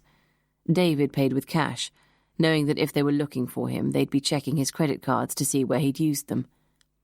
He hadn't thought yet about when he would return. He was seizing the moment, enjoying the fact that Rory had woken earlier with colour in his cheeks, knocked back a hearty breakfast, and was now standing next to him, eyes shining with anticipation, as he looked up at the great mountain, the summit shrouded in a veil of cloud. Are we really going to make it right to the top, Dad? I should hope so, as long as the weather holds. Come on, let's get a move on. David heaved the small rucksack onto Rory's shoulders and the larger one onto his own. It's 10:30 already. They followed the other hardy souls through the stile, their feet crunching on pieces of flint, trying to avoid the hard sheep dung that littered the coarse grass. The slope's quite gentle to begin with, then towards the top it becomes far steeper. My goodness, it's worth it when you get there, David said, beginning to stride out. We'll take it steadily, Rory. Don't want you overdoing it after being sick. Honestly, Dad, I'm much better today. I feel fine. That's my boy. David smiled and ruffled Rory's curls affectionately. They walked in silence, for the most part. Perhaps it was the fresh air and the sight of his son beside him, but David's head felt clear for the first time in months. He felt some positive energy starting to trickle back into his veins. He hadn't touched alcohol for over 24 hours. His son still loved him, and even though his marriage was over and his career may have stalled, surely he was still young enough to start again.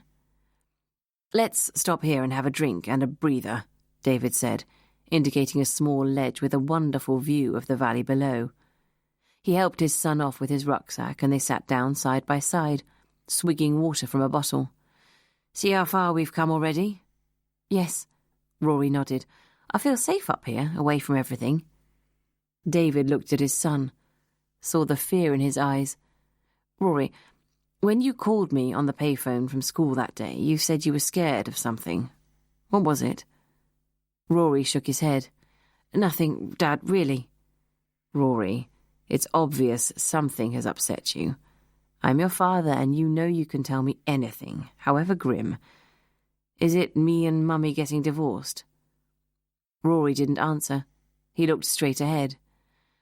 "I know how hard it's been for you, and I've been a bad father recently, but I promise you I'm much better now. And even if I can't be at home like I used to, I'm always going to be there for you." "Dad, it's not that." Rory spoke wearily. "It has been awful not having you at home, but..." He sighed. "This is something 1,000 times worse." "What? Worse than not being able to see your old dad every day?" David tried to lighten the atmosphere. Rory tore silently at the grass around his feet. David watched him before finally saying, "Come on then, old chap, spit it out. You've started, so you'd better finish." Rory looked for a long time into the distance. He sighed deeply, then turned to his father. "The thing is, Dad... Shit. Can I whisper? Don't think anyone's going to hear up here, but yes, if it makes you feel better." "Okay." Rory took a deep breath, leaned towards his father, and spoke quietly into his ear. Chapter 16. Jenny Coleman had spent a sleepless night since the telephone call, but she knew she had to face her. 25 years was a long time. So much water under the bridge. They said you could never escape from the past, and this proved that you never could. What with Charlie Cavendish being found dead, then the shock of Hugh dying, and now a face from the past reappearing, Jenny was feeling very vulnerable. It didn't help that Mr. Jones, whom she'd adored from afar for years, looked as if he was about to have a nervous breakdown too. At least that pretty lady inspector who, with her lovely long red-gold hair, reminded Jenny of a young Rita Hayworth, seemed to think, from what Mr. Jones had said, that there was no foul play involved. Not that Jenny had ever expected anything else. Who would want to hurt Hugh? He'd never harm a fly. And what he had done for her when she was in trouble, well, Jenny would never forget his kindness and support in her moment of need. Jenny had left work on time, stopped at the spa to buy a bottle of wine, then rushed home to put the shepherd's pie in the oven. She'd decided it was best if they met in her bungalow. She knew she'd feel safer on her own territory. It was sad, she thought, as she bustled around the kitchen, pulling out the table to accommodate the two of them and covering it with a patterned vinyl tablecloth, that she was frightened at the thought of having supper with the person who'd been her closest childhood friend. She didn't know what to expect, who Maddie was now. So much had happened back then, and dredging up the past was never a good idea. Jenny had coped by tucking it safely away, for most of the time, anyway. She went into her bedroom to powder her nose and apply a little lipstick. The doorbell rang and Jenny jumped. She took a deep, calming breath and walked to the front door. The visitor stood there with a bottle of wine in her hand. "Hello, Jen." She smiled and offered her the bottle. "Hello, Maddie. Come in." "What a nice little place you've got for yourself," she said, as Jenny ushered her into the tiny sitting room. "Took a lot of saving to get it. Can I take your coat?" "Thank you." Madeline took off her coat and Jenny hung it on a hook in the hall. "Bet you were surprised to see me turning up as matron at the school, weren't you?" She smiled at Jenny. "I was gobsmacked, as the girls and boys all say," said Jenny. "And of course, I'd been off all last term having my hip sorted. I've only been back at work since the beginning of this term, so I hadn't seen you. Can't believe that's only a couple of weeks ago, can you? Seems like much longer.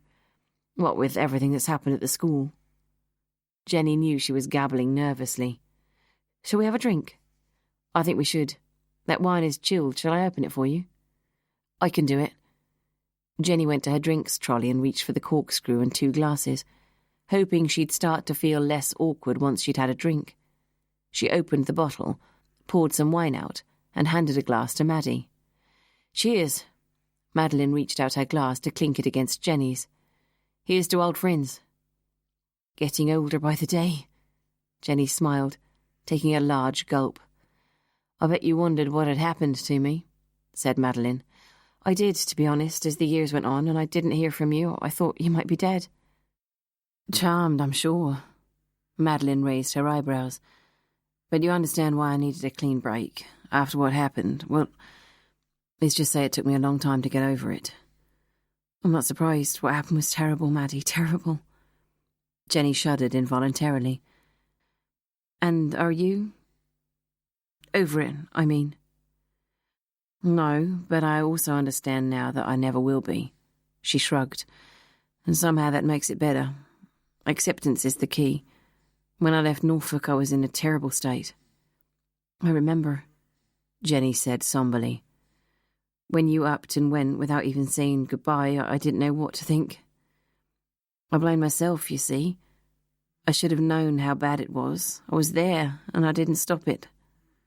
Madeline stared off into the distance.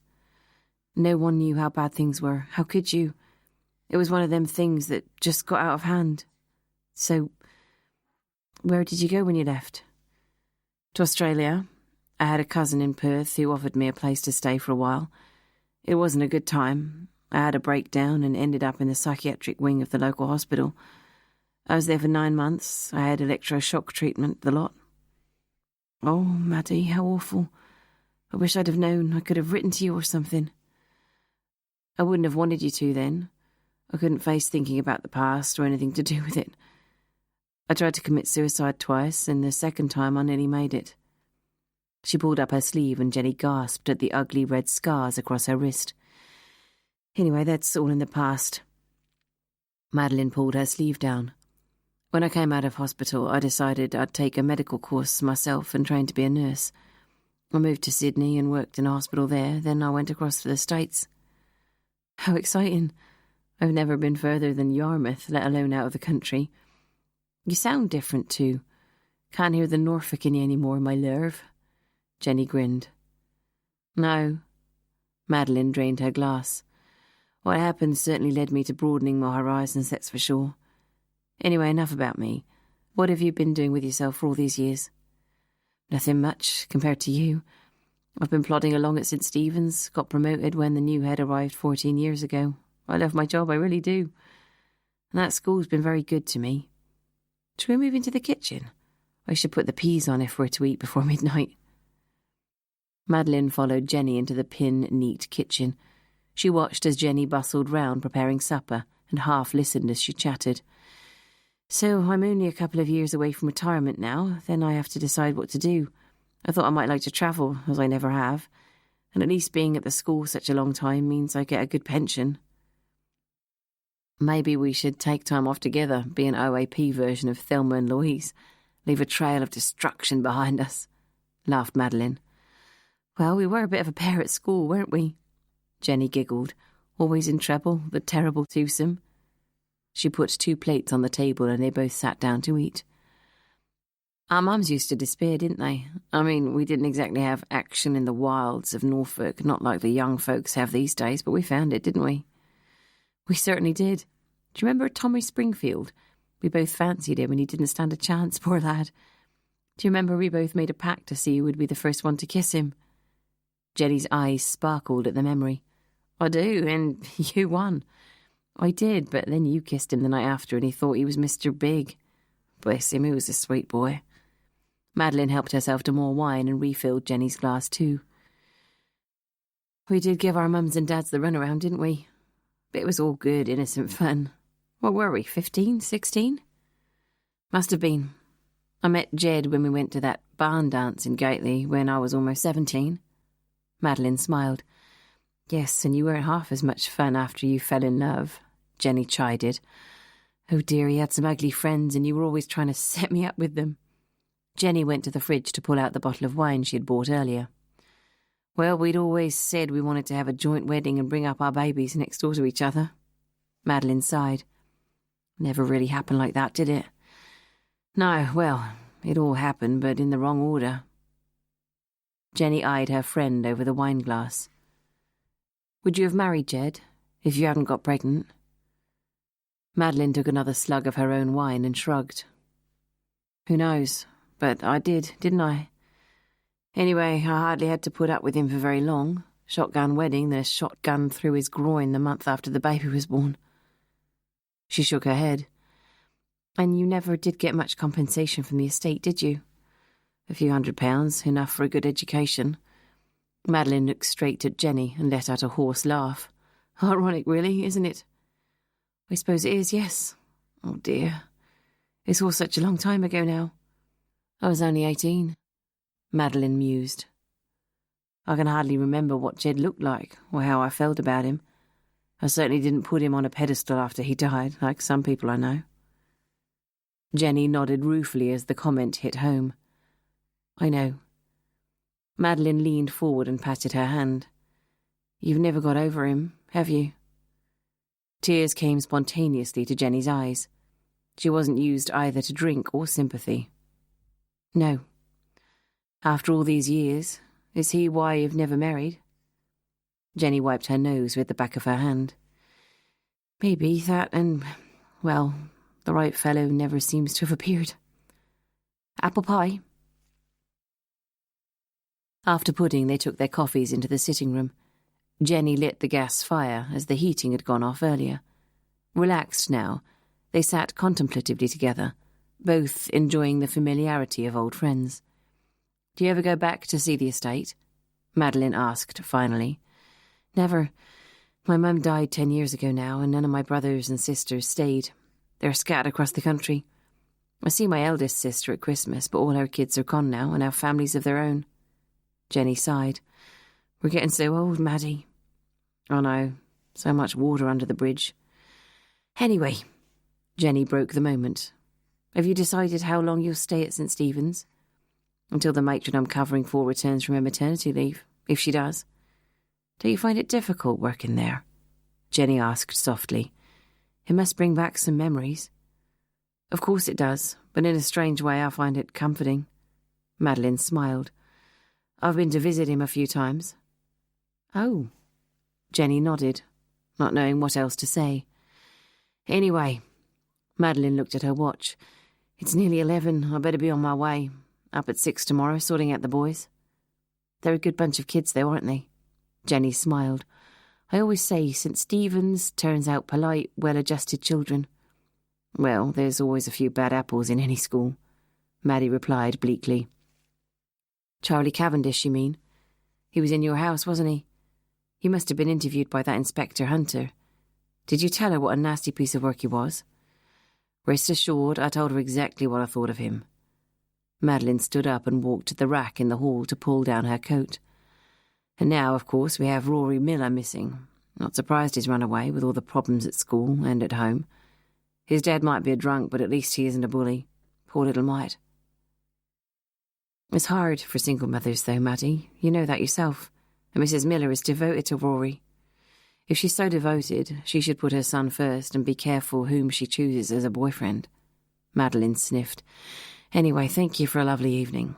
Shall we do this again next week? Maybe go out for a meal in town? Or perhaps I could drive us to the Royal in Cromer? Oh, my goodness. I've not been there in years. Since Harry Gurney took me, remember him? He was a terrible kisser. Jenny giggled in delight. I'm off next Tuesday night, said Madeline. Shall we go then? I love to do that. Shall I see what's on? Yes. I'll see you in the canteen in the meantime. Madeline hugged her old friend. It was worth coming back just to see you. I'm so glad you did. I've worried about you for all these years when I didn't hear from you. Seeing you in the hall that day was like seeing a ghost. Madeline took Jenny's hands in hers. I'm real, I promise. Bye, Jen. Probably see you at school tomorrow. Jenny shut the door and went into the kitchen to clear up from supper. Her heart was light with happiness at the return of her old friend. She finished the washing up and secreted everything neatly in its rightful place. She made herself her usual hot chocolate, went to the bathroom, then climbed into bed. She sipped her hot chocolate thoughtfully. Two simple country girls, and yet they'd both been through so much. She'd wanted so badly to tell Maddie about Hugh's death, but she knew Mr. Jones had entrusted her with a secret, and she must keep it until it was public knowledge. Poor, poor Hugh. Tears pricked the back of her eyes. She would miss him so much. But then, what God took away, he also gave. And perhaps Maddie had been sent back to her just at the right moment. Thora Birtwhistle was worried. It was 9:30 in the evening, and the young lad and his father had still not returned to her bed and breakfast. She wouldn't normally worry about her guests staying out. A lot of them went for something to eat in town. But Mr. Miller had made a point of saying before he left they'd definitely be back for supper. She'd told him she would have it ready for 8. Now the steak and kidney pudding was beginning to solidify in its own fat on the worktop in the kitchen, and the vegetables sat, grey and soggy, in the saucepan. Thora glanced out of the window and saw the rain battering against the pane. If it was bad down here, she knew only too well what it would be like up in the mountains. The two of them could have been caught in a squall, and the rain might well have turned to snow near the top. These townies seemed to have no sense of the real danger that lay out there, hundreds of metres above sea level, especially in deep winter, when the weather could turn in an instant. Thora had lost her husband, a Pennine man born and bred on a night such as this, many years ago. She sighed, wondering what to do. She knew they'd been headed for the pike. She'd overheard the lad mention it at breakfast. He was only a shrimp of a thing, too, going off in his thin sweater. Thora decided if they weren't back by 11, she'd have to call Mountain Rescue and alert them. Jazz had brought her computer and her paperwork home halfway through the afternoon. The schoolroom was claustrophobic with 3 of them in it. Roland was still complaining of the pain of his missing tooth, and despite her best efforts, the man irritated the hell out of her. When she arrived home, she realised that the scenario was going to be a little better, as the plumber was upstairs installing the central heating system. Jazz shut all the doors, plugged in her computer into the one antiquated socket, and tried to ignore the crashing and banging and the out-of-tune whistling from overhead. Finally, she threw on her barber and wellies and went for a stomp across the marshes to clear her head. The sky was darkening, and in the dusk the sea formed a grey, uninviting eiderdown in front of her, menacingly encroaching on the land. Jazz shivered and retraced her steps home. By the time she arrived, the plumber had gone, and, despite the cold, she felt calmer. Making herself a cup of tea and lighting the fire, she took her case notes out of her briefcase. She studied the drug sheet for the day of Charlie's death. Looking closer, she saw a word had been tipexed out and written over. 10:45, 2 paracetamol issued to Rory Miller. There was a scribbled signature, which was illegible whichever way Jazz looked at it. Rory Miller again. And what had been originally written under the word paracetamol? Jazz stared at it, scratched at it, turned the sheet over but could not decipher the hidden script. She put it in an envelope to send to forensics. They'd have the Tipex off in a few seconds. A thought came to her. What if aspirin had been the original word? And if Rory Miller had been issued with the brand of pills known to have killed Charlie Cavendish, was it possible that he had been involved? or that someone wished it to seem as though he was, or protect him. Her ringing mobile broke into her thoughts. "Inspector Hunter," she answered abruptly. "Jazz, it's me, Jonathan. Is this a bad time?" No, it's fine, she repeated, irritated at her train of thought being interrupted. "Shall I call back another time?" "No, it's okay." Now she felt guilty. "Sorry, I've been up to my eyes all day." "No problem, I'll make it brief. I was just wondering whether we could meet up either tomorrow or Wednesday. I've just got a few more questions I need to ask you. I'm running out of time to complete this damn thesis, so I thought I'd drive up to Norfolk. I know you're too busy to come here at present." "Right." Her mind was still pondering the drug sheet. "Well? Well, what? Would you be able to? Meet up, that is, so I can pick your brains a little further." Yes. I'm afraid you can't come here, though, as I've got the plumber putting in the central heating and the place is a tip. In fact, I'm half thinking of moving out myself." "Okay, you suggest somewhere. A pub, maybe?" "There's a good one on the coast in Clay called the Coach and Horses, which isn't too far from you. We could meet there." "Okay, could you make tomorrow?" "At the moment, yes, but I should warn you that I'm slap bang in the middle of a murder case at the moment and things are hotting up, so if something breaks, then—" "I understand, but let's cross our fingers it won't, and I'll see you tomorrow." "At 8? "Yes, fine." "Thanks, Jazz, I really appreciate it." "Sure, see you then, bye." She ended the call, then sank back onto the sofa and let out a long sigh. It was almost 10 years since she had been in a position to enjoy any attention from men. When she'd been in Italy, she'd noticed the odd admiring glance, but she'd been closed, unresponsive to it. She wandered into the kitchen to pour herself a glass of wine, then sat cross-legged in front of the fire, trying to stem the chill that still ran through her bones from the earlier walk. As Jazz stared into the flames, she remembered what her mother had said about not becoming bitter. It was a tough call, after what had happened to her. How could she learn to trust again? The truth was, she had trusted Patrick completely, absolutely, and worse, she had loved him. What scared her now was that she still loved him, even after what he had done to her, humiliating her in the worst possible way, after she had spent weeks and months telling her eminently logical self what a low-life bastard he was. She still found herself waking in the night and reaching for him. Maybe a distraction was the answer. She found Jonathan attractive, and she was pretty sure he felt the same about her. Would she sleep with him? Jazz sipped her wine thoughtfully. She had so many single, liberated girlfriends who didn't think twice about jumping into bed with a man they found attractive. There was no complexity, no thought of the future, just a few hours of mutually enjoyable pleasure. But even before Patrick, it had never been like that for her. However hard she'd tried, she'd found it impossible to separate sex from emotional commitment, which meant, even though there had been no shortage of boyfriends, the number of lovers she'd had was a low, single figure. Perhaps now she had to grow up, take control, put what she knew were her deeply felt feelings to one side. If she wanted to sleep with Jonathan or any other man she found attractive, why the hell shouldn't she? Jazz shook her head. It was who she was, and it was doubtful she'd ever change.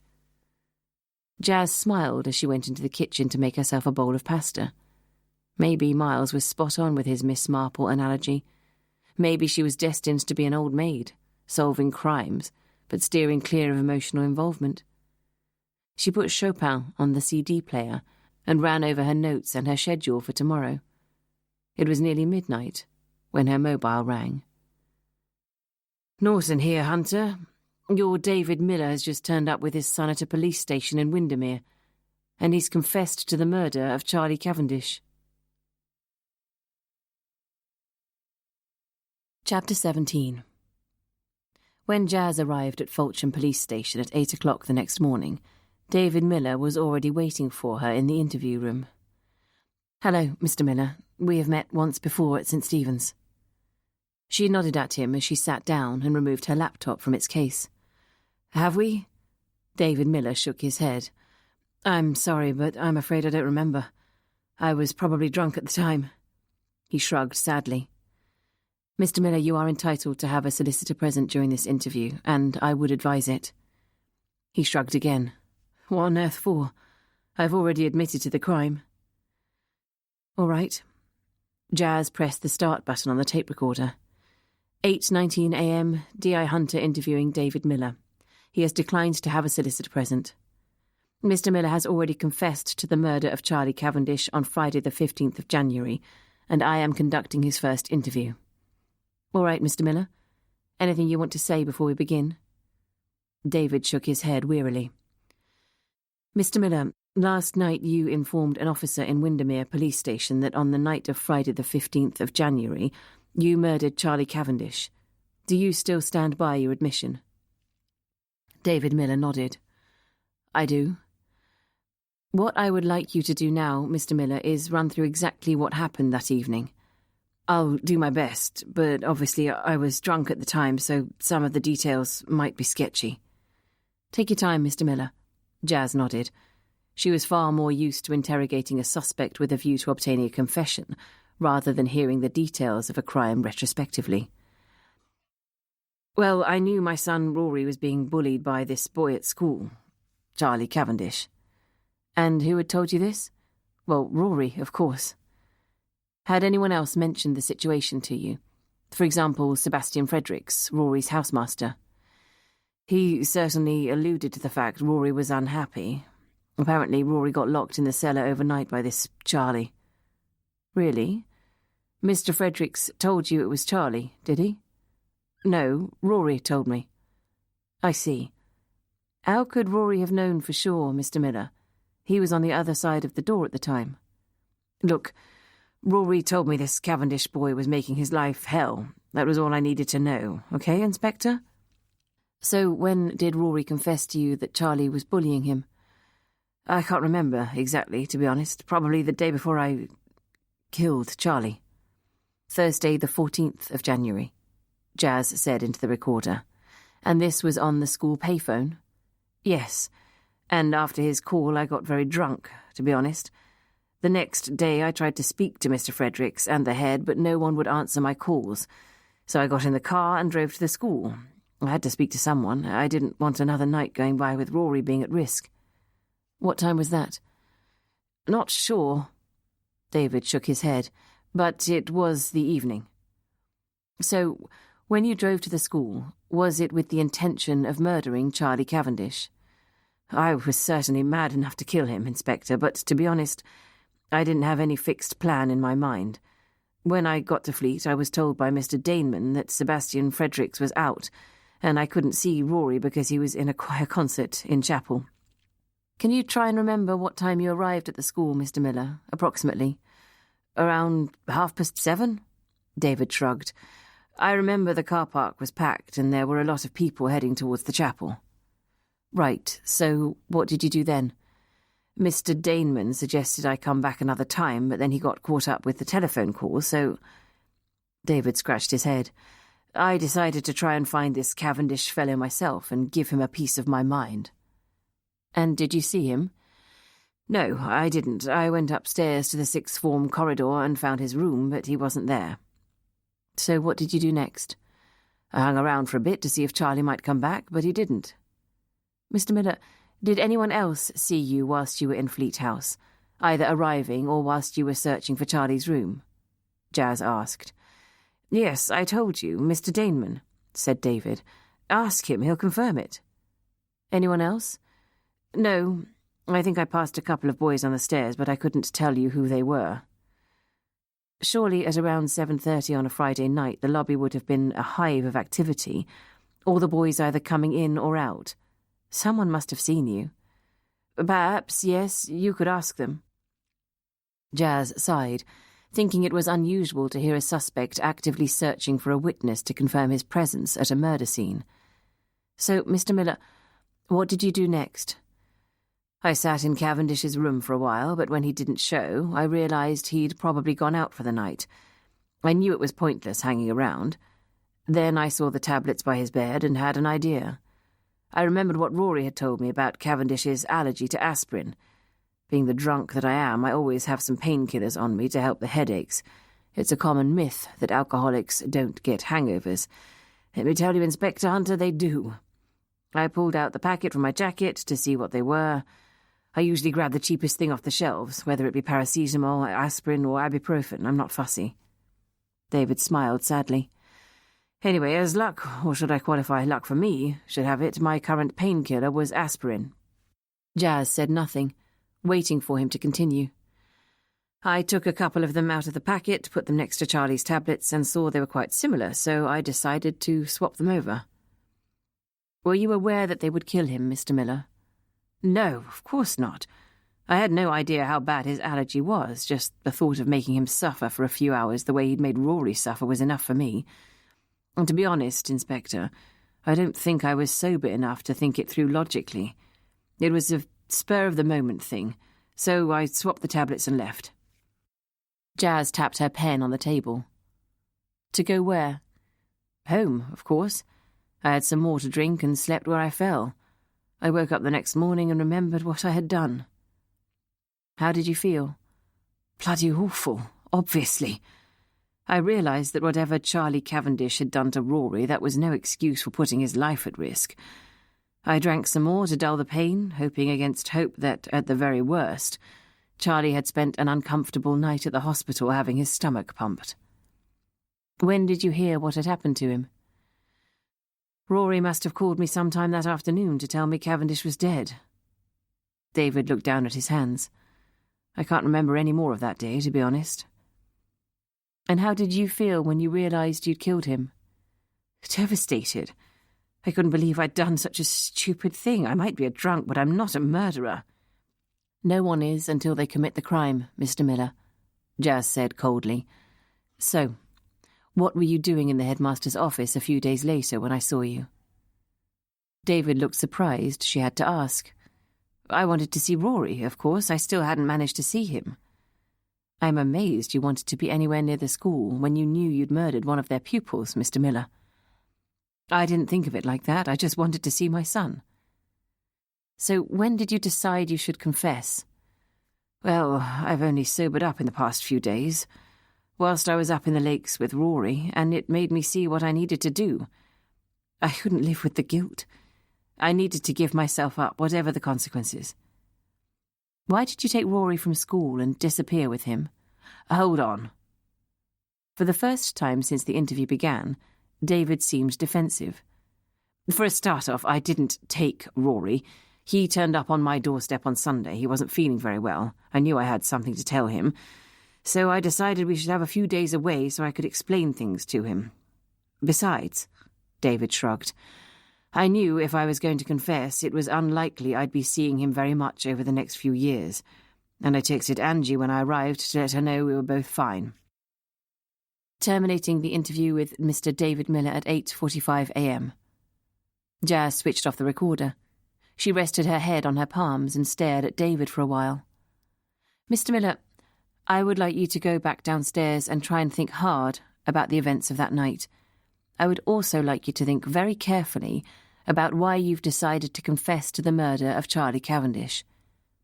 I've told you I can't live with the guilt, isn't that enough? A jury has still got to find you guilty in a court of law, Mr. Miller, Jazz reminded him. Well, surely if I've said I did it, that won't take long, will it? The facts will still have to be put to them, and you will have a defence lawyer. At the very least, a good counsel might lead to the lessening of your sentence. Jazz pressed a buzzer, and a constable appeared in the doorway. Could you take Mr. Miller back down, please? She stood up. I'll be back with you later. Jazz watched the door close, then rewound the tape, and listened to the interview again. Then she picked up the receiver and dialed Angelina Miller's number. Unable to sleep the night before, clock-watching as the hours ticked past slowly until 4 a.m., when she'd been told she could go and collect Rory from Fulsham police station, Angelina had left Julian asleep, had a bath, then paced the floors downstairs until it was time to make the short journey to retrieve her son. There'd been an emotional reunion, after which she'd driven Rory home, tucked him up in bed, and lain next to him until he slept, stroking his soft blonde curls with her fingers. Rory was safe now, but it was the other news Inspector Hunter had imparted which had left her heart still racing. At 7, she'd crept downstairs to make Julian a cup of coffee. She placed it on his bedside table and gently shook him awake. His eyes opened sleepily, and she leaned forward to kiss him. "Morning, doll." Angelina put a finger to his lips. "Hush. Rory's here." Julian sat up. "They found him?" "Yes. He was in the lakes and driven back by the police through the night. I collected him at 4 this morning." "Why didn't you wake me? I'd have driven you. Is he all right?" "He seems fine physically, very tired, obviously, and... Would it be okay if you made yourself scarce before he wakes up and finds you here? I really don't want him upset any further, especially until I find out what happened whilst he was away." Julian sighed.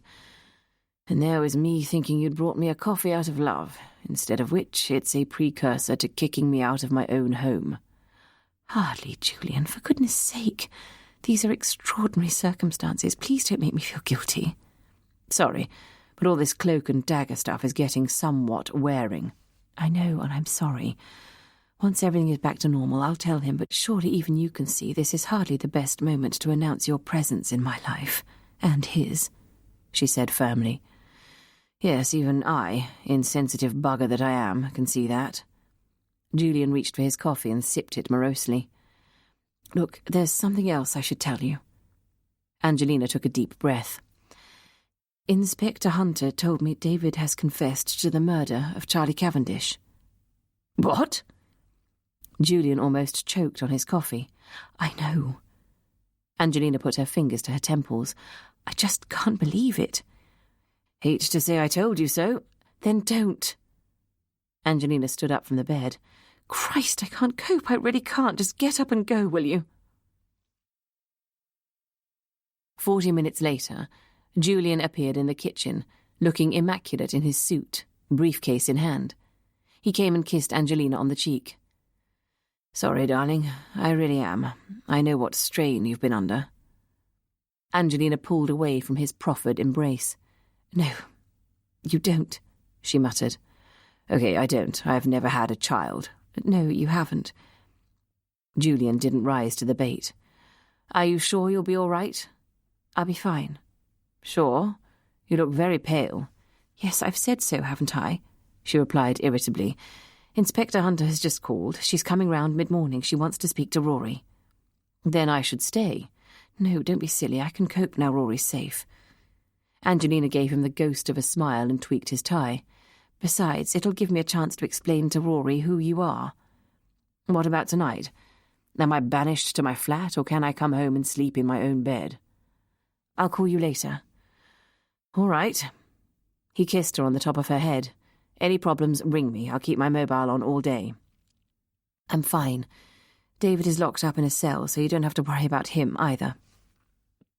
Julian walked towards the door, stopped and turned round. "I nearly forgot. I've just had an email from my secretary. I have a client who can only see me at 7 this evening, so whatever, I'm going to be late. Bye, darling. Take care." He blew her a kiss and left by the kitchen door. At 11, Angelina opened the door to Inspector Hunter. "Come in," she said wearily. "Thank you." Angelina led Jazz into the sitting room and ushered her to a sofa. "How's Rory this morning?" Jazz asked. "He only woke up 20 minutes ago. I took him breakfast in bed and he's just having a bath. He's quiet, but he seems unharmed." "He hasn't said anything about his father confessing to the murder of Charlie Cavendish, then?" "No, nothing. And I haven't pushed it. I was just glad to get him home. He's going to have to deal with all that soon enough." Angelina shook her head. "This is a nightmare, and I feel responsible. If only I hadn't left David, had stood by him, then maybe none of this would have happened." "You do what you think is best at the time, Mrs. Miller. You weren't to know what would happen. David losing his job wasn't my fault or his drinking problem, but my behaviour. Anyway, what's done is done. All I can do now is try and help Rory through the best I can." "I need to see him, Mrs. Miller, before we can proceed against your ex-husband. There are a few questions that we need Rory to answer." "Does it have to be now? Poor lamb, he's been through so much." "I'm afraid so. I'll be gentle, don't worry." Angelina's shoulders sagged. "I'll go and see if he's out of the bath." She stood up and left the room. When Rory Miller walked in, his mother's protective hands on his shoulders, Jazz was once more struck by the likeness to the young man in Hugh Daneman's photograph. Both of them had the same aesthetic, feminine looks. Rory was yet to reach the stage of puberty that would rob him for a few years of his cherubic beauty. His pale skin was unmarked by acne, his ice-blue eyes dominated his face, and his girlish, cupid bow lips were still untouched by the kiss of a woman. His hair hung in still damp golden curls, reaching almost to his shoulders. He was taller than she'd imagined, thin of frame and narrow of hip. She could see a little of David in him, but nothing of his mother. "Rory, this is Inspector Hunter. She's come to ask you a few questions. She knows you're very tired, so I'm sure she'll keep this short." Jazz stood up, smiled, and reached out her hand for Rory to shake. He took her hand in his, and she felt the iciness of his palm against her skin. "Hello, Rory. It's good to meet you at last." "Thank you." Rory sat down on the sofa opposite her. "Mrs. Miller, you couldn't by any chance find me a cup of coffee, could you? It's been a long morning and I'm desperate." Jazz wanted Rory alone, if only for a few minutes. "How rude of me not to offer, of course. Will you be all right, Rory?" Angelina asked anxiously. "Yes, Mother, I'll be fine." Rory's voice had not broken yet. It had a strange, reedy quality to it. "So, Rory, all this must have been a bit of an adventure. Did you realise your mother would be frantic when you disappeared?" "No, at the time I was only thinking of myself. I'm sorry for all the trouble I've caused." He spoke slowly, precisely, in a quaint, old-fashioned manner. "Rory, you went voluntarily to your father's house on Sunday, didn't you? Your dad didn't come to the school and take you by force." "Oh, no, I ran away. Poor old Dad. I've got him into terrible trouble. All we wanted to do was to go on a little holiday together. He was trying to do something nice for me." "So why did you run away from school, Rory?" "Because I wanted to see my dad." "No other reason?" "No." "Rory, you were there when your father handed himself over to the police in Windermere and said he killed Charlie Cavendish. Do you think he did?" Rory shrugged. "Why would he say he did if he didn't? He must have done, I suppose." "And can you think of any reason why your dad would want to kill Charlie?" Rory shrugged again. "Perhaps. Was Charlie a bully?" "Yes." "And did he bully you?" "Yes, but Charlie bullied everyone." "Did you tell your dad on the telephone that Charlie locked you in the trunk cellar one night?"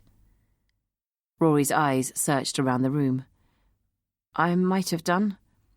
"Surely you can remember whether you did or you didn't." "Yes, I did tell my dad I was locked in the cellar, but I didn't know it was Charlie who'd locked me in. How could I know? I just heard the key turn." Jazz knew she was running out of coffee-making time and had to cut to the chase.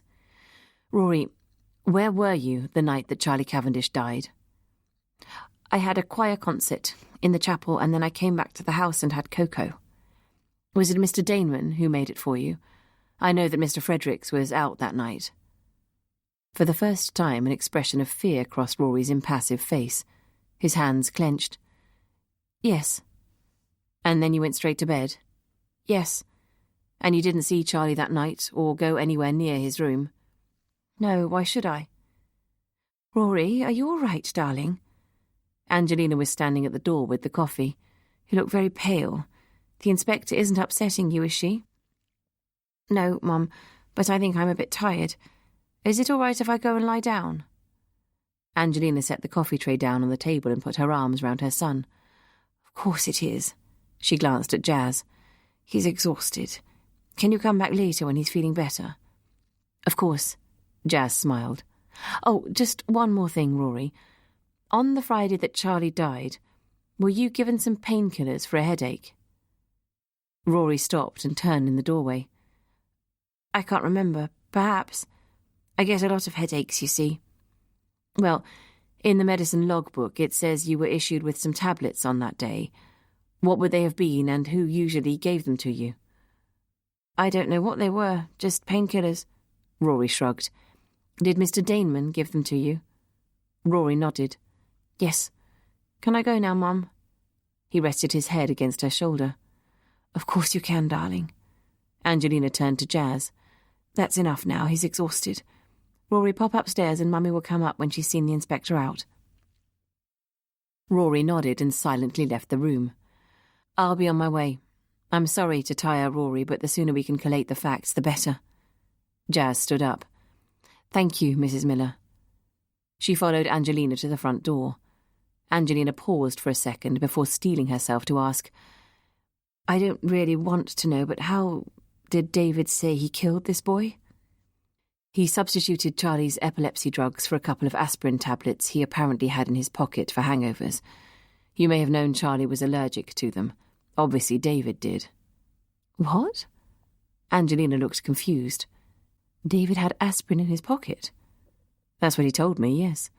She shook her head. But that's impossible. Why? David would never go anywhere near aspirin, Inspector, let alone have them in his pocket. No. Angelina shook her head vehemently. That just doesn't make sense. Why not, Mrs. Miller? Asked Jazz quietly. Simply because David is fatally allergic to aspirin too. Chapter 18. Jazz headed back to Fulcham Police Station. Miles was in the interview room, listening to the tape of David Miller's interview.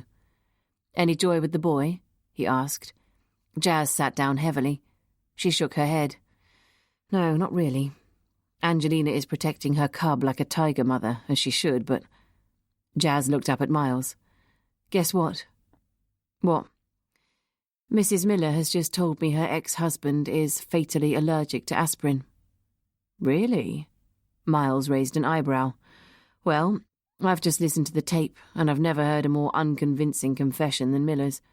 It's almost as if he's trying anything to make it hang together.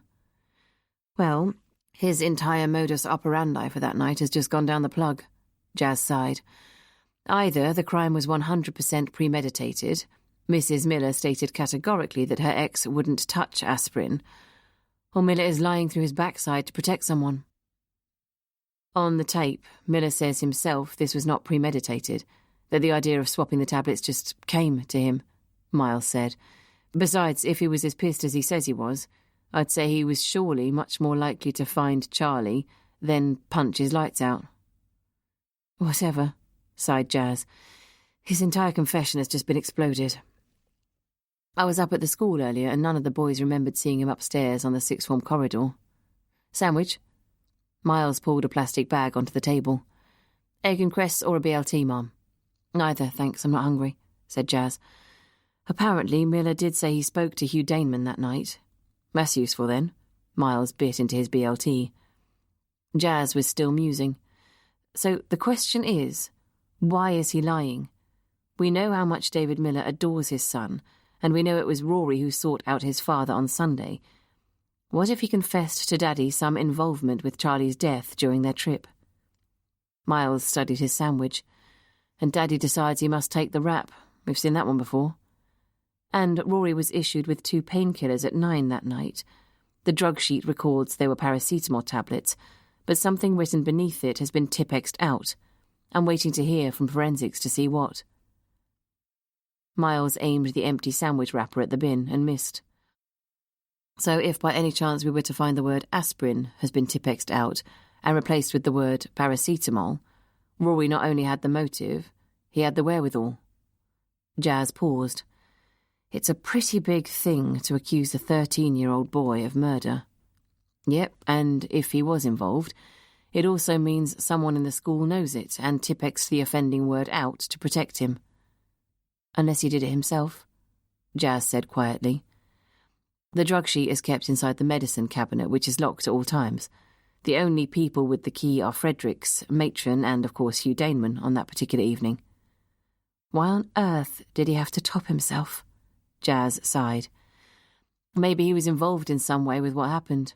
Miles shrugged. We know Rory's motive, but why would an adult, for example Hugh Daneman, try to protect him? Unfortunately, this is all supposition until forensics get back to us.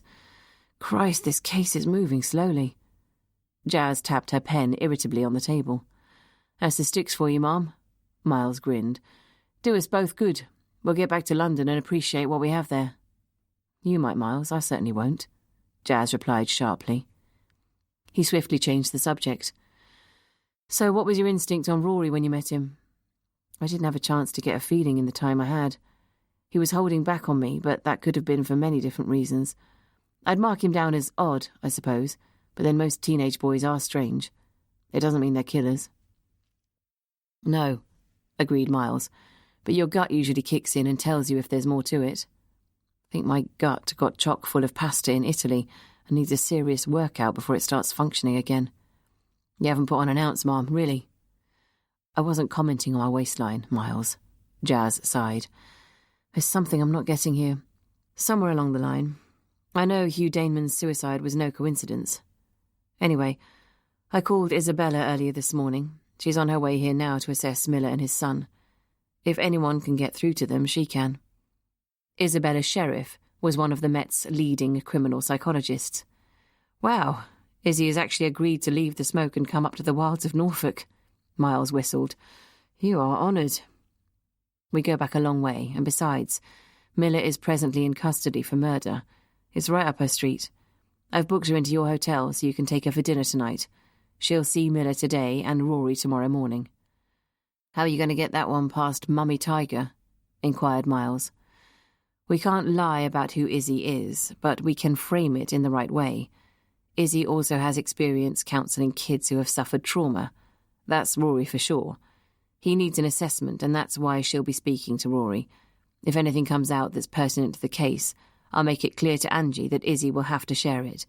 But I'll also make it clear that Izzy is one of London's finest psychologists. I reckon Angie Miller is the type of person who likes a bit of fuss made. Don't include that last bit, boss, Miles joked. I'm going back to the school to see our demon headmaster. I'd like you to have a quick chat with David Miller yourself. Don't mention we know about his allergy to aspirin for the present. Then wait here for Izzy to arrive and tell her before she interviews him. She said she'd be here by 3. Right you are, Mum. I presume you'll be joining us for dinner tonight. Jazz picked up her briefcase. No, you're on your own, Miles. Sure you can cope. I'll be back here at 5 to hear the rundown from Izzy. See you later. Robert Jones visibly calmed as Jazz informed him of David Miller's confession. Well, isn't that good news? Rory returned unharmed and a man in custody for Cavendish's murder. Perhaps we can get back to some degree of normality now. It's good news Rory's back home and unharmed, but I doubt very much this is the end of the story as far as Charlie Cavendish's death is concerned. But he's confessed. Surely it's an open and shut case. I'm afraid there are gaping holes in his confession. A good defence counsel would shoot it down in flames and we'd be back to square one. I see, Jones sighed. So what happens now? Oh, we continue our investigation. Mr. Jones, I want to ask you something. Why, when Matron had made it absolutely plain to you on a number of occasions that Charlie Cavendish was a bully and a danger to those he targeted, did you refrain from expelling him? The headmaster sighed. Charlie covered his tracks carefully. Mr. Jones, I have no experience of running a school, but I do run a team, and it's always been pretty obvious to me if one of my staff is behaving badly to another.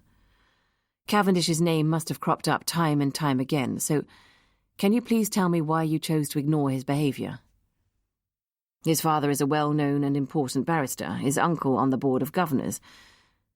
Robert Jones's voice tailed off. What could I do?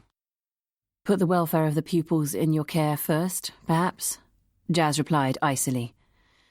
It's not my job to judge your ability as headmaster, but if Mrs. Miller decides to take things further on behalf of her son, which she is perfectly entitled to do, either to the media or legally, both your and the school's reputation are going to be severely tarnished. Yes. Robert paused. It's a serious error of judgment on my part, I agree. Jazz looked at her watch. I also wanted to let you know we're releasing details of Hugh Daneman's death to the press today. I suggest you gather the school together and tell them before they read about it elsewhere. You'll be glad to hear the coroner has concluded it was a straightforward suicide. And, at present, there's nothing to link his death to Charlie Cavendish's. You can make that clear to your staff and pupils. I have to get back to Fulsham Station and, in fact, that's where we'll be running our investigation from now on. But Detective Sergeant Rowland and a couple of his men are on site if there are any problems. Jazz nodded at him as he sat, cowed in his chair. Then she left the room. Sebastian Fredericks sat down at his desk and unlocked the drawer to his cabinet. He took out the envelope that had arrived this morning and reread the letter. Dear Mr. Fredericks, in reference to the estate of the late Hugh Ronald Daneman, Esquire, we represent the late Mr. Daneman and are currently acting as trustees as to the dispersal of his estate. I would request you contact me to make an appointment here at this office so that I can discuss the contents of his will, which do concern you. If you would kindly call us as soon as possible, we can get the matter settled to both yours and Mr. Daneman's satisfaction. May I take this opportunity to pass on my sincere condolences. I look forward to hearing from you. Yours faithfully, Thomas Sanders, Solicitor. The letter had arrived that morning. Sebastian had been startled by its contents. Even though he'd been taught by Hugh as a pupil at St. Stephen's and then subsequently worked with him as a fellow teacher for a number of years, he'd never been close to the old boy. If anything, he'd felt a certain distaste for Daneman's feyness. There had been no doubt he was gay, and politically correct or not, Sebastian had always struggled to empathise with homosexual predilections. And to be honest, Sebastian had presumed the feeling was mutual. There seemed little point speculating until he had seen the solicitor in a couple of days' time. If Daneman had left him something in his will, Sebastian would be surprised. He folded the letter, replaced it in its envelope, then studied the ring on his pinky finger. He sat back, sweeping a hand through his hair, feeling slightly breathless. Now, there was no reason to remove it, ever again. Isabella Sheriff was a lady of extravagant proportions. She dressed in voluminous silk caftans, with scarves and beads adorning her neck, a magnificent mane of Titian hair hanging to her waist. At the Yard, she was nicknamed the Magpie, due to her passion for all things shiny. Every finger was covered in rings, and her wrists clanked as she moved her arms, owing to the several layers of bangles. Jazz admired Isabella for her individual sense of style, and her unmatched skill as a psychologist. Izzy had rarely been proved wrong. Norton trusted her too, and her evidence in court had helped them nail a number of complex cases that could have gone either way. As she walked into the interview room, she thought how Izzy only needed a crystal ball to complete her look. "Darling!" Izzy held out her arms to embrace Jazz. "Let me look at you. My, the Norfolk air seems to be suiting you. You look wonderful." "Thanks, Izzy. I'm so grateful for you coming. We're feeling like the troops in the last outpost in the desert just now. What started as a simple case seems to have grown far more complex." "Don't they always?" Izzy smiled. "Crime does take place outside the cities, even though that towny lot at HQ don't think it does. Awfully quaint, this, isn't it?" Izzy threw her arms open to indicate the interview room. "I feel like I'm on the set of Dixon of Dock Green." "The local plods would argue that's because all the funding goes to the big cities," Miles explained. "You can understand their point. I know that this is only a substation, but the lack of equipment and low staffing levels are breathtaking."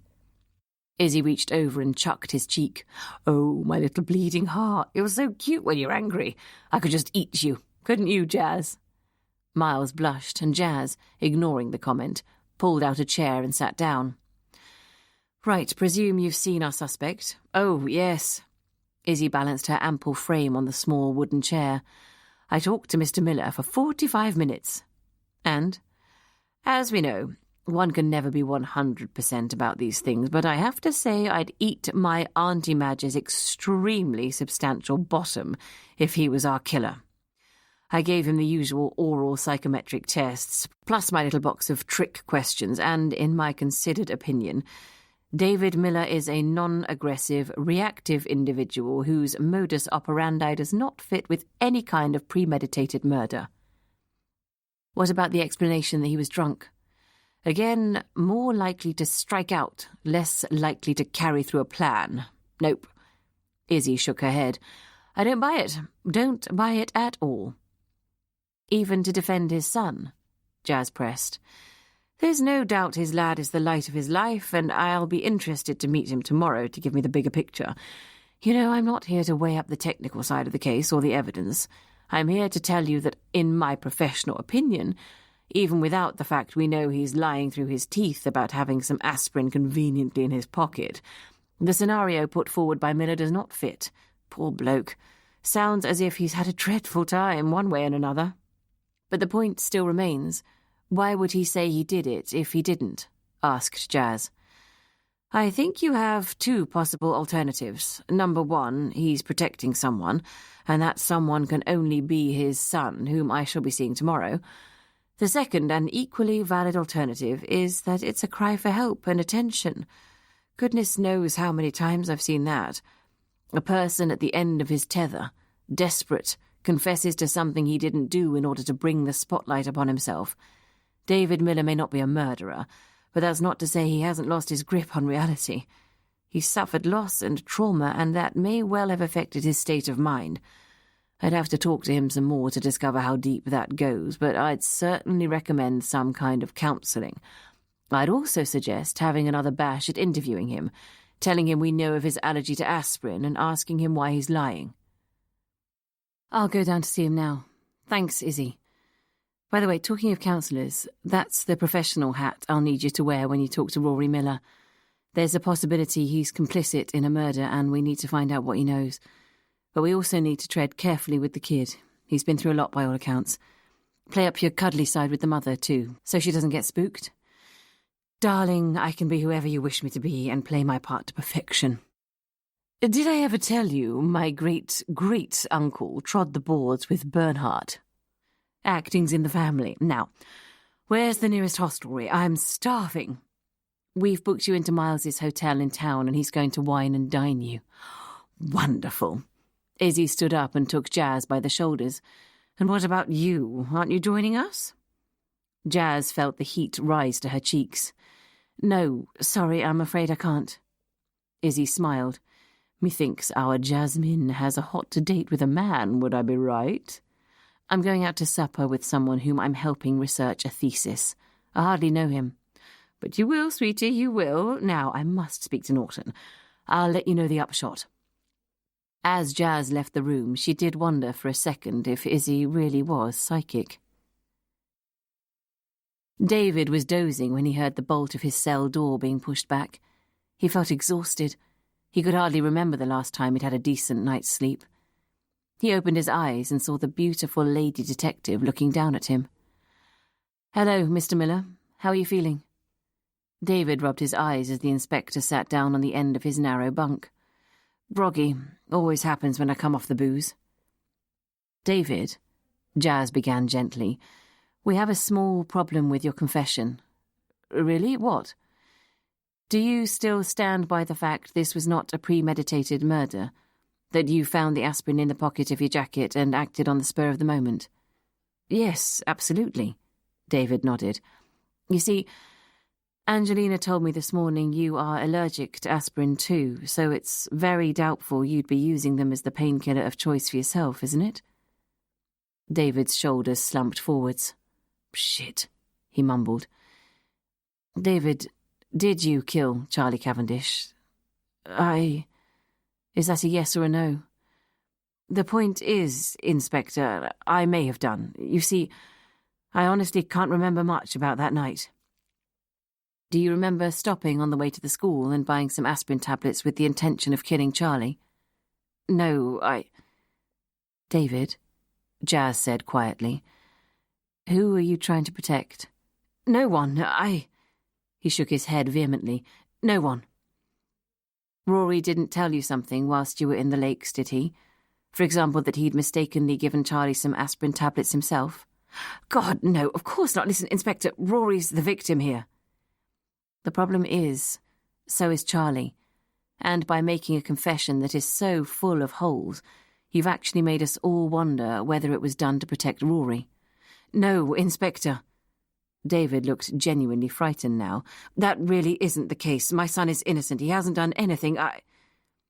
David put his head in his hands and started to sob. "You didn't go to the school with a packet of aspirin with the intention of murdering Charlie Cavendish, did you, David?" He shook his head. "No, I didn't. But really, The fact his father's a fuck-up who thinks he might have killed someone has nothing to do with Rory. Nothing at all. Please, leave him out of this. He's taken enough. Jazz put a comforting arm on his shoulder. I know. I'm going to send you home now, David. You need a good night's sleep, and then tomorrow, when you're calmer, I'll come and see you at your house, okay? You're releasing me? Not really. You came to us of your own free will, and we haven't arrested you yet. One of the duty sergeants will run you home. I know your car's still in the lakes. I'll be round tomorrow about 11. She stood up and turned to walk out of the cell. Really, this has nothing to do with Rory, Inspector. As I said, we'll talk tomorrow. Goodbye, David. Jazz turned to face Izzy, who was lurking in the corridor outside the cell. Izzy gave a slight nod and a thumbs-up signal, then followed Jazz up the stairs.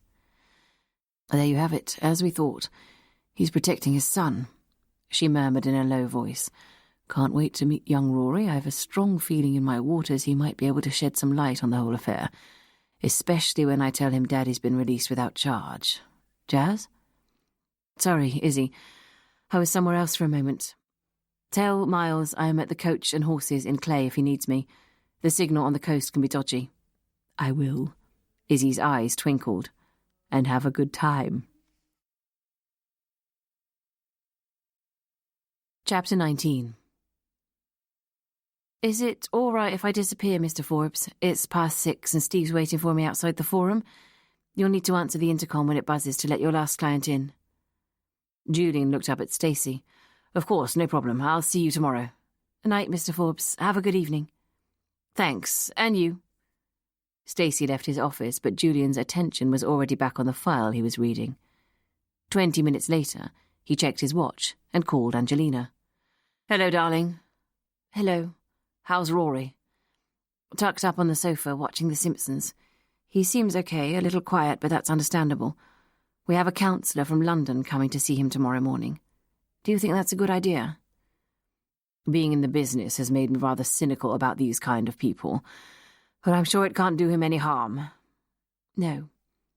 Shall I come back tonight? I could arrive much later when Rory is in bed, he suggested tentatively. I'd like to try and make up for my callous behaviour this morning. There was a pause, and in that pause, Julian had his answer. Okay, I'll go to the flat. I'm sorry, darling. I just want Rory to recover from the shock of everything before he accidentally discovers a strange man in his mother's bed. There was a pause before Julian asked, When are you sending him back to school? After all I've heard about that awful Charlie Cavendish and what he did to Rory, I can't bring myself to send him back. At present, I don't want to let him out of my sight. Charlie can hardly be a problem to Rory now, can he? No, I know, Julian, but look. Angelina sighed. We'll talk about it when I see you, but Rory won't be going anywhere this week. I presume that means I'm gated in my flat for the present. I'm sorry, I thought you understood. I just have to put Rory first at the moment. I understand, but that doesn't mean to say I have to like it, Angelina. So I'm not going to see you for the next few days? I miss you. Well, Angelina's voice softened. Why don't I see if Rory is okay tomorrow and then get Lily, the babysitter he really likes, to come for a few hours in the evening? I can drive up to Norwich, meet you at the flat, and we could stay in and get a takeaway. Julian did not feel in the mood to be won over. Maybe. Let's see what I'm doing. I'll ring you later. Oh, okay. It was obvious from her voice she was upset, but then so was he. Better go. I have a client arriving any minute. Bye. Julian put the receiver down without waiting for her response. He knew he was behaving badly. It was obvious Angelina had to put Rory first. The problem was, would this always be the case? In some ways it was a shame David Miller would go down for life. At least in the past, Angelina had managed to palm the kid off onto his father every other weekend. Now, especially if she did the mamby-pamby mummy thing and sent him to a day school, they'd be stuck with him all the time. Seeing he still had 15 minutes before his client arrived, Julian logged on to check his emails. He saw one of them was a reply to the message he had sent yesterday, and his blood ran cold as he read it. He heard the buzzer ring. Hello? The voice sounded muffled. Just push the door and come up to the second floor. I'll be waiting for you there. Julian logged out of his email and headed to reception to greet his client. Having made sure one of Roland's boys would keep David Miller's cottage under surveillance for the night, just in case, Jazz had driven home. She shivered uncontrollably as she stood in her underwear with her head under the kitchen sink tap, freezing water cascading over her shampooed hair. She wrapped her hair in a towel and ran into the sitting room to huddle by the fire, teeth chattering. The plumber had promised her she should have hot water and heating by tomorrow, but if she didn't, Jazz knew she'd have to decamp to a hotel. The temperature had dropped dramatically in the last 2 days, and the heavy skies indicated snow was threatening. The entire upstairs had no electricity, and her bedroom was like an icebox. Snuggling down under layers of quilts and reading by candlelight sounded romantic, but in reality, waking up in the middle of the night, needing the loo and groping round for a torch, then falling over toolboxes to arrive back in bed so cold she couldn't get back to sleep, was not. Jazz did her best to dry her thick curls with the heat from the fire, unable to stand the thought of rooting around for a dryer upstairs in the dark, and decided tonight she'd sleep on the sofa, where at least she'd be warm. Pulling on a pair of jeans, a thick jumper, and applying a little mascara and lipstick to her face, Jazz left the cottage and got into her car. As she drove along the icy roads, Jazz realised she felt flustered and out of control. She thrived on order and routine. Her father said it was because she was a true Virgo, and any kind of emotional chaos produced the butterflies fluttering in her tummy now. She parked the car on the grass verge in front of the pub. "Get a grip, woman, it's no biggie, only a meal and a pub," she said out loud, and, taking a deep breath, she walked across the narrow lane to the front door. Jonathan was sitting nursing a pint of beer by the fire. He smiled when he saw her, stood up, and kissed her on both cheeks. "How are you, Jazz? You look great," he commented, his eyes sweeping over her long, jean-clad legs. "Can I get you something to drink?" "A glass of wine would be perfect." "Sure, you sit down and get warm by this fantastic fire. I'll bring the menus over, although the specials on the board look excellent." She watched him as he strode to the bar, towering over the other men already there. He looked different tonight somehow, more mature. Perhaps the university setting had coloured her memories of him, made her see him as a student still, when in fact he was only 7 years younger than she. "There we go." Jonathan put the glass of wine in front of her, along with a menu, and sat down on the stool next to her, his long legs stretched out in front of him. "Have a fast look. The kitchen closes at 8:30 and it's 10 past now." Jazz chuckled. In London, most people wouldn't have arrived at the restaurant, let alone have it shut up shop. She sipped her wine and looked up at the blackboard. "It's an easy decision anyway. Cod and chips and mushy peas for me." "That makes 2 of us," he smiled. "When in Rome? Although, saying that, the cod caught from here has probably ended up in Scotland being vacuum-packed and we're eating Norway's finest." "Probably, but it's the thought that counts." "Absolutely. It's good to see a woman who obviously doesn't care about the calories. Not that you need to, of course. I mean, you have a lovely figure, but..." The colour was rising to his cheeks. "What I mean is I resent taking a woman out for dinner when she spends all evening chasing a small piece of lettuce round her plate." "Well, it's not a problem you'll have tonight. I eat like the proverbial horse and I'm absolutely famished, so why don't you go and order before it's too late?" Over the next 15 minutes, Jazz relaxed. Jonathan had an ironic sense of humour that she shared and understood. The fish and chips were delicious, and Jazz risked another small glass of wine. "Right, I'm ready to answer those questions you have for me. By the way, sorry if I got on my high horse the other day. You're passionate about what you do. That's hardly a fault. Don't even think about it." "It's passion or disillusionment, one or the other," Jazz smiled. 2 weeks ago I thought I'd left the force completely." Jonathan raised an eyebrow. "Really? Why?" "I was let down big time, both at work and at home. Anyway, it's too long and boring a diatribe to go into, and I don't want to rake over the past anyway." "I understand. Your dad did say you'd recently got divorced." "Did he indeed?" Jazz raised an eyebrow.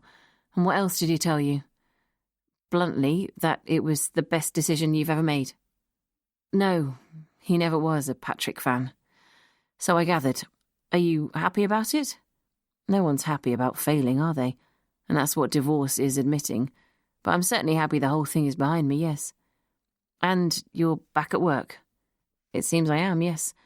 Thought I was just doing my old boss a favour, but... Jazz shrugged. We'll see how it goes. Would have been a lot to throw away, surely. You've certainly climbed the career ladder, which must be tough for a female. Not particularly. Anyway, just a plain old plod, me. She smiled. Hardly plain, he commented, and certainly better looking than Columbo. I'll take that as a compliment, not an insult, I think. I've always thought how much I'd like to work in a profession that really makes a difference to society, such as becoming a surgeon or an inventor. I really admire you, Jazz.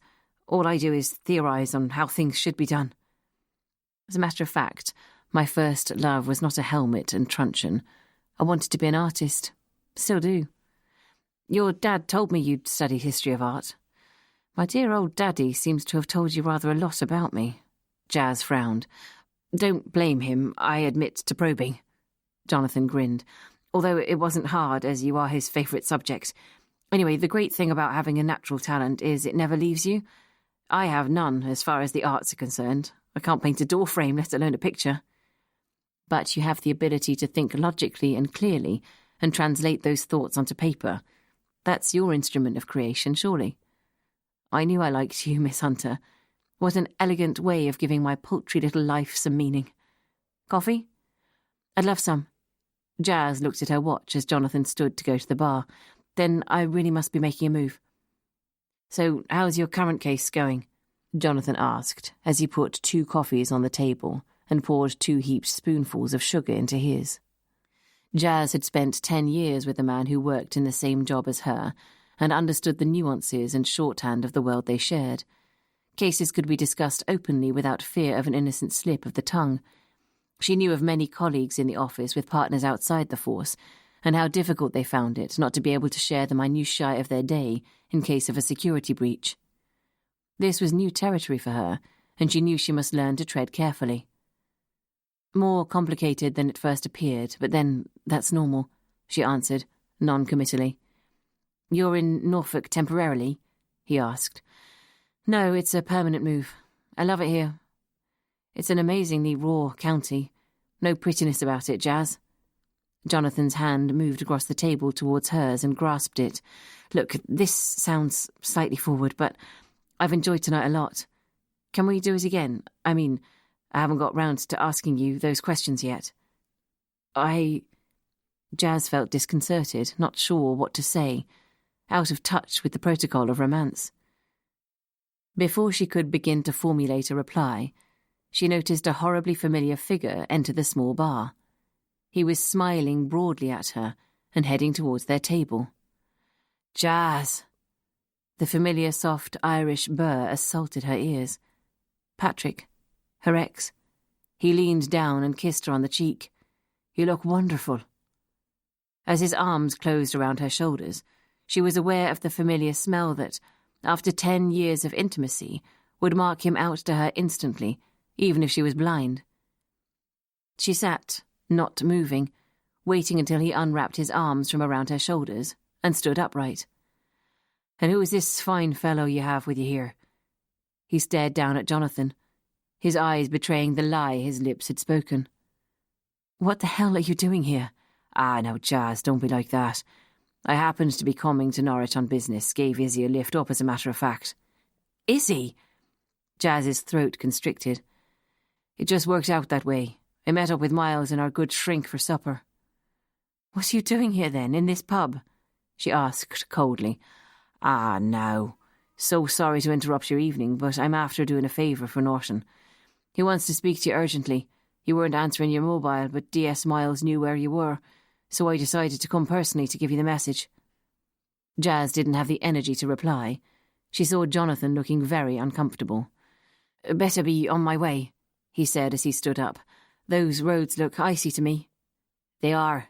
You take care now, Patrick smirked. I will. Bye, Jazz. Thanks for a pleasant evening. Yes, thank you. I enjoyed it. She kissed Jonathan warmly on the cheek. "Jazz, will you not introduce us?" Patrick put a hand on Jonathan's shoulder. "You bastard." Jazz gritted her teeth. "Jonathan, meet Patrick Coughlin, my ex-husband." "Right, bye, Jazz.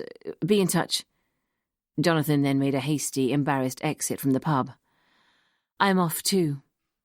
She tried to walk past Patrick, but he held her firmly by the arm. "Ah, now, Jazz, come on, there's no need for this, is there? Wouldn't it be possible for us to be civilised, to sit together and have a drink like the old friends we are?" "We are not friends, Patrick, and we never will be again." He eyed her, then smiled slyly. My, from the way you're reacting, anyone would think you still have feelings for me. If you didn't, you'd be able to sit with me and have a drink." Jazz sat down abruptly, hating him. "One, then I'm going. The usual." Jazz nodded, as her heartbeat sped up further, remembering the intimate knowledge he had of her. He brought her back a cognac and put his whiskey down on the table. "So, who is your man?" "A friend, that's all. Someone I'm helping with a thesis. Looked to me as if he wanted to do a bit more than just have you help him. Fair play to him. Are you sleeping together?"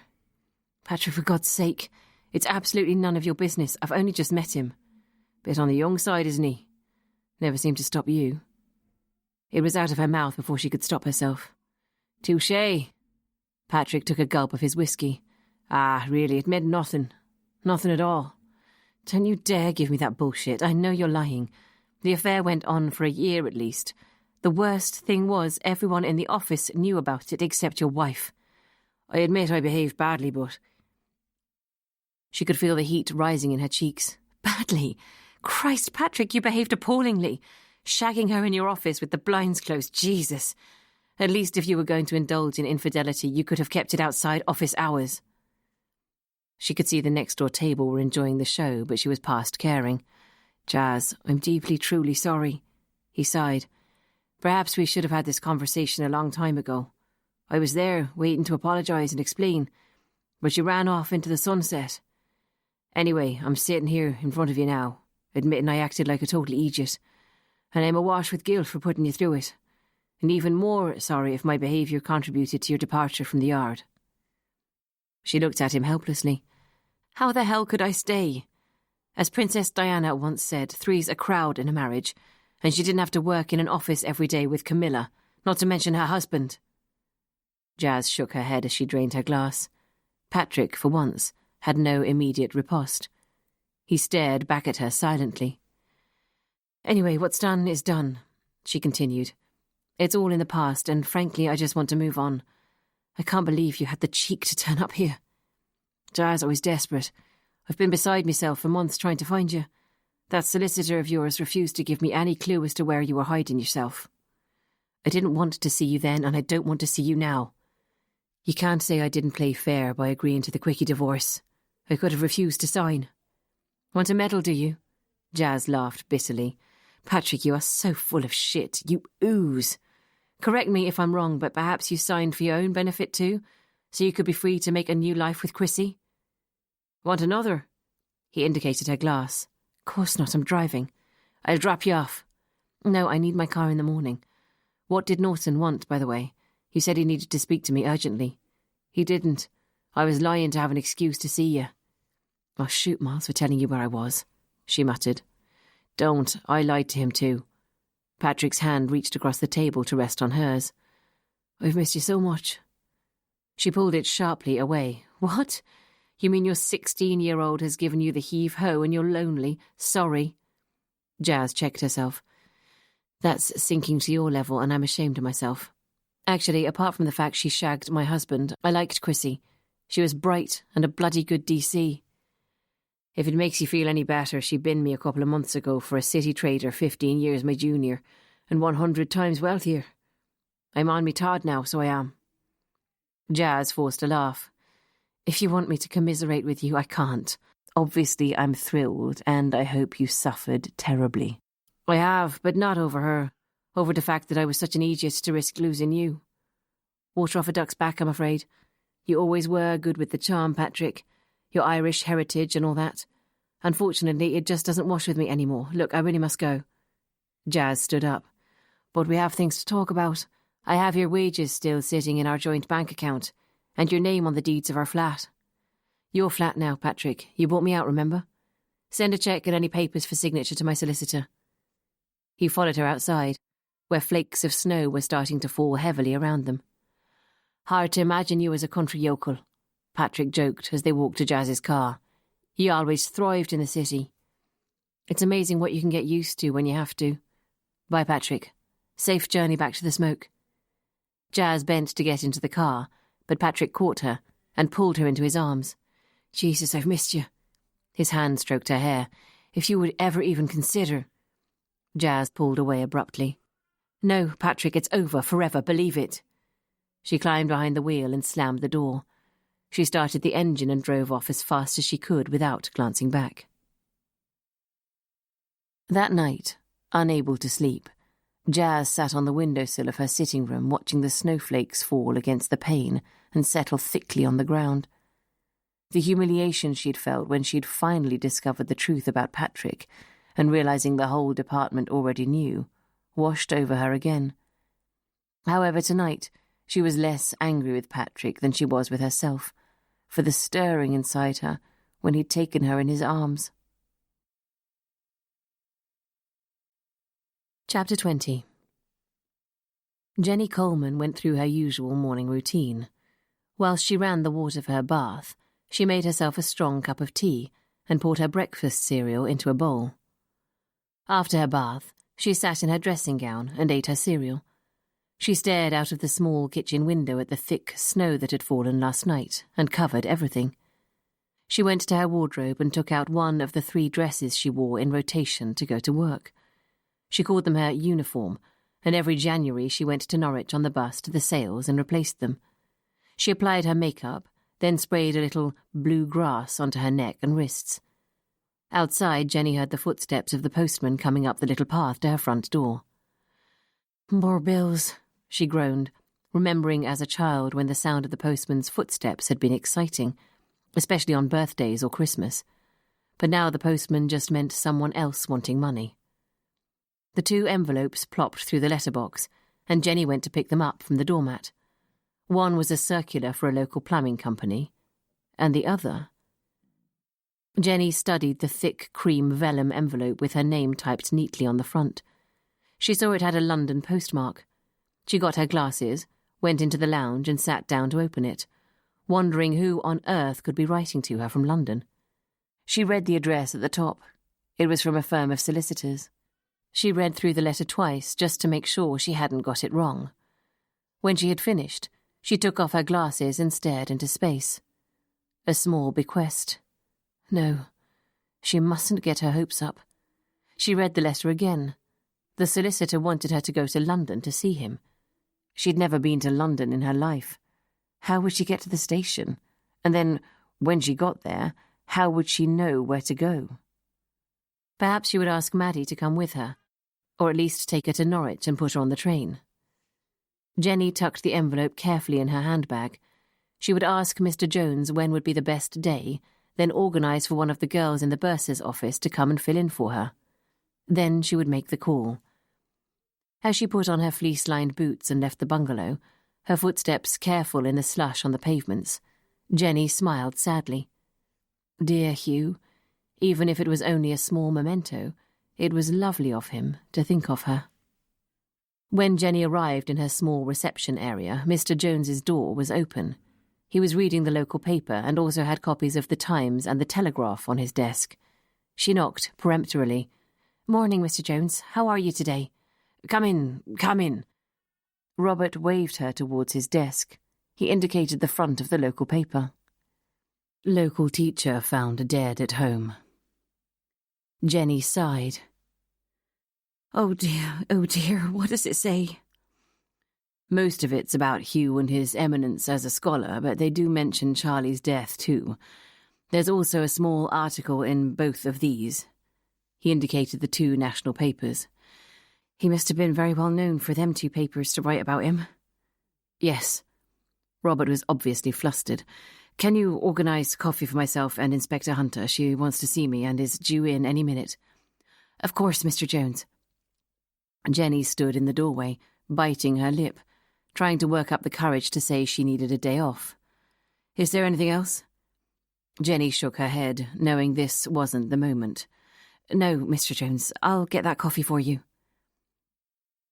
Having given up on sleep at 5, Jazz had left the cottage early for the relative warmth of the interview room at Fulcham Police Station. At 8, Miles and Izzy appeared, both looking slightly the worse for wear. "Coffee. I need coffee," Izzy moaned. Jazz ignored her. Izzy slumped nonchalantly into a chair, but Jazz noticed Miles looking sheepish. Eventually, Izzy piped up. "Did he find you?" Jazz nodded. "You told him where to look, of course he did," she answered sharply. "Alistair, would you be a lamb and see if you can organise Auntie Izzy some freshly ground coffee as penance for pouring all that wine down her throat last night?" "Do my best, but I'm not sure if the coffee bean has made it yet to the furthest outposts of British security." "Thanks, my love." Izzy sat quietly, watching Jazz pretending to concentrate. "You know he still loves you." Jazz slammed down the lid of her laptop and eyed Izzy across the desk. "Bully for him."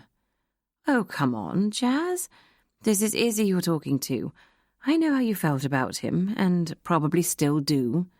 "No, not anymore. It's taken all this time to get where I am, and I'm just not interested in reliving the past. Last night, thanks to you, I had to." "I'm sorry, Jazz, but I thought at the very least you two should talk. It's extremely unhealthy not to confront your demons." "Izzy, I am not one of your head cases. How dare you interfere in my life?" "No, you're my friend, Jazz, and I understand you, and care for you," Izzy said calmly. "I also know your greatest weakness is your pride. Patrick humiliated you, and you turned tail and ran away without even giving him a chance to explain himself." Jazz had been down this road before with Izzy, and she wasn't interested.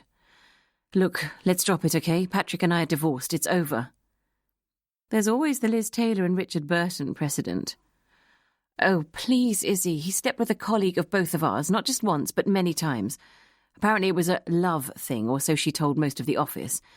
They were making plans to be together long before I found out about it, and now she's dumped him. He's feeling the breeze of being alone, that's all." "Yes, I accept all that. But of course he didn't love her. I mean, Chrissy is a nice kid, but not a patch on you in the brains department. No, this was typical male behaviour, and it all comes down to lust. The excitement of a new body, the ego massage of having a younger woman after him, and let's face it, Patrick has an incredibly large—" Izzy chuckled. "Ego." "Absolutely. And you've just drawn your own conclusion. Patrick shouldn't ever have been married. Perhaps he's the kind of man who needs the permanent excitement that a wife could never give him. You know what a flirt he is. I'm positive Chrissy wasn't the first, and it's just not up my street to be married to a serial philanderer." "No," Izzy sighed. "Maybe you're right. Anyway, at least you have talked. God knows how he found out I was coming to Norfolk, but he insisted on offering me a lift." "You shouldn't have accepted for my sake." "Sweetie, you know I hate public transport," Izzy sniffed. "Sorry, but that's no excuse. Call yourself a friend, huh? I nearly died of shock when he turned up at the pub last night. You might have warned me." "He made me swear I wouldn't tell you he was here. He knew you'd run, and so did I." Izzy smiled. "Come on, Jazz. There must have been a small part of you that was glad Patrick turned up whilst you were being wined and dined by a prospective lover." Jazz was rendered speechless. She couldn't believe what Izzy had done. Finally, she said, "Are you telling me you set him up to find me? Christ, you had no idea whom I was meeting." Izzy leaned forward. "So can you honestly tell me that last night, when you saw Patrick, you felt nothing for him at all?" Jazz could feel the colour rising to her cheeks. "Enough. No more interfering from you, thanks, and I mean it, Izzy." Izzy shrugged. "Okay. Sorry." Thankfully, Miles arrived with 3 mugs of coffee. "Instant, I'm afraid. Best I could do." If he felt an atmosphere, Miles didn't comment. "I'd better down my coffee and head off to the Miller household." "Are you accompanying me, Jazz?" Izzy asked sweetly. She was still fuming. "No. I have to go and see Mr. Jones, the incompetent headmaster, and bring him up to date. The whole Hugh Daneman affair has come out in the papers today, so he's probably on edge." She turned to Miles. Once you've dropped Izzy at the Millers, can you chase Hugh Damon's solicitor? See if he'll release us details of the will. Jazz packed her laptop in its case and stood up. I'll meet you back here at 12 so you can fill me in on Rory Miller. I'm rather looking forward to it, actually. Strange adolescents are my current pet subject. Izzy smiled. Jazz's mobile rang. Hunter here. It's Roland, Mum. Got some bad news, I'm afraid. He sounded nervous. What? My Sarge says Miller's gone AWOL. Shit, Jazz muttered under her breath. How? Where? They're not sure. They were stationed across the road from his cottage, saw no one come in or out all night. At 8:40 this morning, the postman arrived with a package for Miller, but had no joy getting an answer. Obviously, my Sarge was suspicious, went to check, and found the back door unlocked and the house empty. Sorry, Mum, but you did ask us to maintain a discreet distance. Right, we better find him then. I'm on my way to his cottage now, and I'll send an alert out around the county. I'm sure we'll pick him up. I hope so, Detective Sergeant Rowland. Get back to me as soon as there's news. Oh, and have someone stationed outside Mrs. Miller's house until he's found. Thanks. Jazz turned to Izzy. I presume you got the gist of that conversation? I did. Don't panic, Jazz. I'd reckon it was alcohol's siren call. Poor bloke probably just wanted a drink, and the cupboard was bare. Shouldn't think he's gone far. I just hope you're right, Jazz said grimly as she headed for the door. But I wasn't expecting it, and not a word to Angelina about her ex absconding. Current whereabouts unknown. She'll have apoplexy, as will that arrogant lawyer boyfriend of hers. Of course, can I tell her about David being released? I'd like to see the reaction. If you must. I'll see you later. Jazz climbed into her car to drive across to the school. She was still fuming with Izzy and concerned about Miller's disappearance. Last night's encounter and the call from Roland had rattled her frail confidence. To lose a suspect was one thing. To lose a suspect who'd already confessed to a murder and been released without charge was another. What if she'd been wrong about him? Shit. Jazz thumped the steering wheel as she waited to turn right at the roundabout. Her thoughts turned to her time in Italy, when there was little more to think about other than which particular cafe she should wander down to in the evenings for a plate of delicious penne. What the hell was she doing here? But logically, Jazz knew she couldn't have run forever. Izzy was right in the sense that she'd needed to come home to confront her past. Jazz moved off the roundabout, comforting herself with the thought that she'd walked away before. She could walk away again. The bright day had clouded over, and more snow was threatening. The Met Office had issued a severe weather warning for the whole of the eastern region. Jazz made the decision that tonight she would stay with Miles at his hotel in town. Being snowed in at the cottage with no heating or electricity was not a sensible idea. As she was driving along Fulcham High Street, her mobile rang. Pulling over in front of the newsagents, Jazz answered it. Jazz? Hi, Mum. How are you? Jazz heard the catch in her mother's voice and knew something had happened. Her heart in her mouth, she asked, Is it Dad? Yes. Celestia choked back a sob. He collapsed an hour ago and they've rushed him to hospital. I'm there now. The doctors are with him, so I thought I'd better call you. Oh, Mum, how bad is it? You know what these doctors are like. They don't tell you anything. They said they'll know more when they've run some tests, but they're pretty sure it was a heart attack. Oh, God. Jazz swallowed hard. How bad? Pretty serious, I think. Oh, Jazz, he looks awful. Mum, I'm coming now. Which hospital is he in? Papworth, but really, Jazz, the weather is terrible here. It's snowing like Billio. They're telling everybody not to drive unless they absolutely have to. Well, it's not terrible here, and I'm on my way now. Hold on, Mum, and tell Dad to as well. Oh, darling, thank you. He's in critical care. Please, drive sensibly. I will. See you in an hour or so. Jazz let the mobile drop onto her lap and, feeling dizzy, rested her head on the wheel. This was the call she had dreaded for all of her adult life. Come on, Jazz, she urged herself. He's still alive. He'll pull through. He has to. There was a knock on the passenger window. Jazz looked up and saw Patrick, the Times tucked under his arm, staring at her in concern. Before she could stop him, he'd opened the door and leaned inside. "What is it, Jazz? What's happened?" "Mum's just called. Dad's had a heart attack and is in critical care. Jazz, I'm so sorry. Can I get in? It's freezing out here." She didn't stop him. Hadn't the strength. As he climbed into the passenger seat, the smell of him and the bitter cold air comforted her and distressed her in equal measure. He reached out a gloved hand and squeezed her arm. "So now, I presume you're off to the hospital. Are you up to driving? The weather is going to be fackin' dreadful." Jazz nodded. "I will be, of course. Sorry, I've only just taken the call." She urged herself to find the strength to collect herself. "Is it very bad?" "Mum didn't say much, but the fact she even called me says it is, yes. I'll be fine now, really." She gave him a wan smile. "I'd better get going." "Jazz, you look dreadful. You're in shock, and there's just no way I'm going to let you drive through a blizzard." Patrick was getting out of the passenger seat. "Come on, move over. I'm driving. We'll drop your car back at the station as it's on the way anyway and pick mine up. I'd rather drive that in weather like this. We'll be there in no time." He walked round the car and opened the driver's door. Jazz stared up at him, immobile. "Jazz, my angel, for once in your life, just do as you are told without arguing, because I'm a-standing here until you do." Patrick folded his arms as Jazz fought an inner battle she knew she'd lose. She nodded weakly. "Okay, thanks," she said gruffly, and started to get out of the car. Her knees gave way and she held on to Patrick as he helped her round the car and gently into the seat. "So now, where are we headed? Cambridge, I presume?" "Yes." Jazz watched as he threw his newspaper onto the back seat and started the engine. "You really don't have to do this. I would have been fine." "I'm sure you would." He smiled as he pulled away from the curb. "And I know I don't have to. Now then, haven't you got some calls to make?" Jazz nodded. "Will you be letting Norton know I'm going to be later back to London than expected?" She frowned at him, then nodded again, reluctantly. "I'm sure if you explain, he'll be taking it on face value. We were man and wife for 10 years, so we were.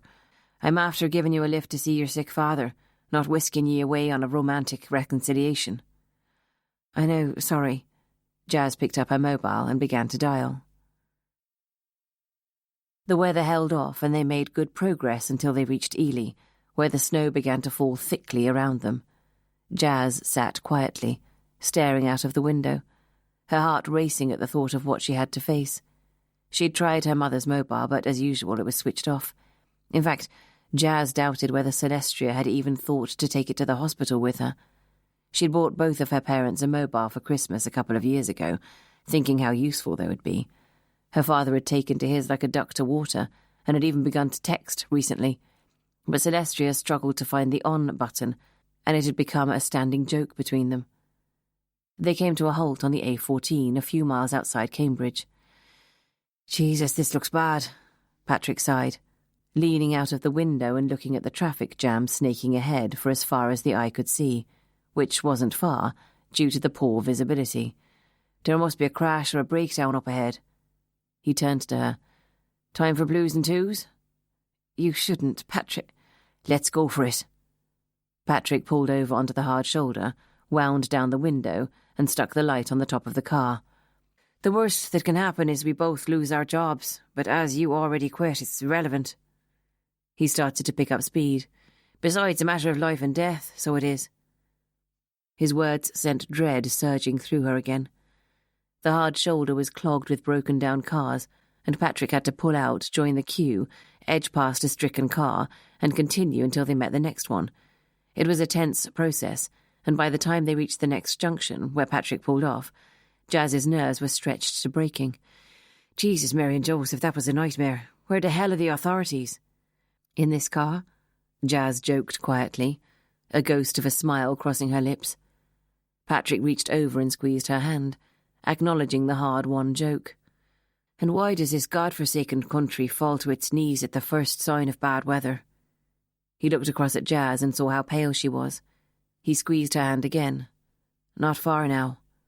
She smiled wanly, wondering if, now they were nearing the hospital, she'd have preferred to be stranded on the motorway rather than face what lay ahead. Chapter 21. Angelina paced the kitchen, a third cup of coffee nursed in her cold hands.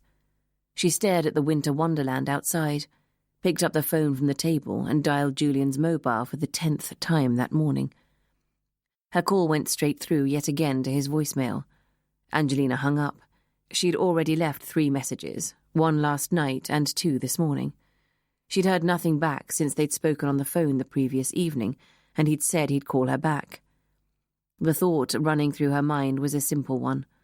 Julian was fed up with having to play second fiddle to Rory and had decided to make his feelings obvious by ignoring her calls. Angelina bit her lip and sat down at the table. What was she meant to do? God, men could be so selfish. Was it her fault that Rory needed his mother and peace and security to recover for a few days? The problem was, of course, that Julian didn't have his own children, so he couldn't understand the pure instinct of being a parent and needing to protect one's young. And Angelina allowed herself to be indulgent for a second. What about her? To have your child kidnapped, then discover your ex-husband might be a murderer, was a pretty tough call, too. She stood up, suddenly angry. If this was Julian's infantile way of punishing her, let him get on with it. She heard the front doorbell ring. It was almost certainly the counsellor from London here to see Rory. She left the kitchen and walked across the hall to the front door. A large lady wearing a wide-brimmed felt hat covered with snow stood on the doorstep. "Isabella Sheriff, pleasure to meet you. You must be Angelina, Rory's mother." "Yes." Angelina had a sudden urge to giggle. In the long velvet coat and hat, Isabella Sheriff reminded her of a snowman. "Do come in." "Thanks." Isabella shook herself first, dusting the snow off her shoulders and removing her hat. "Thought I'd walk, dumb idea." Her eyes twinkled as she unbuttoned her sopping coat, and Angelina warmed to her immediately. "Why don't you give that to me and I'll put it on the Aga to dry?" "Good idea. Think I better take off these boots as well before I make a snowy trail through your lovely house." Isabella hung onto the doorknob and removed her soaked boots to reveal 1 red and 1 black sock. She smiled up at Angelina. "Sorry about the footwear. This trip was pretty short notice and I didn't have much time to pack." "Don't worry." Angelina led Izzy across the hall and into the kitchen. Izzy headed straight for the Aga and placed her hands on the warming plate. "Think I can forget about making it back to London tonight?" "Yes, the snow's really coming down now." Angelina gazed absent-mindedly out of the window as she placed Izzy's coat over the Aga rail. A sudden feeling of fear filled her. What if Julian had had an accident, crashed in the snow on his way home to the flat last night? "Would you mind?" Angelina forced her mind back and stared at Izzy, who was indicating the cafetiere. "Sorry, of course. I'll make you a fresh one. That will have gone cold." Angelina filled the kettle and put it on to boil. "How is Rory? May I call you Angelina?" "Yes. And me, Izzy. Everyone else does." "Rory didn't have a good night. I heard him crying out, but when I went in to see him, he was still asleep. He was having a nightmare. I sat on his bed, stroking his forehead. I don't think he knew I was there." "Did you ask him this morning what the dream was about?" "No, I didn't want to bring it up." "Nightmares are healthy things in any case. They're not particularly pleasant. It's the subconscious mind working its way through problems or fears and trying to rationalize them, helping the person cope." "I see." Angelina didn't, really. She was still thinking about Julian as she spooned the coffee into the glass jug. "Strong as you like," Izzy indicated, sitting down in a chair at the table. "Has Rory said much about his time with his father, what they talked about, for example?" "I haven't wanted to bring David's name into the conversation. I thought it might only upset Rory further. How a child copes with the fact that his father is a murderer, I just don't know." Angelina placed the cafetiere, a mug and milk and sugar in front of Izzy. "Please, help yourself." Izzy looked up at her. "Just because someone confesses to the crime, that doesn't always mean to say they committed it. You were closer to David than anyone. What do you make of it?" She poured the hot coffee into her mug. "I was amazed and horrified.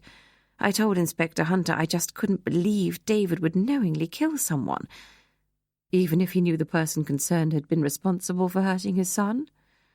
I can see him reacting, yes, but Angelina looked suspiciously at Izzy.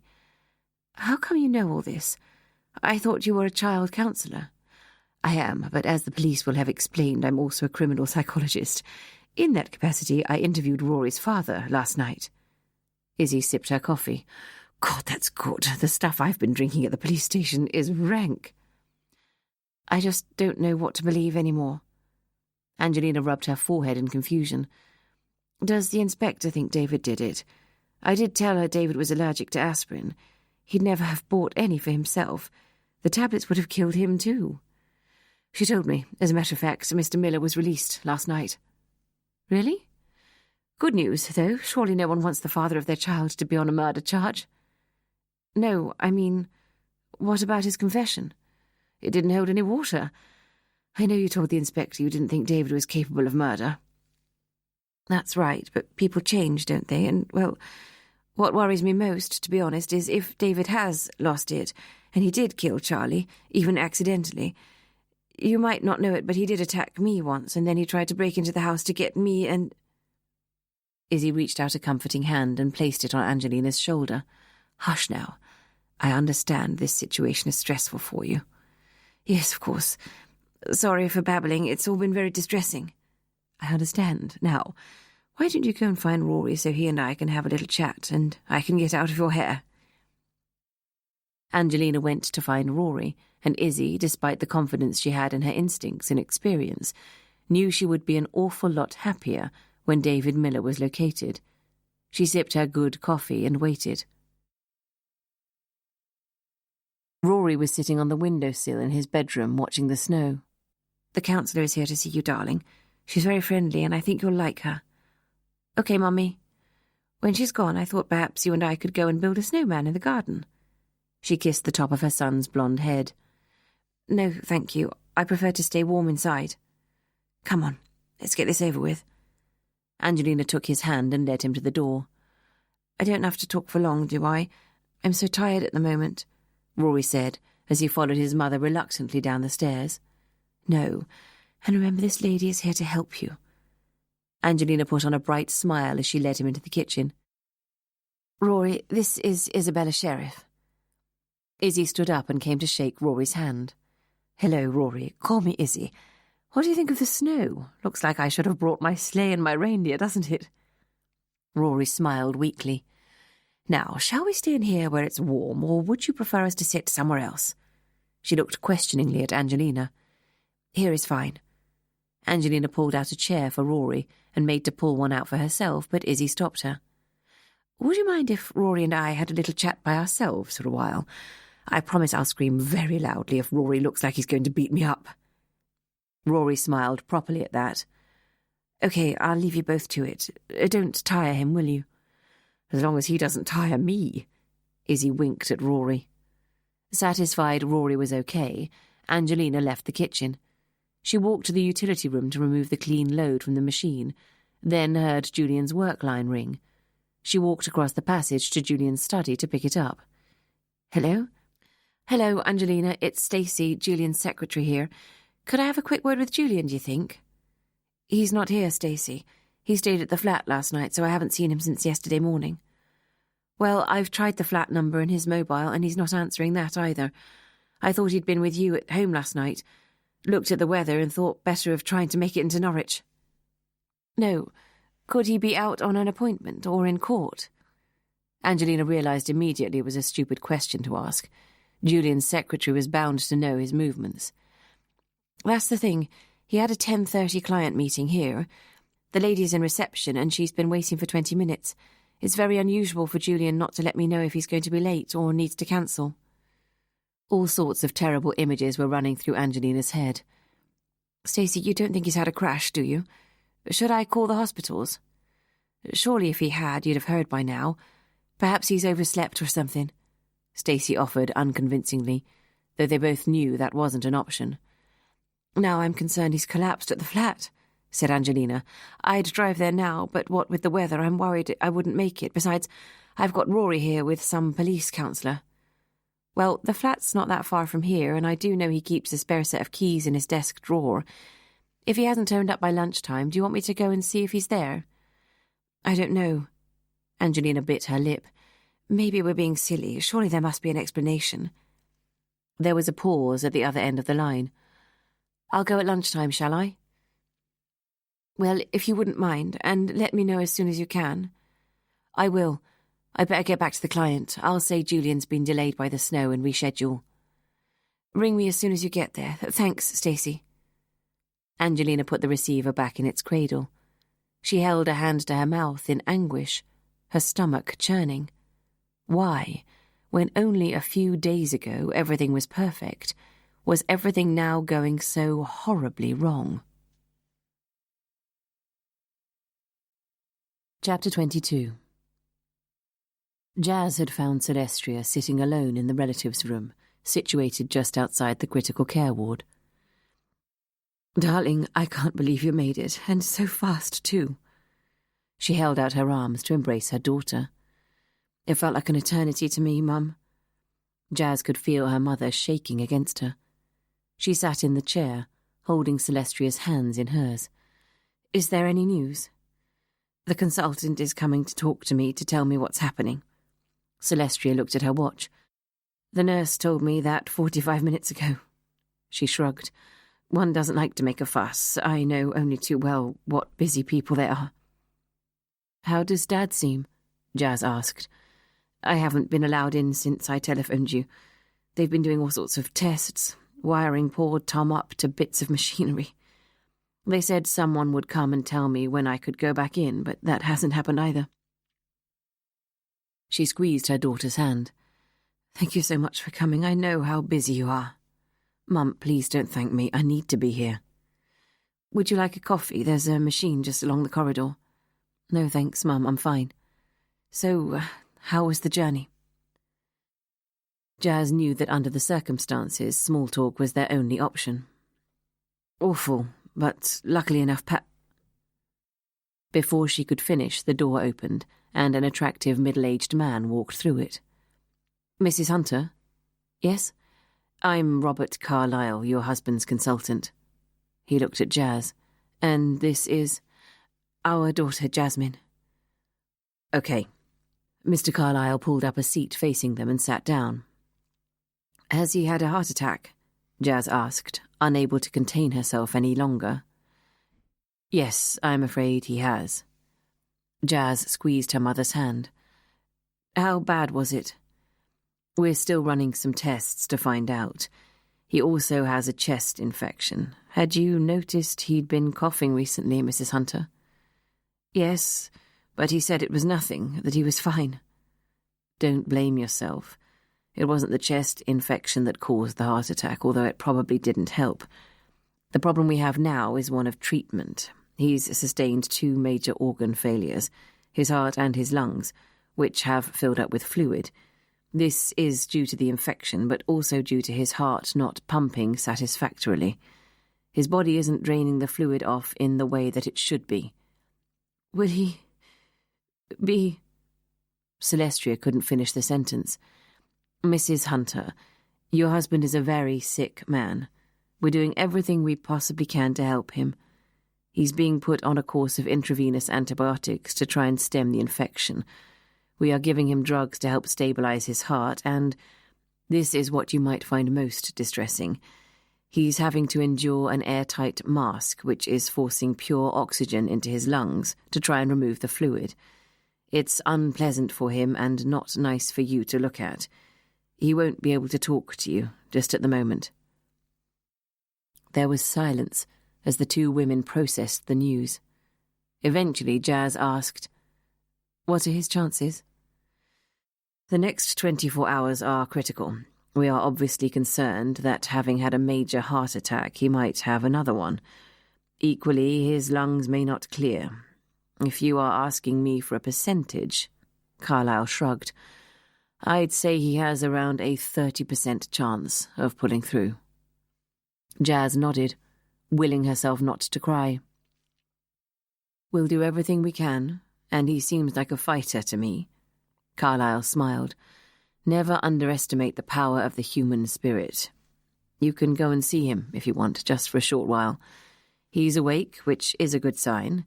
He knows he can't talk, so try not to encourage him.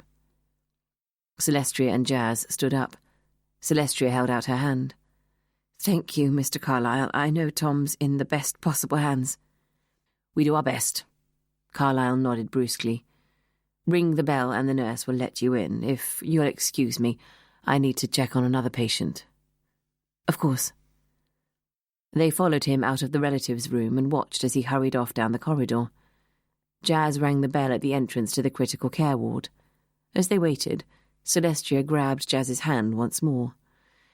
Darling, we mustn't let him know how bad it is. Mum, I'm sure he already knows. The door opened and a pretty Malaysian nurse came out. We're here to see Tom Hunter, said Jazz. The nurse nodded, and they followed her through the door and into the strangely silent ward.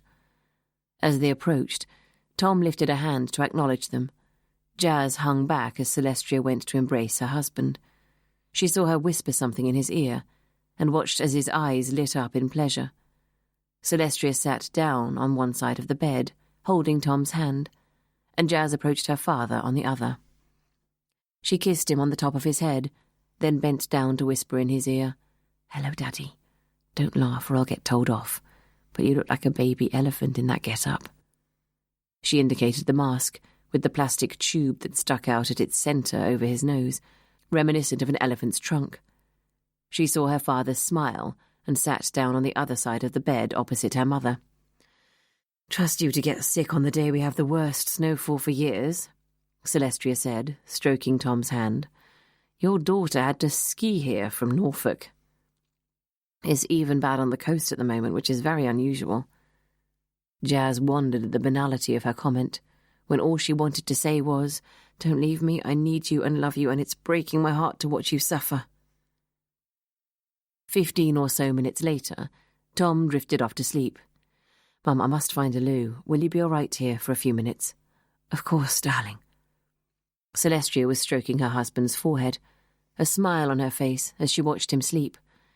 I know what he's like. He won't close his eyes and rest unless I'm here, making sure the doctors don't do anything he doesn't know about.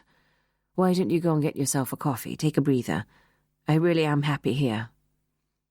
Jazz realised Celestia wanted to be by herself with Tom, maybe thinking she must savour every moment they had left. Okay, I'll be back up shortly. As Jazz left the ward, found the loo, then made her way through the maze of corridors that would perhaps lead her one day to the canteen, she shuddered at the smell of the place. As a policewoman, she had spent numerous hours in hospitals interviewing suspects, victims or witnesses, and had never been affected. Being a relative of a very sick patient was a different experience. The canteen was deserted. Perhaps some outpatients and visitors had been deterred by the terrible weather. She spotted Patrick reading his paper at a table by the window. Jazz sank down into the seat opposite him, feeling completely drained. How is he? Jazz's face told the story. He squeezed her hand hard, then stood up. Tell me about it after I've got your coffee. I'd like tea, please, and some water. Anything to eat? No, thanks. Jazz stared out of the window as the ceaseless flakes threatened to blank out the daylight. If the worst happened today, she knew she would hate snow forever. There, get that down, you girl. Good strong builder's tea. Patrick was back with a small stainless steel pot and a utility cup and saucer, made for maximum use and minimum breakage. Jazz poured the tea and took a sip. Patrick sat patiently, watching her. Eventually she spoke. The consultant has said he has a 30% chance of pulling through. He's very, very ill, and the next 24 hours are crucial. Have you seen him?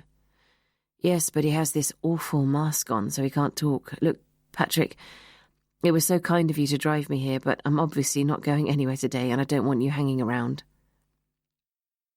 Patrick indicated the snow. Are you to be thinking I'm going anywhere either? I've called in and nothing much is happening. Violent crime goes down in bad weather, as you know. Aren't you working on a case at the moment? Just closed one a couple of days ago. It was very satisfactory. Got a pat on the back from the commissioner for it, actually. Good for you. Jazz wasn't interested. Well, you can't just hang around here all day. I can do whatever I wish, so, and at present I am quite content to sit here and read my paper. If I get really bored, I'd be going outside to make a snowman. Patrick's eyes twinkled. I must go and phone Miles. No mobiles allowed inside. Why don't you be giving me your mobile and I'll man it for you? I'll let them know you're going to be here for a while and I'll pass on any messages they have for you. Patrick leaned over the table and grasped her hands. Jazz, please, just forget about the case today and concentrate on your daddy. I swear I'll let you know if there's anything urgent.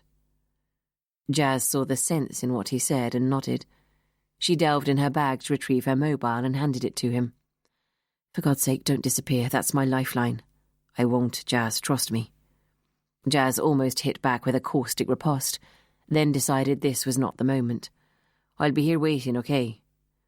Thanks, Patrick. I'd better be getting back. Rory had emerged a while back from his interview with Isabella, looking bright and relaxed. He'd gone up to his room to read. Do you think he's okay? Angelina asked Izzy as she took her coat off the Aga and handed it to her. Izzy nodded non-committally. Yes, I think he's basically fine, but there does seem to be something worrying him. Can't quite get to the bottom of it yet, though. Interestingly, I don't think it has anything to do with his father. I'd say it was something to do with school. Really? He didn't mention bullying, did he? That was a line of inquiry I pursued, but Rory was not receptive. He's a deep young man, plays his emotional cards close to his chest. Yes, he does. A bit like David used to until he lost it last year. Izzy was buttoning up her coat. Well, that's the problem with people who find it hard to express emotion. And men are always the worst. It's like a bubbling volcano. It's out of sight, getting hotter and hotter until one day it can no longer contain itself, so it bursts in spectacular fashion. Yes. Angelina looked preoccupied. Are you all right, Mrs. Miller? Yes, I'm fine. I'm tired, that's all. Must be all the stress of the past few days. You must take care of yourself. And Julian, my partner, seems to have gone AWOL. I'm sure he's fine, but I haven't heard from him since last night, and he hasn't arrived in his office yet, which is most unlike him. Izzy raised her eyebrows. Really? Totally unreliable. Try not to worry. Yes. Angelina nodded without conviction. Now, Mrs. Miller, if this weather does continue to deteriorate, I reckon I'm going to be stranded here until tomorrow. Would you mind if I came to see Rory again? I think I gained his trust today, and it might be he feels safe to open up to me a little more.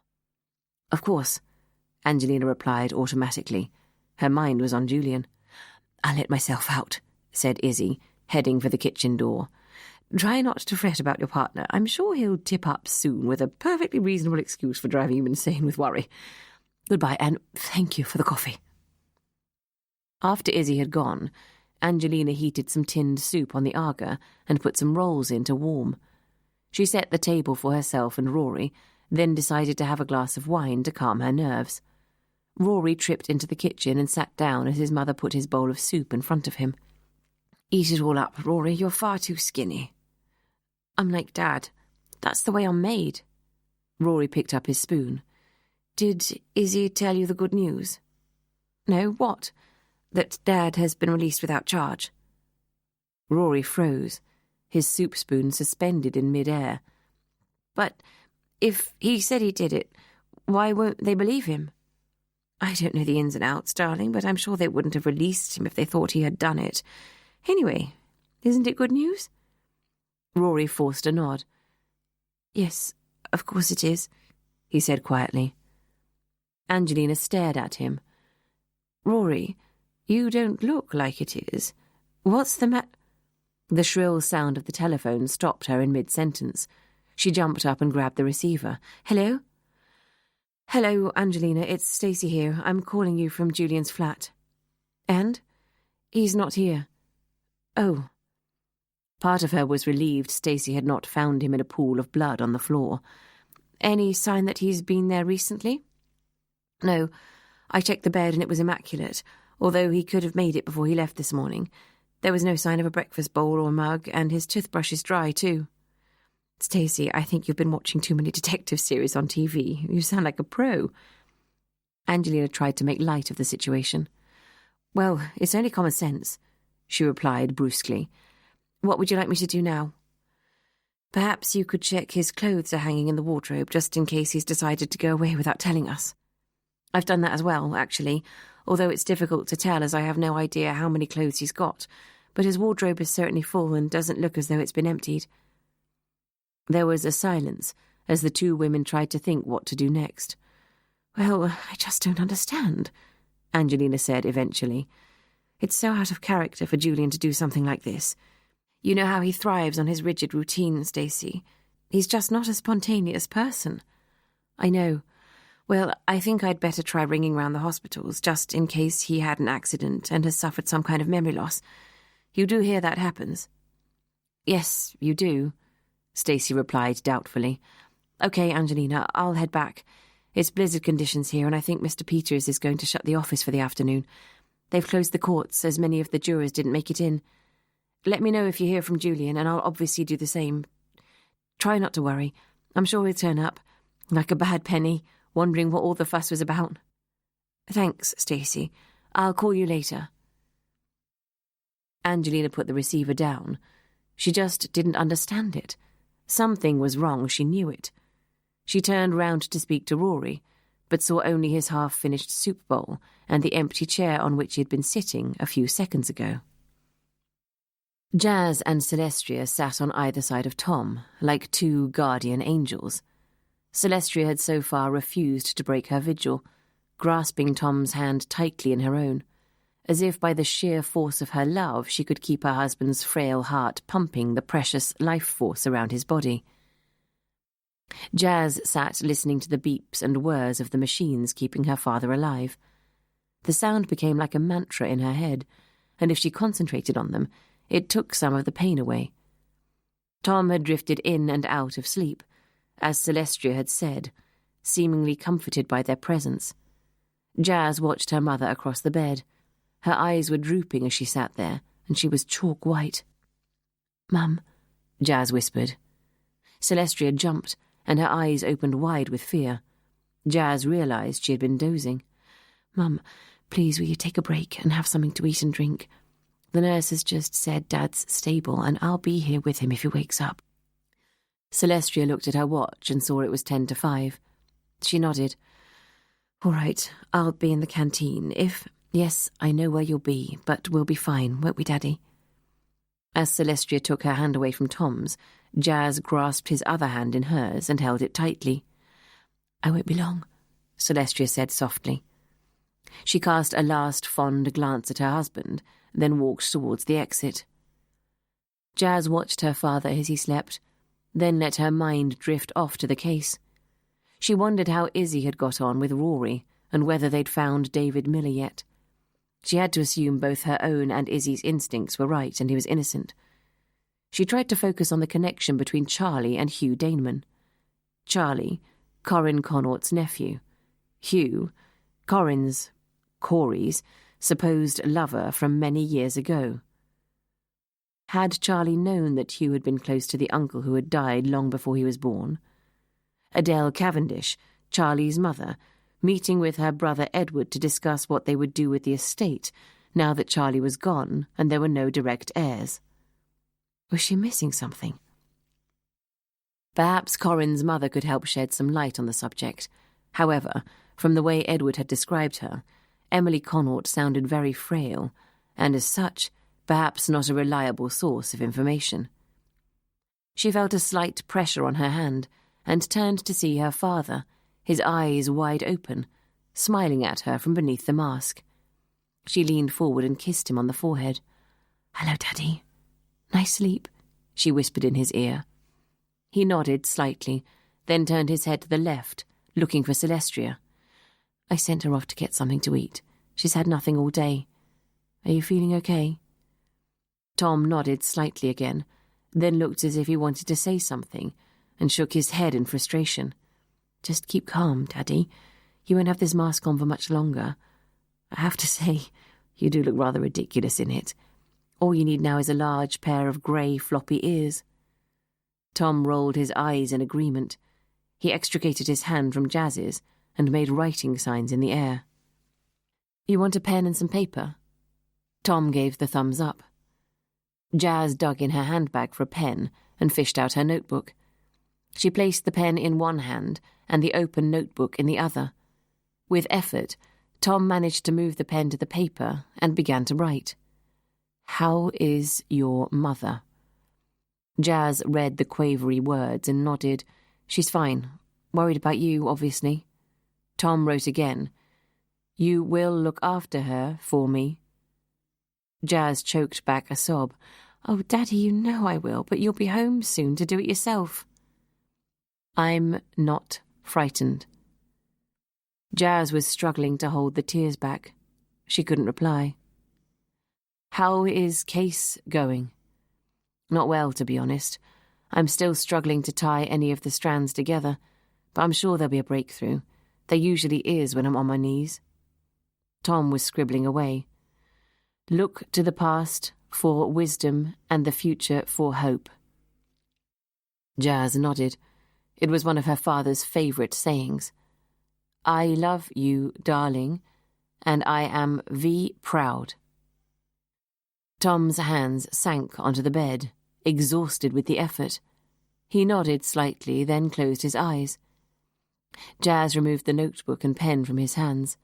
She studied his faint scrawl, the sight of its fragility tearing her apart. She grabbed her father's hand and stroked his forehead gently as he slept. "Please, God, I know he loves you, but we love him and need him too. Don't take him yet, not yet." Chapter 23. Adele Cavendish zipped up the hold-all, then dragged the 2 large suitcases to the top of the stairs. She walked back into the bedroom she'd shared with her husband for the past 20 years, then closed the wardrobe doors to hide the empty rails behind them. She went to her bedside table and picked up the small, framed photo of Charlie when he was a tiny baby and stuffed it into a side pocket of her hold-all. She looked around the bedroom one last time, then shut the door behind her. Heaving the first suitcase down the stairs, she left it at the bottom in the hall and went back for the other. Once the hold-all and the suitcases were safely stowed in the back of her Volvo, Adele came back into the house and wandered around the silent downstairs rooms. There was no doubt it was a beautiful house, but it wasn't her home and hadn't been for many years. When Charlie was back for the holidays from school, it had been possible to rekindle the dead atmosphere. The friends he sometimes brought with him would see to it that laughter echoed through the rooms, and Adele would feel useful again, feeding the boys with vast meals to stoke their growing bodies. But now Charlie was gone, and was never coming back. William came home on a Friday, then returned Sunday night to his flat in London. Adele could almost see by the way he ate his Sunday lunch at pace that he was desperate to return to town, leaving his wife to clear up the dishes and face another week alone. She knew many other wives in the surrounding villages who were weekly widows, whose husbands also worked in London. They seemed unperturbed by their circumstances, knowing the quid pro quo of an absent husband was their expensive lifestyles. They forged friendships with each other, filling their days with school runs, yoga, and long lunches. William had always wanted her to be far more social than her retiring nature allowed.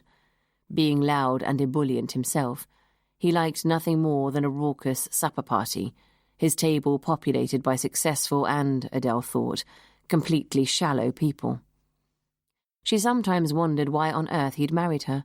She had always been a wallflower, preferring to listen rather than be listened to. But perhaps the cold, hard truth of the matter was that the ruthlessly ambitious William had needed a certain level of social standing to complement his clever, quick mind and burgeoning career.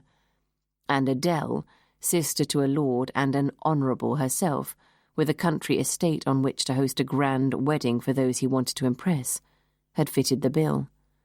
Of course, she'd been flattered by him wanting her. He'd been, and still was, a handsome, charismatic man, but as his career had proceeded steadily upwards, she had become less and less relevant to him.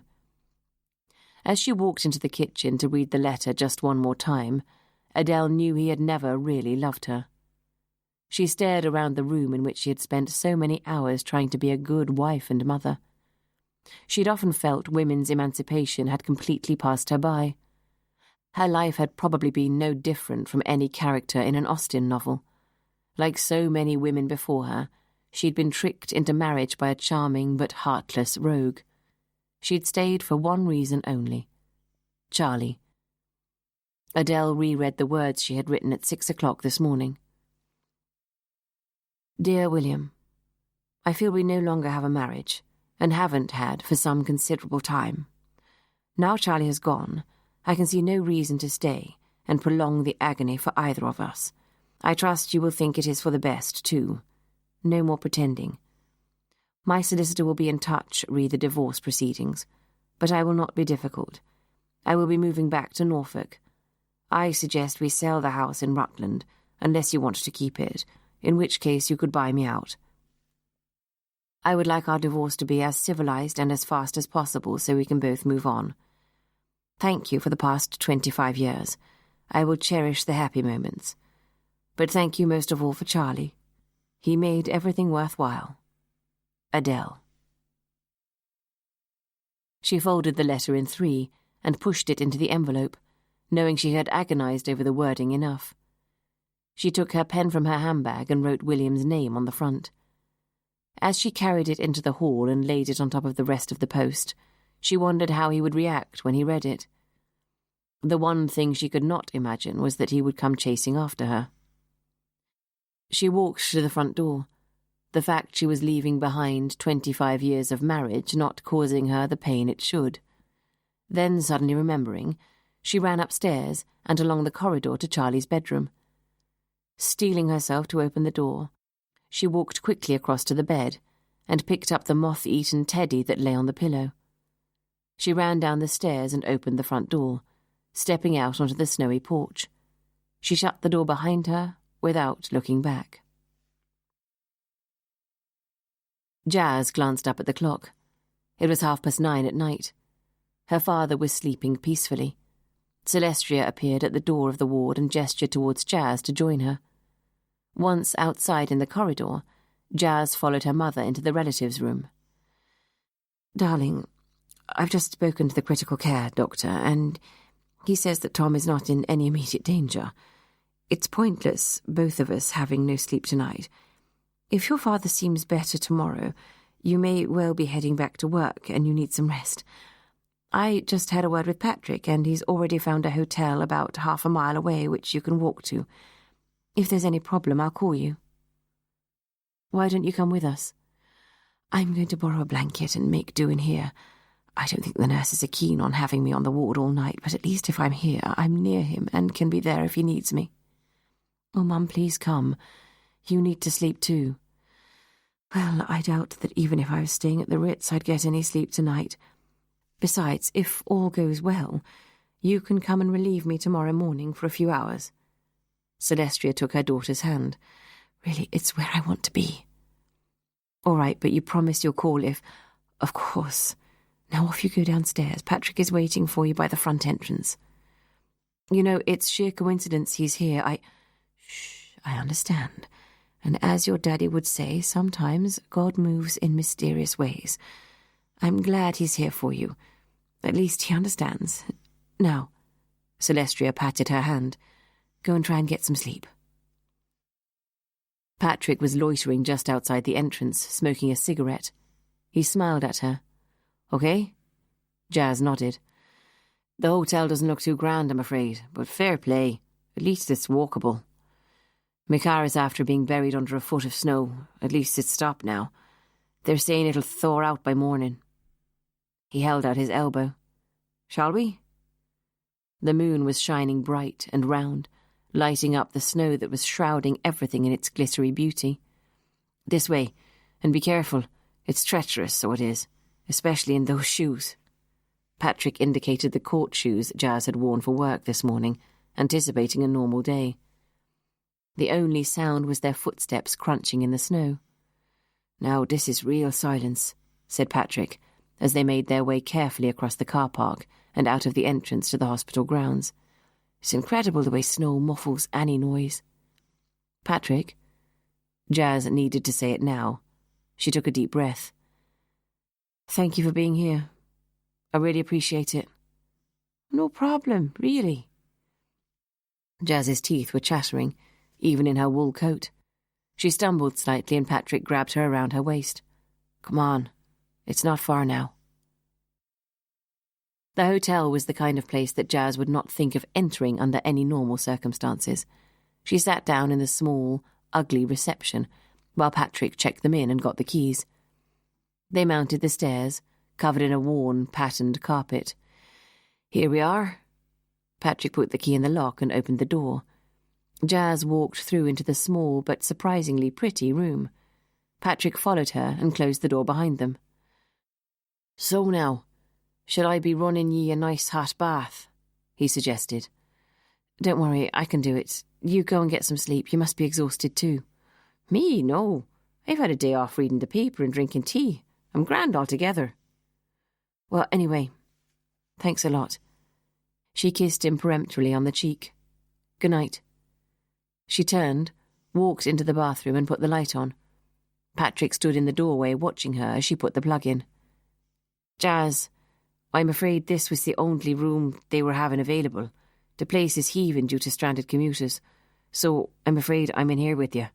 I'm prepared to sleep in the chair if that's what you'd be wanting. She turned abruptly to look up at him. You are joking? No, I swear. Called down to reception and asked him. Christ! Jazz turned the water on full pelt. I'm sorry, really. I promise it isn't a ruse to be having me way with you. Just the grand old British weather. When Jazz didn't reply, he shrugged. I understand. I'll be off to sleep in the car. He headed out of the bathroom. Jazz gave an inner scream of frustration, then followed him. Don't be ridiculous, Patrick. You'll freeze to death, and then that'll be on my conscience too. She glanced at the bed, which at least seemed to be a decent size. I'll cope, somehow, she muttered, then turned back into the bathroom and slammed the door behind her. Lying in the bath, letting the warm water unknot her aching shoulders and calm her frayed nerves, she closed her eyes and tried to be rational. Whatever had happened in the past, Patrick had been wonderful today, and it really wasn't his fault they were now in this predicament. They were both grown-ups. Of course they could cope. She reached for the thin towel, draped it round her and got out of the bath, realising that, just to top it all, she had nothing to sleep in. Putting her underwear back on and pulling the towel on top of that, she walked back into the bedroom. Patrick was already in bed, his clothes draped over the chair. He was propped up with his hands behind his head, watching her. She walked round to the opposite side of the bed, dropped the towel and dived hurriedly under the sheets. Patrick chuckled. Jazz, I was after living with you for 10 years. I've seen it all before. But you don't live with me anymore. We're divorced, remember? She spoke grumpily, turning her back to him and making herself as comfortable as she could on the lumpy mattress. Do you realise we're in what this grand establishment refers to as the honeymoon suite? I pity any bride who begins married life in this bed, Patrick remarked. It's fine, really, thank you for finding it. Have you got my mobile? Yes, it's right there on top of the chest of drawers. And before you ask, yes, it is switched on. Thanks, I should call in, but I called Miles earlier. There was nothing urgent to report, but he said he'd speak to you tomorrow morning to bring you up to date. Which means they haven't found David Miller yet. Who? Just a suspect who's gone missing. Oh. They lay there in silence for a while. Are you okay? Patrick asked eventually. About what? Your daddy. Jazz sighed. I can't quite process the fact that he's lying at death's door just a stone's throw from here. I just have to believe he'll pull through. Anything else, well, I just can't go there. Ah, sweetheart, I know so well how close the two of ye are. Jazz nodded, the lump that had been lodged in her throat since this morning threatening to burst. She felt a hand on her arm. Jazz, ye have to believe he will pull through. If anybody can, he can. He's fought through today now, hasn't he? We know the first 24 hours are always the most critical. Jazz nodded, unable to speak. You know, whatever happens, I'll be here for you, if you need me. Jazz nodded as the lump finally burst in her throat and the tears started to pour down her cheeks. He can't die, he can't. I need him, and so does Mum. He's being so brave, but I know he must be suffering terribly, and that makes it worse. He kissed the top of her head. I know, Jazz, I know. He's only 65, for God's sake. He's not old. What about all those 90-year-olds who live on for years in old people's homes? Why can't that be him? As long as he's alive, as long as Dad's alive. She looked at Patrick. He will live, won't he? She asked desperately. Course he will, Patrick soothed. Then he reached down and kissed her forehead, then her nose, and then her lips. His arms wrapped around her, and he kissed her with urgency. His hands went to her breasts, and she did not stop them, suddenly as hungry for him as he was for her. She could hear herself breathing heavily as he rolled on top of her, and the next moment he was inside her. He spoke to her, words of endearment, but she didn't hear him, didn't want to hear him, as she felt 7 months of abstinence build, sending her spiralling up and up until she exploded with him, and he fell on top of her, panting with exertion. She could feel his hot breath on her cheek. She closed her eyes, letting the feeling of calm that followed the storm fill her and prevent her brain from processing the ramifications of what she had just done. Oh my God, that was amazing, just amazing, Patrick murmured. I've missed you so much. Jazz remained silent in the darkness, not wanting to move on from the moment. I love you, Jazz, I truly do. I'm begging you to forgive me. Jazz stared into the blackness. Patrick, I forgave you a long time ago. Angelina had taken another Valium an hour ago, but it didn't seem to have affected the churning in her stomach or the abnormally fast beating of her heart. Standing in the kitchen in her robe, she leaned over the sink, looking out at the back garden, the spotlights illuminating the fairy tale scene outside. She padded across the kitchen, opened a cupboard and took out the brandy bottle. She poured herself a double, took the drink to the kitchen table and sat down. She took a large swig, the unfamiliar strength making her gag. She checked her watch. It was nearly 10:30. Was it too late to call the police? Then a thought struck her. Was it possible Julian's disappearance was connected with Rory, and to David's release? Did David blame Julian in some way for what had happened? Would he have gone to see him last night, after he was released? Was he unstable enough to kill him? Angelina gave a little cry of anguish. Was she being ridiculous? She stood up and paced round the kitchen. No. Less than 24 hours ago, David was being held on suspicion of murder, a murder he had openly admitted to. She shook her head. Here she was, considering seriously that her ex-husband had murdered her lover. Angelina washed out her glass and left it to drain. She locked all the doors and went upstairs, going first to check on Rory, who was peacefully asleep. She climbed into bed and reached for her book, trying to regain some semblance of normality, of her life before this nightmare had happened. But she couldn't concentrate. She put down the book and lay very still as she thought through all the possibilities. Was it as simple as Julian having enough of the situation with Rory and David and deciding to leave her? Perhaps, but that didn't explain why he would abandon his clients and work. No. Had some terrible accident befallen him in the dreadful weather? Was he lying somewhere in need of help but unable to call? Possibly. Angelina reached for the mobile lying on the empty pillow beside her and dialed his number one more time. No answer. She reached to turn off the light. First thing tomorrow morning, if she had not heard from him, she would call the number Detective Inspector Hunter had given her when Rory had gone missing. Come in, Mr. Fredericks. I hope the journey wasn't too strenuous. Robert Sanders.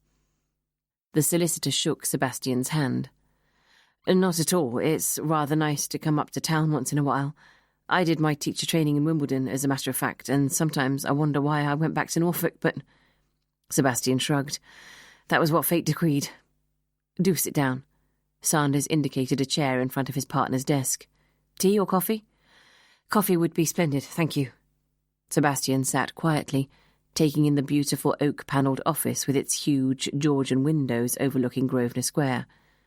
Sebastian was amazed a quiet schoolteacher such as Hugh could afford a practice as upmarket as this.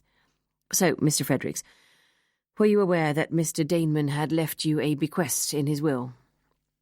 Absolutely not. I've known Hugh for over 30 years. He taught me as a pupil at St. Stephen's, then when I joined the staff we became fellow teachers. Well, Sanders picked up a heavy vellum sheet of paper and put on his reading glasses. Apart from his manuscripts, which are very valuable and have been left to the British Library, and one other bequest, he left the rest of his estate to you. Sebastian gasped. To me? Why? Surely he has family that will be expecting to inherit. No, it seems he had no other living relatives. The estate is not enormous, but it does comprise a flat in Kensington and some cash and insurance policies, which amount to a little over £200,000. Sophie, put the tray down on the desk and we'll help ourselves. Sebastian tried hard to suppress the surge of inevitable excitement. He watched the attractive young secretary place the tray on the desk, then leave. I'll pour, shall I? Milk and sugar? Sanders asked. Thank you. Did, Hugh ever explain to you why he was leaving his estate to me? Mr. Sanders passed Sebastian his coffee. No, mine is not to question why, though having known Hugh for over 30 years, I trust that his final wishes were as carefully thought through as the decisions he made in life. Well, well. Sebastian lifted the cup to his lips and slurped the hot coffee. As executor, I will be handling probate. If you wish to keep it simple, I'd be happy to act for you too. That's very kind of you, Mr. Sanders. You say there's a flat in Kensington? Yes, it may well be leasehold, with only a few years to run. Many flats were leasehold in the 60s, and the owners didn't bother to renew when they should. But if you wish, I can look into that for you too. If you would, Mr. Sanders. I'm no expert on legal matters. I'm a simple schoolteacher who lives in a rented house. Mr. Sanders took his glasses off his nose. Well, this must be manna from heaven for you. Oh, yes, indeed it is, Sebastian replied disingenuously. Do you have a family of your own? No, my parents are dead and I haven't yet managed to snare a female into starting my own dynasty. Sebastian grinned. You were not adopted, as far as you know? Sebastian frowned. No, at least if I was, my parents didn't tell me. Sanders sipped his coffee slowly. Are you suggesting that... Mr. Fredericks, I'm suggesting nothing. That's not my place, but having been 40 years in my current role, one usually finds a method behind the seeming madness of such a situation. Anyway, that, my dear chap, is down to you to find out. I can only oil the legal wheels, not the human ones. Now, I will, of course, set everything down in writing to you, but I'm afraid I did have to fit you in between clients today, so if you'll excuse me, I must say goodbye. Sebastian left the building in a daze. He headed straight for the nearest pub and downed a whiskey to clear his head. Had Sanders been trying to intimate that Hugh Daneman was his father?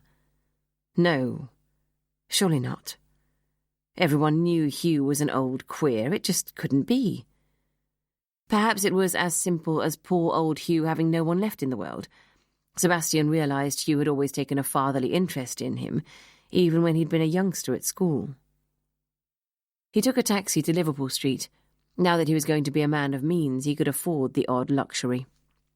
He daydreamed all the way home on the train, wondering if, now he had some funds, he would stay as housemaster at St. Stephen's, or go off and travel the world.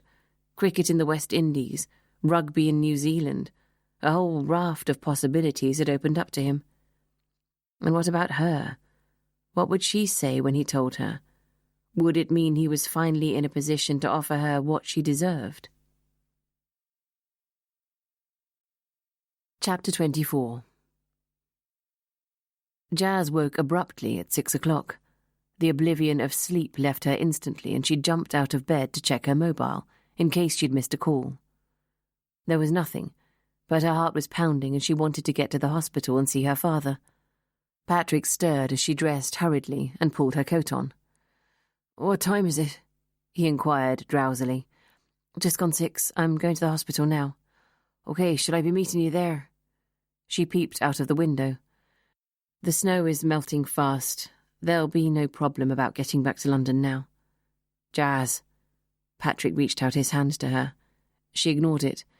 "I have to go. I'll call you when I know how Dad is." Celestia smiled wearily as she entered the critical care ward. "Hi, Mum." Jazz bent down to give her sleeping father a kiss. "How is he?" "Good. He's good, Jazz. His vital signs are apparently much more stable and he slept well." "Oh, Mum, thank God." She choked back a sob. "Yes, thank God," Celestia echoed. "He's not out of the woods yet, but every hour counts.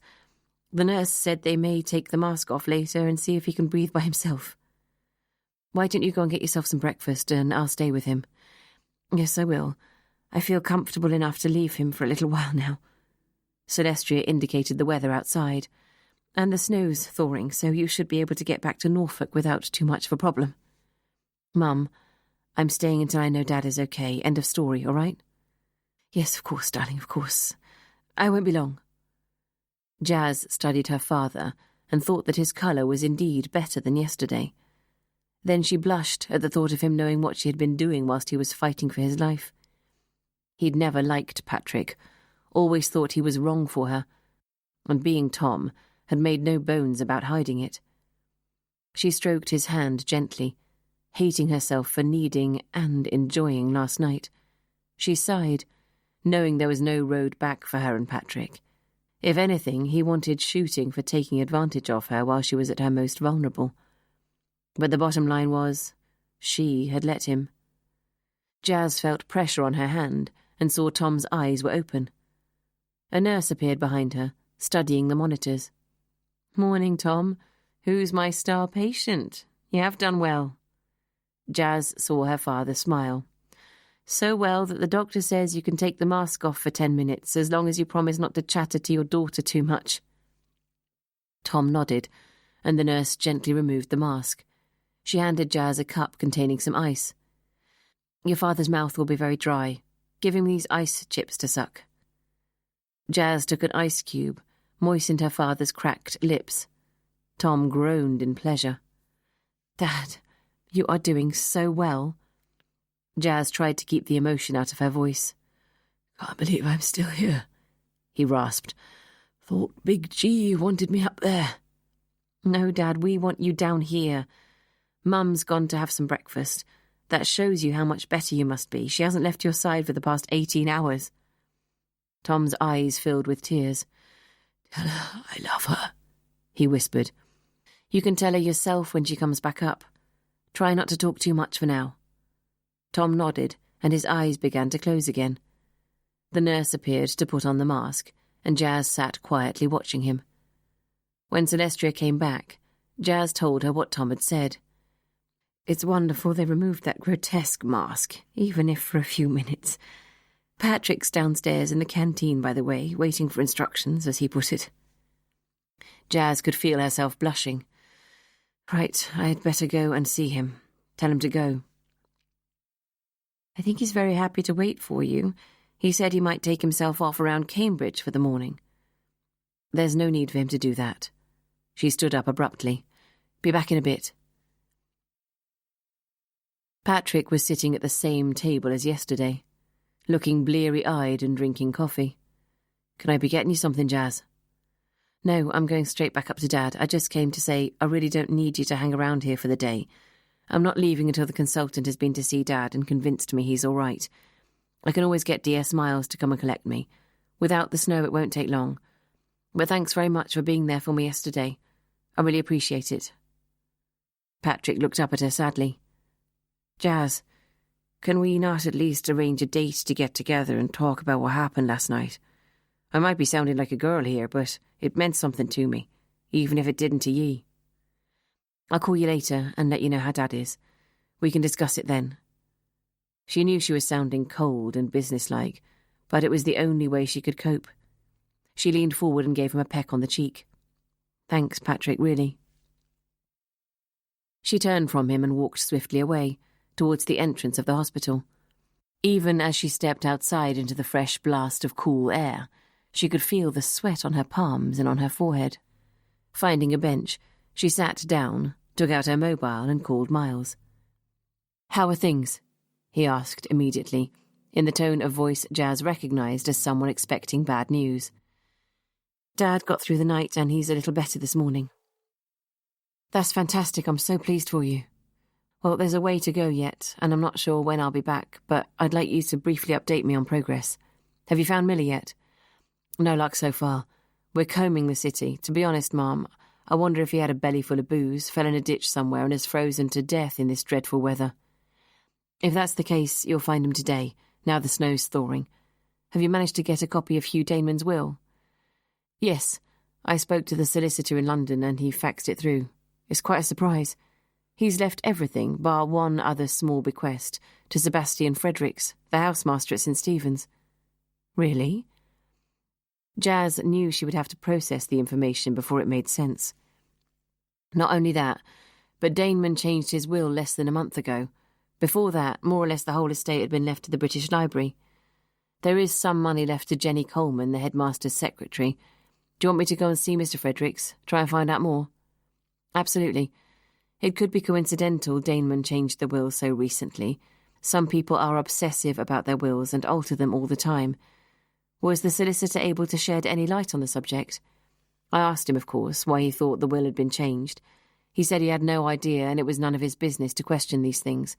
However, he did venture that in his professional opinion there was usually a method behind the seeming madness. He had assumed Mr. Fredericks was either a close friend or a relative of some kind." "Have forensics come back on the medical dispensary sheet?" "Yes, and the drug that was Tipexed out was aspirin. You were right." "And how did Izzy get on with young Rory yesterday?" "It went well, apparently. She's going back to see him again this morning, and I know she's eager to speak to you about it when you have the chance.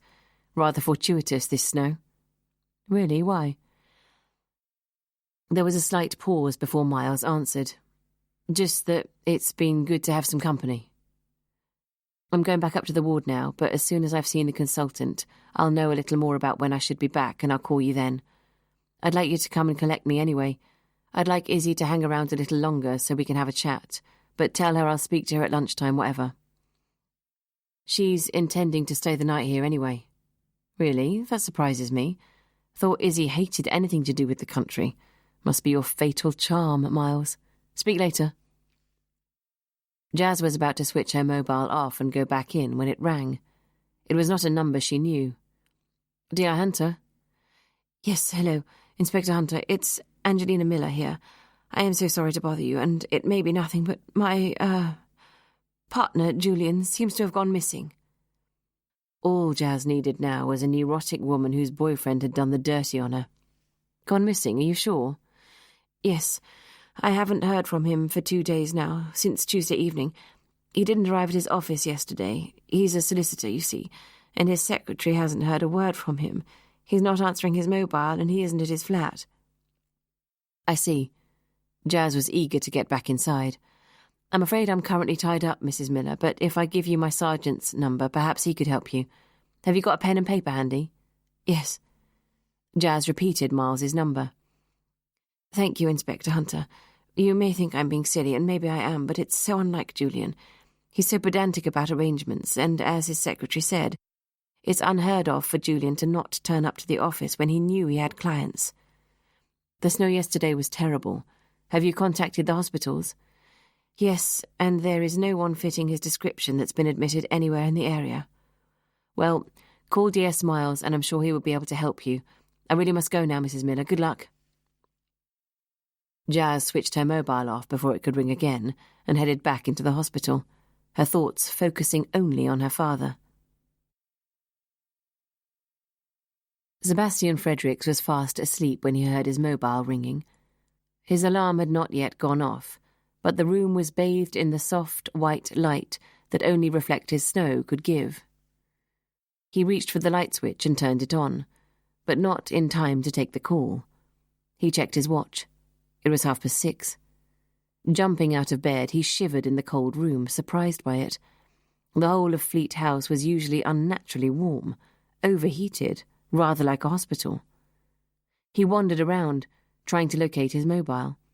He found it in his jacket pocket, and as he did so, it rang again to tell him he had a voice message. Dialing the number, Sebastian jumped back beneath the warmth of the duvet and listened. "Hello, darling, it's me. I wanted to catch you before you started work. I'd like to see you tonight if you could make it.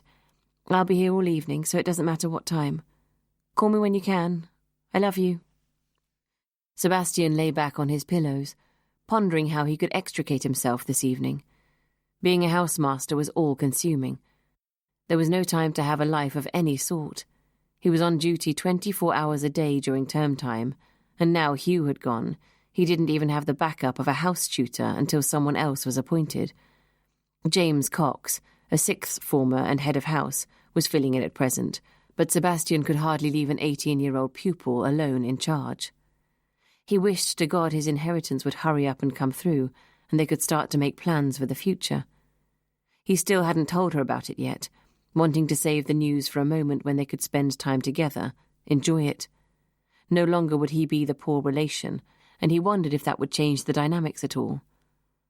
The most important thing was that he would have the autonomy to make the necessary decisions for both of them, a position that, a few days ago, he'd never have thought possible. Sebastian allowed himself a smile. From a seemingly impossible situation, they were both now in a position to move forward. The alarm clock went off, startling him.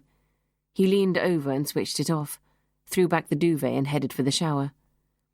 He shouted in shocked protest as a freezing cold jet of water stunned his skin into a mass of goose pimples.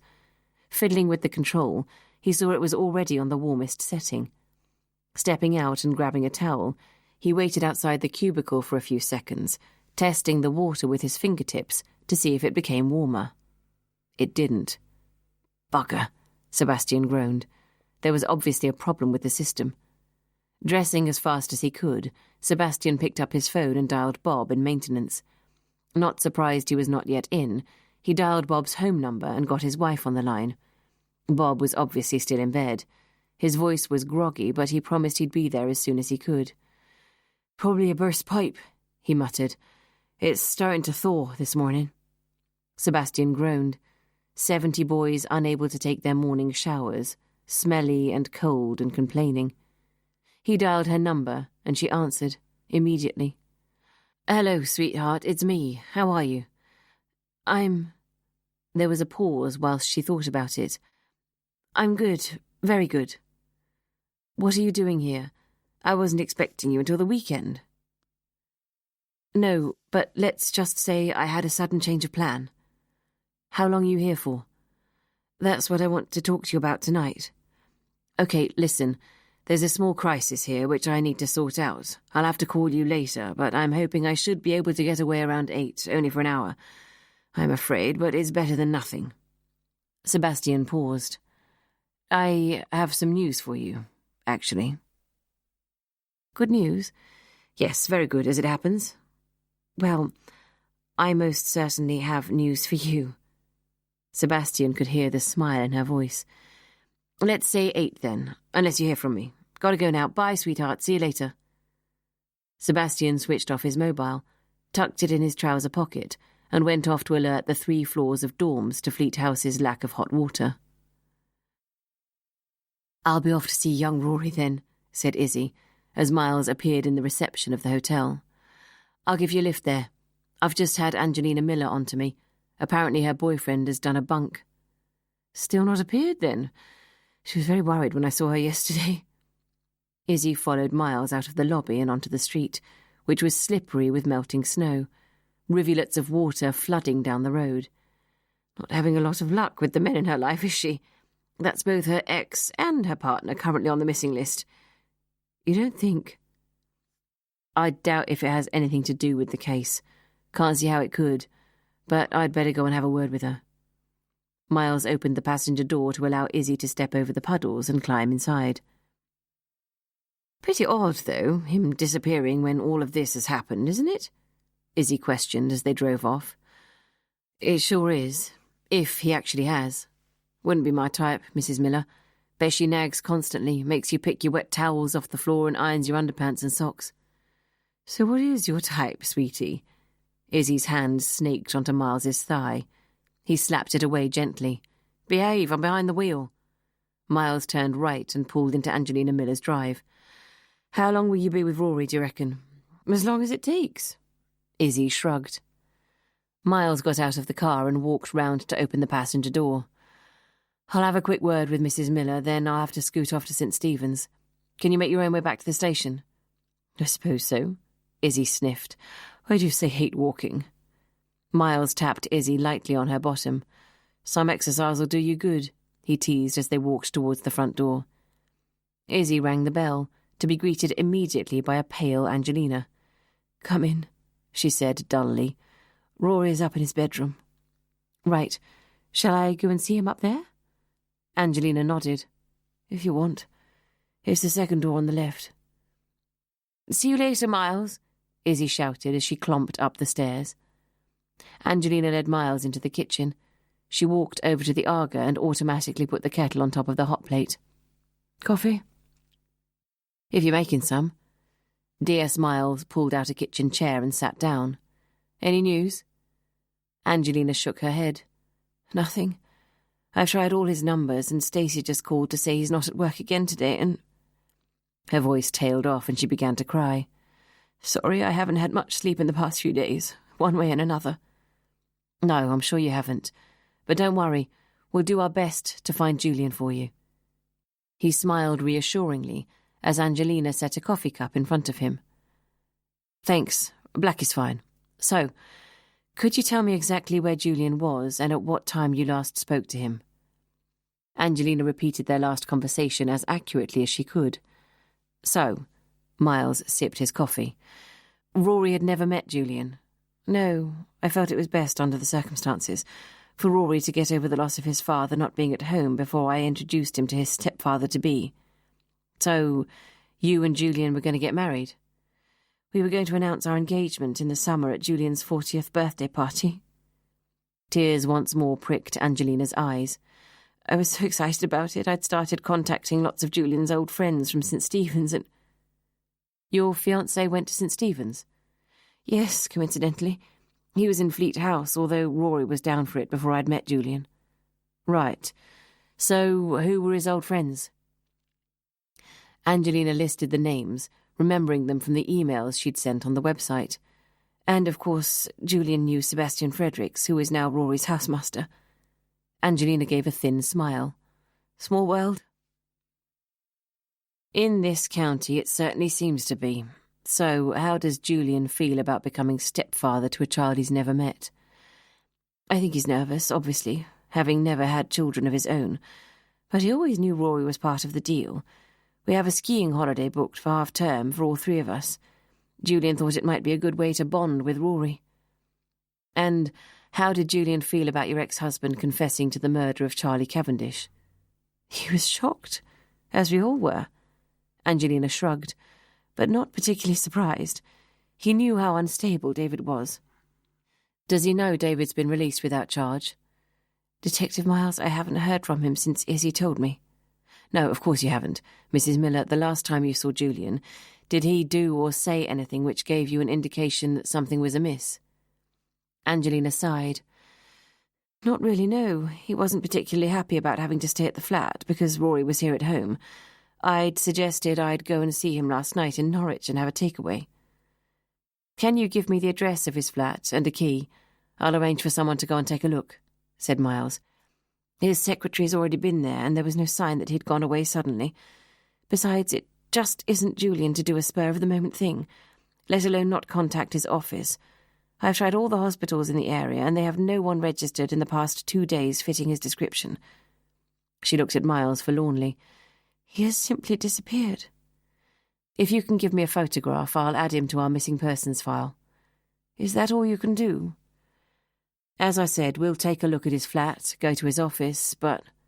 Miles shrugged. He's a grown man and he's only been missing for 2 days. Unless there's some evidence to suggest otherwise, we have to assume he has, for reasons best known to himself, decided to take himself off somewhere. What about? Angelina paused. My ex-husband, he hated Julian. We were in town a week or so ago, and David threatened to kill Julian.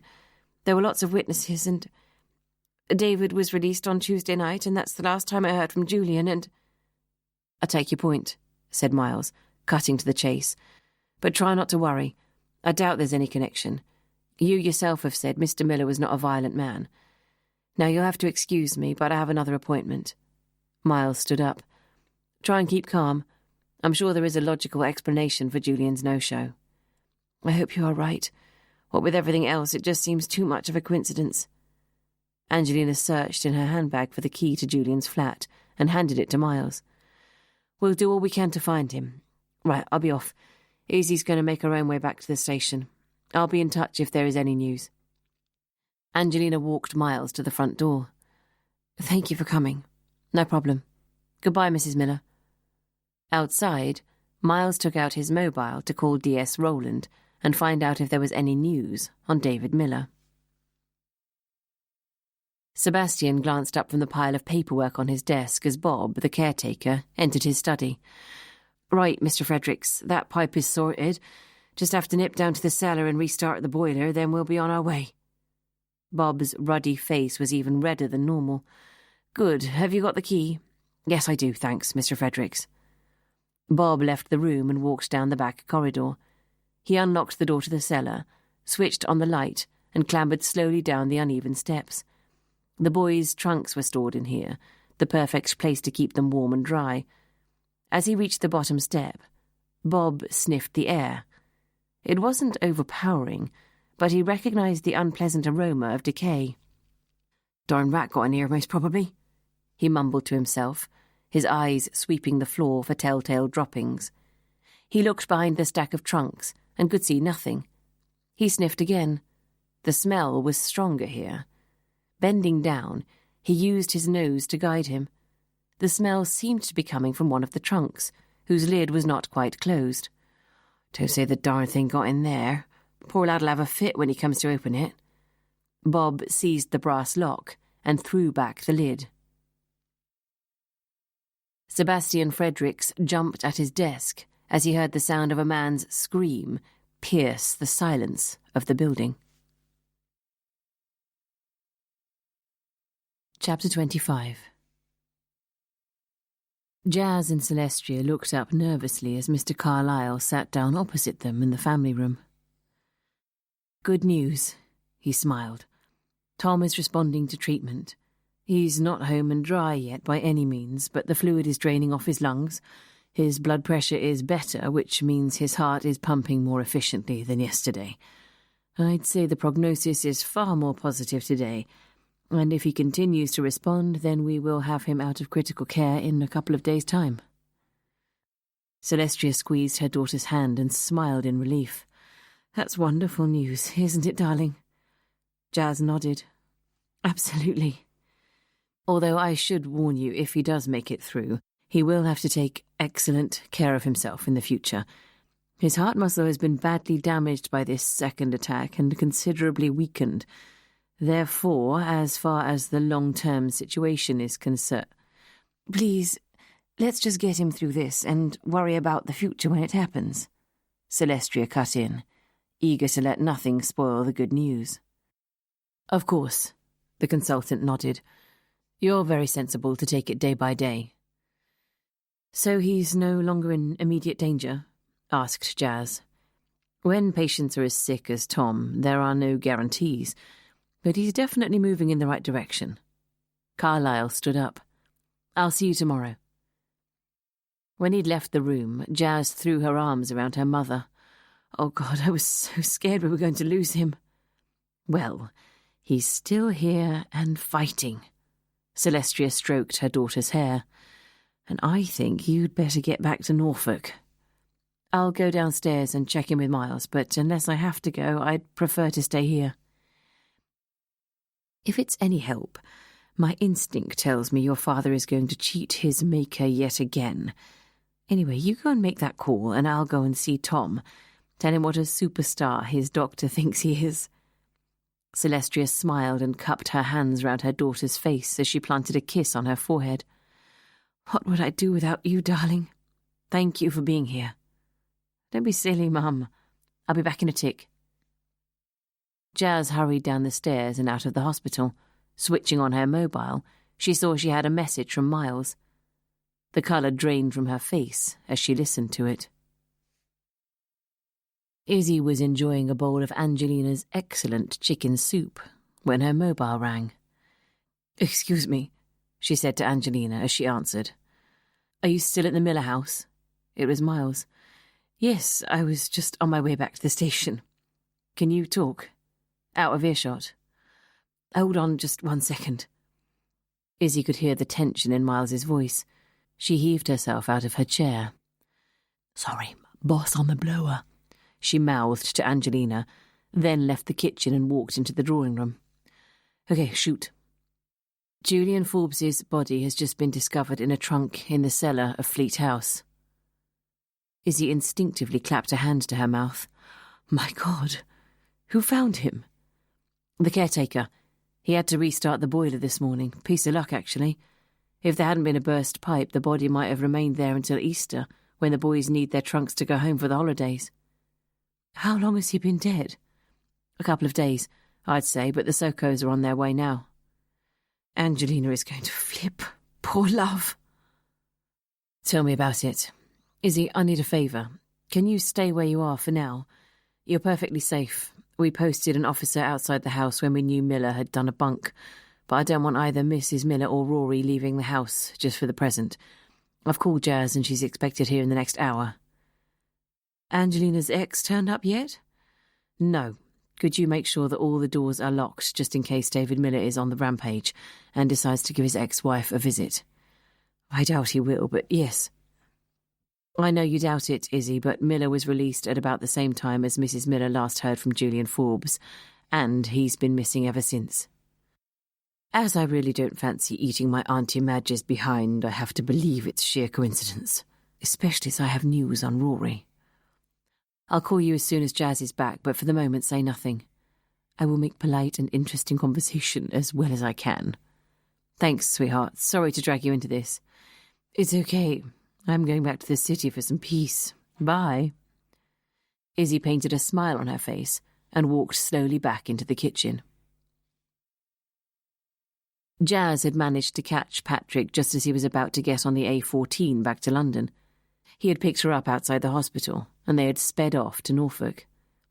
Jazz had spent most of the journey on her mobile to Norton. "Not a good situation, Hunter. I've dispatched extra Sokos already, but you're obviously going to need more backup to help you. You have one very experienced detective conveniently on the spot, so to speak. The point is, can you work with him?" Jazz knew she was damned either way. If she said no, Norton would regard it as the height of unprofessionalism. Yes, and she was doomed to working with Patrick until the case was solved. She had no choice. "Yes, sir, of course," she answered brusquely. "Good. I've contacted King's Lynn and they're sending some officers along to you as we speak. They can at least provide a presence at the school." "I was just coming to that, sir. Do I close it immediately? DS Miles has evacuated Fleet House and the boys are being put in other dorms for now.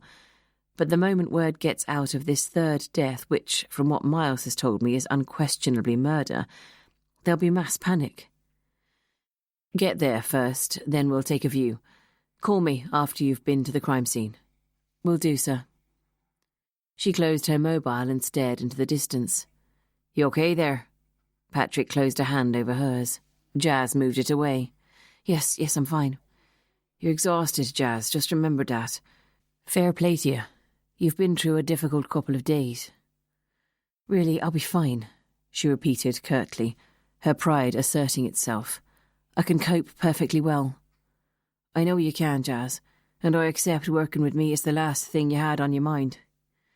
"Especially as you're now the senior officer since your promotion," Jazz muttered. "Look now, I swear I won't step on your toes. Can you try and give me a briefing of where you are in the investigation?" She gritted her teeth. "I'll do my best." By the time they arrived in Fulsham, Patrick knew the nuts and bolts of the situation. From what you've just told me, I can't for the life of me see where the Julian Forbes connection comes in, unless you and Izzy got it wrong and David Miller really is going berserk, surmised Patrick. Jazz opened her mouth to reply, but Patrick silenced her. No, Jazz, I'm not criticising you so. Neither the facts nor the character analysis hang together. But fair play, he does have the motive for both the boy Cavendish and his ex-wife's lover. But even though that would tie in the deaths of both Charlie, Miller murdered him because he was bullying his son, and Julian, Miller hated him for being his wife's lover, that still leaves Hugh Daneman out of it. Jazz sighed. I thought you said it was straightforward suicide. He doesn't have to be involved, so. But there is a connection to Charlie. Hugh Daneman was the lover of his uncle many years ago. Well, isn't that just sheer coincidence? Norfolk being such a small place and all. Maybe, but I do need to follow it up. The mother of Daneman's dead lover is still alive. She's apparently very fragile, but maybe she can shed some light on what happened back then, and how it might be tied into now. As Patrick turned into the school, Jazz could see the yellow police tape surrounding Fleat House. Right, let's go, she said, and stepped out of the car. Before Jazz had taken more than a couple of steps, the headmaster was at her side. Thank God you are here. All hell is broken loose. The place is crawling with coppers, the boys are wondering what's going on, and it's only a matter of time before they are on their mobiles to their parents. I know you'll need to close the school, evacuate the premises, then there's the press. My God, it'll finish us. Robert Jones was beside himself. I understand your panic, headmaster, and it's not a good scenario. Jazz agreed. We'll obviously need to talk, but first let me go and take a look at the crime scene, get an overview of what exactly has happened. This is DCI Coughlin, who's here to help us sort this situation out as fast as we can. Do you want to come across with us to Fleat House, headmaster, or would you prefer to wait in your office? The head looked as though he was soon to keel over. No, I'll wait for you in my office. Then he turned tail and almost ran back to the sanctuary of the main school building. Jazz and Patrick walked across Chapel Lawn, still covered in heaps of melting snow. D.S. Rowland was waiting for them at the entrance of Fleat House, looking self-important. My men have sealed off the building and no one has been allowed in since we were called to the incident. The boys have been evacuated and only Mr. Fredericks, the caretaker who found him, and your D.S. Miles are waiting for you in Fredericks' study. Thank you, Rowland. Jazz nodded. Any news on Miller? Nothing, ma'am. He seems to have vanished. DCI Coughlin. Patrick reached out his hand to D.S. Rowland, who shook it nervously. Put every spare officer on it, Rowland. We need to find him. Jazz led Patrick along the corridor to the study. Miles, Sebastian Fredericks, and an older man in a brown boiler suit were sitting tensely in the room. Morning, everyone, said Jazz, then introduced Patrick to the caretaker and Fredericks. So, you found the body, Mr. asked Jazz. Bob Gilkes, yes. There were a burst pipe and the boiler went off. I had to go down there to restart it. Smelled something funny and... The man swallowed. That's when I found it. Him.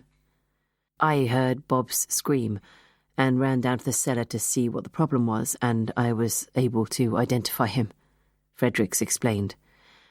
He was a person known to you then? Jazz asked.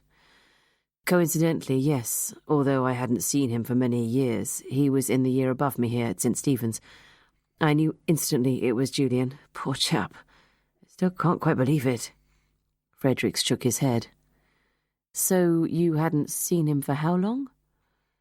Maybe 15 years, he shrugged. We both moved on to university, then ended up for a while in London together. I saw him a couple of times for a pint, but then I came back to Norfolk and he stayed in London. I had heard he'd returned to Norfolk recently, but neither of us had made any particular effort to get together. You know how it is. Jazz saw Bob Gilkes was looking green around the gills. Bob, why don't you go home, have a lie down? Leave your telephone number with the detective on the door in case we need to contact you again. Thanks, Mrs.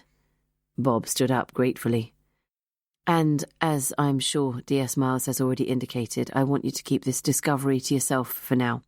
We don't want to scare the pupils or the staff until we've figured out just what has happened down there. Of course, I won't even tell my wife, I swear. Thanks, Bob. Jazz waited until he left the room before she turned to Fredericks. Mr. Fredericks, did you know that Julian was very soon to be Rory Miller's stepfather? Fredericks looked genuinely surprised. No, I didn't. I had never seen him with Rory. I had no idea that Mrs. Miller even had a partner. Rory certainly never mentioned him. Rory wasn't aware that his mother was in a relationship. Mrs. Miller was very keen to see Rory had some time to get over the divorce before introducing Julian into the mix. Jazz explained. There was a knock on the door, and D.S. Rowland appeared. The Sokos have arrived from London, Ma'am. They're unloading now. Thank you. Tell them I'll be with them in 5. She nodded. Turning her attention back to Fredericks, she said, I hear you've just come into some money, Mr. Fredericks. Sebastian raised an eyebrow and fiddled nervously with the gold signet ring which sat on his little finger. Yes, I didn't realise it was public knowledge. It isn't, but under the circumstances we were interested as to who Mr. Daneman had bequeathed his estate to. You were obviously close to him. Sebastian shrugged his shoulders. Not close enough to think he would leave me most of his estate. To be honest, I was very surprised, if pleasurably, of course. He had no idea you were in the will, Mr. Fredericks. Patrick cut in. None, no. Patrick raised his eyebrows. I see. Do you know Jenny Coleman, Mr. Fredericks? Jazz asked. I know her, yes, but not intimately. She's worked here forever. Why? She was the other beneficiary, Jazz replied. That would make sense. They'd been friends from way back. If I remember rightly, Hugh got Jenny a job at the school originally. There was a further knock on the door. Sorry, ma'am, Soko's are waiting for you. I'm coming now, Roland. Jazz stood up. Dear Smiles, would you continue to take Mr. Fredericks' statement? Patrick, are you coming with me? Patrick nodded, and the two of them walked out of the room. Inspector Hunter? Fredericks' voice halted her in her tracks. She turned round. You know, I didn't find Julian, or, for that matter, put him there in the first place. And I didn't ask for the bequest from Hugh. It was a complete surprise. Ask the solicitor. I know, Mr. Fredericks. Sometimes life puts you in unfortunate circumstances, doesn't it? He nodded, comforted. Yes, thank you, Inspector. Jazz and Patrick walked back along the corridor to find the Sokos. Jazz was grateful Patrick had refrained from interfering whilst she conducted her interview. Little odd, isn't it? Daneman leaving the money to that fellow Fredericks out of the blue, he observed. When Miles spoke to the solicitor, he said Hugh had changed the will only recently in Fredericks' favour. We need to find out a little more about Fredericks' family background. Hello, Martin. Thanks for coming. Jazz went up to her favourite forensic officer with a smile and shook his hand. I'm glad it's you. This is turning into a bit of a nightmare. Shall we talk as we go? Sure. I understand time is of the essence. Martin Chapman nodded. Hello, Patrick. How's things? If Chapman was surprised to see DCI Coughlin in Norfolk with his ex-wife, he made no show of it. Grand altogether, Martin. Came to get a bit of fresh Norfolk air and ended up with the stiff on my hands. Any idea how he got down there? Chapman asked Jazz as she unlocked the cellar door. None. I've only just arrived here myself. Jazz walked carefully down the cellar steps. The familiar smell of rotting flesh filled her nostrils. Usually it didn't affect her, but she wobbled as she took the final step down. Patrick grabbed her to steady her. Careful, dear Jazz. He gripped her hand, and she understood he sympathised, that she'd been facing the prospect of death in an intensely personal way only a few hours ago. She took her hand away, but gave him a brief smile. Thank you. So, what have we here? Chapman was already peering into the trunk. Heavy bruising to the left and middle of the forehead. He took a serious bump somewhere along the way. Gloves, please, Bonetti. Bonetti, Chapman's devoted assistant, struggled down the stairs with the forensic case, laid it on the cellar floor, opened it, and passed a pair of gloves to his boss. Jazz and Patrick stood side by side behind Chapman as he gently lifted the head of the dead man away from the side of the trunk.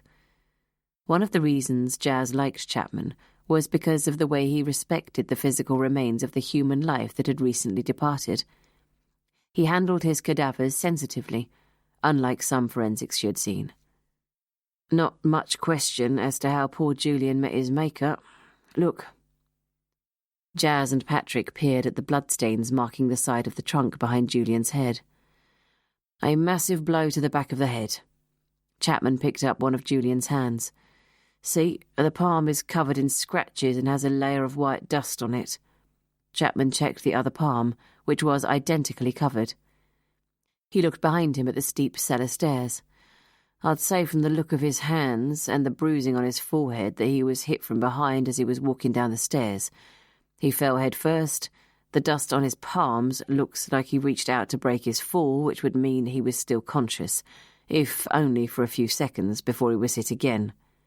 Chapman went back to examining the back of Julian's head. I'd say he was struck at least 3 or 4 times. Jazz swallowed, feeling nauseous in the confined space with its fetid air. With what? Any idea? Something with a sharp edge, such as an axe or perhaps a meat cleaver. This was a frenzied attack. Nasty. He turned round, bent down, and started to study the cellar floor, just a few feet in front of the stairs.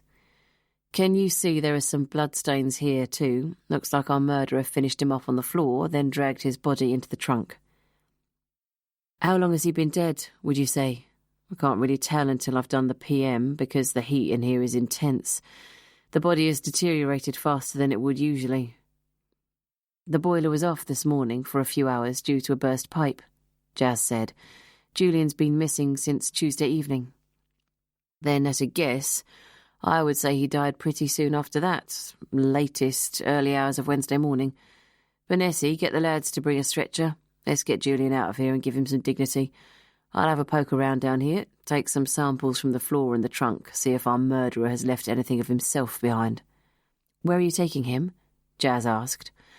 I've already called the coroner in Norwich and Julian's going there.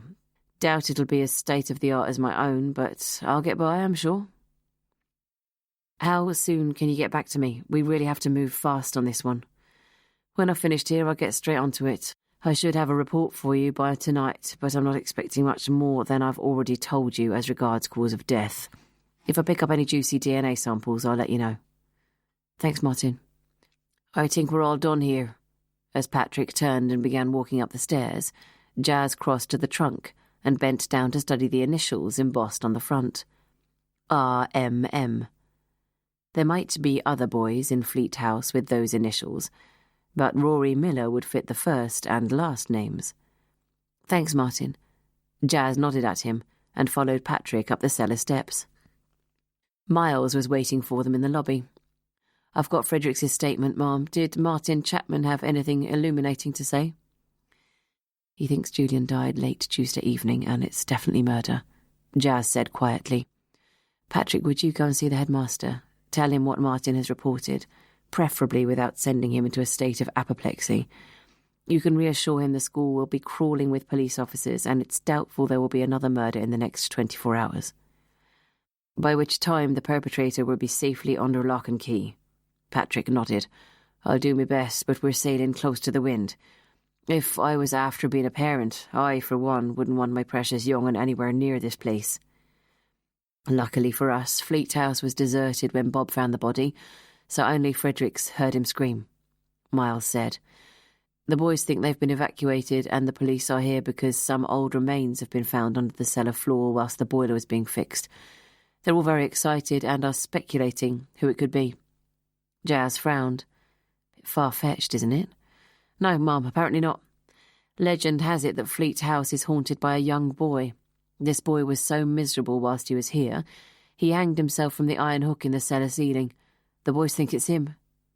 And did he hang himself? Asked Jazz. I don't know if the story's actually true or not, Miles shrugged. Like all folklore, probably over-exaggerated. I'll ask Fredericks. who, by the way, has asked if he can go across to the various dorms where they've put up his boys. Yes, tell him he can, but he's not to disappear from the school grounds. If he has a mobile, get the number. Will do, Mum. By the way, where was Matron when Julian's body was found? Jazz asked. Don't know. I saw her earlier shepherding the boys out of the house when the police were arriving. Can you find her and take a statement? Will do, confirmed Miles. What about Izzy? She's just called to say she's running out of small talk with Angelina Miller and wants to know when someone will arrive to relieve her. And she's bursting to talk to you about Rory. Why don't you go on and get that over with now, Jazz? Said Patrick. Miles and I will cover things this end. I'm going to look into what's being done to find this Miller fellow. Yes, Jazz sighed. It would be nice to assure Angelina we know where he is when I tell her the sad news, but even so, I don't think Miller's our man. To be fair, you'd be saying that anyway. You did release him without charge now, Jazz. If they find him, I'd like to interview him anyway, if I may, Patrick said. Jazz bristled. Of course, you're the senior officer. You can do as you wish. Would you speak to D.S. Rowland and make sure his men continue to maintain a comfortingly high profile for the head? Right, I'll be off. Jazz nodded grimly at them and left the building to walk across Chapel Lawn to her car. Patrick's interference had riled her, however ridiculous. At present, she should be grateful for all the help she could get, but the old familiar feelings were lurking, ready to jump out and accost her. This was her case. She had taken it on in good faith, not thinking for an instant Patrick would become involved. Part of the problem at the yard had been that Patrick had seemed to take pleasure in undermining her, putting her down in front of both her team and their superiors. Towards the end of her time there, Jazz had felt that Patrick was one of the worst exponents of the chauvinism directed at her. But because he was her husband, she'd been unable to do anything about it. It was interesting that his behaviour had not gone unnoticed by Norton. He'd mentioned it when he'd come to see her at the cottage last week. Jazz started the engine, trying to put Patrick out of her thoughts and concentrate on the case. If there was one part of the job she hated, it was informing relatives of a death, especially today. After the past 24 hours of thinking she was about to lose her father, she empathised even more with the way Angelina was going to feel. She pulled out her mobile, dialed the hospital and asked to be put through to the critical care ward. The sweet nurse she had seen yesterday told her that Tom was continuing to progress, and if she called later, she might be able to speak to him. Feeling reassured on that count, Jazz drove off towards the Miller house. Even though she was tired, her brain felt alert and the adrenaline was pumping, as it always did when the pressure was really on. 2 murders and 1 suicide, all 3 of which had a connection to Fleat House. Charlie, a pupil, Julian, an ex-pupil, and Hugh, the house tutor. And Rory, too, Julian's stepson-to-be, whose trunk had almost certainly become Julian's temporary tomb. What if Patrick was right, and she had been taken in by David Miller's sad circumstances? No, she must not let Patrick affect her confidence. Jazz sighed. He'd got to her already. Chapter 26. Drawing up in front of Angelina's door, Jazz steeled herself. Izzy answered the door and raised her eyebrows. You took your time. I've been playing tiddlywinks and other fun games with Rory for the past 2 hours. She's in there. Izzy indicated the kitchen. I'll go and continue my nanny duties upstairs. Let me know when you've finished. I really need to talk to you ASAP, she hissed. Thanks, Izzy. Oh, and could you ask Rory what his middle name is, please? Jazz walked across the hall and opened the kitchen door. A pale Angelina was sat at the kitchen table, leafing listlessly through an interiors magazine. She stood up as Jazz came in, eyes bright with expectation. Have you found him, Inspector Hunter? Jazz nodded slowly. Sit down, Mrs. Miller. Angelina searched Jazz's face for reassurance. When she could find none, fear flashed into her eyes. He's okay, isn't he? Please tell me he is. Has he had an accident in that dreadful snow? I knew something had happened to him. I knew it. Where is he? Oh, God, oh, God. Jazz gently eased Angelina into the chair, then pulled one out for herself and sat close to her. She put her hands on top of Angelina's. "I'm so sorry, Mrs. Miller.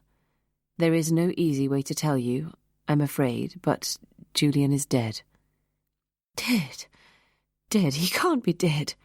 Angelina shook her head. "No, he can't be." She was silent as she studied Jazz's face again.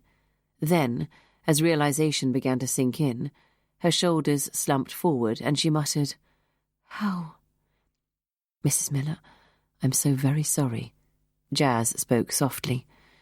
"Julian's body was found in a trunk in the cellar of Fleat House a few hours ago." Angelina looked at Jazz in disbelief. "How? Why?" "We don't know yet, but it's pretty obvious someone put him there. I'm so sorry to tell you this, but we think he was attacked from behind and fell down the cellar steps to his death. His body was then placed in a trunk." You're saying he was murdered?" "Almost certainly, yes. I'm so dreadfully sorry, but it's better you know the truth immediately." Angelina was staring at Jazz unseeingly, her face a picture of horror. "Julian, murdered," she whispered. "He had no enemies. Everyone loved him, respected him." "He was a lawyer, Mrs. Miller. He's bound to have made some enemies amongst the local criminal fraternity, which is one route we have to explore." "He was found in the cellar at Fleat House. Charlie Cavendish was found dead there a couple of weeks ago, and the house tutor committed suicide. What on earth is going on in that place? And why didn't you find out before Julian got murdered?" Angelina was on her feet, tearing her hair in anguish and anger. "Well, where's David? He did it. He murdered Charlie and Julian, and now he's going to come and murder me and Rory. Julian died because you let David go." Angelina launched herself suddenly at Jazz, her small fists clenched together, lashing out like a child. Jazz grabbed her wrists easily as Angelina fought back in a frenzy of shock and anger. "Mrs. Miller, I understand what a shock this is for you." "No, you don't. Julian is dead. He's dead." All of Angelina's energy left her suddenly, and she slumped into Jazz's arms, sobbing. Jazz sat her down in the chair as gently as she could, and sat opposite her, helpless as she always was in these moments. Seeing the rawness and the intimacy of another human being's suffering was never easy. She sat quietly, waiting. Eventually the sobs subsided. Angelina stood up and walked unsteadily across the kitchen to get a box of tissues from one of the work surfaces. She blew her nose and dried her eyes. "Sorry, Inspector Hunter, I lost control for a minute." "Please don't worry. It's completely understandable. I'm probably the last person you want to be with right now. Can I call anyone for you?" Angelina's eyes filled with tears once more. "When you said that, I immediately thought you should call Julian, because he would be there for me, but then—" Angelina bit her lip in an effort to prevent the tears. "I remembered." "What about your mother or father? You might want someone to help you with Rory just for a few days." "Oh, God, Rory, poor Rory. He never even knew Julian. He'll wonder why on earth his mother's so upset, and he's been through so much. What do I say to him, Inspector? Do I tell him?" "Angelina, that's up to you to decide. Rory didn't know Julian, so the upside is at least he won't have to go through the bereavement process." "Yes, I'll call my mother. She and Rory are close." Angelina nodded. "Mrs. Miller, Angelina, I know this is so hard for you, but could you cope with talking me through the last conversation you and Julian had on Tuesday night?" Angelina was pacing, screwing sodden tissues into a ball with her hands. "I don't know, I really don't." "You see, the more you can tell me about that night, the faster we might be able to find out who did this." "But there's nothing to tell." "Julian didn't seem in any way agitated or distressed when you spoke to him?" "He wasn't happy. I was asking him to stay in Norwich at his flat overnight because of Rory being at home." "Oh, God, would it have been different if I said he could come home? Would he be dead now? Is it my fault?" "No, of course not. We're pretty sure Julian didn't make it back to his flat either. Something, or someone, happened to stop him, Can you remember what time it was that you spoke to him? Yes, it was around 6:45. I only know because Rory was watching The Simpsons. Does Julian often work late at the office? Sometimes, but, oh yes, I remember. On the Tuesday morning before he left, the last time I ever saw him, he said that even if he did come back here, he'd be late, as he had a client seeing him at 7 that evening. Jazz took her notepad from her handbag and began to scribble. Was that usual, to see clients out of office hours? Yes, occasionally. Julian was very dedicated to his career and the people he looked after. Angelina nodded. I'm sorry, Inspector, but I feel faint. I can't answer any more questions. I need to go and lie down. That's a good idea, and thank you, Angelina. I know how hard it must have been for you, but what you've told me is very helpful. Shall I call the doctor to come and give you something to help you sleep? No. The doctor prescribed some Valium when Rory went missing, when I didn't think things could get any worse. Angelina shrugged sadly. They just did. Could you tell Rory Mummy's gone for a rest? Of course. I think he and Izzy have become firm friends. I'm sure we can persuade her to stay for a while longer until your mother gets here. Would you like me to call her for you? No, I'll do it from my bedroom. It's going to be a shock for her, too, for everyone.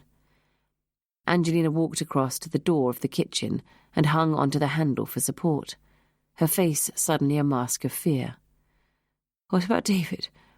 Do you know where he is? What if he does come here? Please try not to worry, Mrs. Miller.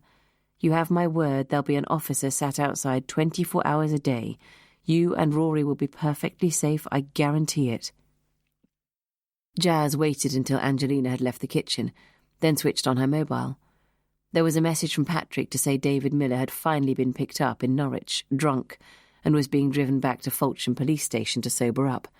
Patrick was leaving St. Stephen's and would meet her there. Jazz left the kitchen and climbed the stairs to find Rory and Izzy. They were sitting in Rory's bedroom, Izzy trying to steer a car around a racetrack on Rory's PlayStation.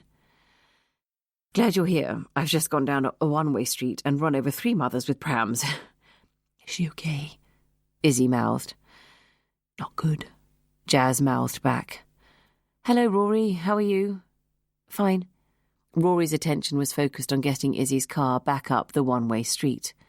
Rory, said Izzy, that thing we discussed about Mr. Daneman, I'd like you to tell Jazz here exactly what you told me. Rory turned to Izzy with anxious eyes. Do I have to? I thought you said it was our secret. Well, I'd like to let Jazz in on it too. You see, it might help her solve the case. She won't tell anyone, will you, Jazz? Of course not. I'm a policewoman, Rory. It's my job to keep lots of secrets. It's just that... Rory looked to Izzy for reassurance. It's very embarrassing, you see. And if any of the boys knew at school, then... He sighed. They'd think I was even weirder than they do already. I understand, Rory, and I promise I won't tell your friends, Jazz said gently. She won't, honestly, Rory, Izzy encouraged. Now, tell Jazz exactly what happened that Friday evening when you went to see Mr. Daneman to get some painkillers for your headache. Well, you see... Rory's eyes were lowered. My headache was very, very bad. It was just after I had sung in chapel. Matron wasn't in her flat, so I went down to Mr. Fredericks's study to see if he could give me something for it. Mr. Fredericks was out, and Mr. Daneman was there instead. What time was this, Rory? Queried Jazz. I don't know exactly, about 9:30, I think. All the other junior boys were in bed. And what happened then? Mr. Daneman asked me to come in and sit down whilst he got the tablets for me. Then he came back and said he was just making some hot chocolate, and would I like some too? I said yes, I would, because I was feeling a bit miserable. Why, Rory? Jazz asked, knowing the answer. He shrugged his thin shoulders.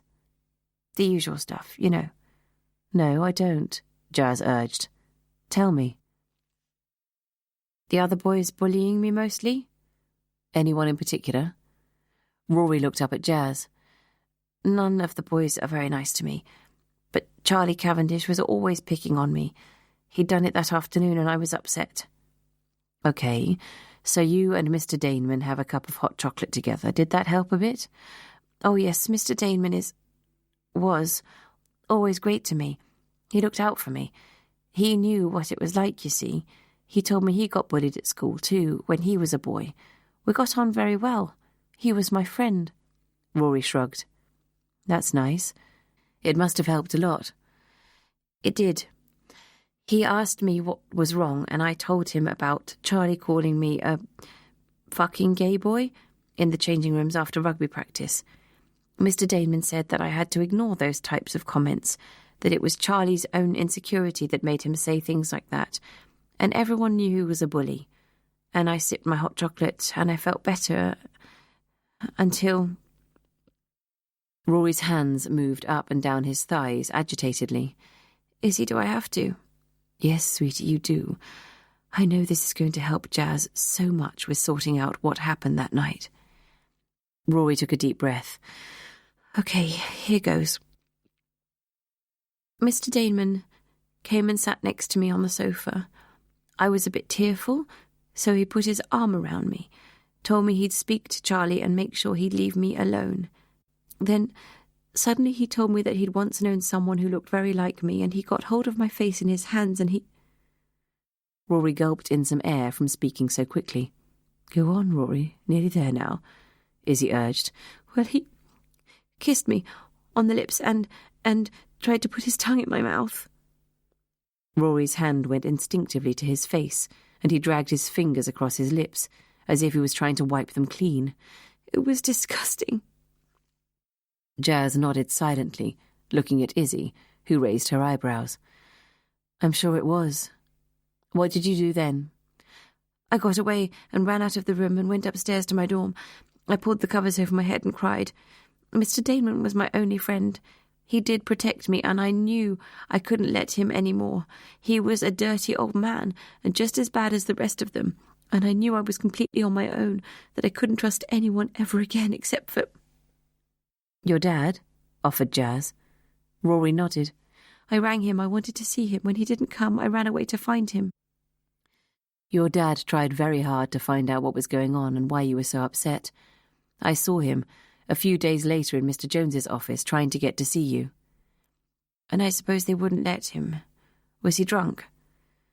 Jazz decided a white lie was in order.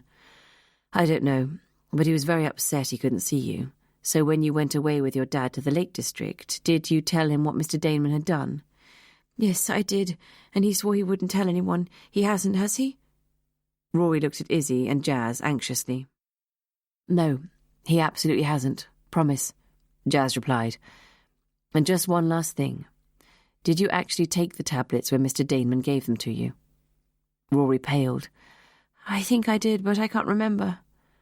Well, perhaps you could try. It's very important, Rory. Yes, I know. Rory looked agitated. Izzy mouthed, Enough. Rory, you've been great, Jazz smiled, and really helpful. If you do remember something, then here's my card. Jazz handed it to him. Yes, thanks, Rory said, pocketing it. Now, Mum isn't feeling too well, so she's having a lie down. She's asked Granny to come and stay for a few days to look after you until she feels better. Izzy, you can hang on a little longer until Granny arrives, can't you? I have to dash, I'm afraid. Izzy's eyes said it all. And how long is Granny going to be? She asked through clenched teeth. Jazz drove around the corner to Fulton Police Station, her mind buzzing with what Rory had told her. Patrick was installed in the tiny interview room, sitting behind what had been Jazz's desk. Telling herself to stop being so petty, she nodded at him as she put her briefcase on the table. See, you've managed to procure some proper coffee? Yes. I sent a charming young constable out to get me some, so I did. There's one for you, too. Thanks. Jazz raised her eyebrows. You can tell the big guns have entered the building. They never went out to get coffee for us. You know me, Jazz. My natural Irish charm can work wonders. Patrick grinned. Jazz shuddered involuntarily at the thought. So now, continued Patrick, how did you get on with poor Mrs. Miller? She's devastated, naturally, but Izzy is a genius. She's managed to get Rory to open up about the night Charlie Cavendish died. She got him to tell me that Hugh Daneman had kissed him. Jesus, I thought that kind of thing had been more or less stamped out, even in English public schools. Poor little fella. Probably be scarred for life now, and I dread to think how many other boys the dirty old bugger has done it to. He grimaced. I think this is far more complex a set of circumstances. I doubt if Hugh Daneman had ever done something like that before, but, for certain reasons, he was literally unable to stop himself. I think he was so ashamed that he decided to take his own life. Jazz knew she was defending Hugh for unacceptable behaviour, but given the unique circumstances, she understood. Sorry, Jazz. Patrick shook his head, reading her mind. There were no extenuating circumstances to excuse that behaviour, so. I agree with you, but Rory just happened to be the spitting image of the young man that was the love of Hugh's life, she explained. For a few seconds he obviously lost control, and after that how could he live with what he had done? It would have come out one day. Rory told his father about it. David Miller, the old soak downstairs, Christ, expostulated Patrick. He was drunk when he came in here an hour ago. We're not going to get a decent word out of him until tomorrow morning. Well now, Patrick tapped his fingers on the desk. This is starting to fit together quite nicely. David Miller murders Charlie for bullying his son. Hugh Daneman taps himself for snogging Rory. Dan Miller murders Julian, the incumbent lover-cum-stepfather in a jealous rage. Well, sounds grand to me. I think it's a little more complex than that, Patrick, Jazz replied, as patiently as she could. The exchange was bringing back memories of other cases in the past on which they had fundamentally disagreed. Patrick used the broad brush factual approach, whereas Jazz had always seen the human detail. As a team, the two sets of skills could work well, but when one was trying to compete with the other, as so often had happened when they'd worked together, it was a recipe for disaster. Patrick had always wanted the case solved, and fast. Jazz needed to follow her instincts and take her time, learning the stories of those involved and exhausting every option before arriving at a conclusion. I believe Miller was almost certainly covering for his son when he came up with his trumped-up story of killing Charlie Cavendish, she continued. Remember, his ex-wife had stated David was allergic to aspirin too. There's just no way he'd have had some handy in his pocket. Unless it was premeditated, and Miller had bought the tablets specifically before he arrived at the school. He might be lying to you. It's a possibility, Jazz, come on now. Yes, she agreed. It is. But the person who did have access to aspirin that night was Rory. Hugh Daneman put them into his hand, and when I asked Rory directly this afternoon whether he'd taken them himself, he said he couldn't remember. I need Izzy to speak to Rory again to try and get the story out of him.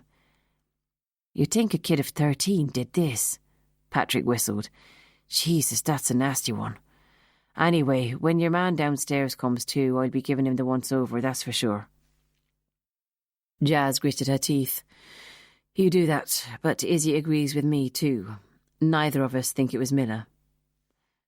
Well now, there is the small question of another body since you both last spoke to Miller. The fellow was even picked up in Norwich, close to the dead man's offices. You can't ignore the facts, Jazz. I'm not, and to be honest, I don't want to waste any more time standing here and arguing about them. Where's Miles? In Norwich at Forbes's office taking statements. Right. Jazz picked up her briefcase. I'm going to visit Corinne Connaught's mother, see if she can shed some more light on this relationship between her late son and Hugh Daneman. Then I'll head home, and we'll meet back here tomorrow morning. Surely you're wasting your time, Jazz. We know Daneman committed suicide. He's out of the murder loop. Downstairs we have a suspect with a perfect motive. Jazz's good intentions abandoned her, as frustration welled up. I thought we agreed this is my investigation, not yours, Patrick, and until the time comes when we have made an arrest, it is my duty as commanding officer to continue to interview anyone who might be able to give me some further clue as to the reason why 3 men have died in the past week. She eyed him. Unless, as senior officer, you're pulling rank and telling me not to. Her eyes blazed with anger. Patrick put his hands out in front of him in a calming gesture. To be sure, Jazz, I'm not, and have no intention of doing so. Now, so off you go, and I'll see you here tomorrow morning. Unless You'll be wanting some company later. Suppressing a sudden urge to snort at the absurdity of Patrick's suggestion, Jazz said, I'm exhausted and I need some sleep. Good night, Patrick. She walked quickly out of the police station and climbed into her car. Then she hit the steering wheel hard with a scream of frustration. Chapter 27. Sebastian Fredericks stood outside Walsingham House, where 12 of his younger boys had been billeted whilst Fleat House was off limits, and pulled out his mobile. He dialed a number, and when the call was answered, spoke softly into the phone. Hello, darling. I'm not going to be able to get away tonight after all. All hell has broken loose here. Can I call you later? I might be able to make it tomorrow morning. Okay, love you. Bye. He put the mobile back in his pocket and went in to his boys. It was dark by the time Jazz arrived at the front door of Connaught Hall. There were no lights shining from any of the windows in the main house, though she could see a brightness coming from the smaller wing on the left-hand side. Getting no answer to her persistent ringing of the bell, she walked along the front of the house. Making her way round the side, she came to a door with a lamp lit above it and rang the bell. A few seconds later, she heard quiet footsteps on the other side of the door. Who's there? The voice sounded fearful. Detective Inspector Hunter, and I'm looking for Lady Emily Connaught. There was a pause before the voice said, Why? It's absolutely nothing to worry about. I wondered if she could help me on some family history, that's all. It's to do with a case we're investigating involving a friend of the family. The door was unlocked tentatively, and Jazz saw a very elderly but still beautiful face appear behind it. Do you have identification? I'm sure you are who you say, but one can never be too careful these days. Of course. Jazz showed the woman her card. May I come in? Yes. The woman pulled back the door further so Jazz could step inside. Thank you, and you are? I am she, Emily Connaught. Pleased to make your acquaintance. Jazz noticed immediately the physical similarity between Adele Cavendish and her mother. They were both tall, elegant, and handsome women. Emily was immaculately dressed in a tweed skirt and cashmere jumper, although Jazz noticed she was wearing slippers on her feet. Do follow me. I have the fire going in the sitting room. Limping slightly, Emily led Jazz down a narrow corridor and into a cosy sitting room. The walls were hung with large oil paintings, which were too big in size to have been originally destined for this room. The television was on in one corner, and Emily immediately went to switch it off. So sorry, I wasn't expecting any visitors this evening. Do sit down, she offered. Can I get you some tea? That's very kind of you, but please, not on my account. I don't want to take up too much of your time, but I need some help piecing together the past. My children are always commenting that's where I live most of the time, so you've come to the right person. Emily smiled. How can I help? This lucid, sprightly woman did not fit the image Edward Connaught had conjured up when he described his mother. As I'm sure you know by now, we don't think your grandson Charlie died by accident, Jazz began. Emily nodded slowly.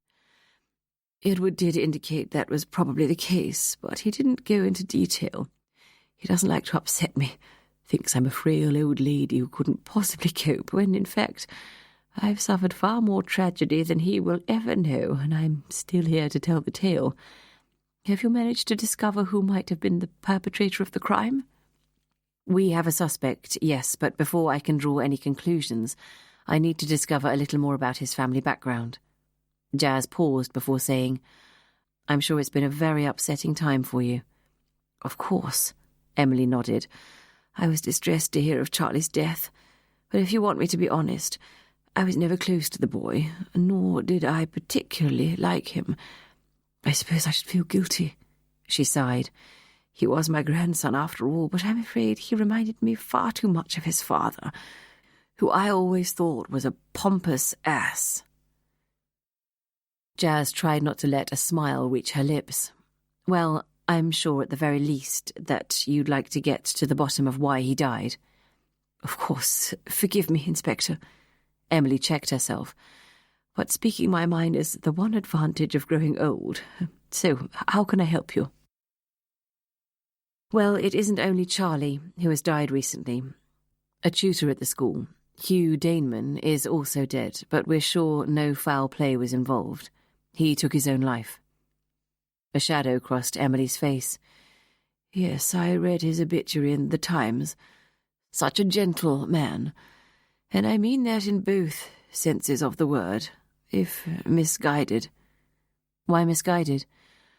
Surely, Inspector, you know about Hugh's sexuality and the fact he was blindly in love with my son for most of his life. I did know, yes. Lady Connaught, please, Emily will do. Emily. Jazz was pulling a plastic wallet out of her briefcase. Do you recognise this boy? She handed it to Emily. Excuse me whilst I rush around for my glasses. Emily felt behind the cushions on the chair and produced them triumphantly. She put her glasses on and studied the photograph. Removing them, she looked at Jazz. Why, of course. It's my son, Corin. Actually, continued Jazz, it isn't Corin. It's another young man called Rory Miller, a pupil at St. Stephen's School. My goodness me. Emily looked genuinely amazed. The likeness is remarkable, especially when Corin was younger. Drink and drugs had ravaged him by the time he died. He looked 56, not 26, but there we go.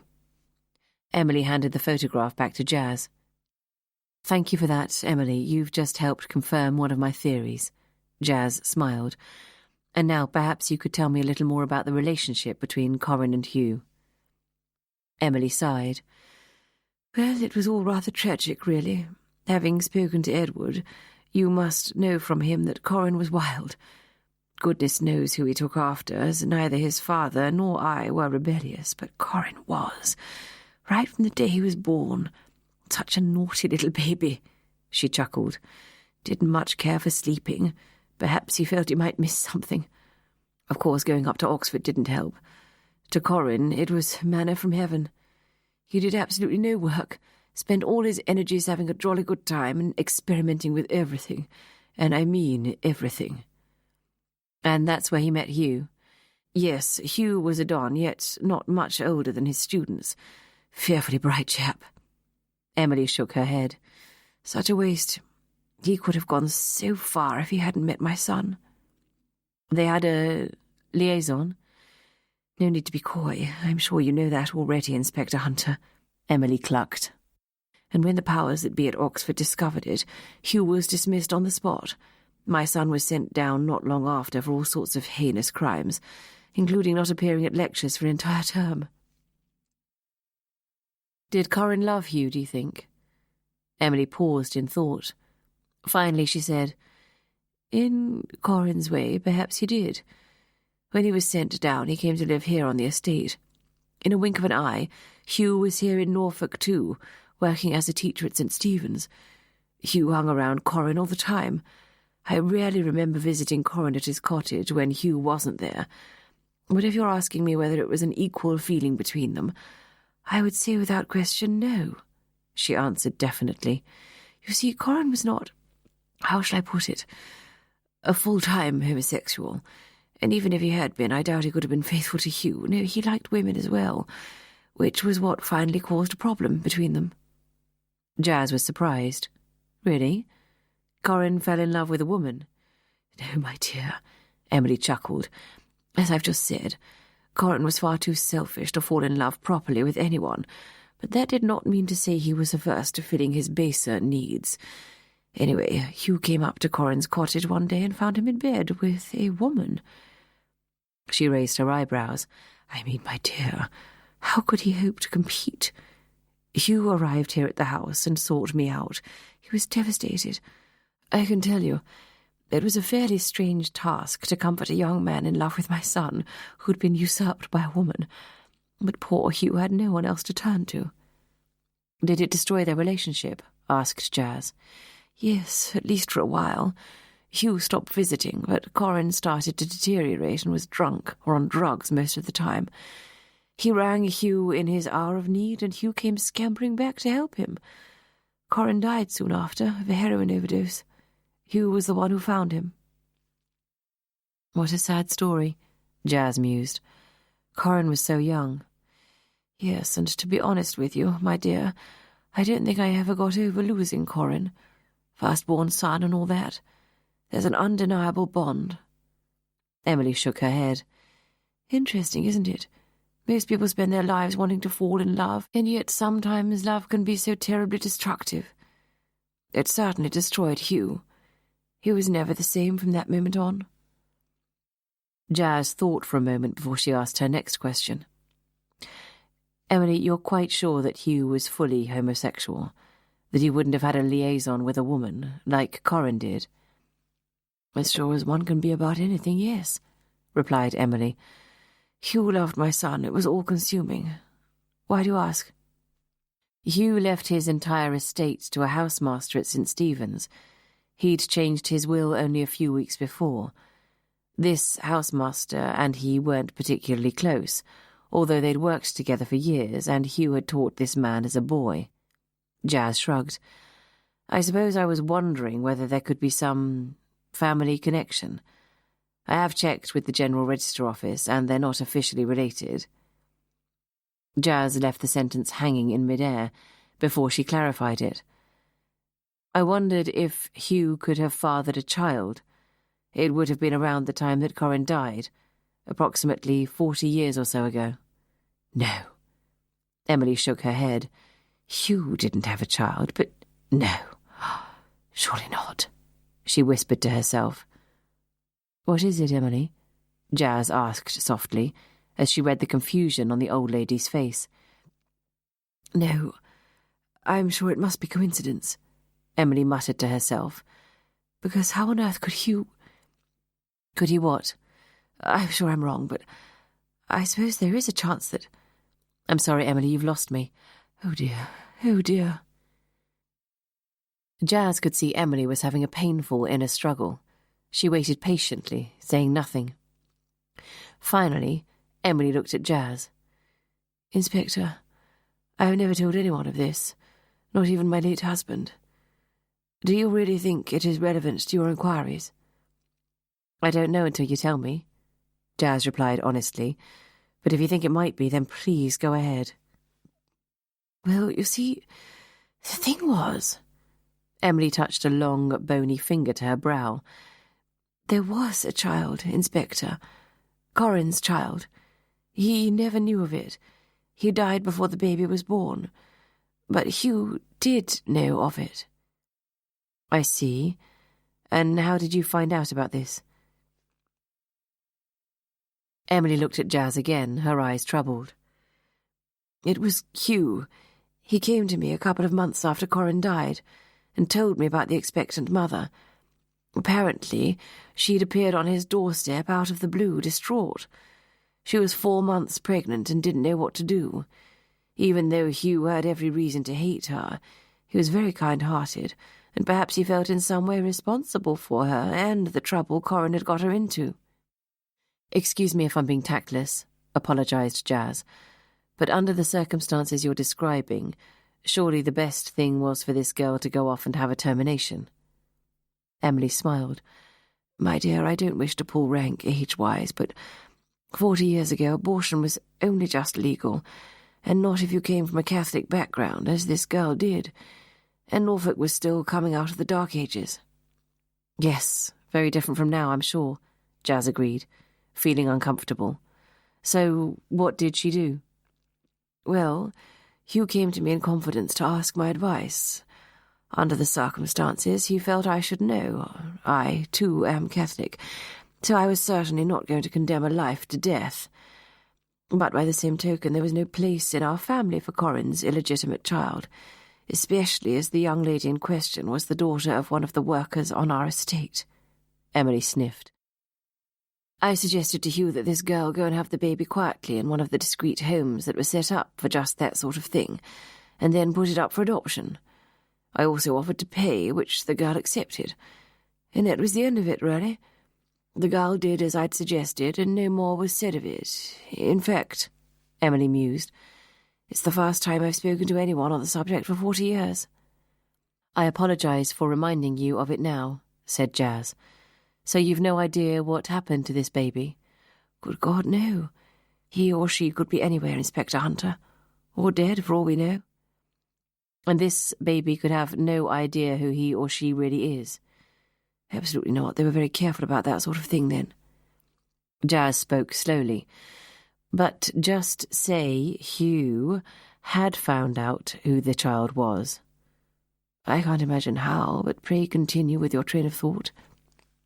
Let's go back a stage. Jazz rubbed her forehead as she tried to put the information into cohesive order. Edward told me Charlie was the only heir to the Connaught estate. Now he's dead. There's no one else to inherit, is that right? Emily nodded. We have an expert searching the family tree for a distant cousin or branch of the Connaughts we may have forgotten. Otherwise, when Edward dies, the line is finished, and the estate will be sold and the money left to charity. She sighed. Over 400 years, so very sad.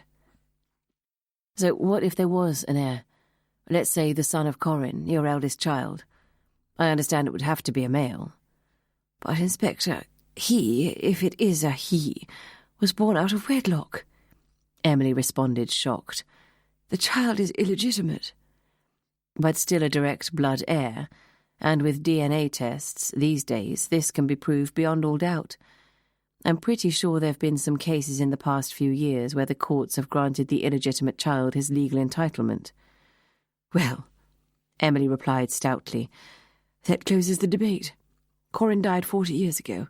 It's not possible to prove any genetic inheritance. For goodness sake, there's nothing of him left. You kept nothing of his, Emily?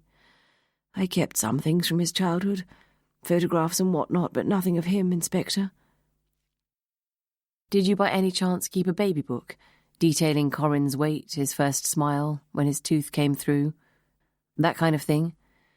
Yes, as a matter of fact, I did. Emily nodded. But of what relevance is that? If you can find it for me, I'll show you, shall I? Jazz asked, mentally crossing her fingers.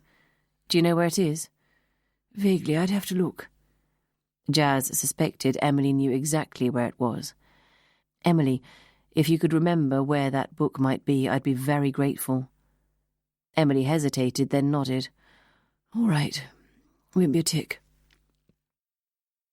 Jazz watched her leave the room, and prayed that she herself would be as sprightly an octogenarian as Emily one day, which made her think immediately of her father. She lifted her mobile out of her bag and checked for messages. There was one from Miles, which she'd listened to later, but thankfully none from the hospital. Emily arrived triumphantly back in the sitting room. Found it. She handed a carefully preserved, blue satin-quilted book to Jazz. Can't really see how it can help, but take a look anyway. Thank you. Jazz opened the book and began to scan the pages. She knew exactly what she was looking for. Heart in her mouth, as she approached the last couple of pages, she gave a small mew of triumph as there, stuck to the back page, was a small cellophane bag containing a lock of white blonde hair. She pointed to it. There. This is something of Corin, Emily. It'll provide his DNA, which, cross-checked with other samples, will give us ultimate proof. A miracle of modern technology, eh? Emily looked at Jazz in concern. You think you know the identity of Corin's child, don't you? It's nothing more than a hunch at present, Emily, Jazz said, and I promise you'll be the first to know if it's confirmed. I hardly know what to think. Please try not to worry about it, Emily. After all, it could be a good thing, couldn't it? Perhaps, I'm not sure. No, but it might be that the Connaught line could continue after all. In the most extraordinary way, but yes, I suppose you're right, Emily conceded reluctantly. Jazz watched the old lady's hands as her fingers weaved nervously in and out of her clasped hands. That's an interesting insignia on your signet ring. Jazz was positive she'd seen the same ring recently, on someone else's finger. Yes, it dates back to Elizabethan times. The Connaughts are originally descended from the Dudley family. You all have heard of the infamous Robert, possible lover of the Virgin Queen. She stared down at the signet ring on her little finger. The crest, an acorn, was altered a couple of 100 years ago to incorporate another insignia, a lark, when my husband's ancestor made a successful marriage to another great Norfolk family, whose seat was at Holkham. Really? And only family members would be entitled to wear the ring? Jazz probed. Yes. Odd you should mention it, actually, as Corin's ring was missing when we found the body. Sadly, we all assumed he'd probably pawned it to acquire some more heroin. Really? So there's one ring missing? Yes, never bothered getting it replaced. No point, really. Doubtful anyone will be wearing it in the future. Well, let's wait and see, shall we? Jazz stood up. Emily, thank you so much for your hospitality and all your help. I'll return this lock of hair to you in the next few days and let you know the news as soon as I can. No, please don't get up. I'll see myself out. Goodbye then, Inspector. Glad to have been of help. Jazz got to the door and stopped. Just one more question. Do you happen to remember the name of the girl who was pregnant by Corin? Well, of course I do, Emily replied crossly. I'm not completely senile, whatever my son might say. She was the daughter of one of our employees. She was Corin's daily for a few months when he lived in the cottage. Her name was Jenny Coleman. Outside the house, Jazz climbed into her car and paused to listen to the message from Miles, saying he'd been to Julian Forbes's office to interview Julian's colleagues and meet the Sokos. There was nothing urgent to report, apparently, and he'd see her at the station tomorrow morning. She dialed Martin Chapman's mobile number. He answered on the first ring. Martin, where are you? At the lab in Norwich. I need one of your chaps to process and cross-check some DNA samples urgently. Can it wait till I'm back in London? No, I need it done now. If you give me the address of the lab, I'll get Miles to drive the sample across to you now. Martin did so, and Jazz scribbled it down. Julian's car has just turned up here, so I'm going to be burning the midnight oil anyway. Going over that. I'll see if I can persuade someone in the lab to process your DNA in the next 24 hours. I need the results by tomorrow, Martin. I'll do my best, but Patrick is demanding a full forensic report first thing in the morning. Otherwise, he says he'll have to close the school. Does he indeed? She snapped, then checked herself, cross for letting her anger slip out. Just do what you can, Martin, and I owe you dinner. I'll take you up on that, Jazz. Any news so far? I'm working on it. I'll see you tomorrow morning with a full forensic report. Look forward to it. Thanks, Martin, and bye. Cheers. Jazz dialed Miles's number. He answered immediately. Yes, Mum. Where are you? At the hotel, just about to sit down for dinner. Alone? No, Izzy's here with me. Jazz smiled to herself as she heard the discomfort in his voice. Sorry to break up the tete-a-tete, but I need you to take something to the lab in Norwich for me. Can you meet me in the school car park in 15 minutes? Yes, Mum. Where's Patrick? She asked. Still at the station. Okay, see you in 15. Jazz threw her mobile onto the seat and drove slowly along the tree-lined drive of the Connaught estate. She steeled herself to put aside the anger she felt at Patrick's meddling and tried to concentrate on the new information. So there was a child, and the mother was Jenny Coleman, yet another connection to St. Stephen's School. Not Hugh Daneman's child, but, in fact, a direct Connaught heir.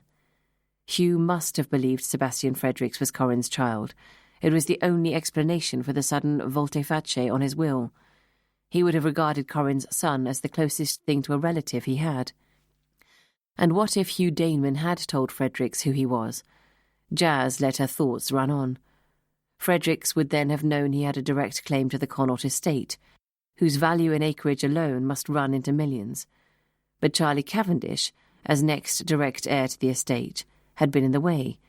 And maybe, mused Jazz, to be sure he had a clear path, and to avoid spending years, plus tens of thousands of pounds, as a court decided who in fact was the legal heir, a nephew or an illegitimate son, Fredericks had needed Charlie to be removed.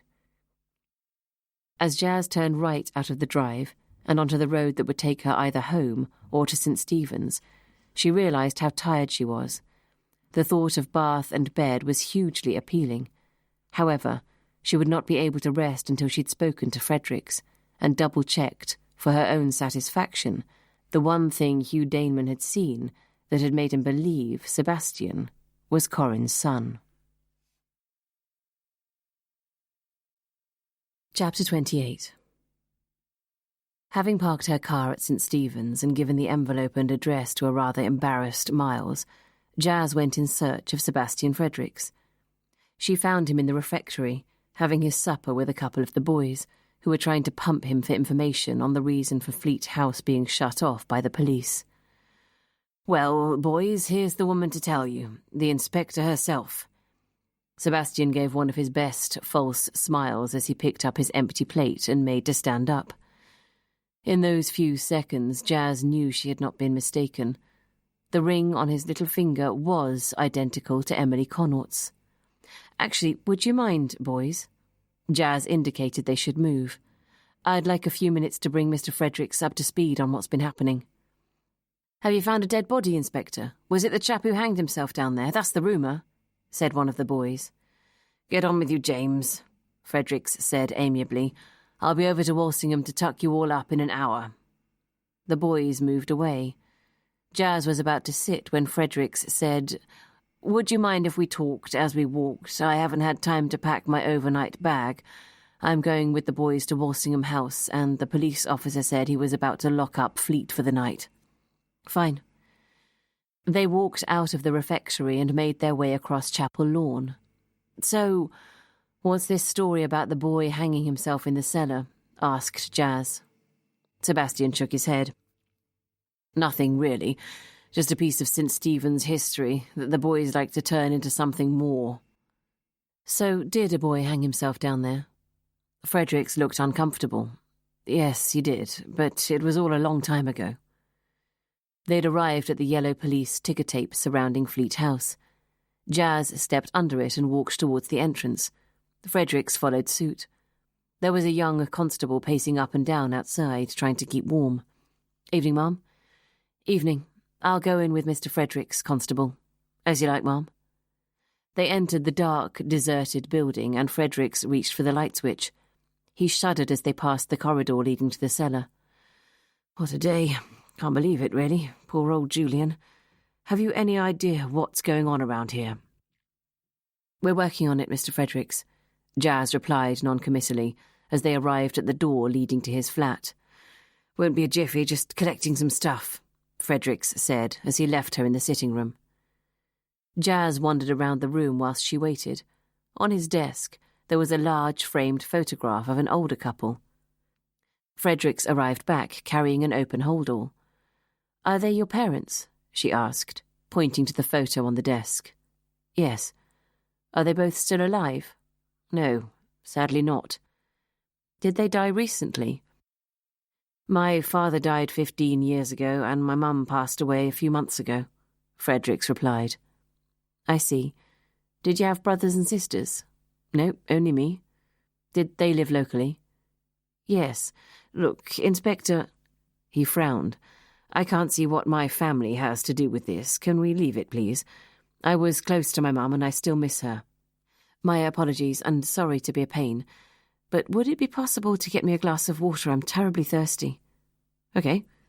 Fredericks nodded. "I can get you a glass from my bathroom unless you want bottled, and we'll have to go to the kitchens." "No, tap will do fine, thanks."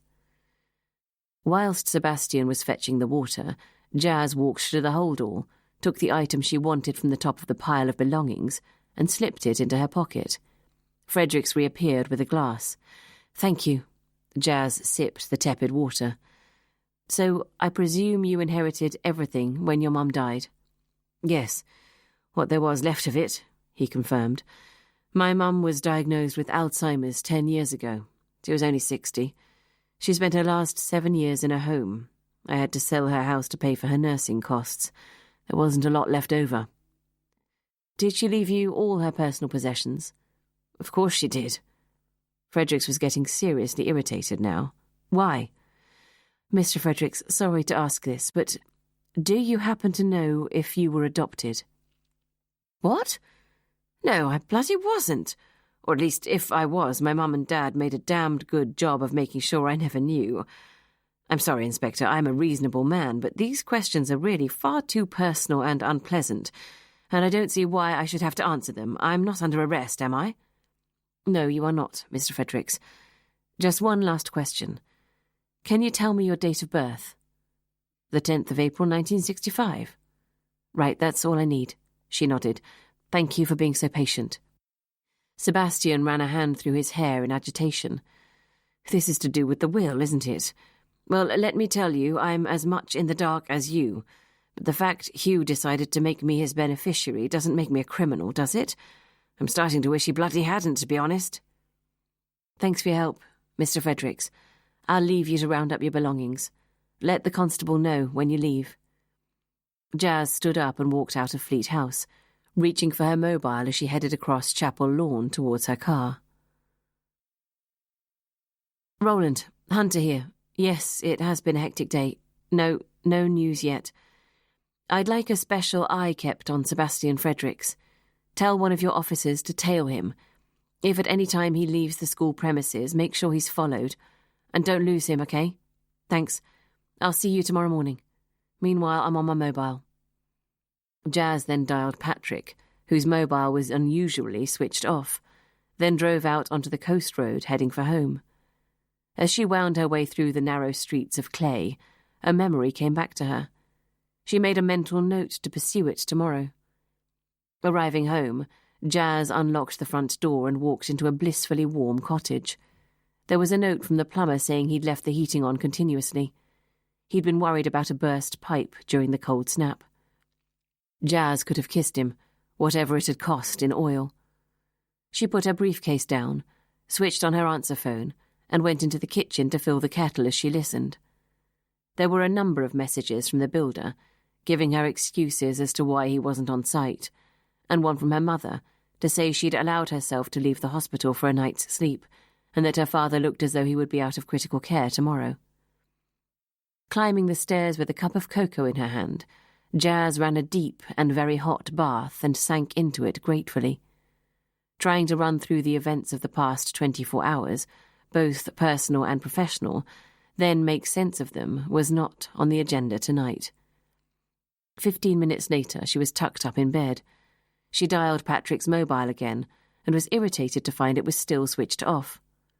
She dialed Izzy's mobile, also on voicemail, and left her a message, asking her to go back to see Rory first thing in the morning, to try and help him remember exactly what he'd done with the 2 aspirin he'd been given the night Charlie died. Finally, she dialed Celestria and was answered on the second ring. A tense voice answered, "Hello?" "Hi, Mum, only me." "Oh, thank goodness. I thought it might be the hospital. Sorry to scare you.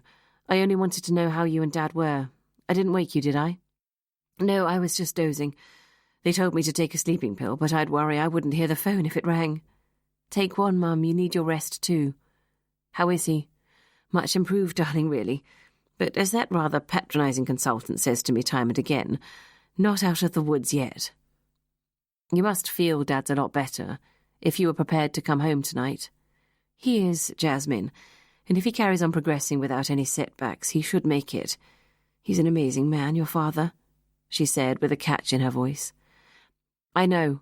I'm hoping to be able to visit him on the weekend. I'd like to come tomorrow, but this case is at its zenith, and Patrick has been behaving true to form." Jazz sighed. "Oh dear, didn't realise he was on the case. Sorry, darling." "He wasn't, but... Oh," Jazz yawned. "It's a long story, Mum." "Poor old you. I'm sure that's the last thing you wanted." "Yes, but in a strange way it's done me good. Helped me remember why I was so unhappy and why I left Patrick. Flushed any lingering romantic thoughts away." "Well, don't be too hard on yourself, Jazz. We all remember the good times and try to forget the bad. It's human nature, and thank God for it." "Unless forgetting leads you down the wrong path again," Jazz murmured. "Patrick came up trumps for you yesterday, didn't he?" Celestria said gently. "And when his ego isn't getting in the way and he isn't feeling threatened, I think he cares for you. That isn't to say that either of us ever thought he was right for you, and sometimes love can be terribly destructive." "Yes, I certainly agree with that." Jazz yawned. "Right, Mum. Please promise to keep in touch with me. I'm going to be up to my eyes tomorrow, so I'd be grateful if you could leave me a message to say Dad's okay. Of course I will. Now you get some sleep as well, and good luck tomorrow. Thanks, Mum. Night. Night, darling. Sleep tight. As she sank gratefully under the duvet, Jazz lay in the darkness and thought of all the people today whose lives had not been enhanced by love, but destroyed. Jazz tapped on Jenny Coleman's front door at 7:30 the following morning. "Who is it?" Jenny called from inside. "Inspector Hunter. Miss Coleman. Sorry to bother you so early, but I wanted to catch you before you left for school. Can I come in?" "Why, yes, of course, Inspector." Jenny looked flustered as she opened the door, then led Jazz into her tiny sitting room. "I'm not in any trouble, am I?" "No, none at all." Jazz sat down on the sofa, and Jenny perched nervously on the edge of the chair opposite. "I just felt that it would be better to discuss this matter with you in private." "Oh, Inspector, what on earth is it?" Jenny looked terrified. "Well, I'll come straight to the point," Jazz said gently. "I went to visit Lady Emily Connaught last night, and she told me about you and Corinne Connaught, and the baby you gave birth to 40 years ago." Jenny looked as though she'd been slapped across the face. Her eyes welled up with tears, and she sat silently, saying nothing. "I'm sorry," Jazz apologised. "I know this must be a painful subject for you to talk about, but I'm afraid I need to know if Emily Connaught was right, and you were the mother of Corinne's child." Jenny nodded numbly. She pulled a handkerchief out of her sleeve and dabbed her eyes. "She also intimated you didn't find out you were pregnant until after Corinne died." Again, Jenny could only nod. "And Hugh Daneman helped you?" Jazz asked. Yes, he did," Jenny managed to whisper. "He was ever so kind. I don't know what I'd have done without him at the time. He sorted me out, and afterwards got me a job here at St. Stephen's. I couldn't face going back home, see, not with Mum and Dad living and working on the Connaught estate and all." "No, I can imagine," said Jazz quietly. "So the baby was adopted?" "Yes." "Was it a boy or a girl?" "A boy." Jenny wiped her eyes. "Yes, a lovely little boy." "Right." Jazz felt a small surge of adrenaline run through her. "Jenny, do you have any idea who adopted him?" Jenny shook her head. "No, they were very strict on all that, the nuns were. Thought it was better if us mums didn't know where they were going. And they were right. What would be the point? It wasn't going to get our babies back, was it?" Jenny blew her nose loudly. "Worst day of my life, that. Giving birth, and a few hours later my baby being gone, and still being so sore, and then the milk coming in and the nuns binding you until it stopped. Sorry, Inspector, you don't want to know about that." "Jenny," Jazz leaned forward as she spoke, deciding to test her theory. "Did you, by any chance, give the nuns anything to pass on to your baby's new parents?" "Oh no, they wouldn't have allowed anything like that." She shook her head, but there was uncertainty in her eyes. "Are you sure, Jenny?" Yes, I didn't give the nuns nothing, promise." Jazz tried again. "All right then, I'll put it another way. Did you, for example, manage to hide something on the baby that might be found by the new parents and perhaps kept for a day when the child was older and might want to discover his birthright?" Jenny put her hanky to her mouth and looked in horror at Jazz. "How did you? Yes, I did. Jenny started to cry in earnest. "I wanted my baby to know where he had come from. He was the son of a lord, even if Corinne was dead and his mother just some common scrubber that the Connaughts wanted rid of." She sobbed. "It's okay, Jenny, take your time." "I'm sorry, Inspector. You knowing everything has been a bit of a shock, that's all." Jenny nodded. "It's a secret I've kept to myself for so long, you see." "I do see, but the trouble is I don't know everything. Please don't think I'm judging you, Jenny. I just need your help to put the pieces of this jigsaw together, and fast. So, if you feel up to continuing, could you tell me what it was that you hid on your baby before he was taken away?" "Well, I gave him a ring, a signet ring, which had the Connaught family crest engraved on it.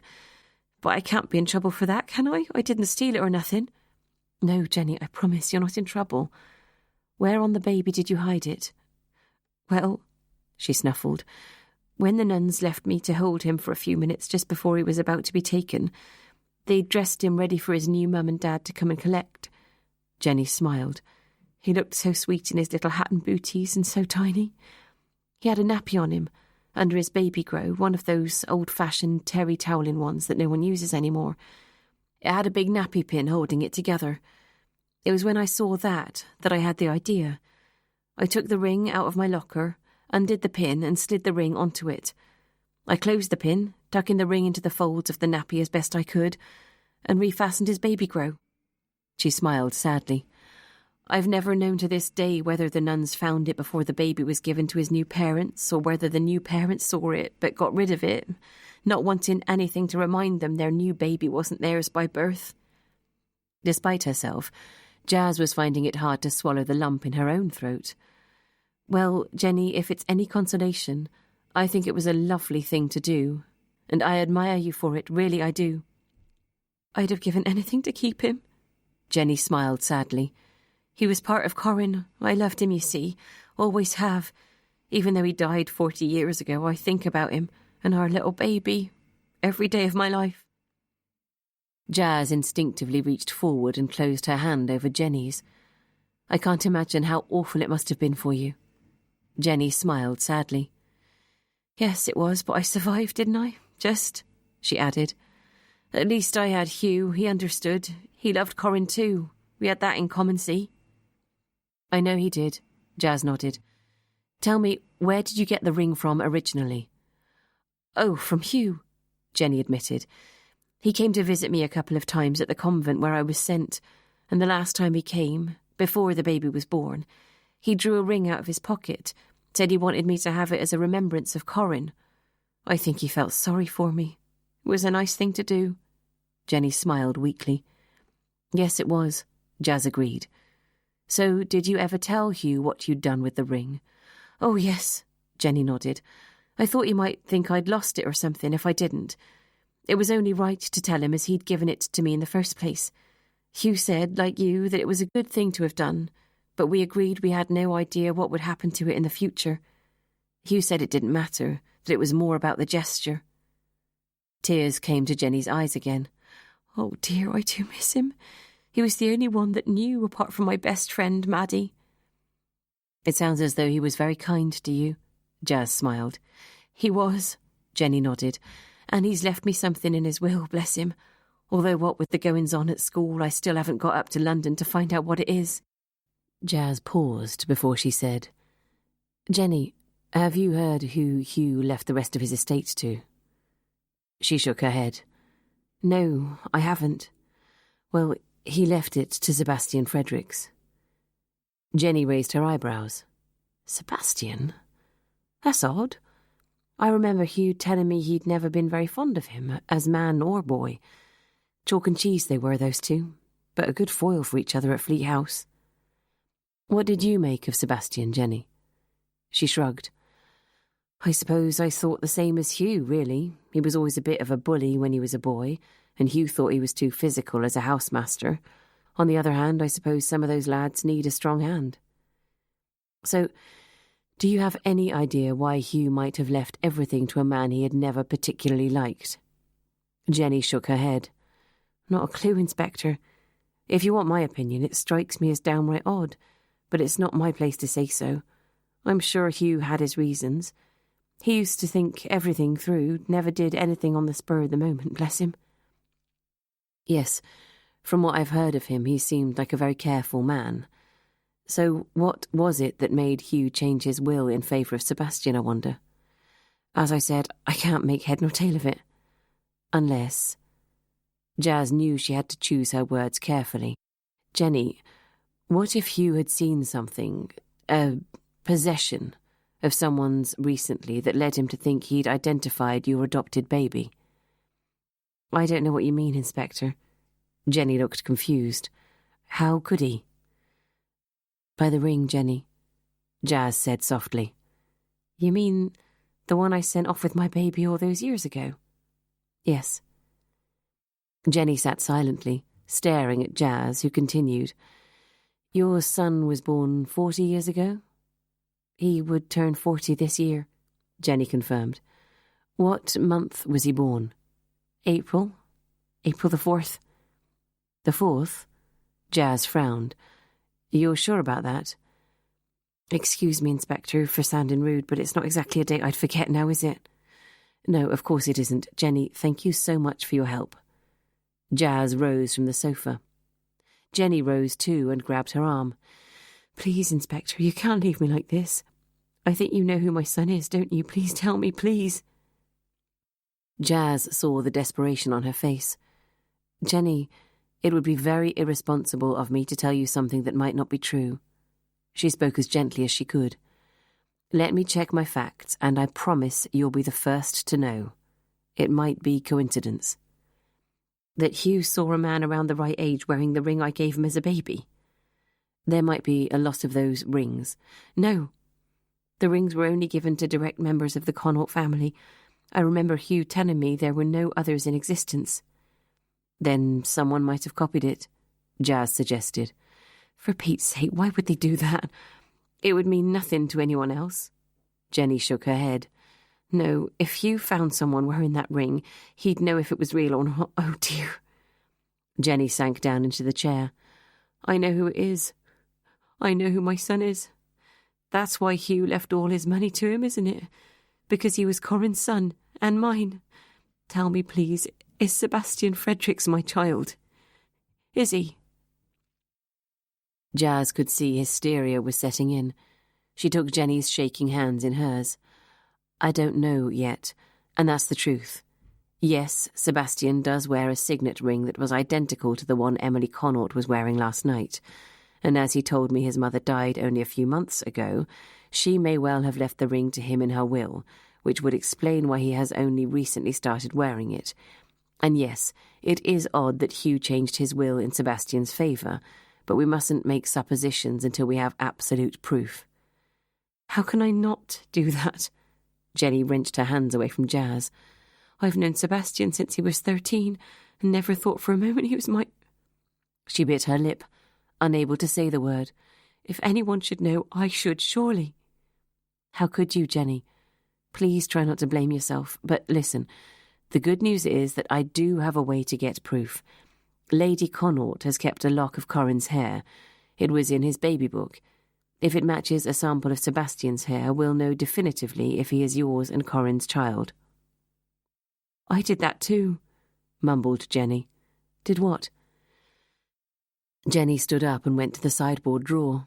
She searched at the back of it, brought out a tatty brown envelope and handed it to Jazz. Here, take a look. Jazz took the contents out of the envelope.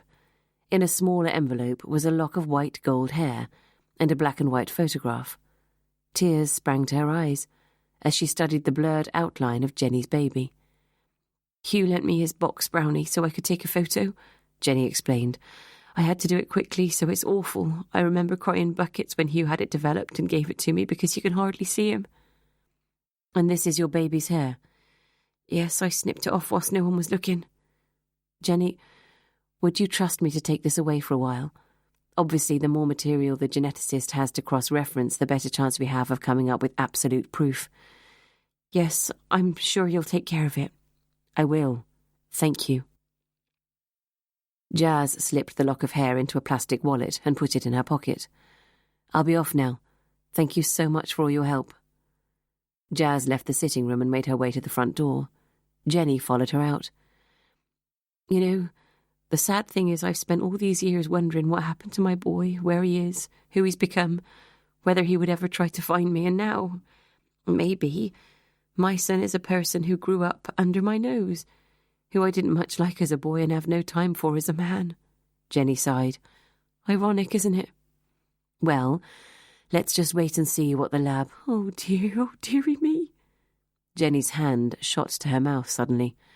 What is it, Jenny? Jazz asked in concern. It's just clicked why you're so interested in Sebastian being Corin's son. It's because of Charlie and all, isn't it?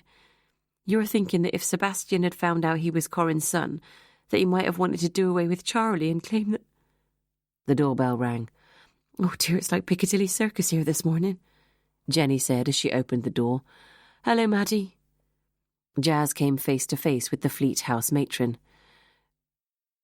"Good morning," she said, then turned back to Jenny. "I'll be off now." "Thanks, Inspector. Let me know, won't you?" asked Jenny. "Good luck." The two women watched as Jazz made her way down the small path and disappeared out of sight. "Are you coming in, Maddie?" "No, I was just on my way back to the school. I had to drop some samples off at the doctor's in town for one of the boys.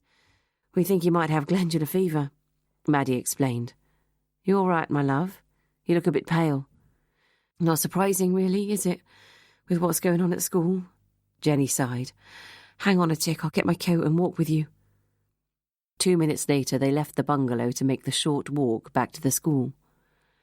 "I just popped in to say sorry I had to cancel the other night. As I said, my car's in the garage.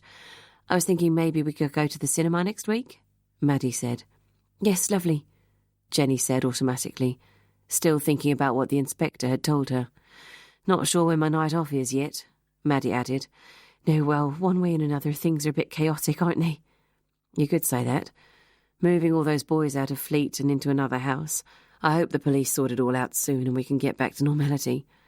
"What did the inspector want, by the way?" "Oh, just some admin stuff, nothing important. No one seems to know what's going on, do they?" Jenny sighed. "So much trouble this term. It's not good for the school's reputation, is it?" "No, it isn't. But until Mr. Jones takes a stronger hand, nothing's ever going to improve." "Mr. Jones does his best, you know." Jenny defended her boss loyally. "He has a lot of people to please. The governors, the parents, the children. Talking of which, I haven't seen young Rory back at school yet." "No. I doubt he ever will come back, given what's happened to him. If I was his mum, I'd keep him safe and sound at home, watch over him. He's all she's got now he's gone, and he's a delicate little chap. Better at a day school, maybe." "Yes." Jenny's mind was wandering to thoughts of her own long-lost son. "Maybe. You sure that detective was here asking you about admin? You seem a bit distracted." "Oh," Jenny yawned. "Just tired, that's all. Trying to keep Mr. Jones sane while all this is going on is a hard job. Although," Jenny sighed, "there is something I'd like to talk to you about, Maddie." They came to a halt in front of the main building. "Is there?" "Yes." Jenny nodded, thinking if she didn't tell someone what the inspector had said, she might explode. "Listen, if you can, come over and see me at lunch break," Maddie suggested. "I'll be in my medical room, but we could pop up to my flat for a sandwich and a cup of coffee." "Will they let me into Fleat?" Jenny queried. "Thought it was sealed off."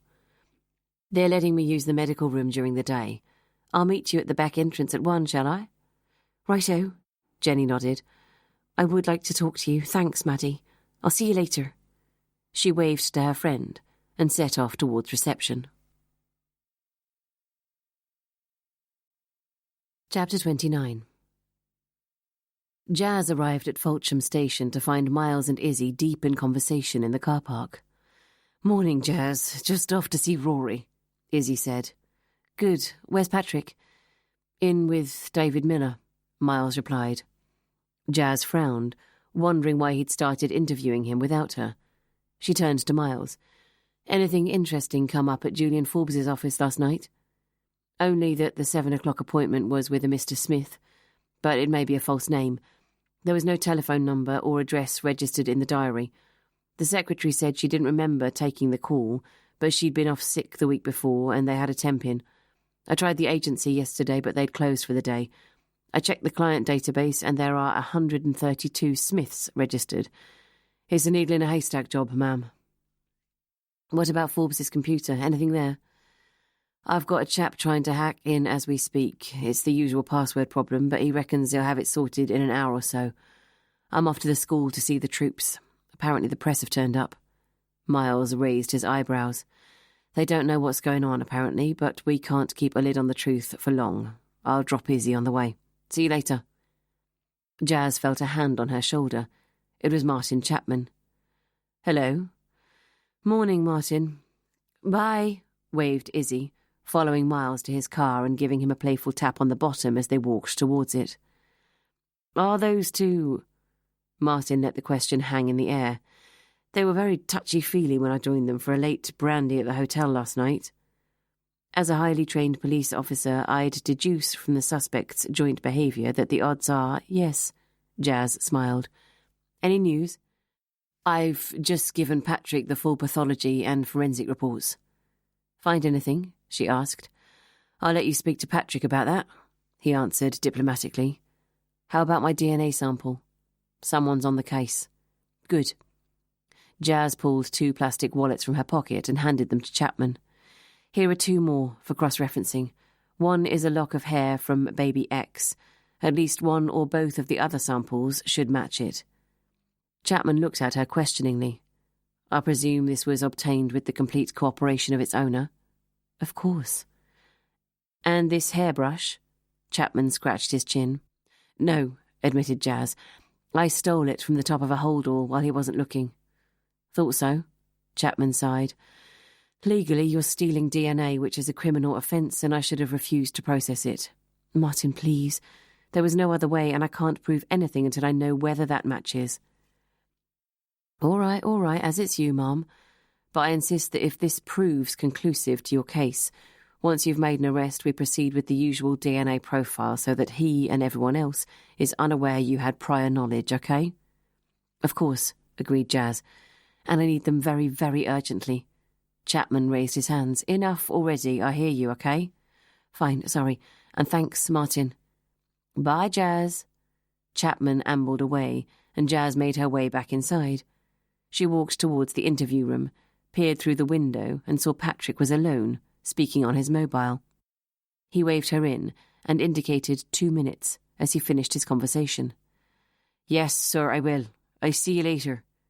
He ended the call and smiled at Jazz. You okay? You look tired. I'm fine, she answered brusquely. I hear you've already interviewed David Miller. So I have. He'd sobered up enough last night to talk, so I grilled him for a couple of hours. Then, when I got the new information from Chapman, gave him another go this morning. Jazz slammed her briefcase down on the table.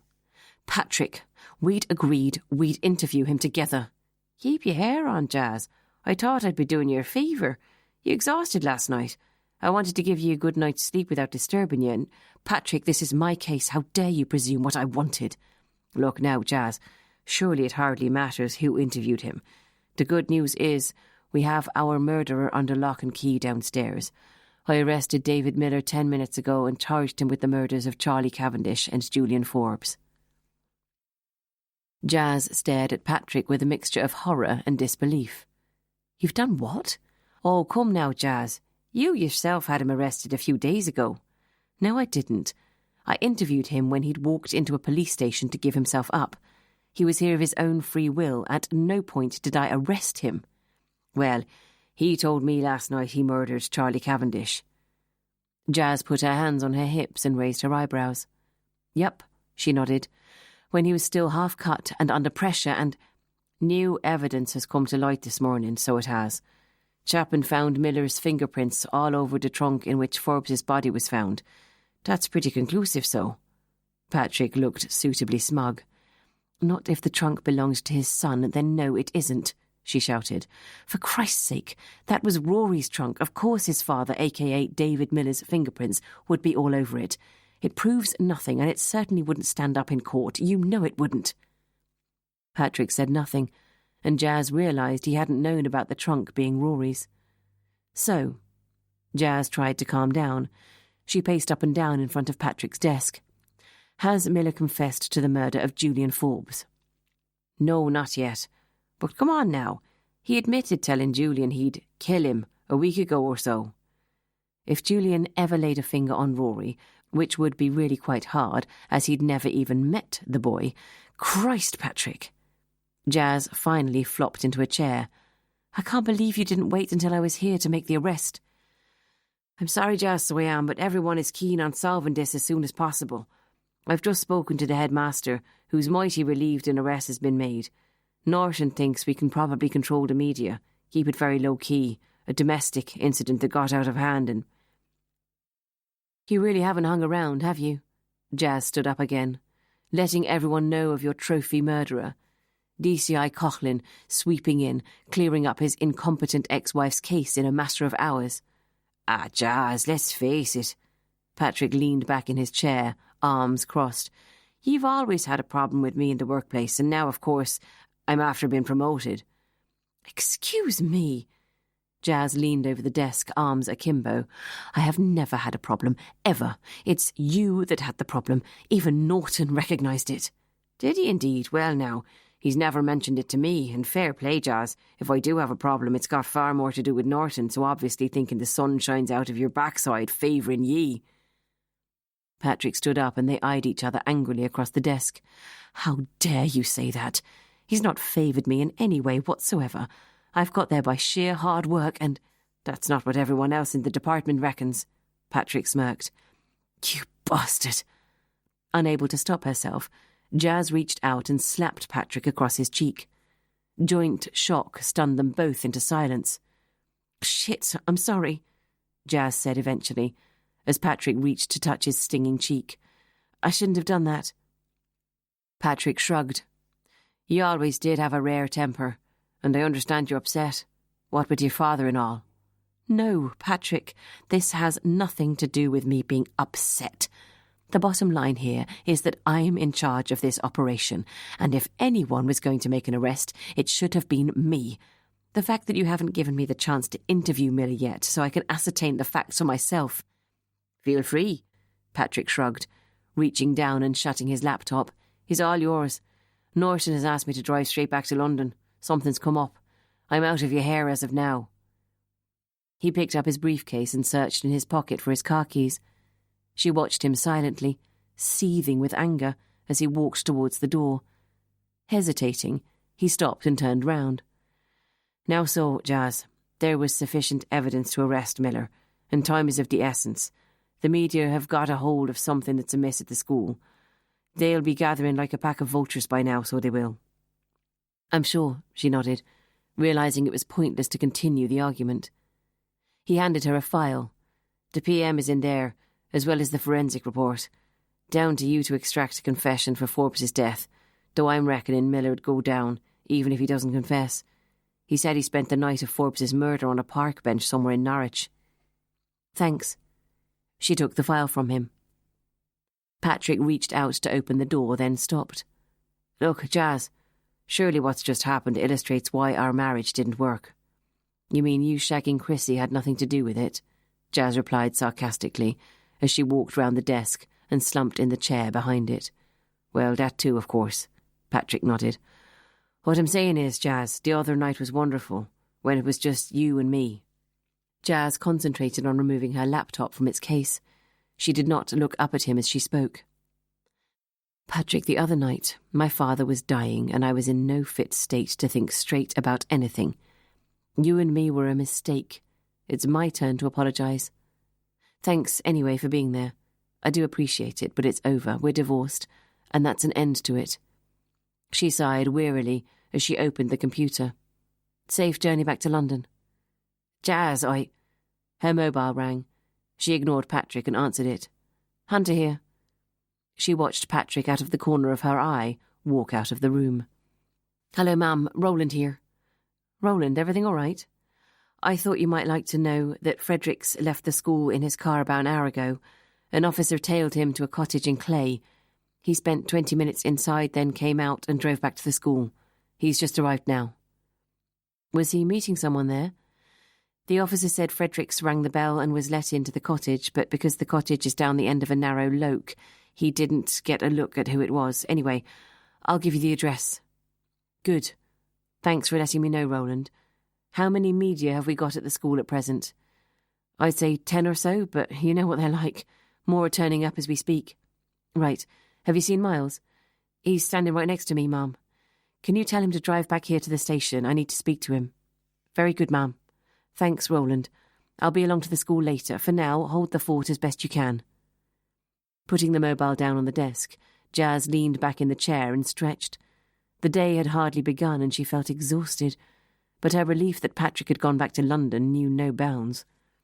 She swept her hand through her long hair. There was a call she needed to make now, before she lost her confidence.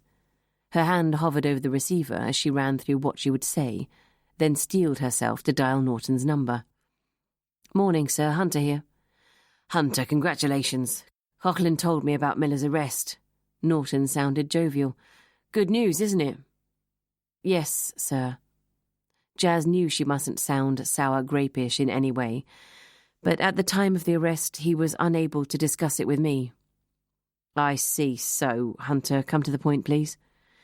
"The truth is, sir, I'm not convinced Miller committed the crime. Until such time as I am, I'd like your permission to follow up other lines of inquiry." There was a pause on the line. Then Norton said, "Coughlin told me there was incontrovertible forensic evidence, on top of which this Miller has already admitted to killing Charlie Cavendish." "I'm afraid I'd have to disagree there, sir. Not that I'm doubting DCI Coughlin's judgment," she added quickly.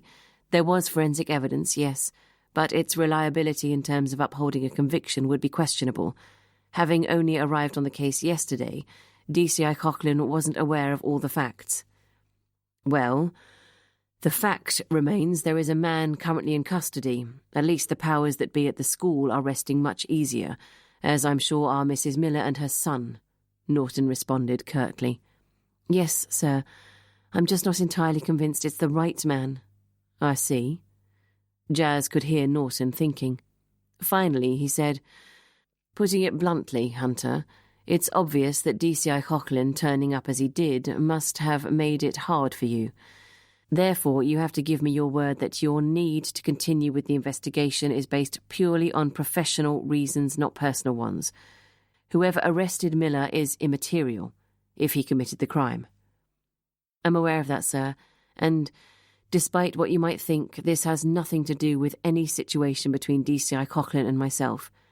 In my professional opinion, there are a number of leads which I've yet to follow up. I believe I would be compromising the integrity of the force if I didn't do so." She heard him sigh. "All right, but I want Miller held whilst you do so. 24 hours maximum, and then I'm pulling everyone off the case." "Thank you, sir. I appreciate it. I'll call you when I have news." "You do that, Hunter. Good luck." "Thank you, sir." Jazz put the receiver down in relief, glad that was over. She leaned over and switched on the tape recorder to listen to David Miller's interview. When she had finished, she asked the duty constable to bring Miller up from the cell to see her. Jazz studied him as he sat down opposite her. Miller looked awful, his eyes bloodshot, his gaunt face tinged with grey. "How are you?" she asked. "How is anyone in my position?" he shrugged. "I know you've already been interviewed by my colleague, so I won't go back over old ground. But there are a few questions I'd like to ask you." "Fire away, Inspector." "You say that on Tuesday night, the evening Julian Forbes was murdered, you left your house, walked to Fulsham, then took a taxi into Norwich and spent the evening drinking at a pub near Castle Moor." "I did, yes." "Can you remember which pub?" David shook his head. "I visited a few." "Then what did you do?" "When they chucked me out at closing time, I found a bench and fell asleep." "When did you wake up?" "Before dawn sometime. It had started to snow and I'd sobered up and was freezing. I walked around trying to find a taxi, but no one would take me to Fulsham because of the weather, so I went to the Travelodge by the railway station and took a room there." "This was on Wednesday morning?" David scratched his head. "Yes, it must have been Wednesday. I slept most of the day, then went out to the pub again that night. Then I got back to my room and slept again until the police banged on my door and drove me here." "So, on the night of Julian Forbes's murder, you slept on a bench somewhere in Norwich?" "Yes." "Mr. Miller," Jazz sighed, "you realise that information doesn't help you. There's unlikely to be anyone to corroborate your story." "I know," David nodded. "But what's the point anyway? Even if someone could. Your colleague insisted that I would still have had time to visit Julian Forbes in his office at 7, persuade him to get in his car, and drive at gunpoint or knife point to St. Stephen's, do him in, then drive back again to Norwich in time to have a quick drink, then fall asleep on a park bench. And this morning, he told me my fingerprints were all over the trunk in which Julian was found." Mr. Miller, it was your son's trunk. It was Rory's trunk. Jazz stressed the fact in an attempt to try and ignite even a basic level of fighting spirit in the man. Really? David raised his eyebrows. I didn't know that. So you haven't admitted to killing Julian Forbes? No. And are you sticking to that statement? Of course I am. Jazz tapped her pen on the desk. I only ask as you continually seem to change your story on whether or not you murdered Charlie Cavendish. I told you, Inspector, I may have done. I honestly can't remember. And that's what you told Chief Inspector Coughlin? That you can't remember? Yes. Jazz was silent for a while. Then she nodded. Okay, Mr. Miller, thank you. Is that it? Aren't you going to give me the 3rd degree like the other copper did? David seemed surprised. No, that's all I need. She pressed a buzzer and the constable came in. Take Mr. Miller down to his cell, will you? Yes, Mum. David stood up, walked to the door, then turned back to Jazz.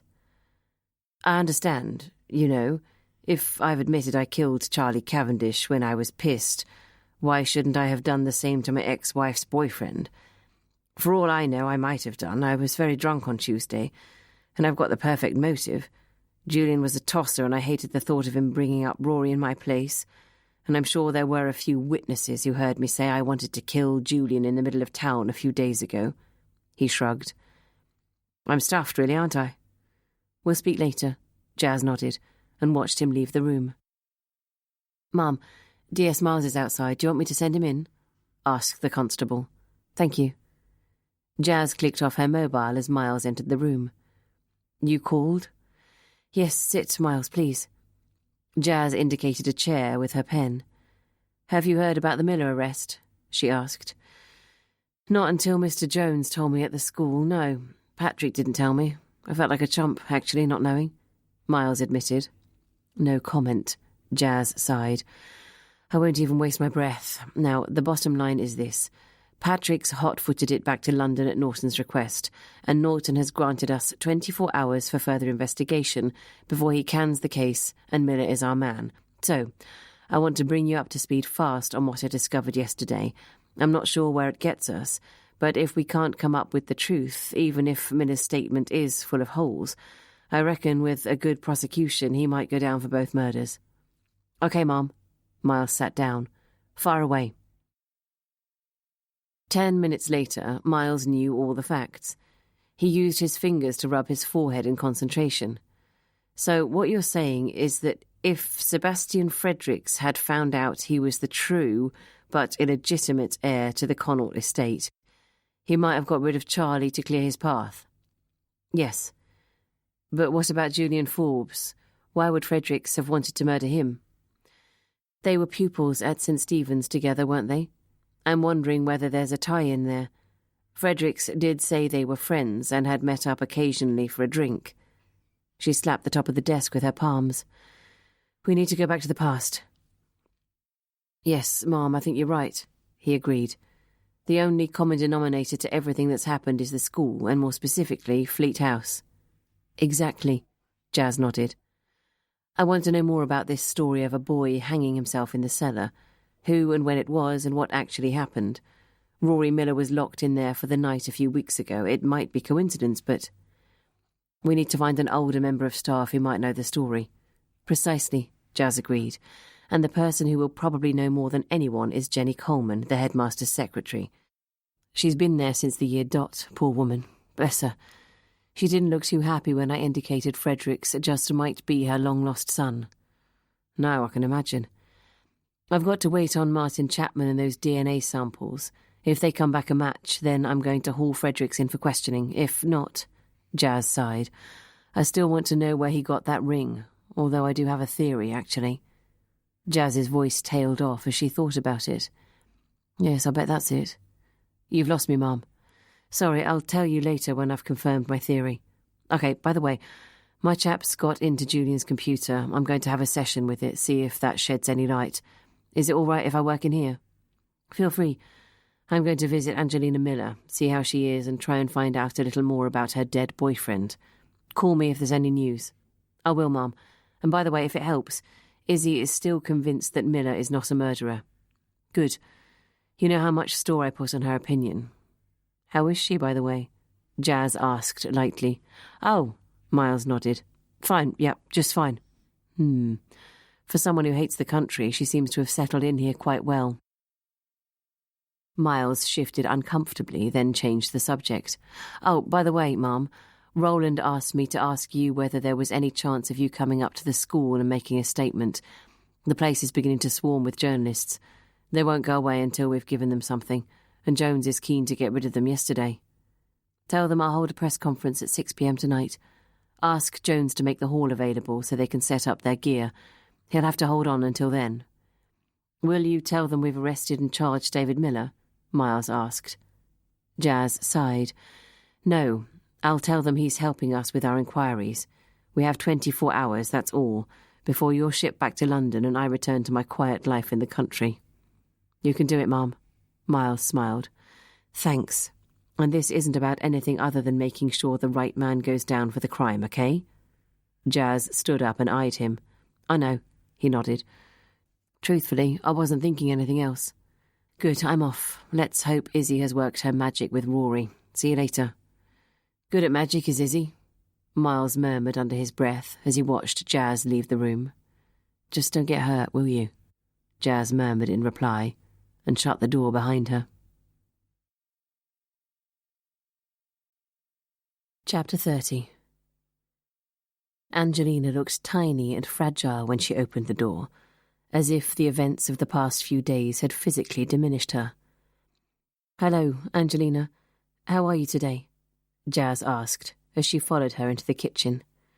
How do you think? Angelina slumped into a chair. Jazz sat too. Is there anything I can do? Angelina shook her head, then looked up at her sadly. Bring Julian back to life? She gave a feeble smile. That would do. Jazz reached for her small, cold hand. I'm so very sorry. I promise we're doing our best to find out who did this to Julian and why. And I should warn you, the press have arrived at the school. They've got wind of something, as they always do. I've not yet made a statement naming Julian, but when I do later today, you might want to consider going to stay elsewhere. I'm afraid they're bound to doorstep you, and that's the last thing you and Rory need just now. Angelina nodded. She was hardly listening. And unfortunately, the other thing I need isn't pleasant. I'm going to have to ask you to come and formally identify Julian. Angelina put her head in her hands. Oh, God, do I really? I've never seen a dead body. She shook her head. Really, I don't think I can. Perhaps we can contact his parents? I presume you've given them the news. His mother's dead, but his father's abroad on holiday, so no, he doesn't know yet. I could hardly leave him a message on his answering machine telling him his son's been murdered, could I? She said desolately. I just asked him to ring me back. Then I'm afraid it will have to be you. I'll come with you. Angelina nodded. If I have to, I have to. Julian would want me to be strong. Tears came to her eyes. It'll bring it home to me, make it real, because at the moment I can't believe it is. No, of course you can't, Jazz said gently. Shall I make us some coffee? Help yourself. Angelina waved her arm in the direction of the Aga. Jazz stood up and put the kettle on to boil. How's Rory? Angelina nodded. Fine. Your Izzy has been a godsend in the past 2 days. She and Rory have really bonded. My mum's arriving this afternoon, so that'll help. I really would suggest you think about going away, Angelina. Jazz spooned some coffee, hot water and milk into 2 mugs and dumped a large teaspoon of sugar into the second. She took them back to the table. Try and drink this. Thank you. No, I'm staying here in my house. She bit her lip. Have we found anyone yet? Jazz took a sip of her coffee. Well, your ex-husband is currently in custody helping us with our inquiries, but he's not admitting to Julian's murder. Angelina said nothing, just stared into space. I'm afraid I need to ask you a couple of questions. Go ahead. Angelina shrugged listlessly. I don't happen to know if Julian knew anyone called Smith, socially or professionally. He might have done. Did he keep an address book here at home? Yes, it's in the drawer in his study. Would you mind if I took a look at it? Angelina walked slowly to the study and came back with a leather-bound book. She handed it to Jazz. Thank you. Talking of people he knew, did Julian ever mention he knew Sebastian Fredericks? Oh, not really, no. They were at school together. Yes, I'd heard, but not in the same year. Angelina's eyes looked dully at Jazz. Why? No particular reason. Jazz changed the subject. So, Julian had behaved perfectly normally in the past few weeks, had he? No unusual behaviour you can think of? Angelina shook her head. No, he was very happy. Work was going well, we were together. So nothing seemed to be worrying him, not the thought of finally meeting Rory and all that entailed. No, although, talking of Rory, Angelina frowned. Actually, I've just thought of something. What? It's probably nothing, but last Saturday I went to the school with Julian to see Rory, who was ill in the San. I went inside, and Julian waited in the car. When I came back, I do remember Julian behaving strangely. He couldn't get out of the school fast enough. And the next day, when Rory went missing, Julian refused to come to the school with me to help me look for him. It caused an argument, actually. I felt Julian wasn't supporting me. I'm sure you did, Jazz sympathised. Did you ask him why? Of course. Angelina nodded. He didn't give me an answer, but he looked... Angelina paused, trying to find the word. Frightened, I suppose. I remember commenting that he looked as though he'd seen a ghost when I arrived back at the car.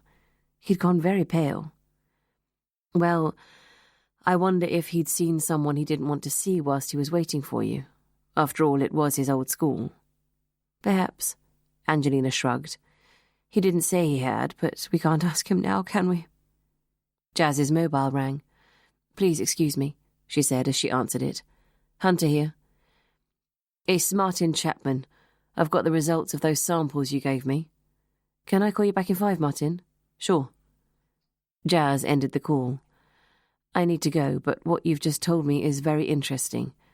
If I come back this afternoon around 3, I can drive you to the morgue and perhaps we can talk some more. I'll just pop up to have a word with Izzy if that's okay. Don't get up. I'll see myself out. Angelina nodded. Thank you, Inspector. Jazz climbed the stairs and called Izzy's name. She appeared from behind one of the bedroom doors. Any luck? Whispered Jazz. We're getting there, but it's slow going. I've told him Daddy is back in his cell. It might stir his conscience. Do you want me to talk to him? No, not at present. The kid's scared shitless, and I'm still not sure why. Leave him to me for a while longer. Okay, but I'm running out of time, and I've got to run. Keep in touch. Will do. Jazz walked back down the stairs and swiftly through the hall to her car, dialing as she went. Martin, what news? Her heart was pounding. The first thing is that the sample from the hairbrush does not match any of the other hair samples you gave me. Jazz's heart sank. Shit. Sorry, Jazz. However, the other 2 samples do match. Baby X was directly related to sample A. Right. Thanks, Martin. Jazz bit her lip in disappointment. But listen, there is something interesting the lab technician found. He's cross-checking again to make sure, and I'll call you back when we know. Can you tell me what it is? Not until we've double-checked. Patience, please. Of course, Martin, sorry. Speak later. Jazz hit the steering wheel. Damn. She dialed reception at the school. Jenny Coleman answered. Jenny, it's Inspector Hunter here. I thought you'd want to know the results as soon as possible. Yes. Jenny sounded nervous and expectant. Sebastian Fredericks' DNA does not match Corin's or the sample of hair you gave me, which means he isn't your son. Jenny let out a sigh of relief. Oh, my goodness. What I've learned from all this is that perhaps it's best not to know. Yes, well, my apologies for putting you through some hours of uncertainty, Jenny. Just a quick question. Can you remember a pupil called Julian Forbes? There was a pause on the line. Then Jenny said, Julian Forbes? Why'd you ask? I just wondered if you remembered him. He's the partner of Angelina Miller, Rory's mother. Is he really? Well, I never knew that. Do you remember him? Well, yes, I do, but I didn't know him well. Jazz could hear the reticence in Jenny's voice. And one last thing. Do you know anything about this tale that seems to be circulating the school, about the boy who was found hanged in the cellar? No, not really, no, Jenny replied cagily. Are you sure? Yes. I mean, it did happen, but I don't really know much about it. You mean it happened during your time at the school? Yes, but, Inspector Hunter, it's not my place to tell you. Mr. Jones knows much more than me. It was a suicide, was it? Yes. Can you remember the name of the boy? There was a pause on the line. Then Jenny said reluctantly, He was called Jamie. Surname? Jazz asked. Inspector, I think you should ask Mr. Jones about this, really I do. I'd prefer not to talk about it. Jazz could see she wasn't going to get any further. Thanks for your help, Jenny. Can you tell Mr. Jones I'll be along as soon as I can to see him? I will, Inspector. My telephone's not stopped ringing all day. Thank you for calling. Goodbye. Jenny put the telephone down and stared into space. Why was the past coming back now? And why was the inspector interested in what had happened all those years ago? Not to mention Julian Forbes. Did she know what had happened? Jenny shifted uncomfortably in her chair. Was it wrong for her to have mentioned Jamie's name? Surely not. After all, what had happened was a matter of public record. But it wasn't for her to tell. The curtains in the downstairs windows of the small cottage were still drawn when Jazz arrived in front of it. She knocked a couple of times to no response. Then finally, she heard movement from inside. "Who is it?" asked a familiar voice. On hearing it, Jazz's theory was confirmed. "Inspector Hunter, can I have a word, Mrs. Cavendish?" The door was unlocked, and Adele Cavendish stood on the threshold in front of her. "How did you know I was here?" "I saw you a few days ago, here in Clay, parked on the main street unloading your shopping. May I come in?" Adele agreed reluctantly and led Jazz into a compact but cosy sitting room. "So," Adele made no move to offer Jazz a seat, "have you news about Charlie?" "No, though I'm hoping to have very soon. But that's not why I'm here." Adele folded her arms defensively. "Well, if you're not here about Charlie, what do you want?" "I'm here, Mrs. Cavendish, because I'd like you to tell me about your relationship with Sebastian Fredericks." Adele Cavendish put her hand to her brow and sighed heavily. "God, Sebastian said it would come out eventually." Then she looked up at Jazz with a mixture of admiration and horror. "How did you find out?" "That hardly matters, Mrs. Cavendish, and really, your personal life is not my business. However, you can understand how it would be remiss of me not to investigate any relationship between the mother of a victim and his housemaster. Shall we sit down?" Jazz suggested. "Yes, of course." Adele perched on the arm of the sofa, and Jazz sank into an ancient chintz-covered chair. "In your own time, Mrs. Cavendish." Adele took a deep breath. "It began very slowly, really. I got to know Sebastian because he was Charlie's housemaster. Charlie was always in one scrape or another, and in the first year, Sebastian had reason to call me more often than perhaps he would other parents." "Was he sympathetic towards Charlie?" "I wouldn't say overtly, but perhaps more importantly, he understood him. In short, he knew exactly how to handle him, which is more than his father ever did." "So when did your relationship with Mr. Fredericks start to change?" Adele blushed. "Well, he'd brought the boys for a sailing weekend on Rutland Water, very near where I live. William was away somewhere, and I suggested to Charlie that he bring his 8 friends round for supper on the Saturday night. Sebastian came too. They'd had a fantastic day on the water and were in very high spirits. It was the most fun I'd had in a long time." Adele gave an ironic smile.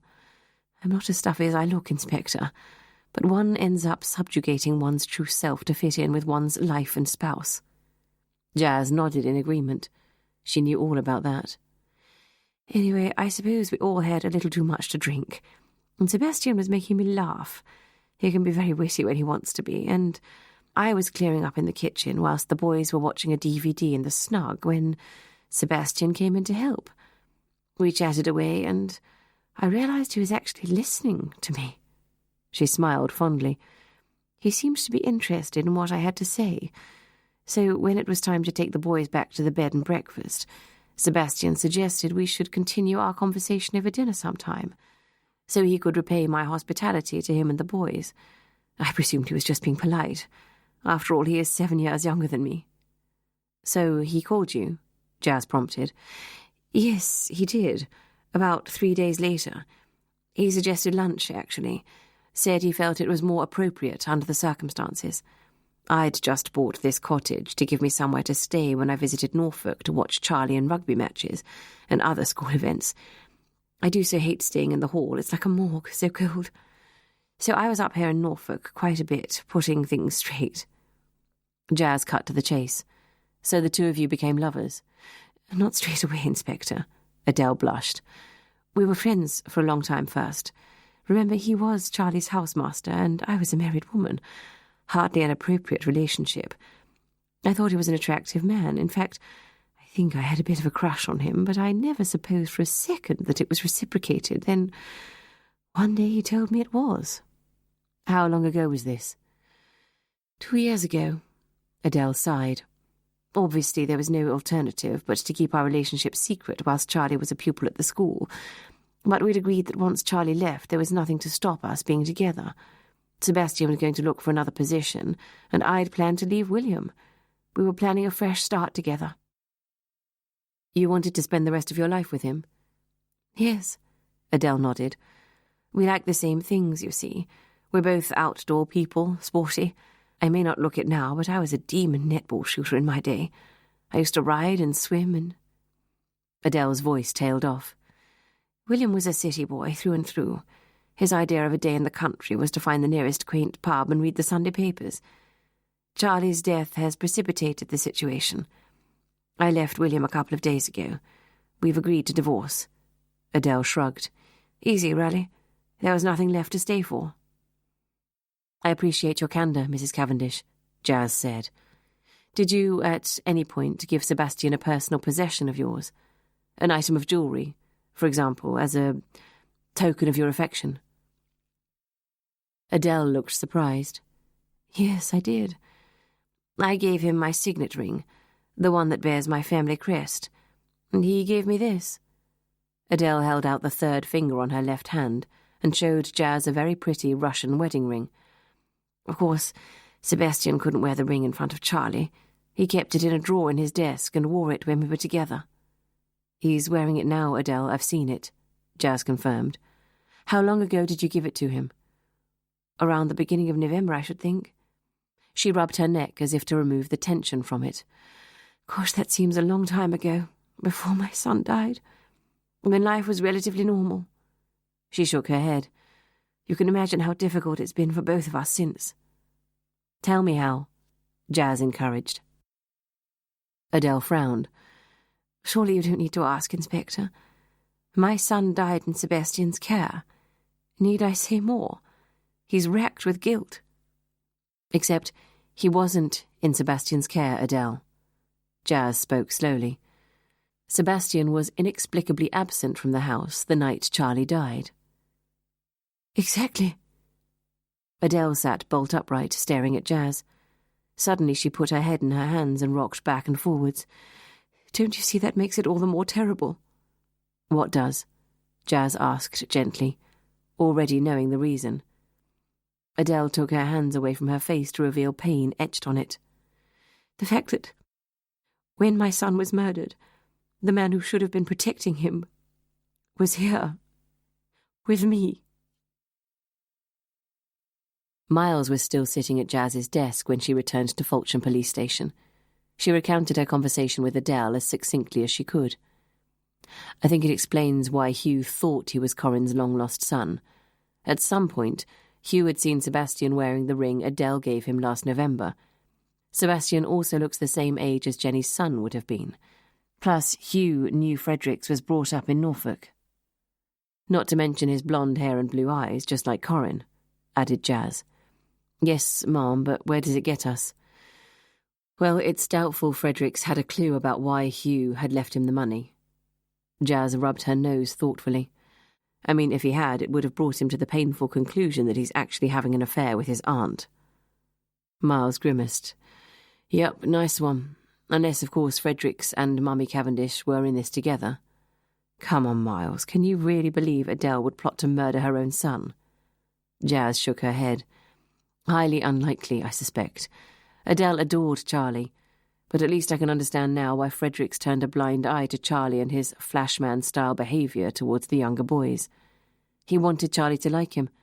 After all, he could have been his stepdaddy one day. No, she sighed. I'm afraid we have to count Fredericks out. Which brings us back to square one. I'm off back to the school to speak to Mr. Jones about this boy who died in the cellar, Jazz continued. Jenny Coleman said he was called Jamie, but she was very cagey. I want to know the whole story. My instinct tells me it has something to do with what's happened. I'll carry on with Forbes's computer. I've done his business files and failed miserably to find any Smiths at all. I'm going to start on his personal stuff now, Miles added. Fine. I'll also see Fredericks and lean on him to talk about this boy who was hanged in the cellar. And I'll ask him again about Julian Forbes. See you later. Good luck, Mum. Miles yawned. It had been a late one last night. Then turned his attention back to Forbes's laptop and tried to concentrate on the job in hand. Chapter 31. Izzy watched Rory as he sketched a snowdrop which stood in a small vase on his bedroom desk. You draw beautifully, sweetie. Thanks, said Rory, concentrating on his sketch. Dad's back in the cell at Fulsham, by the way, Izzy said casually. Rory's pencil only hesitated for a second. Really? Yes. They seem to think he killed someone else, too. Rory's pencil hovered in mid-air. He turned to Izzy, shock on his face. What? Izzy nodded. I'm afraid so. But... Rory shook his head. That can't be. Why not? If he says he killed Charlie, why shouldn't they think he killed someone else, too? Because... Izzy put her hands comfortingly on Rory's thin shoulders. I know, sweetie. It must be so hard for you. No, Rory shook his head. It's not hard for me. She felt his shoulders shaking beneath her hands, looked down and saw he was crying. Oh, darling, it is. Of course it is. Come here.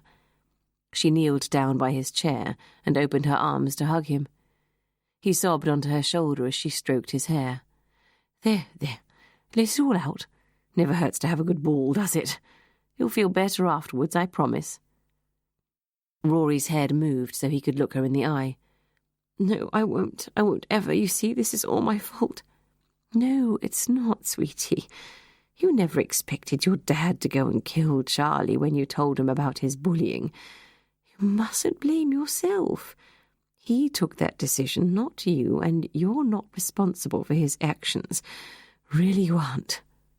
But I am, Izzy, I am. Why, Rory? She urged. Tell me why. Because... Rory laid his head on Izzy's knee and closed his eyes with a sigh. It wasn't Dad that killed Charlie. It was me. Jenny. Robert Jones's grey face peered out of the office. Could you organise some coffee and bring it through? Of course, Mr. Jones. Won't be a tick. Jenny went to the small kitchenette and put on the kettle. She felt exhausted. The telephone had been ringing off the hook all morning, with the press getting wind of something going on at Fleat House, and what with the emotional roller coaster of her own life. Jenny placed a cup, milk and sugar on a tray and took it through to Mr. Jones's office. Thank you, Jenny. Robert Jones poured milk and a heaped teaspoon of sugar into the cup, picked it up and slurped it noisily. Are you coping out there? but I don't know what to say to all these journalists. Do you know what's going on? He put the coffee cup down and sighed. Yes, I'm afraid I do. There's been another death. Another death? Oh, Mr. Jones. Robert Jones sighed and shook his head wearily. I suppose it doesn't matter now if I tell you. The entire world will know in a few hours' time. A man's body was found in a trunk in the cellar of Fleat House yesterday, and it was obvious he'd been murdered. Jenny clapped a hand to her mouth. Mr. Jones, oh my goodness. Do they know who he was? He was identified as Julian Forbes, an ex-pupil of the school. Jenny opened her lips to speak, but nothing came out. Did you know Julian when he was a pupil here? He asked. She nodded numbly. Apparently he was the live-in boyfriend of Angelina Miller, Rory Miller's mum. Jenny heard the telephone ringing next door. Somehow, she managed to find her voice. Excuse me, Mr. Jones, I'd better go and answer that. Of course, and not a word to anyone. D.I. Hunter is coming to give a press conference later. We'll all know more then. Jenny's breath felt tight as she walked back into her reception area to answer the call. Having dealt with it, she put the receiver down and stared into space. A few minutes later, she stood up and went back into Mr. Jones's office. Sorry, Mr. Jones, Did you say no one knew about Julian being dead up to now? No one apart from myself, the police, Sebastian Fredericks, and Bob, who found him, poor chap. You're sure about that, are you? Completely. We were all told by the police in no uncertain terms to say nothing. Why? Jenny shook her head. Oh, it doesn't matter. She forced a smile and walked back to her desk. Thoughts crowded in on her, thoughts she couldn't stop her brain processing, even though they were... Stop it, she told herself. It's your imagination carrying you away. But there was one thing she couldn't work out, however hard she tried. Hello, Jenny, how are you? Jenny looked up and saw Inspector Hunter standing in front of her desk. Oh, I'm all right. Good. Inspector Hunter seemed as distracted as she was. She indicated Mr. Jones's office. Is he in? Yes. Thanks, Jenny. The inspector smiled and moved away towards the head's office. Inspector Hunter? She stopped and turned. Yes? Well, the thing is... What is it, Jenny? The words wouldn't come out. She didn't know how to say them. After all, she might be wrong, and then where would that leave her? It's nothing. Jenny shook her head. Nothing. The inspector stared at her. Are you sure? Jenny nodded. Yes, I just... She bit her lip. The inspector was so pretty and so kind. Jenny wanted to confide in her. I don't want to get anyone into trouble. Why don't we have a chat when I've seen Mr. Jones? I'm going for my lunch break to see my friend in 20 minutes. Well, I shouldn't be too long in there. Jazz indicated the head's office, so we should have time. And Jenny, anything you say to me will go no further, you know that. And if there's something you... Inspector Hunter at last. Robert Jones appeared at his door. The place is swarming with media. I've not a clue what to say to them, and... She turned to Mr. Jones. Let's go and talk about it, shall we? See you in a bit, Jenny. The inspector smiled as she calmly marshalled Robert Jones back into his office and shut the door. Jenny sighed. The question was, how could she find out what she needed to know without making trouble? Perhaps the best thing was to go straight to the horse's mouth. Yes, that's what she should do. Jenny checked her watch and, taking the receiver off the hook, picked up her handbag and left. I'd advise you not to go out of main reception at present. The vultures are waiting for titbits, Jazz said, sitting down in the chair opposite the headmaster. Will they go away once you tell them at the press conference you have the murderer in custody? The headmaster asked. After a while, yes, Jazz responded, non-committally. Mr. Jones, I need to ask you about this boy, Jamie, who died in the cellar of Fleat House. What do you know about it? He sighed. Inspector, it was way before my time. All I know is what everyone knows. The boy was 13, if I remember rightly. He hanged himself from a meat hook in the cellar. Robert Jones shifted uncomfortably in his chair. Does anyone know why he took his own life? You should be asking Jenny all these questions. She was here at the time, Inspector. Really, is this relevant? Yes, Jazz replied firmly, and waited for him to reply. Let me reiterate, this was some 10 years or so before my tenure. So, some 25 years ago. Yes, about that, he agreed. And there was a lot of bullying going on at the time. Apparently this Jamie was subjected to some particularly cruel victimization. I'd like to stress the police investigated his death and concluded there was no foul play. And do you know who the boys were that carried out the bullying? No, I don't. So who would know? Jenny? And Sebastian Fredericks, possibly. He's an ex-pupil. Along with Julian Forbes. Robert Jones looked confused. Yes, but he can hardly help us now, can he? And why would any of this be relevant anyway? You're holding David Miller in custody. Your boss told me so this morning. Despite herself, Jazz bristled at the use of the word boss. We are, but there are still some details I want explaining. For example, Rory Miller ended up in Fleat House cellar for the night, didn't he? Was that just coincidence, do you think? Probably not. It's said that the boy haunts the cellar where he died. Whoever locked Rory in there knew what he was doing. Charlie Cavendish, you mean? Yes. Robert Jones sighed. He paid his price for his misdemeanors, didn't he? Jazz ignored him. Any idea where Sebastian Fredericks might be? Jones checked his watch. Probably in the refectory, or in the changing rooms with the boys getting ready for rugby practice. Life must go on, though God knows what the boys are making of the television cameras outside. I only hope you can give them enough at the press conference to make them go away. 6 o'clock, isn't it? Jazz was standing. Yes, I'll see you then. I'm on my mobile if you need me. She nodded and left the room.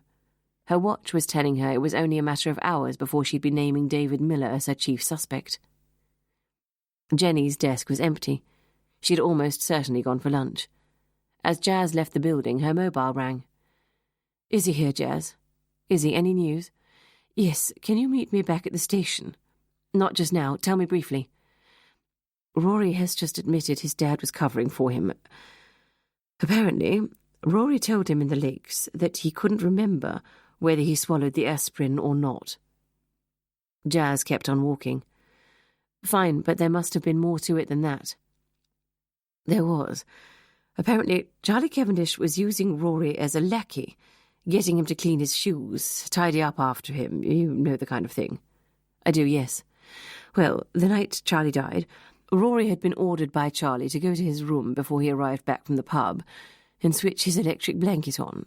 So, after the distressing interlude with Hugh Daneman, Rory had to trudge upstairs to Charlie's room. And he thought he might have left the aspirin there accidentally. Exactly. So did he? Jazz spied Fredericks marching across the rugby pitch and picked up speed, dodging a hack with a camera. Did he what? Leave the pills in Charlie's room accidentally or on purpose.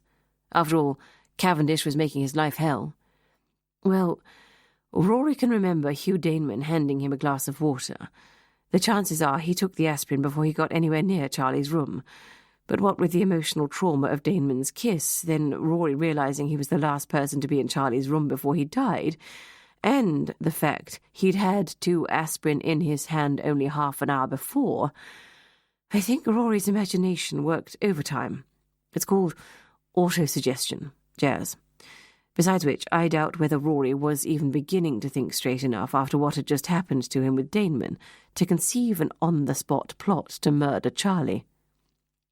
But Izzy, that puts Rory at the scene of the crime with the means, and it has to be a possibility. Izzy? Hello? Jazz took her mobile from her ear and saw she'd lost the signal. Damn, she muttered. Sebastian Fredericks was a few feet away from her. Mr. Fredericks, can I have a word? She called as she caught up with him.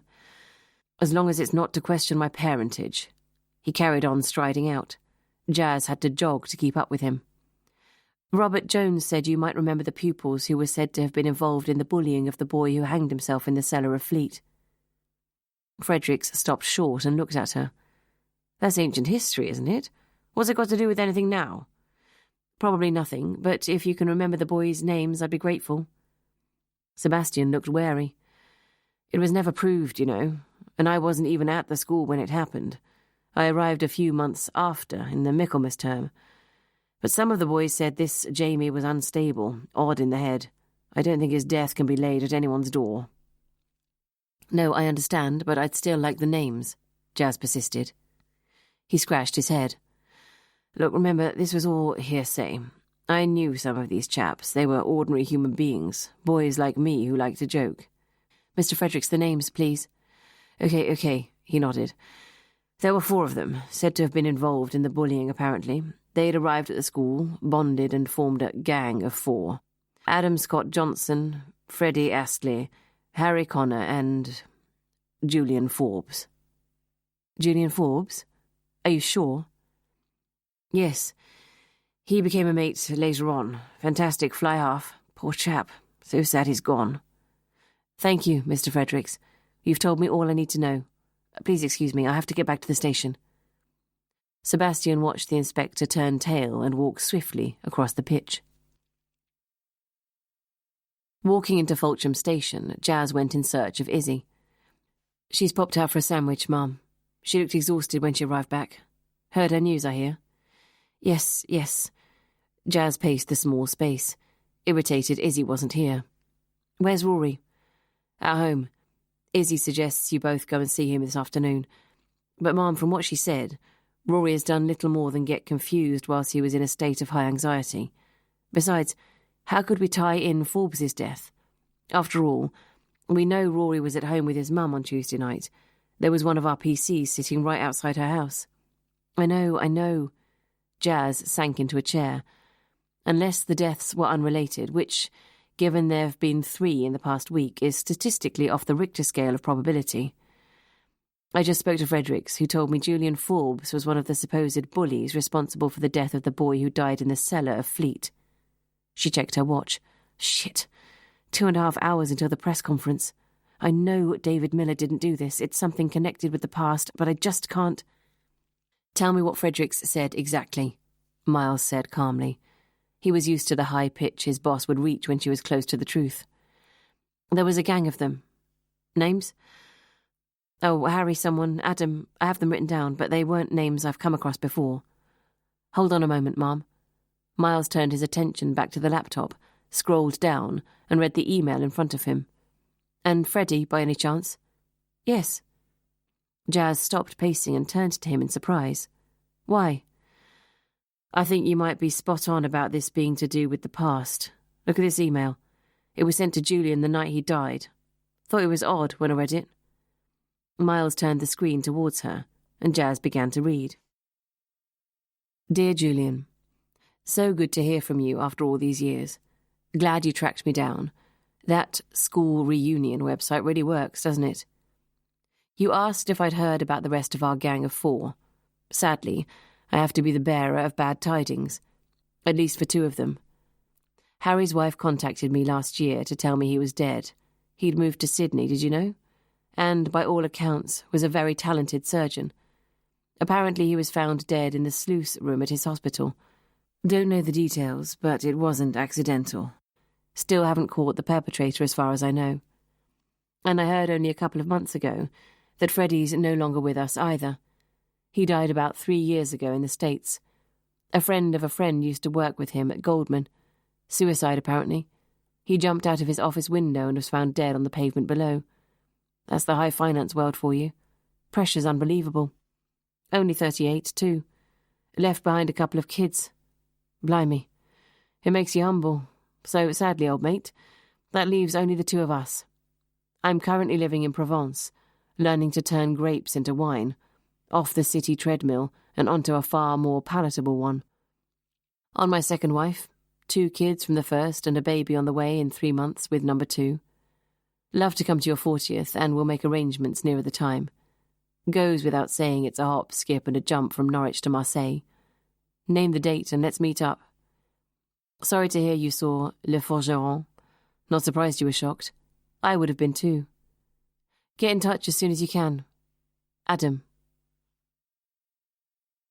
When Jazz had finished reading, she sat there in silence. Finally she spoke. Harry, Freddie, Adam and Julian. The names of the boys whose continual bullying is said to have been the reason why Jamie hanged himself 25 years ago.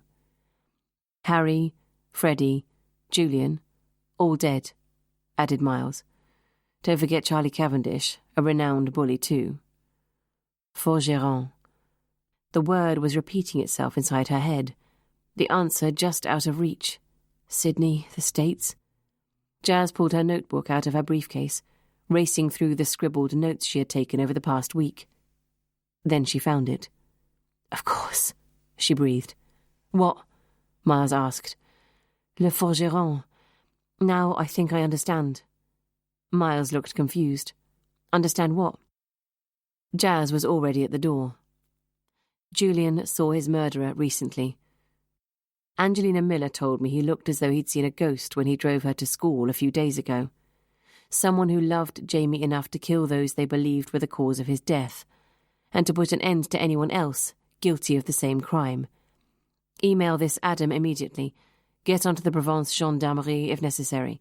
Whatever it takes, track him down and warn him. Warn him of what, Mum? Le Forgeron. Tell him he's next. Chapter 32. Jenny was still not back at her desk when Jazz arrived. She walked into Robert Jones's office and found him, head back, half asleep. Have you seen Jenny? She asked abruptly. Yes, she is at her desk. No, she isn't. Then perhaps she's gone to the loo. Mr. Jones, it's really important I find her. When was the last time you saw her? About an hour ago. Right, may I borrow your phone? Of course. D.S. Rowland, I need you to get as many men as possible into the school to look for Jenny Coleman, the head secretary. What? No, forget the media and start searching now. Let me know if you find her, thanks. Jazz put the receiver down and turned her attention to the head. I need a full list of employees at the school for the past 25 years, now. They'll be in the archive file in the bursar's office. Robert Jones was on his feet, finally sensing the urgency. I'll show you where it is, shall I? They used the fire escape to leave the building and walked across Chapel Lawn and into Main Hall, taking the steps 2 at a time. Forcing Robert Jones to do the same, Jazz asked, I presume you take out thorough references on all the staff that come to work at the school? Of course. Jones stood panting in front of a door on the 3rd floor. One can never be too careful these days. Even on members of staff who may have been employed here before? Yes, Jones was sweating as he unlocked a large filing cabinet. 1985? We'll start with that, yes.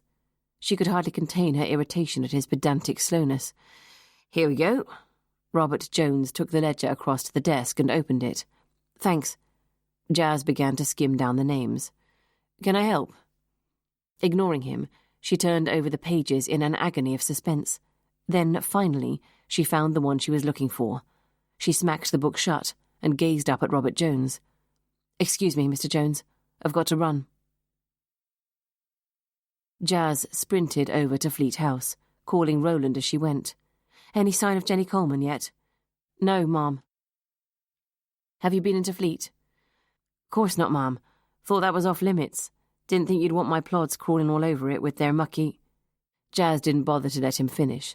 As she arrived at the front of the house, she asked the PC if anyone had been inside. No, Ma'am, not for the past hour. Thanks. Jazz pushed the door open and walked swiftly along the corridor towards the stairs. Dialing Miles's number and getting no answer, she left him a message. Meet me at Fleet House urgently with backup. Tell Rowland to get his backside here too. Up the stairs she went, knowing exactly where she was heading, dreading she might be too late. On the top floor, she ran towards the front door and found it locked. Damn. Trying every key on the Fleet House ring, none fitted. She stood back and launched herself at it, but to no avail. Hammering on the door, she cried, Jenny, it's Inspector Hunter. Are you in there? Answer me if you can. Silence. Hello, Ma'am. How are things? Miles appeared by her side with 2 burly constables. Break it down, boys, she ordered, as fast as you can. The constables gave the door an almighty shove. At the 4th try, it opened.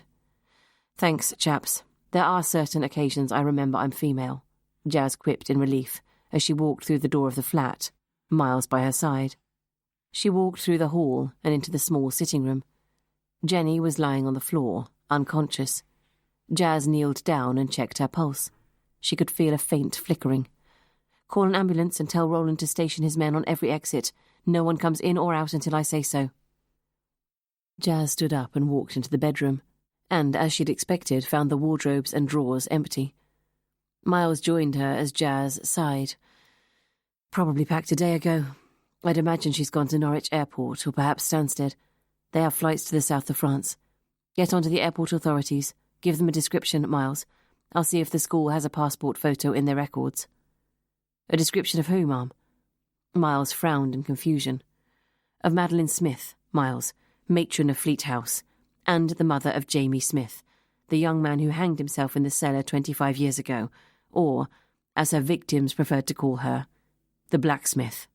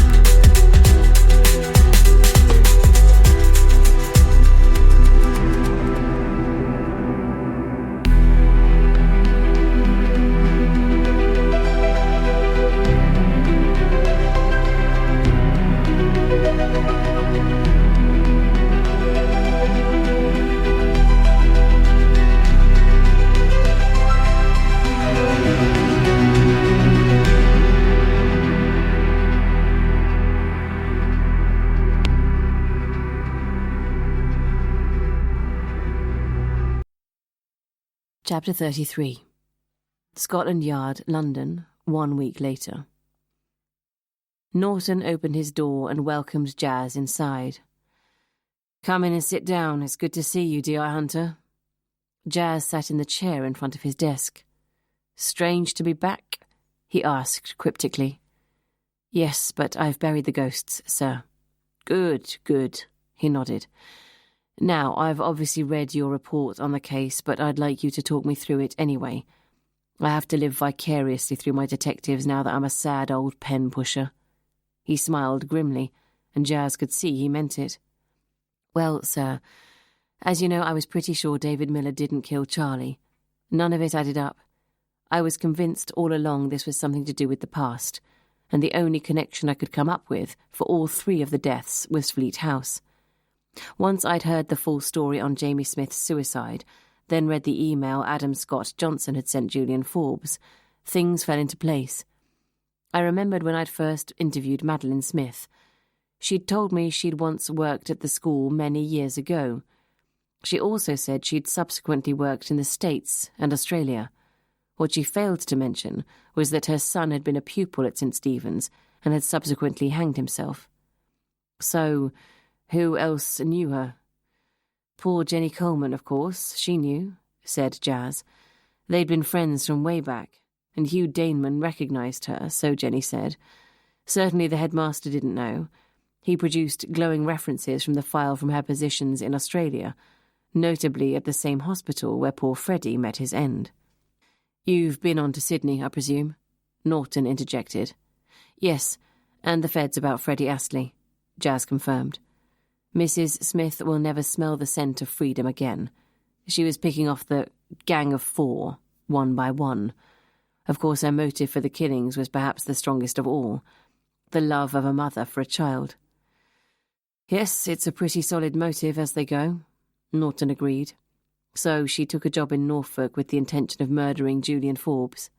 Yes, and I'm inclined to believe her when she says the temporary job coming up at St. Stephen's was a coincidence. She was in Norfolk looking for work and an opportunity to get rid of Forbes, and there it was. Jazz shrugged. She may well have seen it as ironic. It suited her needs perfectly, gave her somewhere to live and also the means to kill Julian in the very place where her own son had died. According to her, Julian was the ringleader of the gang, the one she blamed most for the bullying she thought led to her son's death. And Charlie Cavendish was a victim of circumstance, Norton suggested, in the sense that Smith watched Rory Miller being bullied mercilessly by him in an exact replica of what happened to her own son 25 years ago. She felt she had to stop it. Exactly, Jazz agreed. The vigilante matron. Again, her motive for killing Charlie was solid. Smith was highly protective of Rory. One can understand why. His fragility reminded her of her own son, Jamie. That's why, when she saw on the medicine log Hugh Daneman had given Rory 2 aspirin, just after she herself had taken 2 from the medicine cabinet to kill Charlie, she decided to Tipex over the record and create a false one to avoid implicating Rory. You say she walked into Forbes's office in Norwich that Tuesday night and somehow managed to persuade him to accompany her back to the school? Jazz nodded. He must have been terrified when she turned up. She'd been nicknamed the blacksmith by the boys when she was matron of Nelson House 25 years before, because of her name, Nature, and her jet black hair. She sounds terrifying, admitted Norton. Had a matron like that myself when I was at school. To be fair, I'm sure before her son died she was a normal woman, Jazz equivocated, and it didn't help that her husband had been fatally injured on a shoot on the Connaught estate when Jamie was only a few months old. The small amount of compensation Smith got from the family enabled her to send her son to St. Stephen's, where she presumed he'd stand a chance of a better future. Unfortunately, she sighed, it turned out to be the opposite. Norton tutted. Yes, I remember the odd, clever, working-class boy on a bursary at my old school. I'm ashamed to say we gave them a rough time. The old British class system never seems to disappear from our psyche. I'm sure that would have played a part in the boy's suicide too. However appalling, you're almost certainly right, sir. So, grief obviously sent the woman mad, Norton concluded. Spot on, sir. When I interviewed Adam a couple of days ago, he told me that after Jamie was found hanged, the gang of 4 were all paid a visit by Smith, and told that one day she'd make them pay for what they had done to her son. She left the school soon after, but Adam says none of them ever forgot her words. It turned out to be no idle threat. "Tell me about Jenny Coleman," Norton said. "How is she?" "Out of hospital and at home. She's doing well, considering. Still reeling from the shock of the woman she considered her best friend trying to murder her. Jenny had guessed. Thank God we got there in time. She's a lovely lady. Throughout adversity, she's put on a brave face, never blamed anyone for her misfortune, and—" Jazz smiled. "There is one silver lining out of this cloud. Martin Chapman discovered something very interesting when he was comparing DNA samples." "He's discovered who her long-lost son is?" "Yes," Jazz nodded. By complete coincidence, Martin had seen a similar DNA pattern only the day before, during the course of the forensic examination at the crime scene. He cross-checked them and found they were identical. "May I ask who?" inquired Norton. "Sir, as is not relevant to the case, would you be offended if I didn't tell you? I feel both Jenny and her son should be the first to know," Jazz explained. "Of course." Norton smiled at her. "So, what was it Smith had said to her that made Jenny realise she might be involved?" "Jenny said that Maddie, as she calls her, mentioned to her last Friday morning, which was the day after Forbes was found dead, that Rory was all Angelina Miller would have, and I quote, 'Now he's gone.' At the time, the fact we'd found a body at all was still a secret, let alone that it was Julian Forbes. Jenny also couldn't understand how Smith knew about Angelina's relationship with Forbes. It couldn't have been Rory who told her. He didn't know. So when she heard the following day from Robert Jones it was Julian who had been murdered, and knowing more than anyone how Smith blamed him and his cohorts for her son's suicide, Jenny put two and two together. So, before she spoke to you, she went to ask Maddie Smith to explain. Yes. Smith told Jenny that Sebastian Fredericks had told her about Forbes dying, put her mind at rest, whilst making Jenny a cup of tea filled with antifreeze. Not enough, thank God, to do much damage, but really, sir, this is the third case we've had. Can you not suggest to your friends in high places they should do something? It's readily available, and if it doesn't kill, it leaves the victim wishing they were dead. Rat poison and bleach are also readily available, Hunter. But not as conveniently tasteless, sir. No, but the fact remains most people want to have a car that starts in the morning and a clean bathroom. They don't want to kill others. Norton smiled. When you've left your soapbox, pray do continue, Hunter. Sorry, sir. I know we see the tiny percentage of misuse, and I have to keep it in perspective. Sometimes it's hard, that's all. What's interesting, Hunter, is that you aren't hard. Yet. An empathetic, experienced officer is the best we can ever hope to offer the public. Make sure you keep it that way. Jazz realised she'd been given a backhanded compliment. Yes, sir, I'll try. Good, so, to continue. Norton looked askance at her. I worry Mrs. Smith sounds completely barking. Is she deemed mentally fit to stand trial? Izzy has been with her quite a lot and says Smith is perfectly sane for someone insane, as she put it. She's shown no remorse whatsoever. She believes that justice has been done to avenge the death of her son. It won't be a long trial, that's for sure. Broadmoor's on the cards, I should think, sir. Well. Norton closed the file on the desk in front of him. You got there eventually, Hunter. Congratulations. And before the press conference, too. I don't like to think of the consequences if you'd announced we'd arrested David Miller, only to discover later we were wrong. There was a moment's unspoken acknowledgement of who had almost caused such chaos. Now, leaving the case aside, I want to know how you are feeling about the future. I haven't had a lot of time to think, sir, Jazz replied honestly. The thing is, Norton picked up an envelope from his desk. This is your letter of resignation, and I suggest that if you do wish to resign again, you put a little more thought and effort into its composition. I presume you're still determined not to come back to London? Yes, sir. Norton raised his hands in resignation.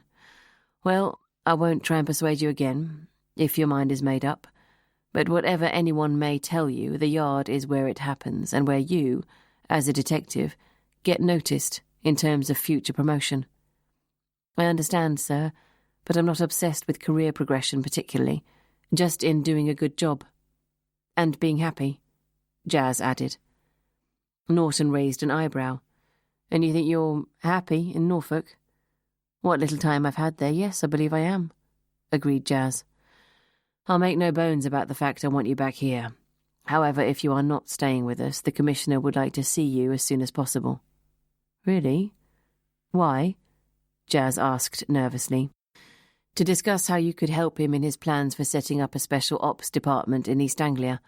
It'll cover Norfolk, Suffolk, and parts of Cambridge and Lincolnshire, Norton explained. To put it bluntly, the Commissioner is sick of having his team here deployed all over the country, especially as London becomes more and more in need of our services. There are 3 other regional departments currently being set up, which should cover the entire country without the need to filch from us. I see, Jazz nodded. And what would the Commissioner want me to do exactly? To head it up, of course. In the first instance, to recruit a small roving team that would liaise with the serious crimes units in the regions mentioned above, and work with them in tandem. It's a specialised job, Hunter. You need excellent people skills and an ability to adapt to 100 different situations. And I'd say you'd just had the perfect taster at St. Stephen's. Jazz realised Norton had almost certainly known all about this new department when he'd come to see her a couple of weeks ago and offered her the St. Stephen's case. He'd been testing her out. On one hand, she was irritated she'd been manipulated. On the other, she felt honoured they valued her highly enough to bother. Forgive me if this is a surprise, sir. I wasn't expecting it. Can I have a few days to think about it? No longer than a couple of days, Hunter. I've stuck my neck out for you on this one. The Commissioner is already nervous about your so-called sabbatical and has voiced his worry that you may disappear off into the deep blue yonder again. If you're going for this, I want us all to feel you are 110% committed. I understand, sir. What about staff? Could I look to take some of my old colleagues with me? A couple at the most, warned Norton. I've lost enough of my troops in the past year, one way and another. I presume you'd want Miles. He's been here for a long time now. Maybe he could do with a new challenge. Never felt we've quite brought out the best in him, Norton mused. But you seem to, and maybe a change, plus a promotion, might be the answer. Norton looked at his watch. Jazz took it as the cue to take her leave. She stood up and offered her hand across the desk to Norton. Thank you, sir. I really appreciate the faith you've shown in me. I'll be back to you by the end of the week, I promise. Good. I hope the answer's in the affirmative. Jazz turned and walked towards the door. As she opened it, he said, Hunter? Yes, sir. Don't let him win, will you? She smiled to herself. I'll try not to, sir. I promise. Jazz drove along the A11 towards Norfolk, her mind ticking over. Don't let him win. They were powerful words, but she couldn't afford to make a decision based on anything other than what she wanted from the rest of her life. She'd already made 2 major changes, divorcing Patrick and leaving London, and as her cottage began to take shape, she knew she was going to love living there.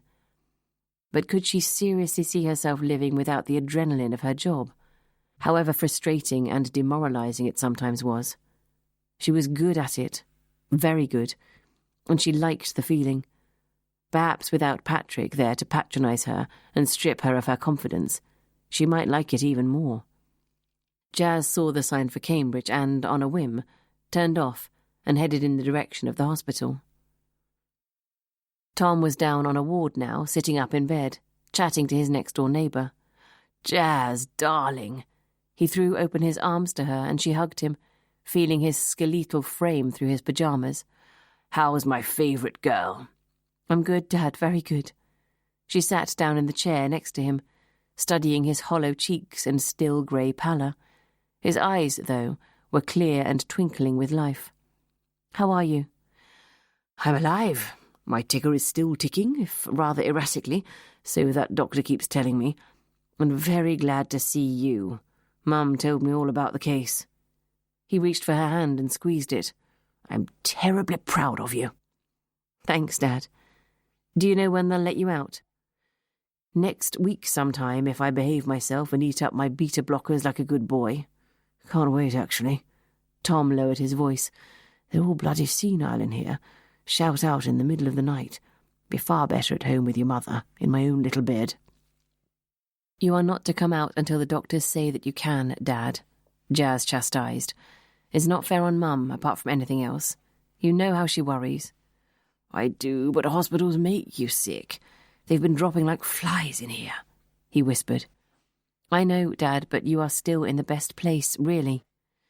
Anyway, enough of me. I want to hear about you. What's the next thing on the agenda? The kitchen's nearly finished. I have a new bathroom suite, and the painter actually turned up yesterday. Jazz gave a small clap of pleasure. Yes, very nice, agreed Tom. But I mean life-wise, darling. Well, said Jazz slowly, I've been asked if I wanted to meet the Commissioner next week with a view to heading up a new Special Ops department in East Anglia. Tom was impressed.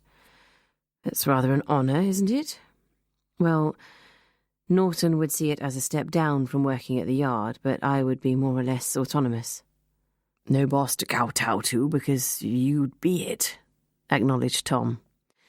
Yes, a big fish in a much smaller pond. So, Tom studied his nails. Have you decided yet? No. I told him I wanted to think about it, said Jazz. A few months ago, I had left the force and was going to do something completely different with my life. What do you think? He looked at her and smiled. You know, one of the things I've thought about in here is the fact that during your life, I may have influenced your decision-making process far too much, because I'm too sure of my own advice and because I love you so very much. He reached out his hand to hers, tears forming in his eyes. Therefore, on this occasion, I'm going to keep stum. You must do what you think is right, and that's all I can say. Jazz squeezed his hand, her own eyes welling with tears. Okay, Dad. Whatever decision you make will be the right one. I know it will. Don't be afraid of failure, Jazz. Sometimes things go wrong, that's part of life. It's also part of life to pick yourself up, dust yourself down, and move on. Yes, you're right. Thanks, Dad. Jonathan popped in to see me the other night, by the way. Tom raised an eyebrow. Did he? Yes, he asked after you, sent his love, and said to give him a buzz when you had a chance. Dad, please stop matchmaking. I'm not interested, really. Jazz, Tom tutted. One day you'll realise that the only thing which gets us through is love, be it for family, religion, or art. The higher plane, as I like to think of it. Sorry, my darling, but you make a dreadful island. You'll always want love in your life, I guarantee it, he grinned. After all, you are my daughter. As Tom closed his eyes and drifted off into sleep, Jazz sat next to him and wondered how she would ever learn to cope without him. David Miller was eating a solitary supper of baked beans on toast in his miserable kitchen. Since he'd been released a week ago, he'd spent a lot of time sleeping. It helped pass the time and meant he wasn't awake so he couldn't pour himself a drink. The past 2 weeks seemed like a blur, but slowly his head was starting to clear and he was feeling a little better. His sponsor from AA had been round to see him and he was back on the programme. And this time, he was determined to kick it. He'd surrendered, admitted the booze had him beaten. There wasn't a fight anymore, just a realisation that if he wanted to regain control of his life, take tentative steps to seeing it improve, he could never have another drink, because he couldn't stop like other people, because he was an alcoholic. His mobile rang from the sitting room, and he ran to answer it. Hello? David, it's Angie. How are you? Oh, better for not being charged with the double murder, thanks. Yes. There was a pause before she said, You know, I never believed you did it. I told Inspector Hunter you couldn't have done it. Cheers, he replied coldly. And I was wondering if you were up to it. Could Rory come to you on Thursday for the day? It's half-term, you see, and it's Julian's funeral. It would be better if he wasn't around. Of course, as long as you trust me. Are you? Yes, I'm sober, and you know that I've never been drunk in front of Rory on any occasion. I wouldn't and couldn't do that to him, ever. There was a silence, and Angelina said finally, I'm sorry, David, for everything. Yes, well, no point raking over the past, is there? No, but I was hoping we could at least be friends. For Rory's sake, if not ours.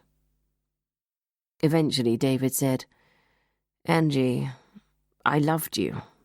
All I wanted to do was to make you and Rory happy. And you completely screwed me over. So no, Angie, I can't see us ever becoming friends. No, well, it's not been a good time for either of us, David. Well, you seem to have come out of it considerably better than me. You have Rory, and you now own the house outright, don't you? You're a wealthy woman, very eligible. He heard her choke back a sob. Do you really think I'm that much of a bitch? Yes. Bring Rory over any time on Thursday, I'll be here. As he put the phone down, there was a knock at the door. Shit, who can that be? He mumbled as he went to open it. Oh, it's you, he said, when he saw Inspector Hunter standing on the doorstep. You've not come to question me over the mysterious disappearance of a gnome from the neighbour's garden, have you? Because I didn't do it, honest officer. Jazz ignored the comment. She supposed he was entitled to his sarcasm. Can I come in? I suppose so. He opened the door wider so she could step inside and led her into the kitchen. Sorry about that, Inspector. He sighed. I just spoke to Angie on the phone and it upset me. I understand. Can I sit down? Jazz asked, eyeing the dirty plates by the sink and the general domestic chaos. Suit yourself, he shrugged. I'll stand. Look, David, I can only apologise on behalf of my colleagues for your treatment. However, you must remember it was you who turned yourself in originally and confessed to the murder of Charlie Cavendish. I know. David ran a hand through his hair. Stupid thing to do, really, but the thought of Rory being banged up for what was merely a mistake on his part made me feel I had to do something. Well, he's very lucky to have a father who loves him so much he was prepared to go to prison for a crime he didn't commit. I admire you, David, I really do. Don't know whether I'd have had the guts to do the same thing in your shoes, but then... Jazz smiled wryly. I know what prisons are like. At the time, Inspector, it didn't seem like a bad alternative to the life I was living. I mean... He waved his arms to indicate the room. Hardly Buckingham Palace, is it? Not compared to where my wife and son are living, anyway. That's what I wanted. A happy childhood for Rory. He sighed. Did you have a happy childhood, David? She asked. Very. It got a bit lonely sometimes, as I was the only one. I was adopted as a baby, you see. That's why I wanted Rory, to have brothers and sisters, to be part of a proper family. Did you grow up in Norfolk? I was here until I was 2, then Dad got a job in Kent, so we moved there. But I've always loved Norfolk. David managed to smile for the first time. Did your parents tell you were adopted? Oh, yes, he confirmed. They made no secret of it, and I know I was born locally. Maybe that's why I've always had an affinity with the place. Anyway, David checked himself. You don't want to sit here listening to me and my dull past, Inspector. Is there anything else? Actually, David, there is, nodded Jazz. I've got something to tell you, and I really think you should sit down. Epilogue. 1 month later. When Jazz woke up and drew back her curtains, she saw blue sky and sunlight beyond the window for the first time in weeks. She opened the window and breathed in the smell of freshness that heralded spring. Almost falling over herself to get outside and paint before the weather changed, Jazz threw on some clothes, grabbed her stool, easel and paints, and stomped across the road to the marshes.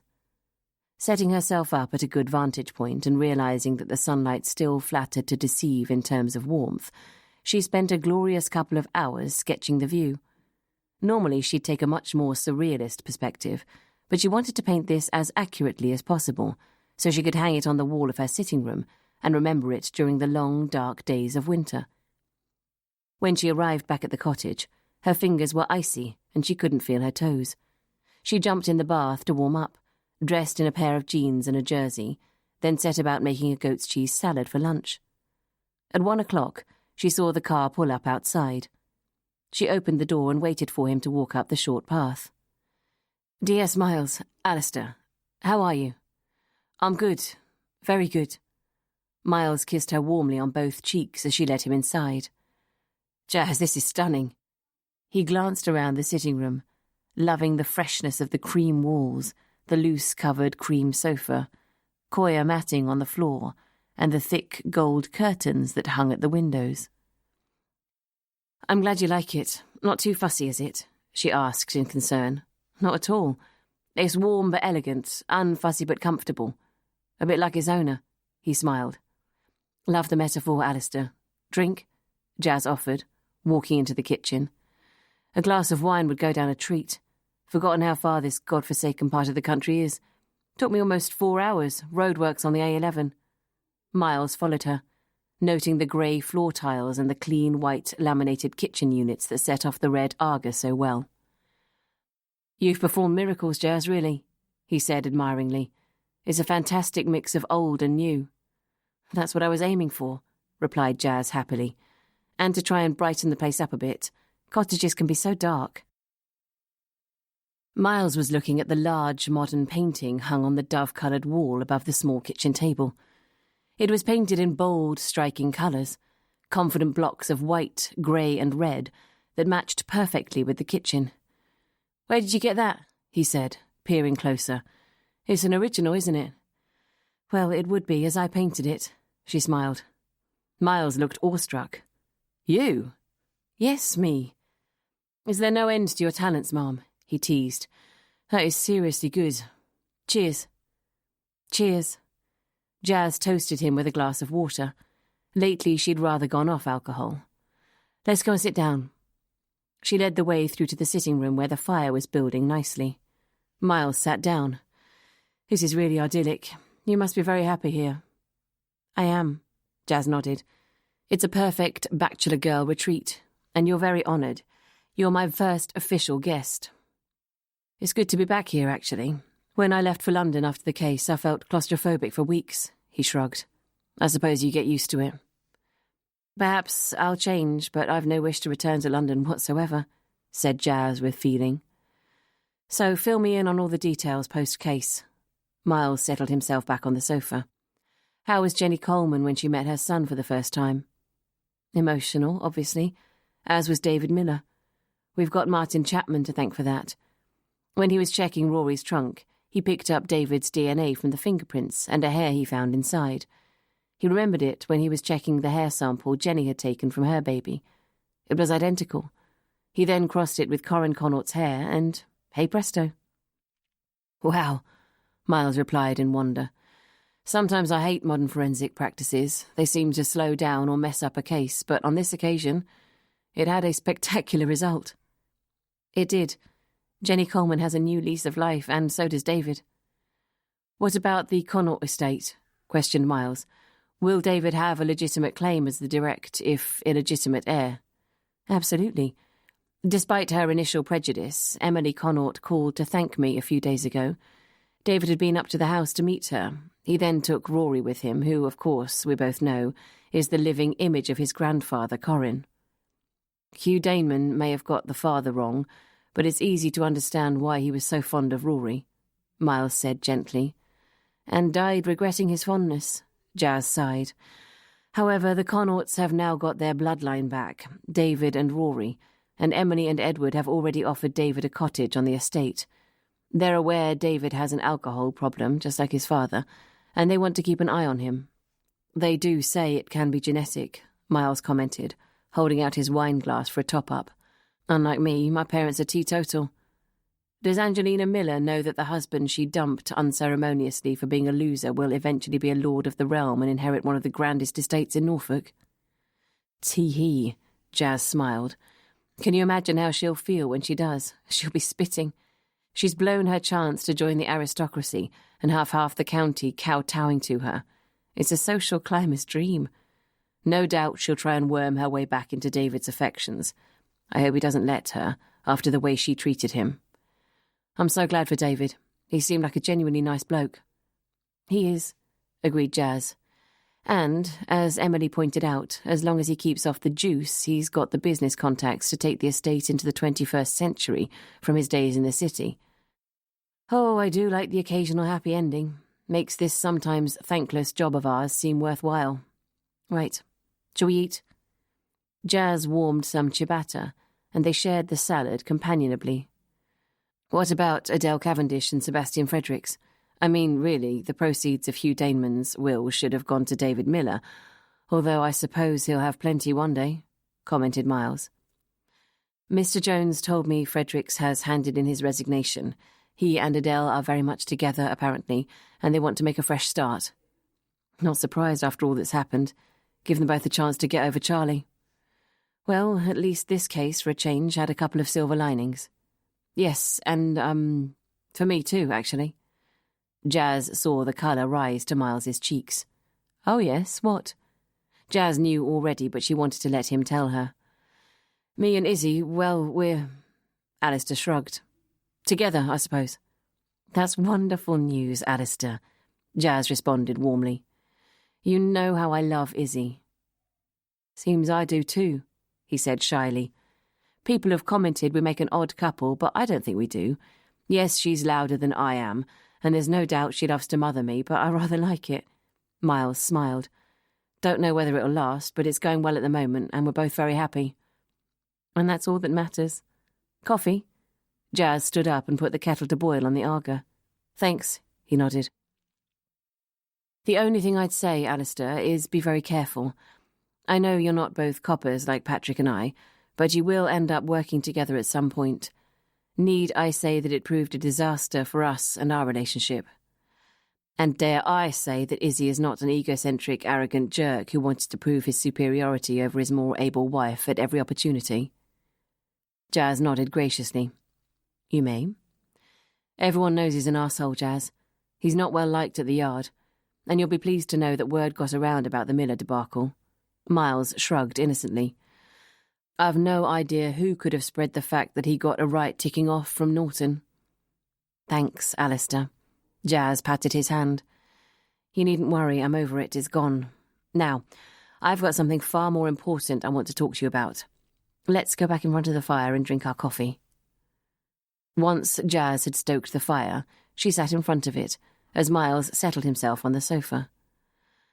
Alistair, me inviting you here today was not only so you could boost my ego and admire my interior design skills, but also to put an idea to you, she began. If you want me to pose nude for one of your life sketches, then forget it, he grinned. Other than that, far away. Well, I've been asked to set up a special ops branch here in East Anglia. I'm currently in the process of recruiting a team, and I'd like to know if you're interested in coming to join me as my second-in-command. Miles looked at her speechless. Finally, he said, Sorry, Mum, I don't know what to say. I really don't. Well, you could say you'll seriously consider it. Jazz could not help but be disappointed at his reaction. We've worked together for 5 years, very successfully. You'd be going up a scale in terms of pay. You'd have all your removal costs paid for. But I don't know how you might feel about leaving the yard for a much more provincial scenario. Miles sighed and studied his hands. It's not the yard I'd miss, Jazz. It's Izzy. Damn. Miles hit the arm of the sofa in frustration. A couple of months ago, I'd have jumped at a new challenge, but now... He shook his head. I just don't know. I understand, Jazz nodded. Why don't you have a chat with Izzy and see what she says? She'll say she doesn't do the country.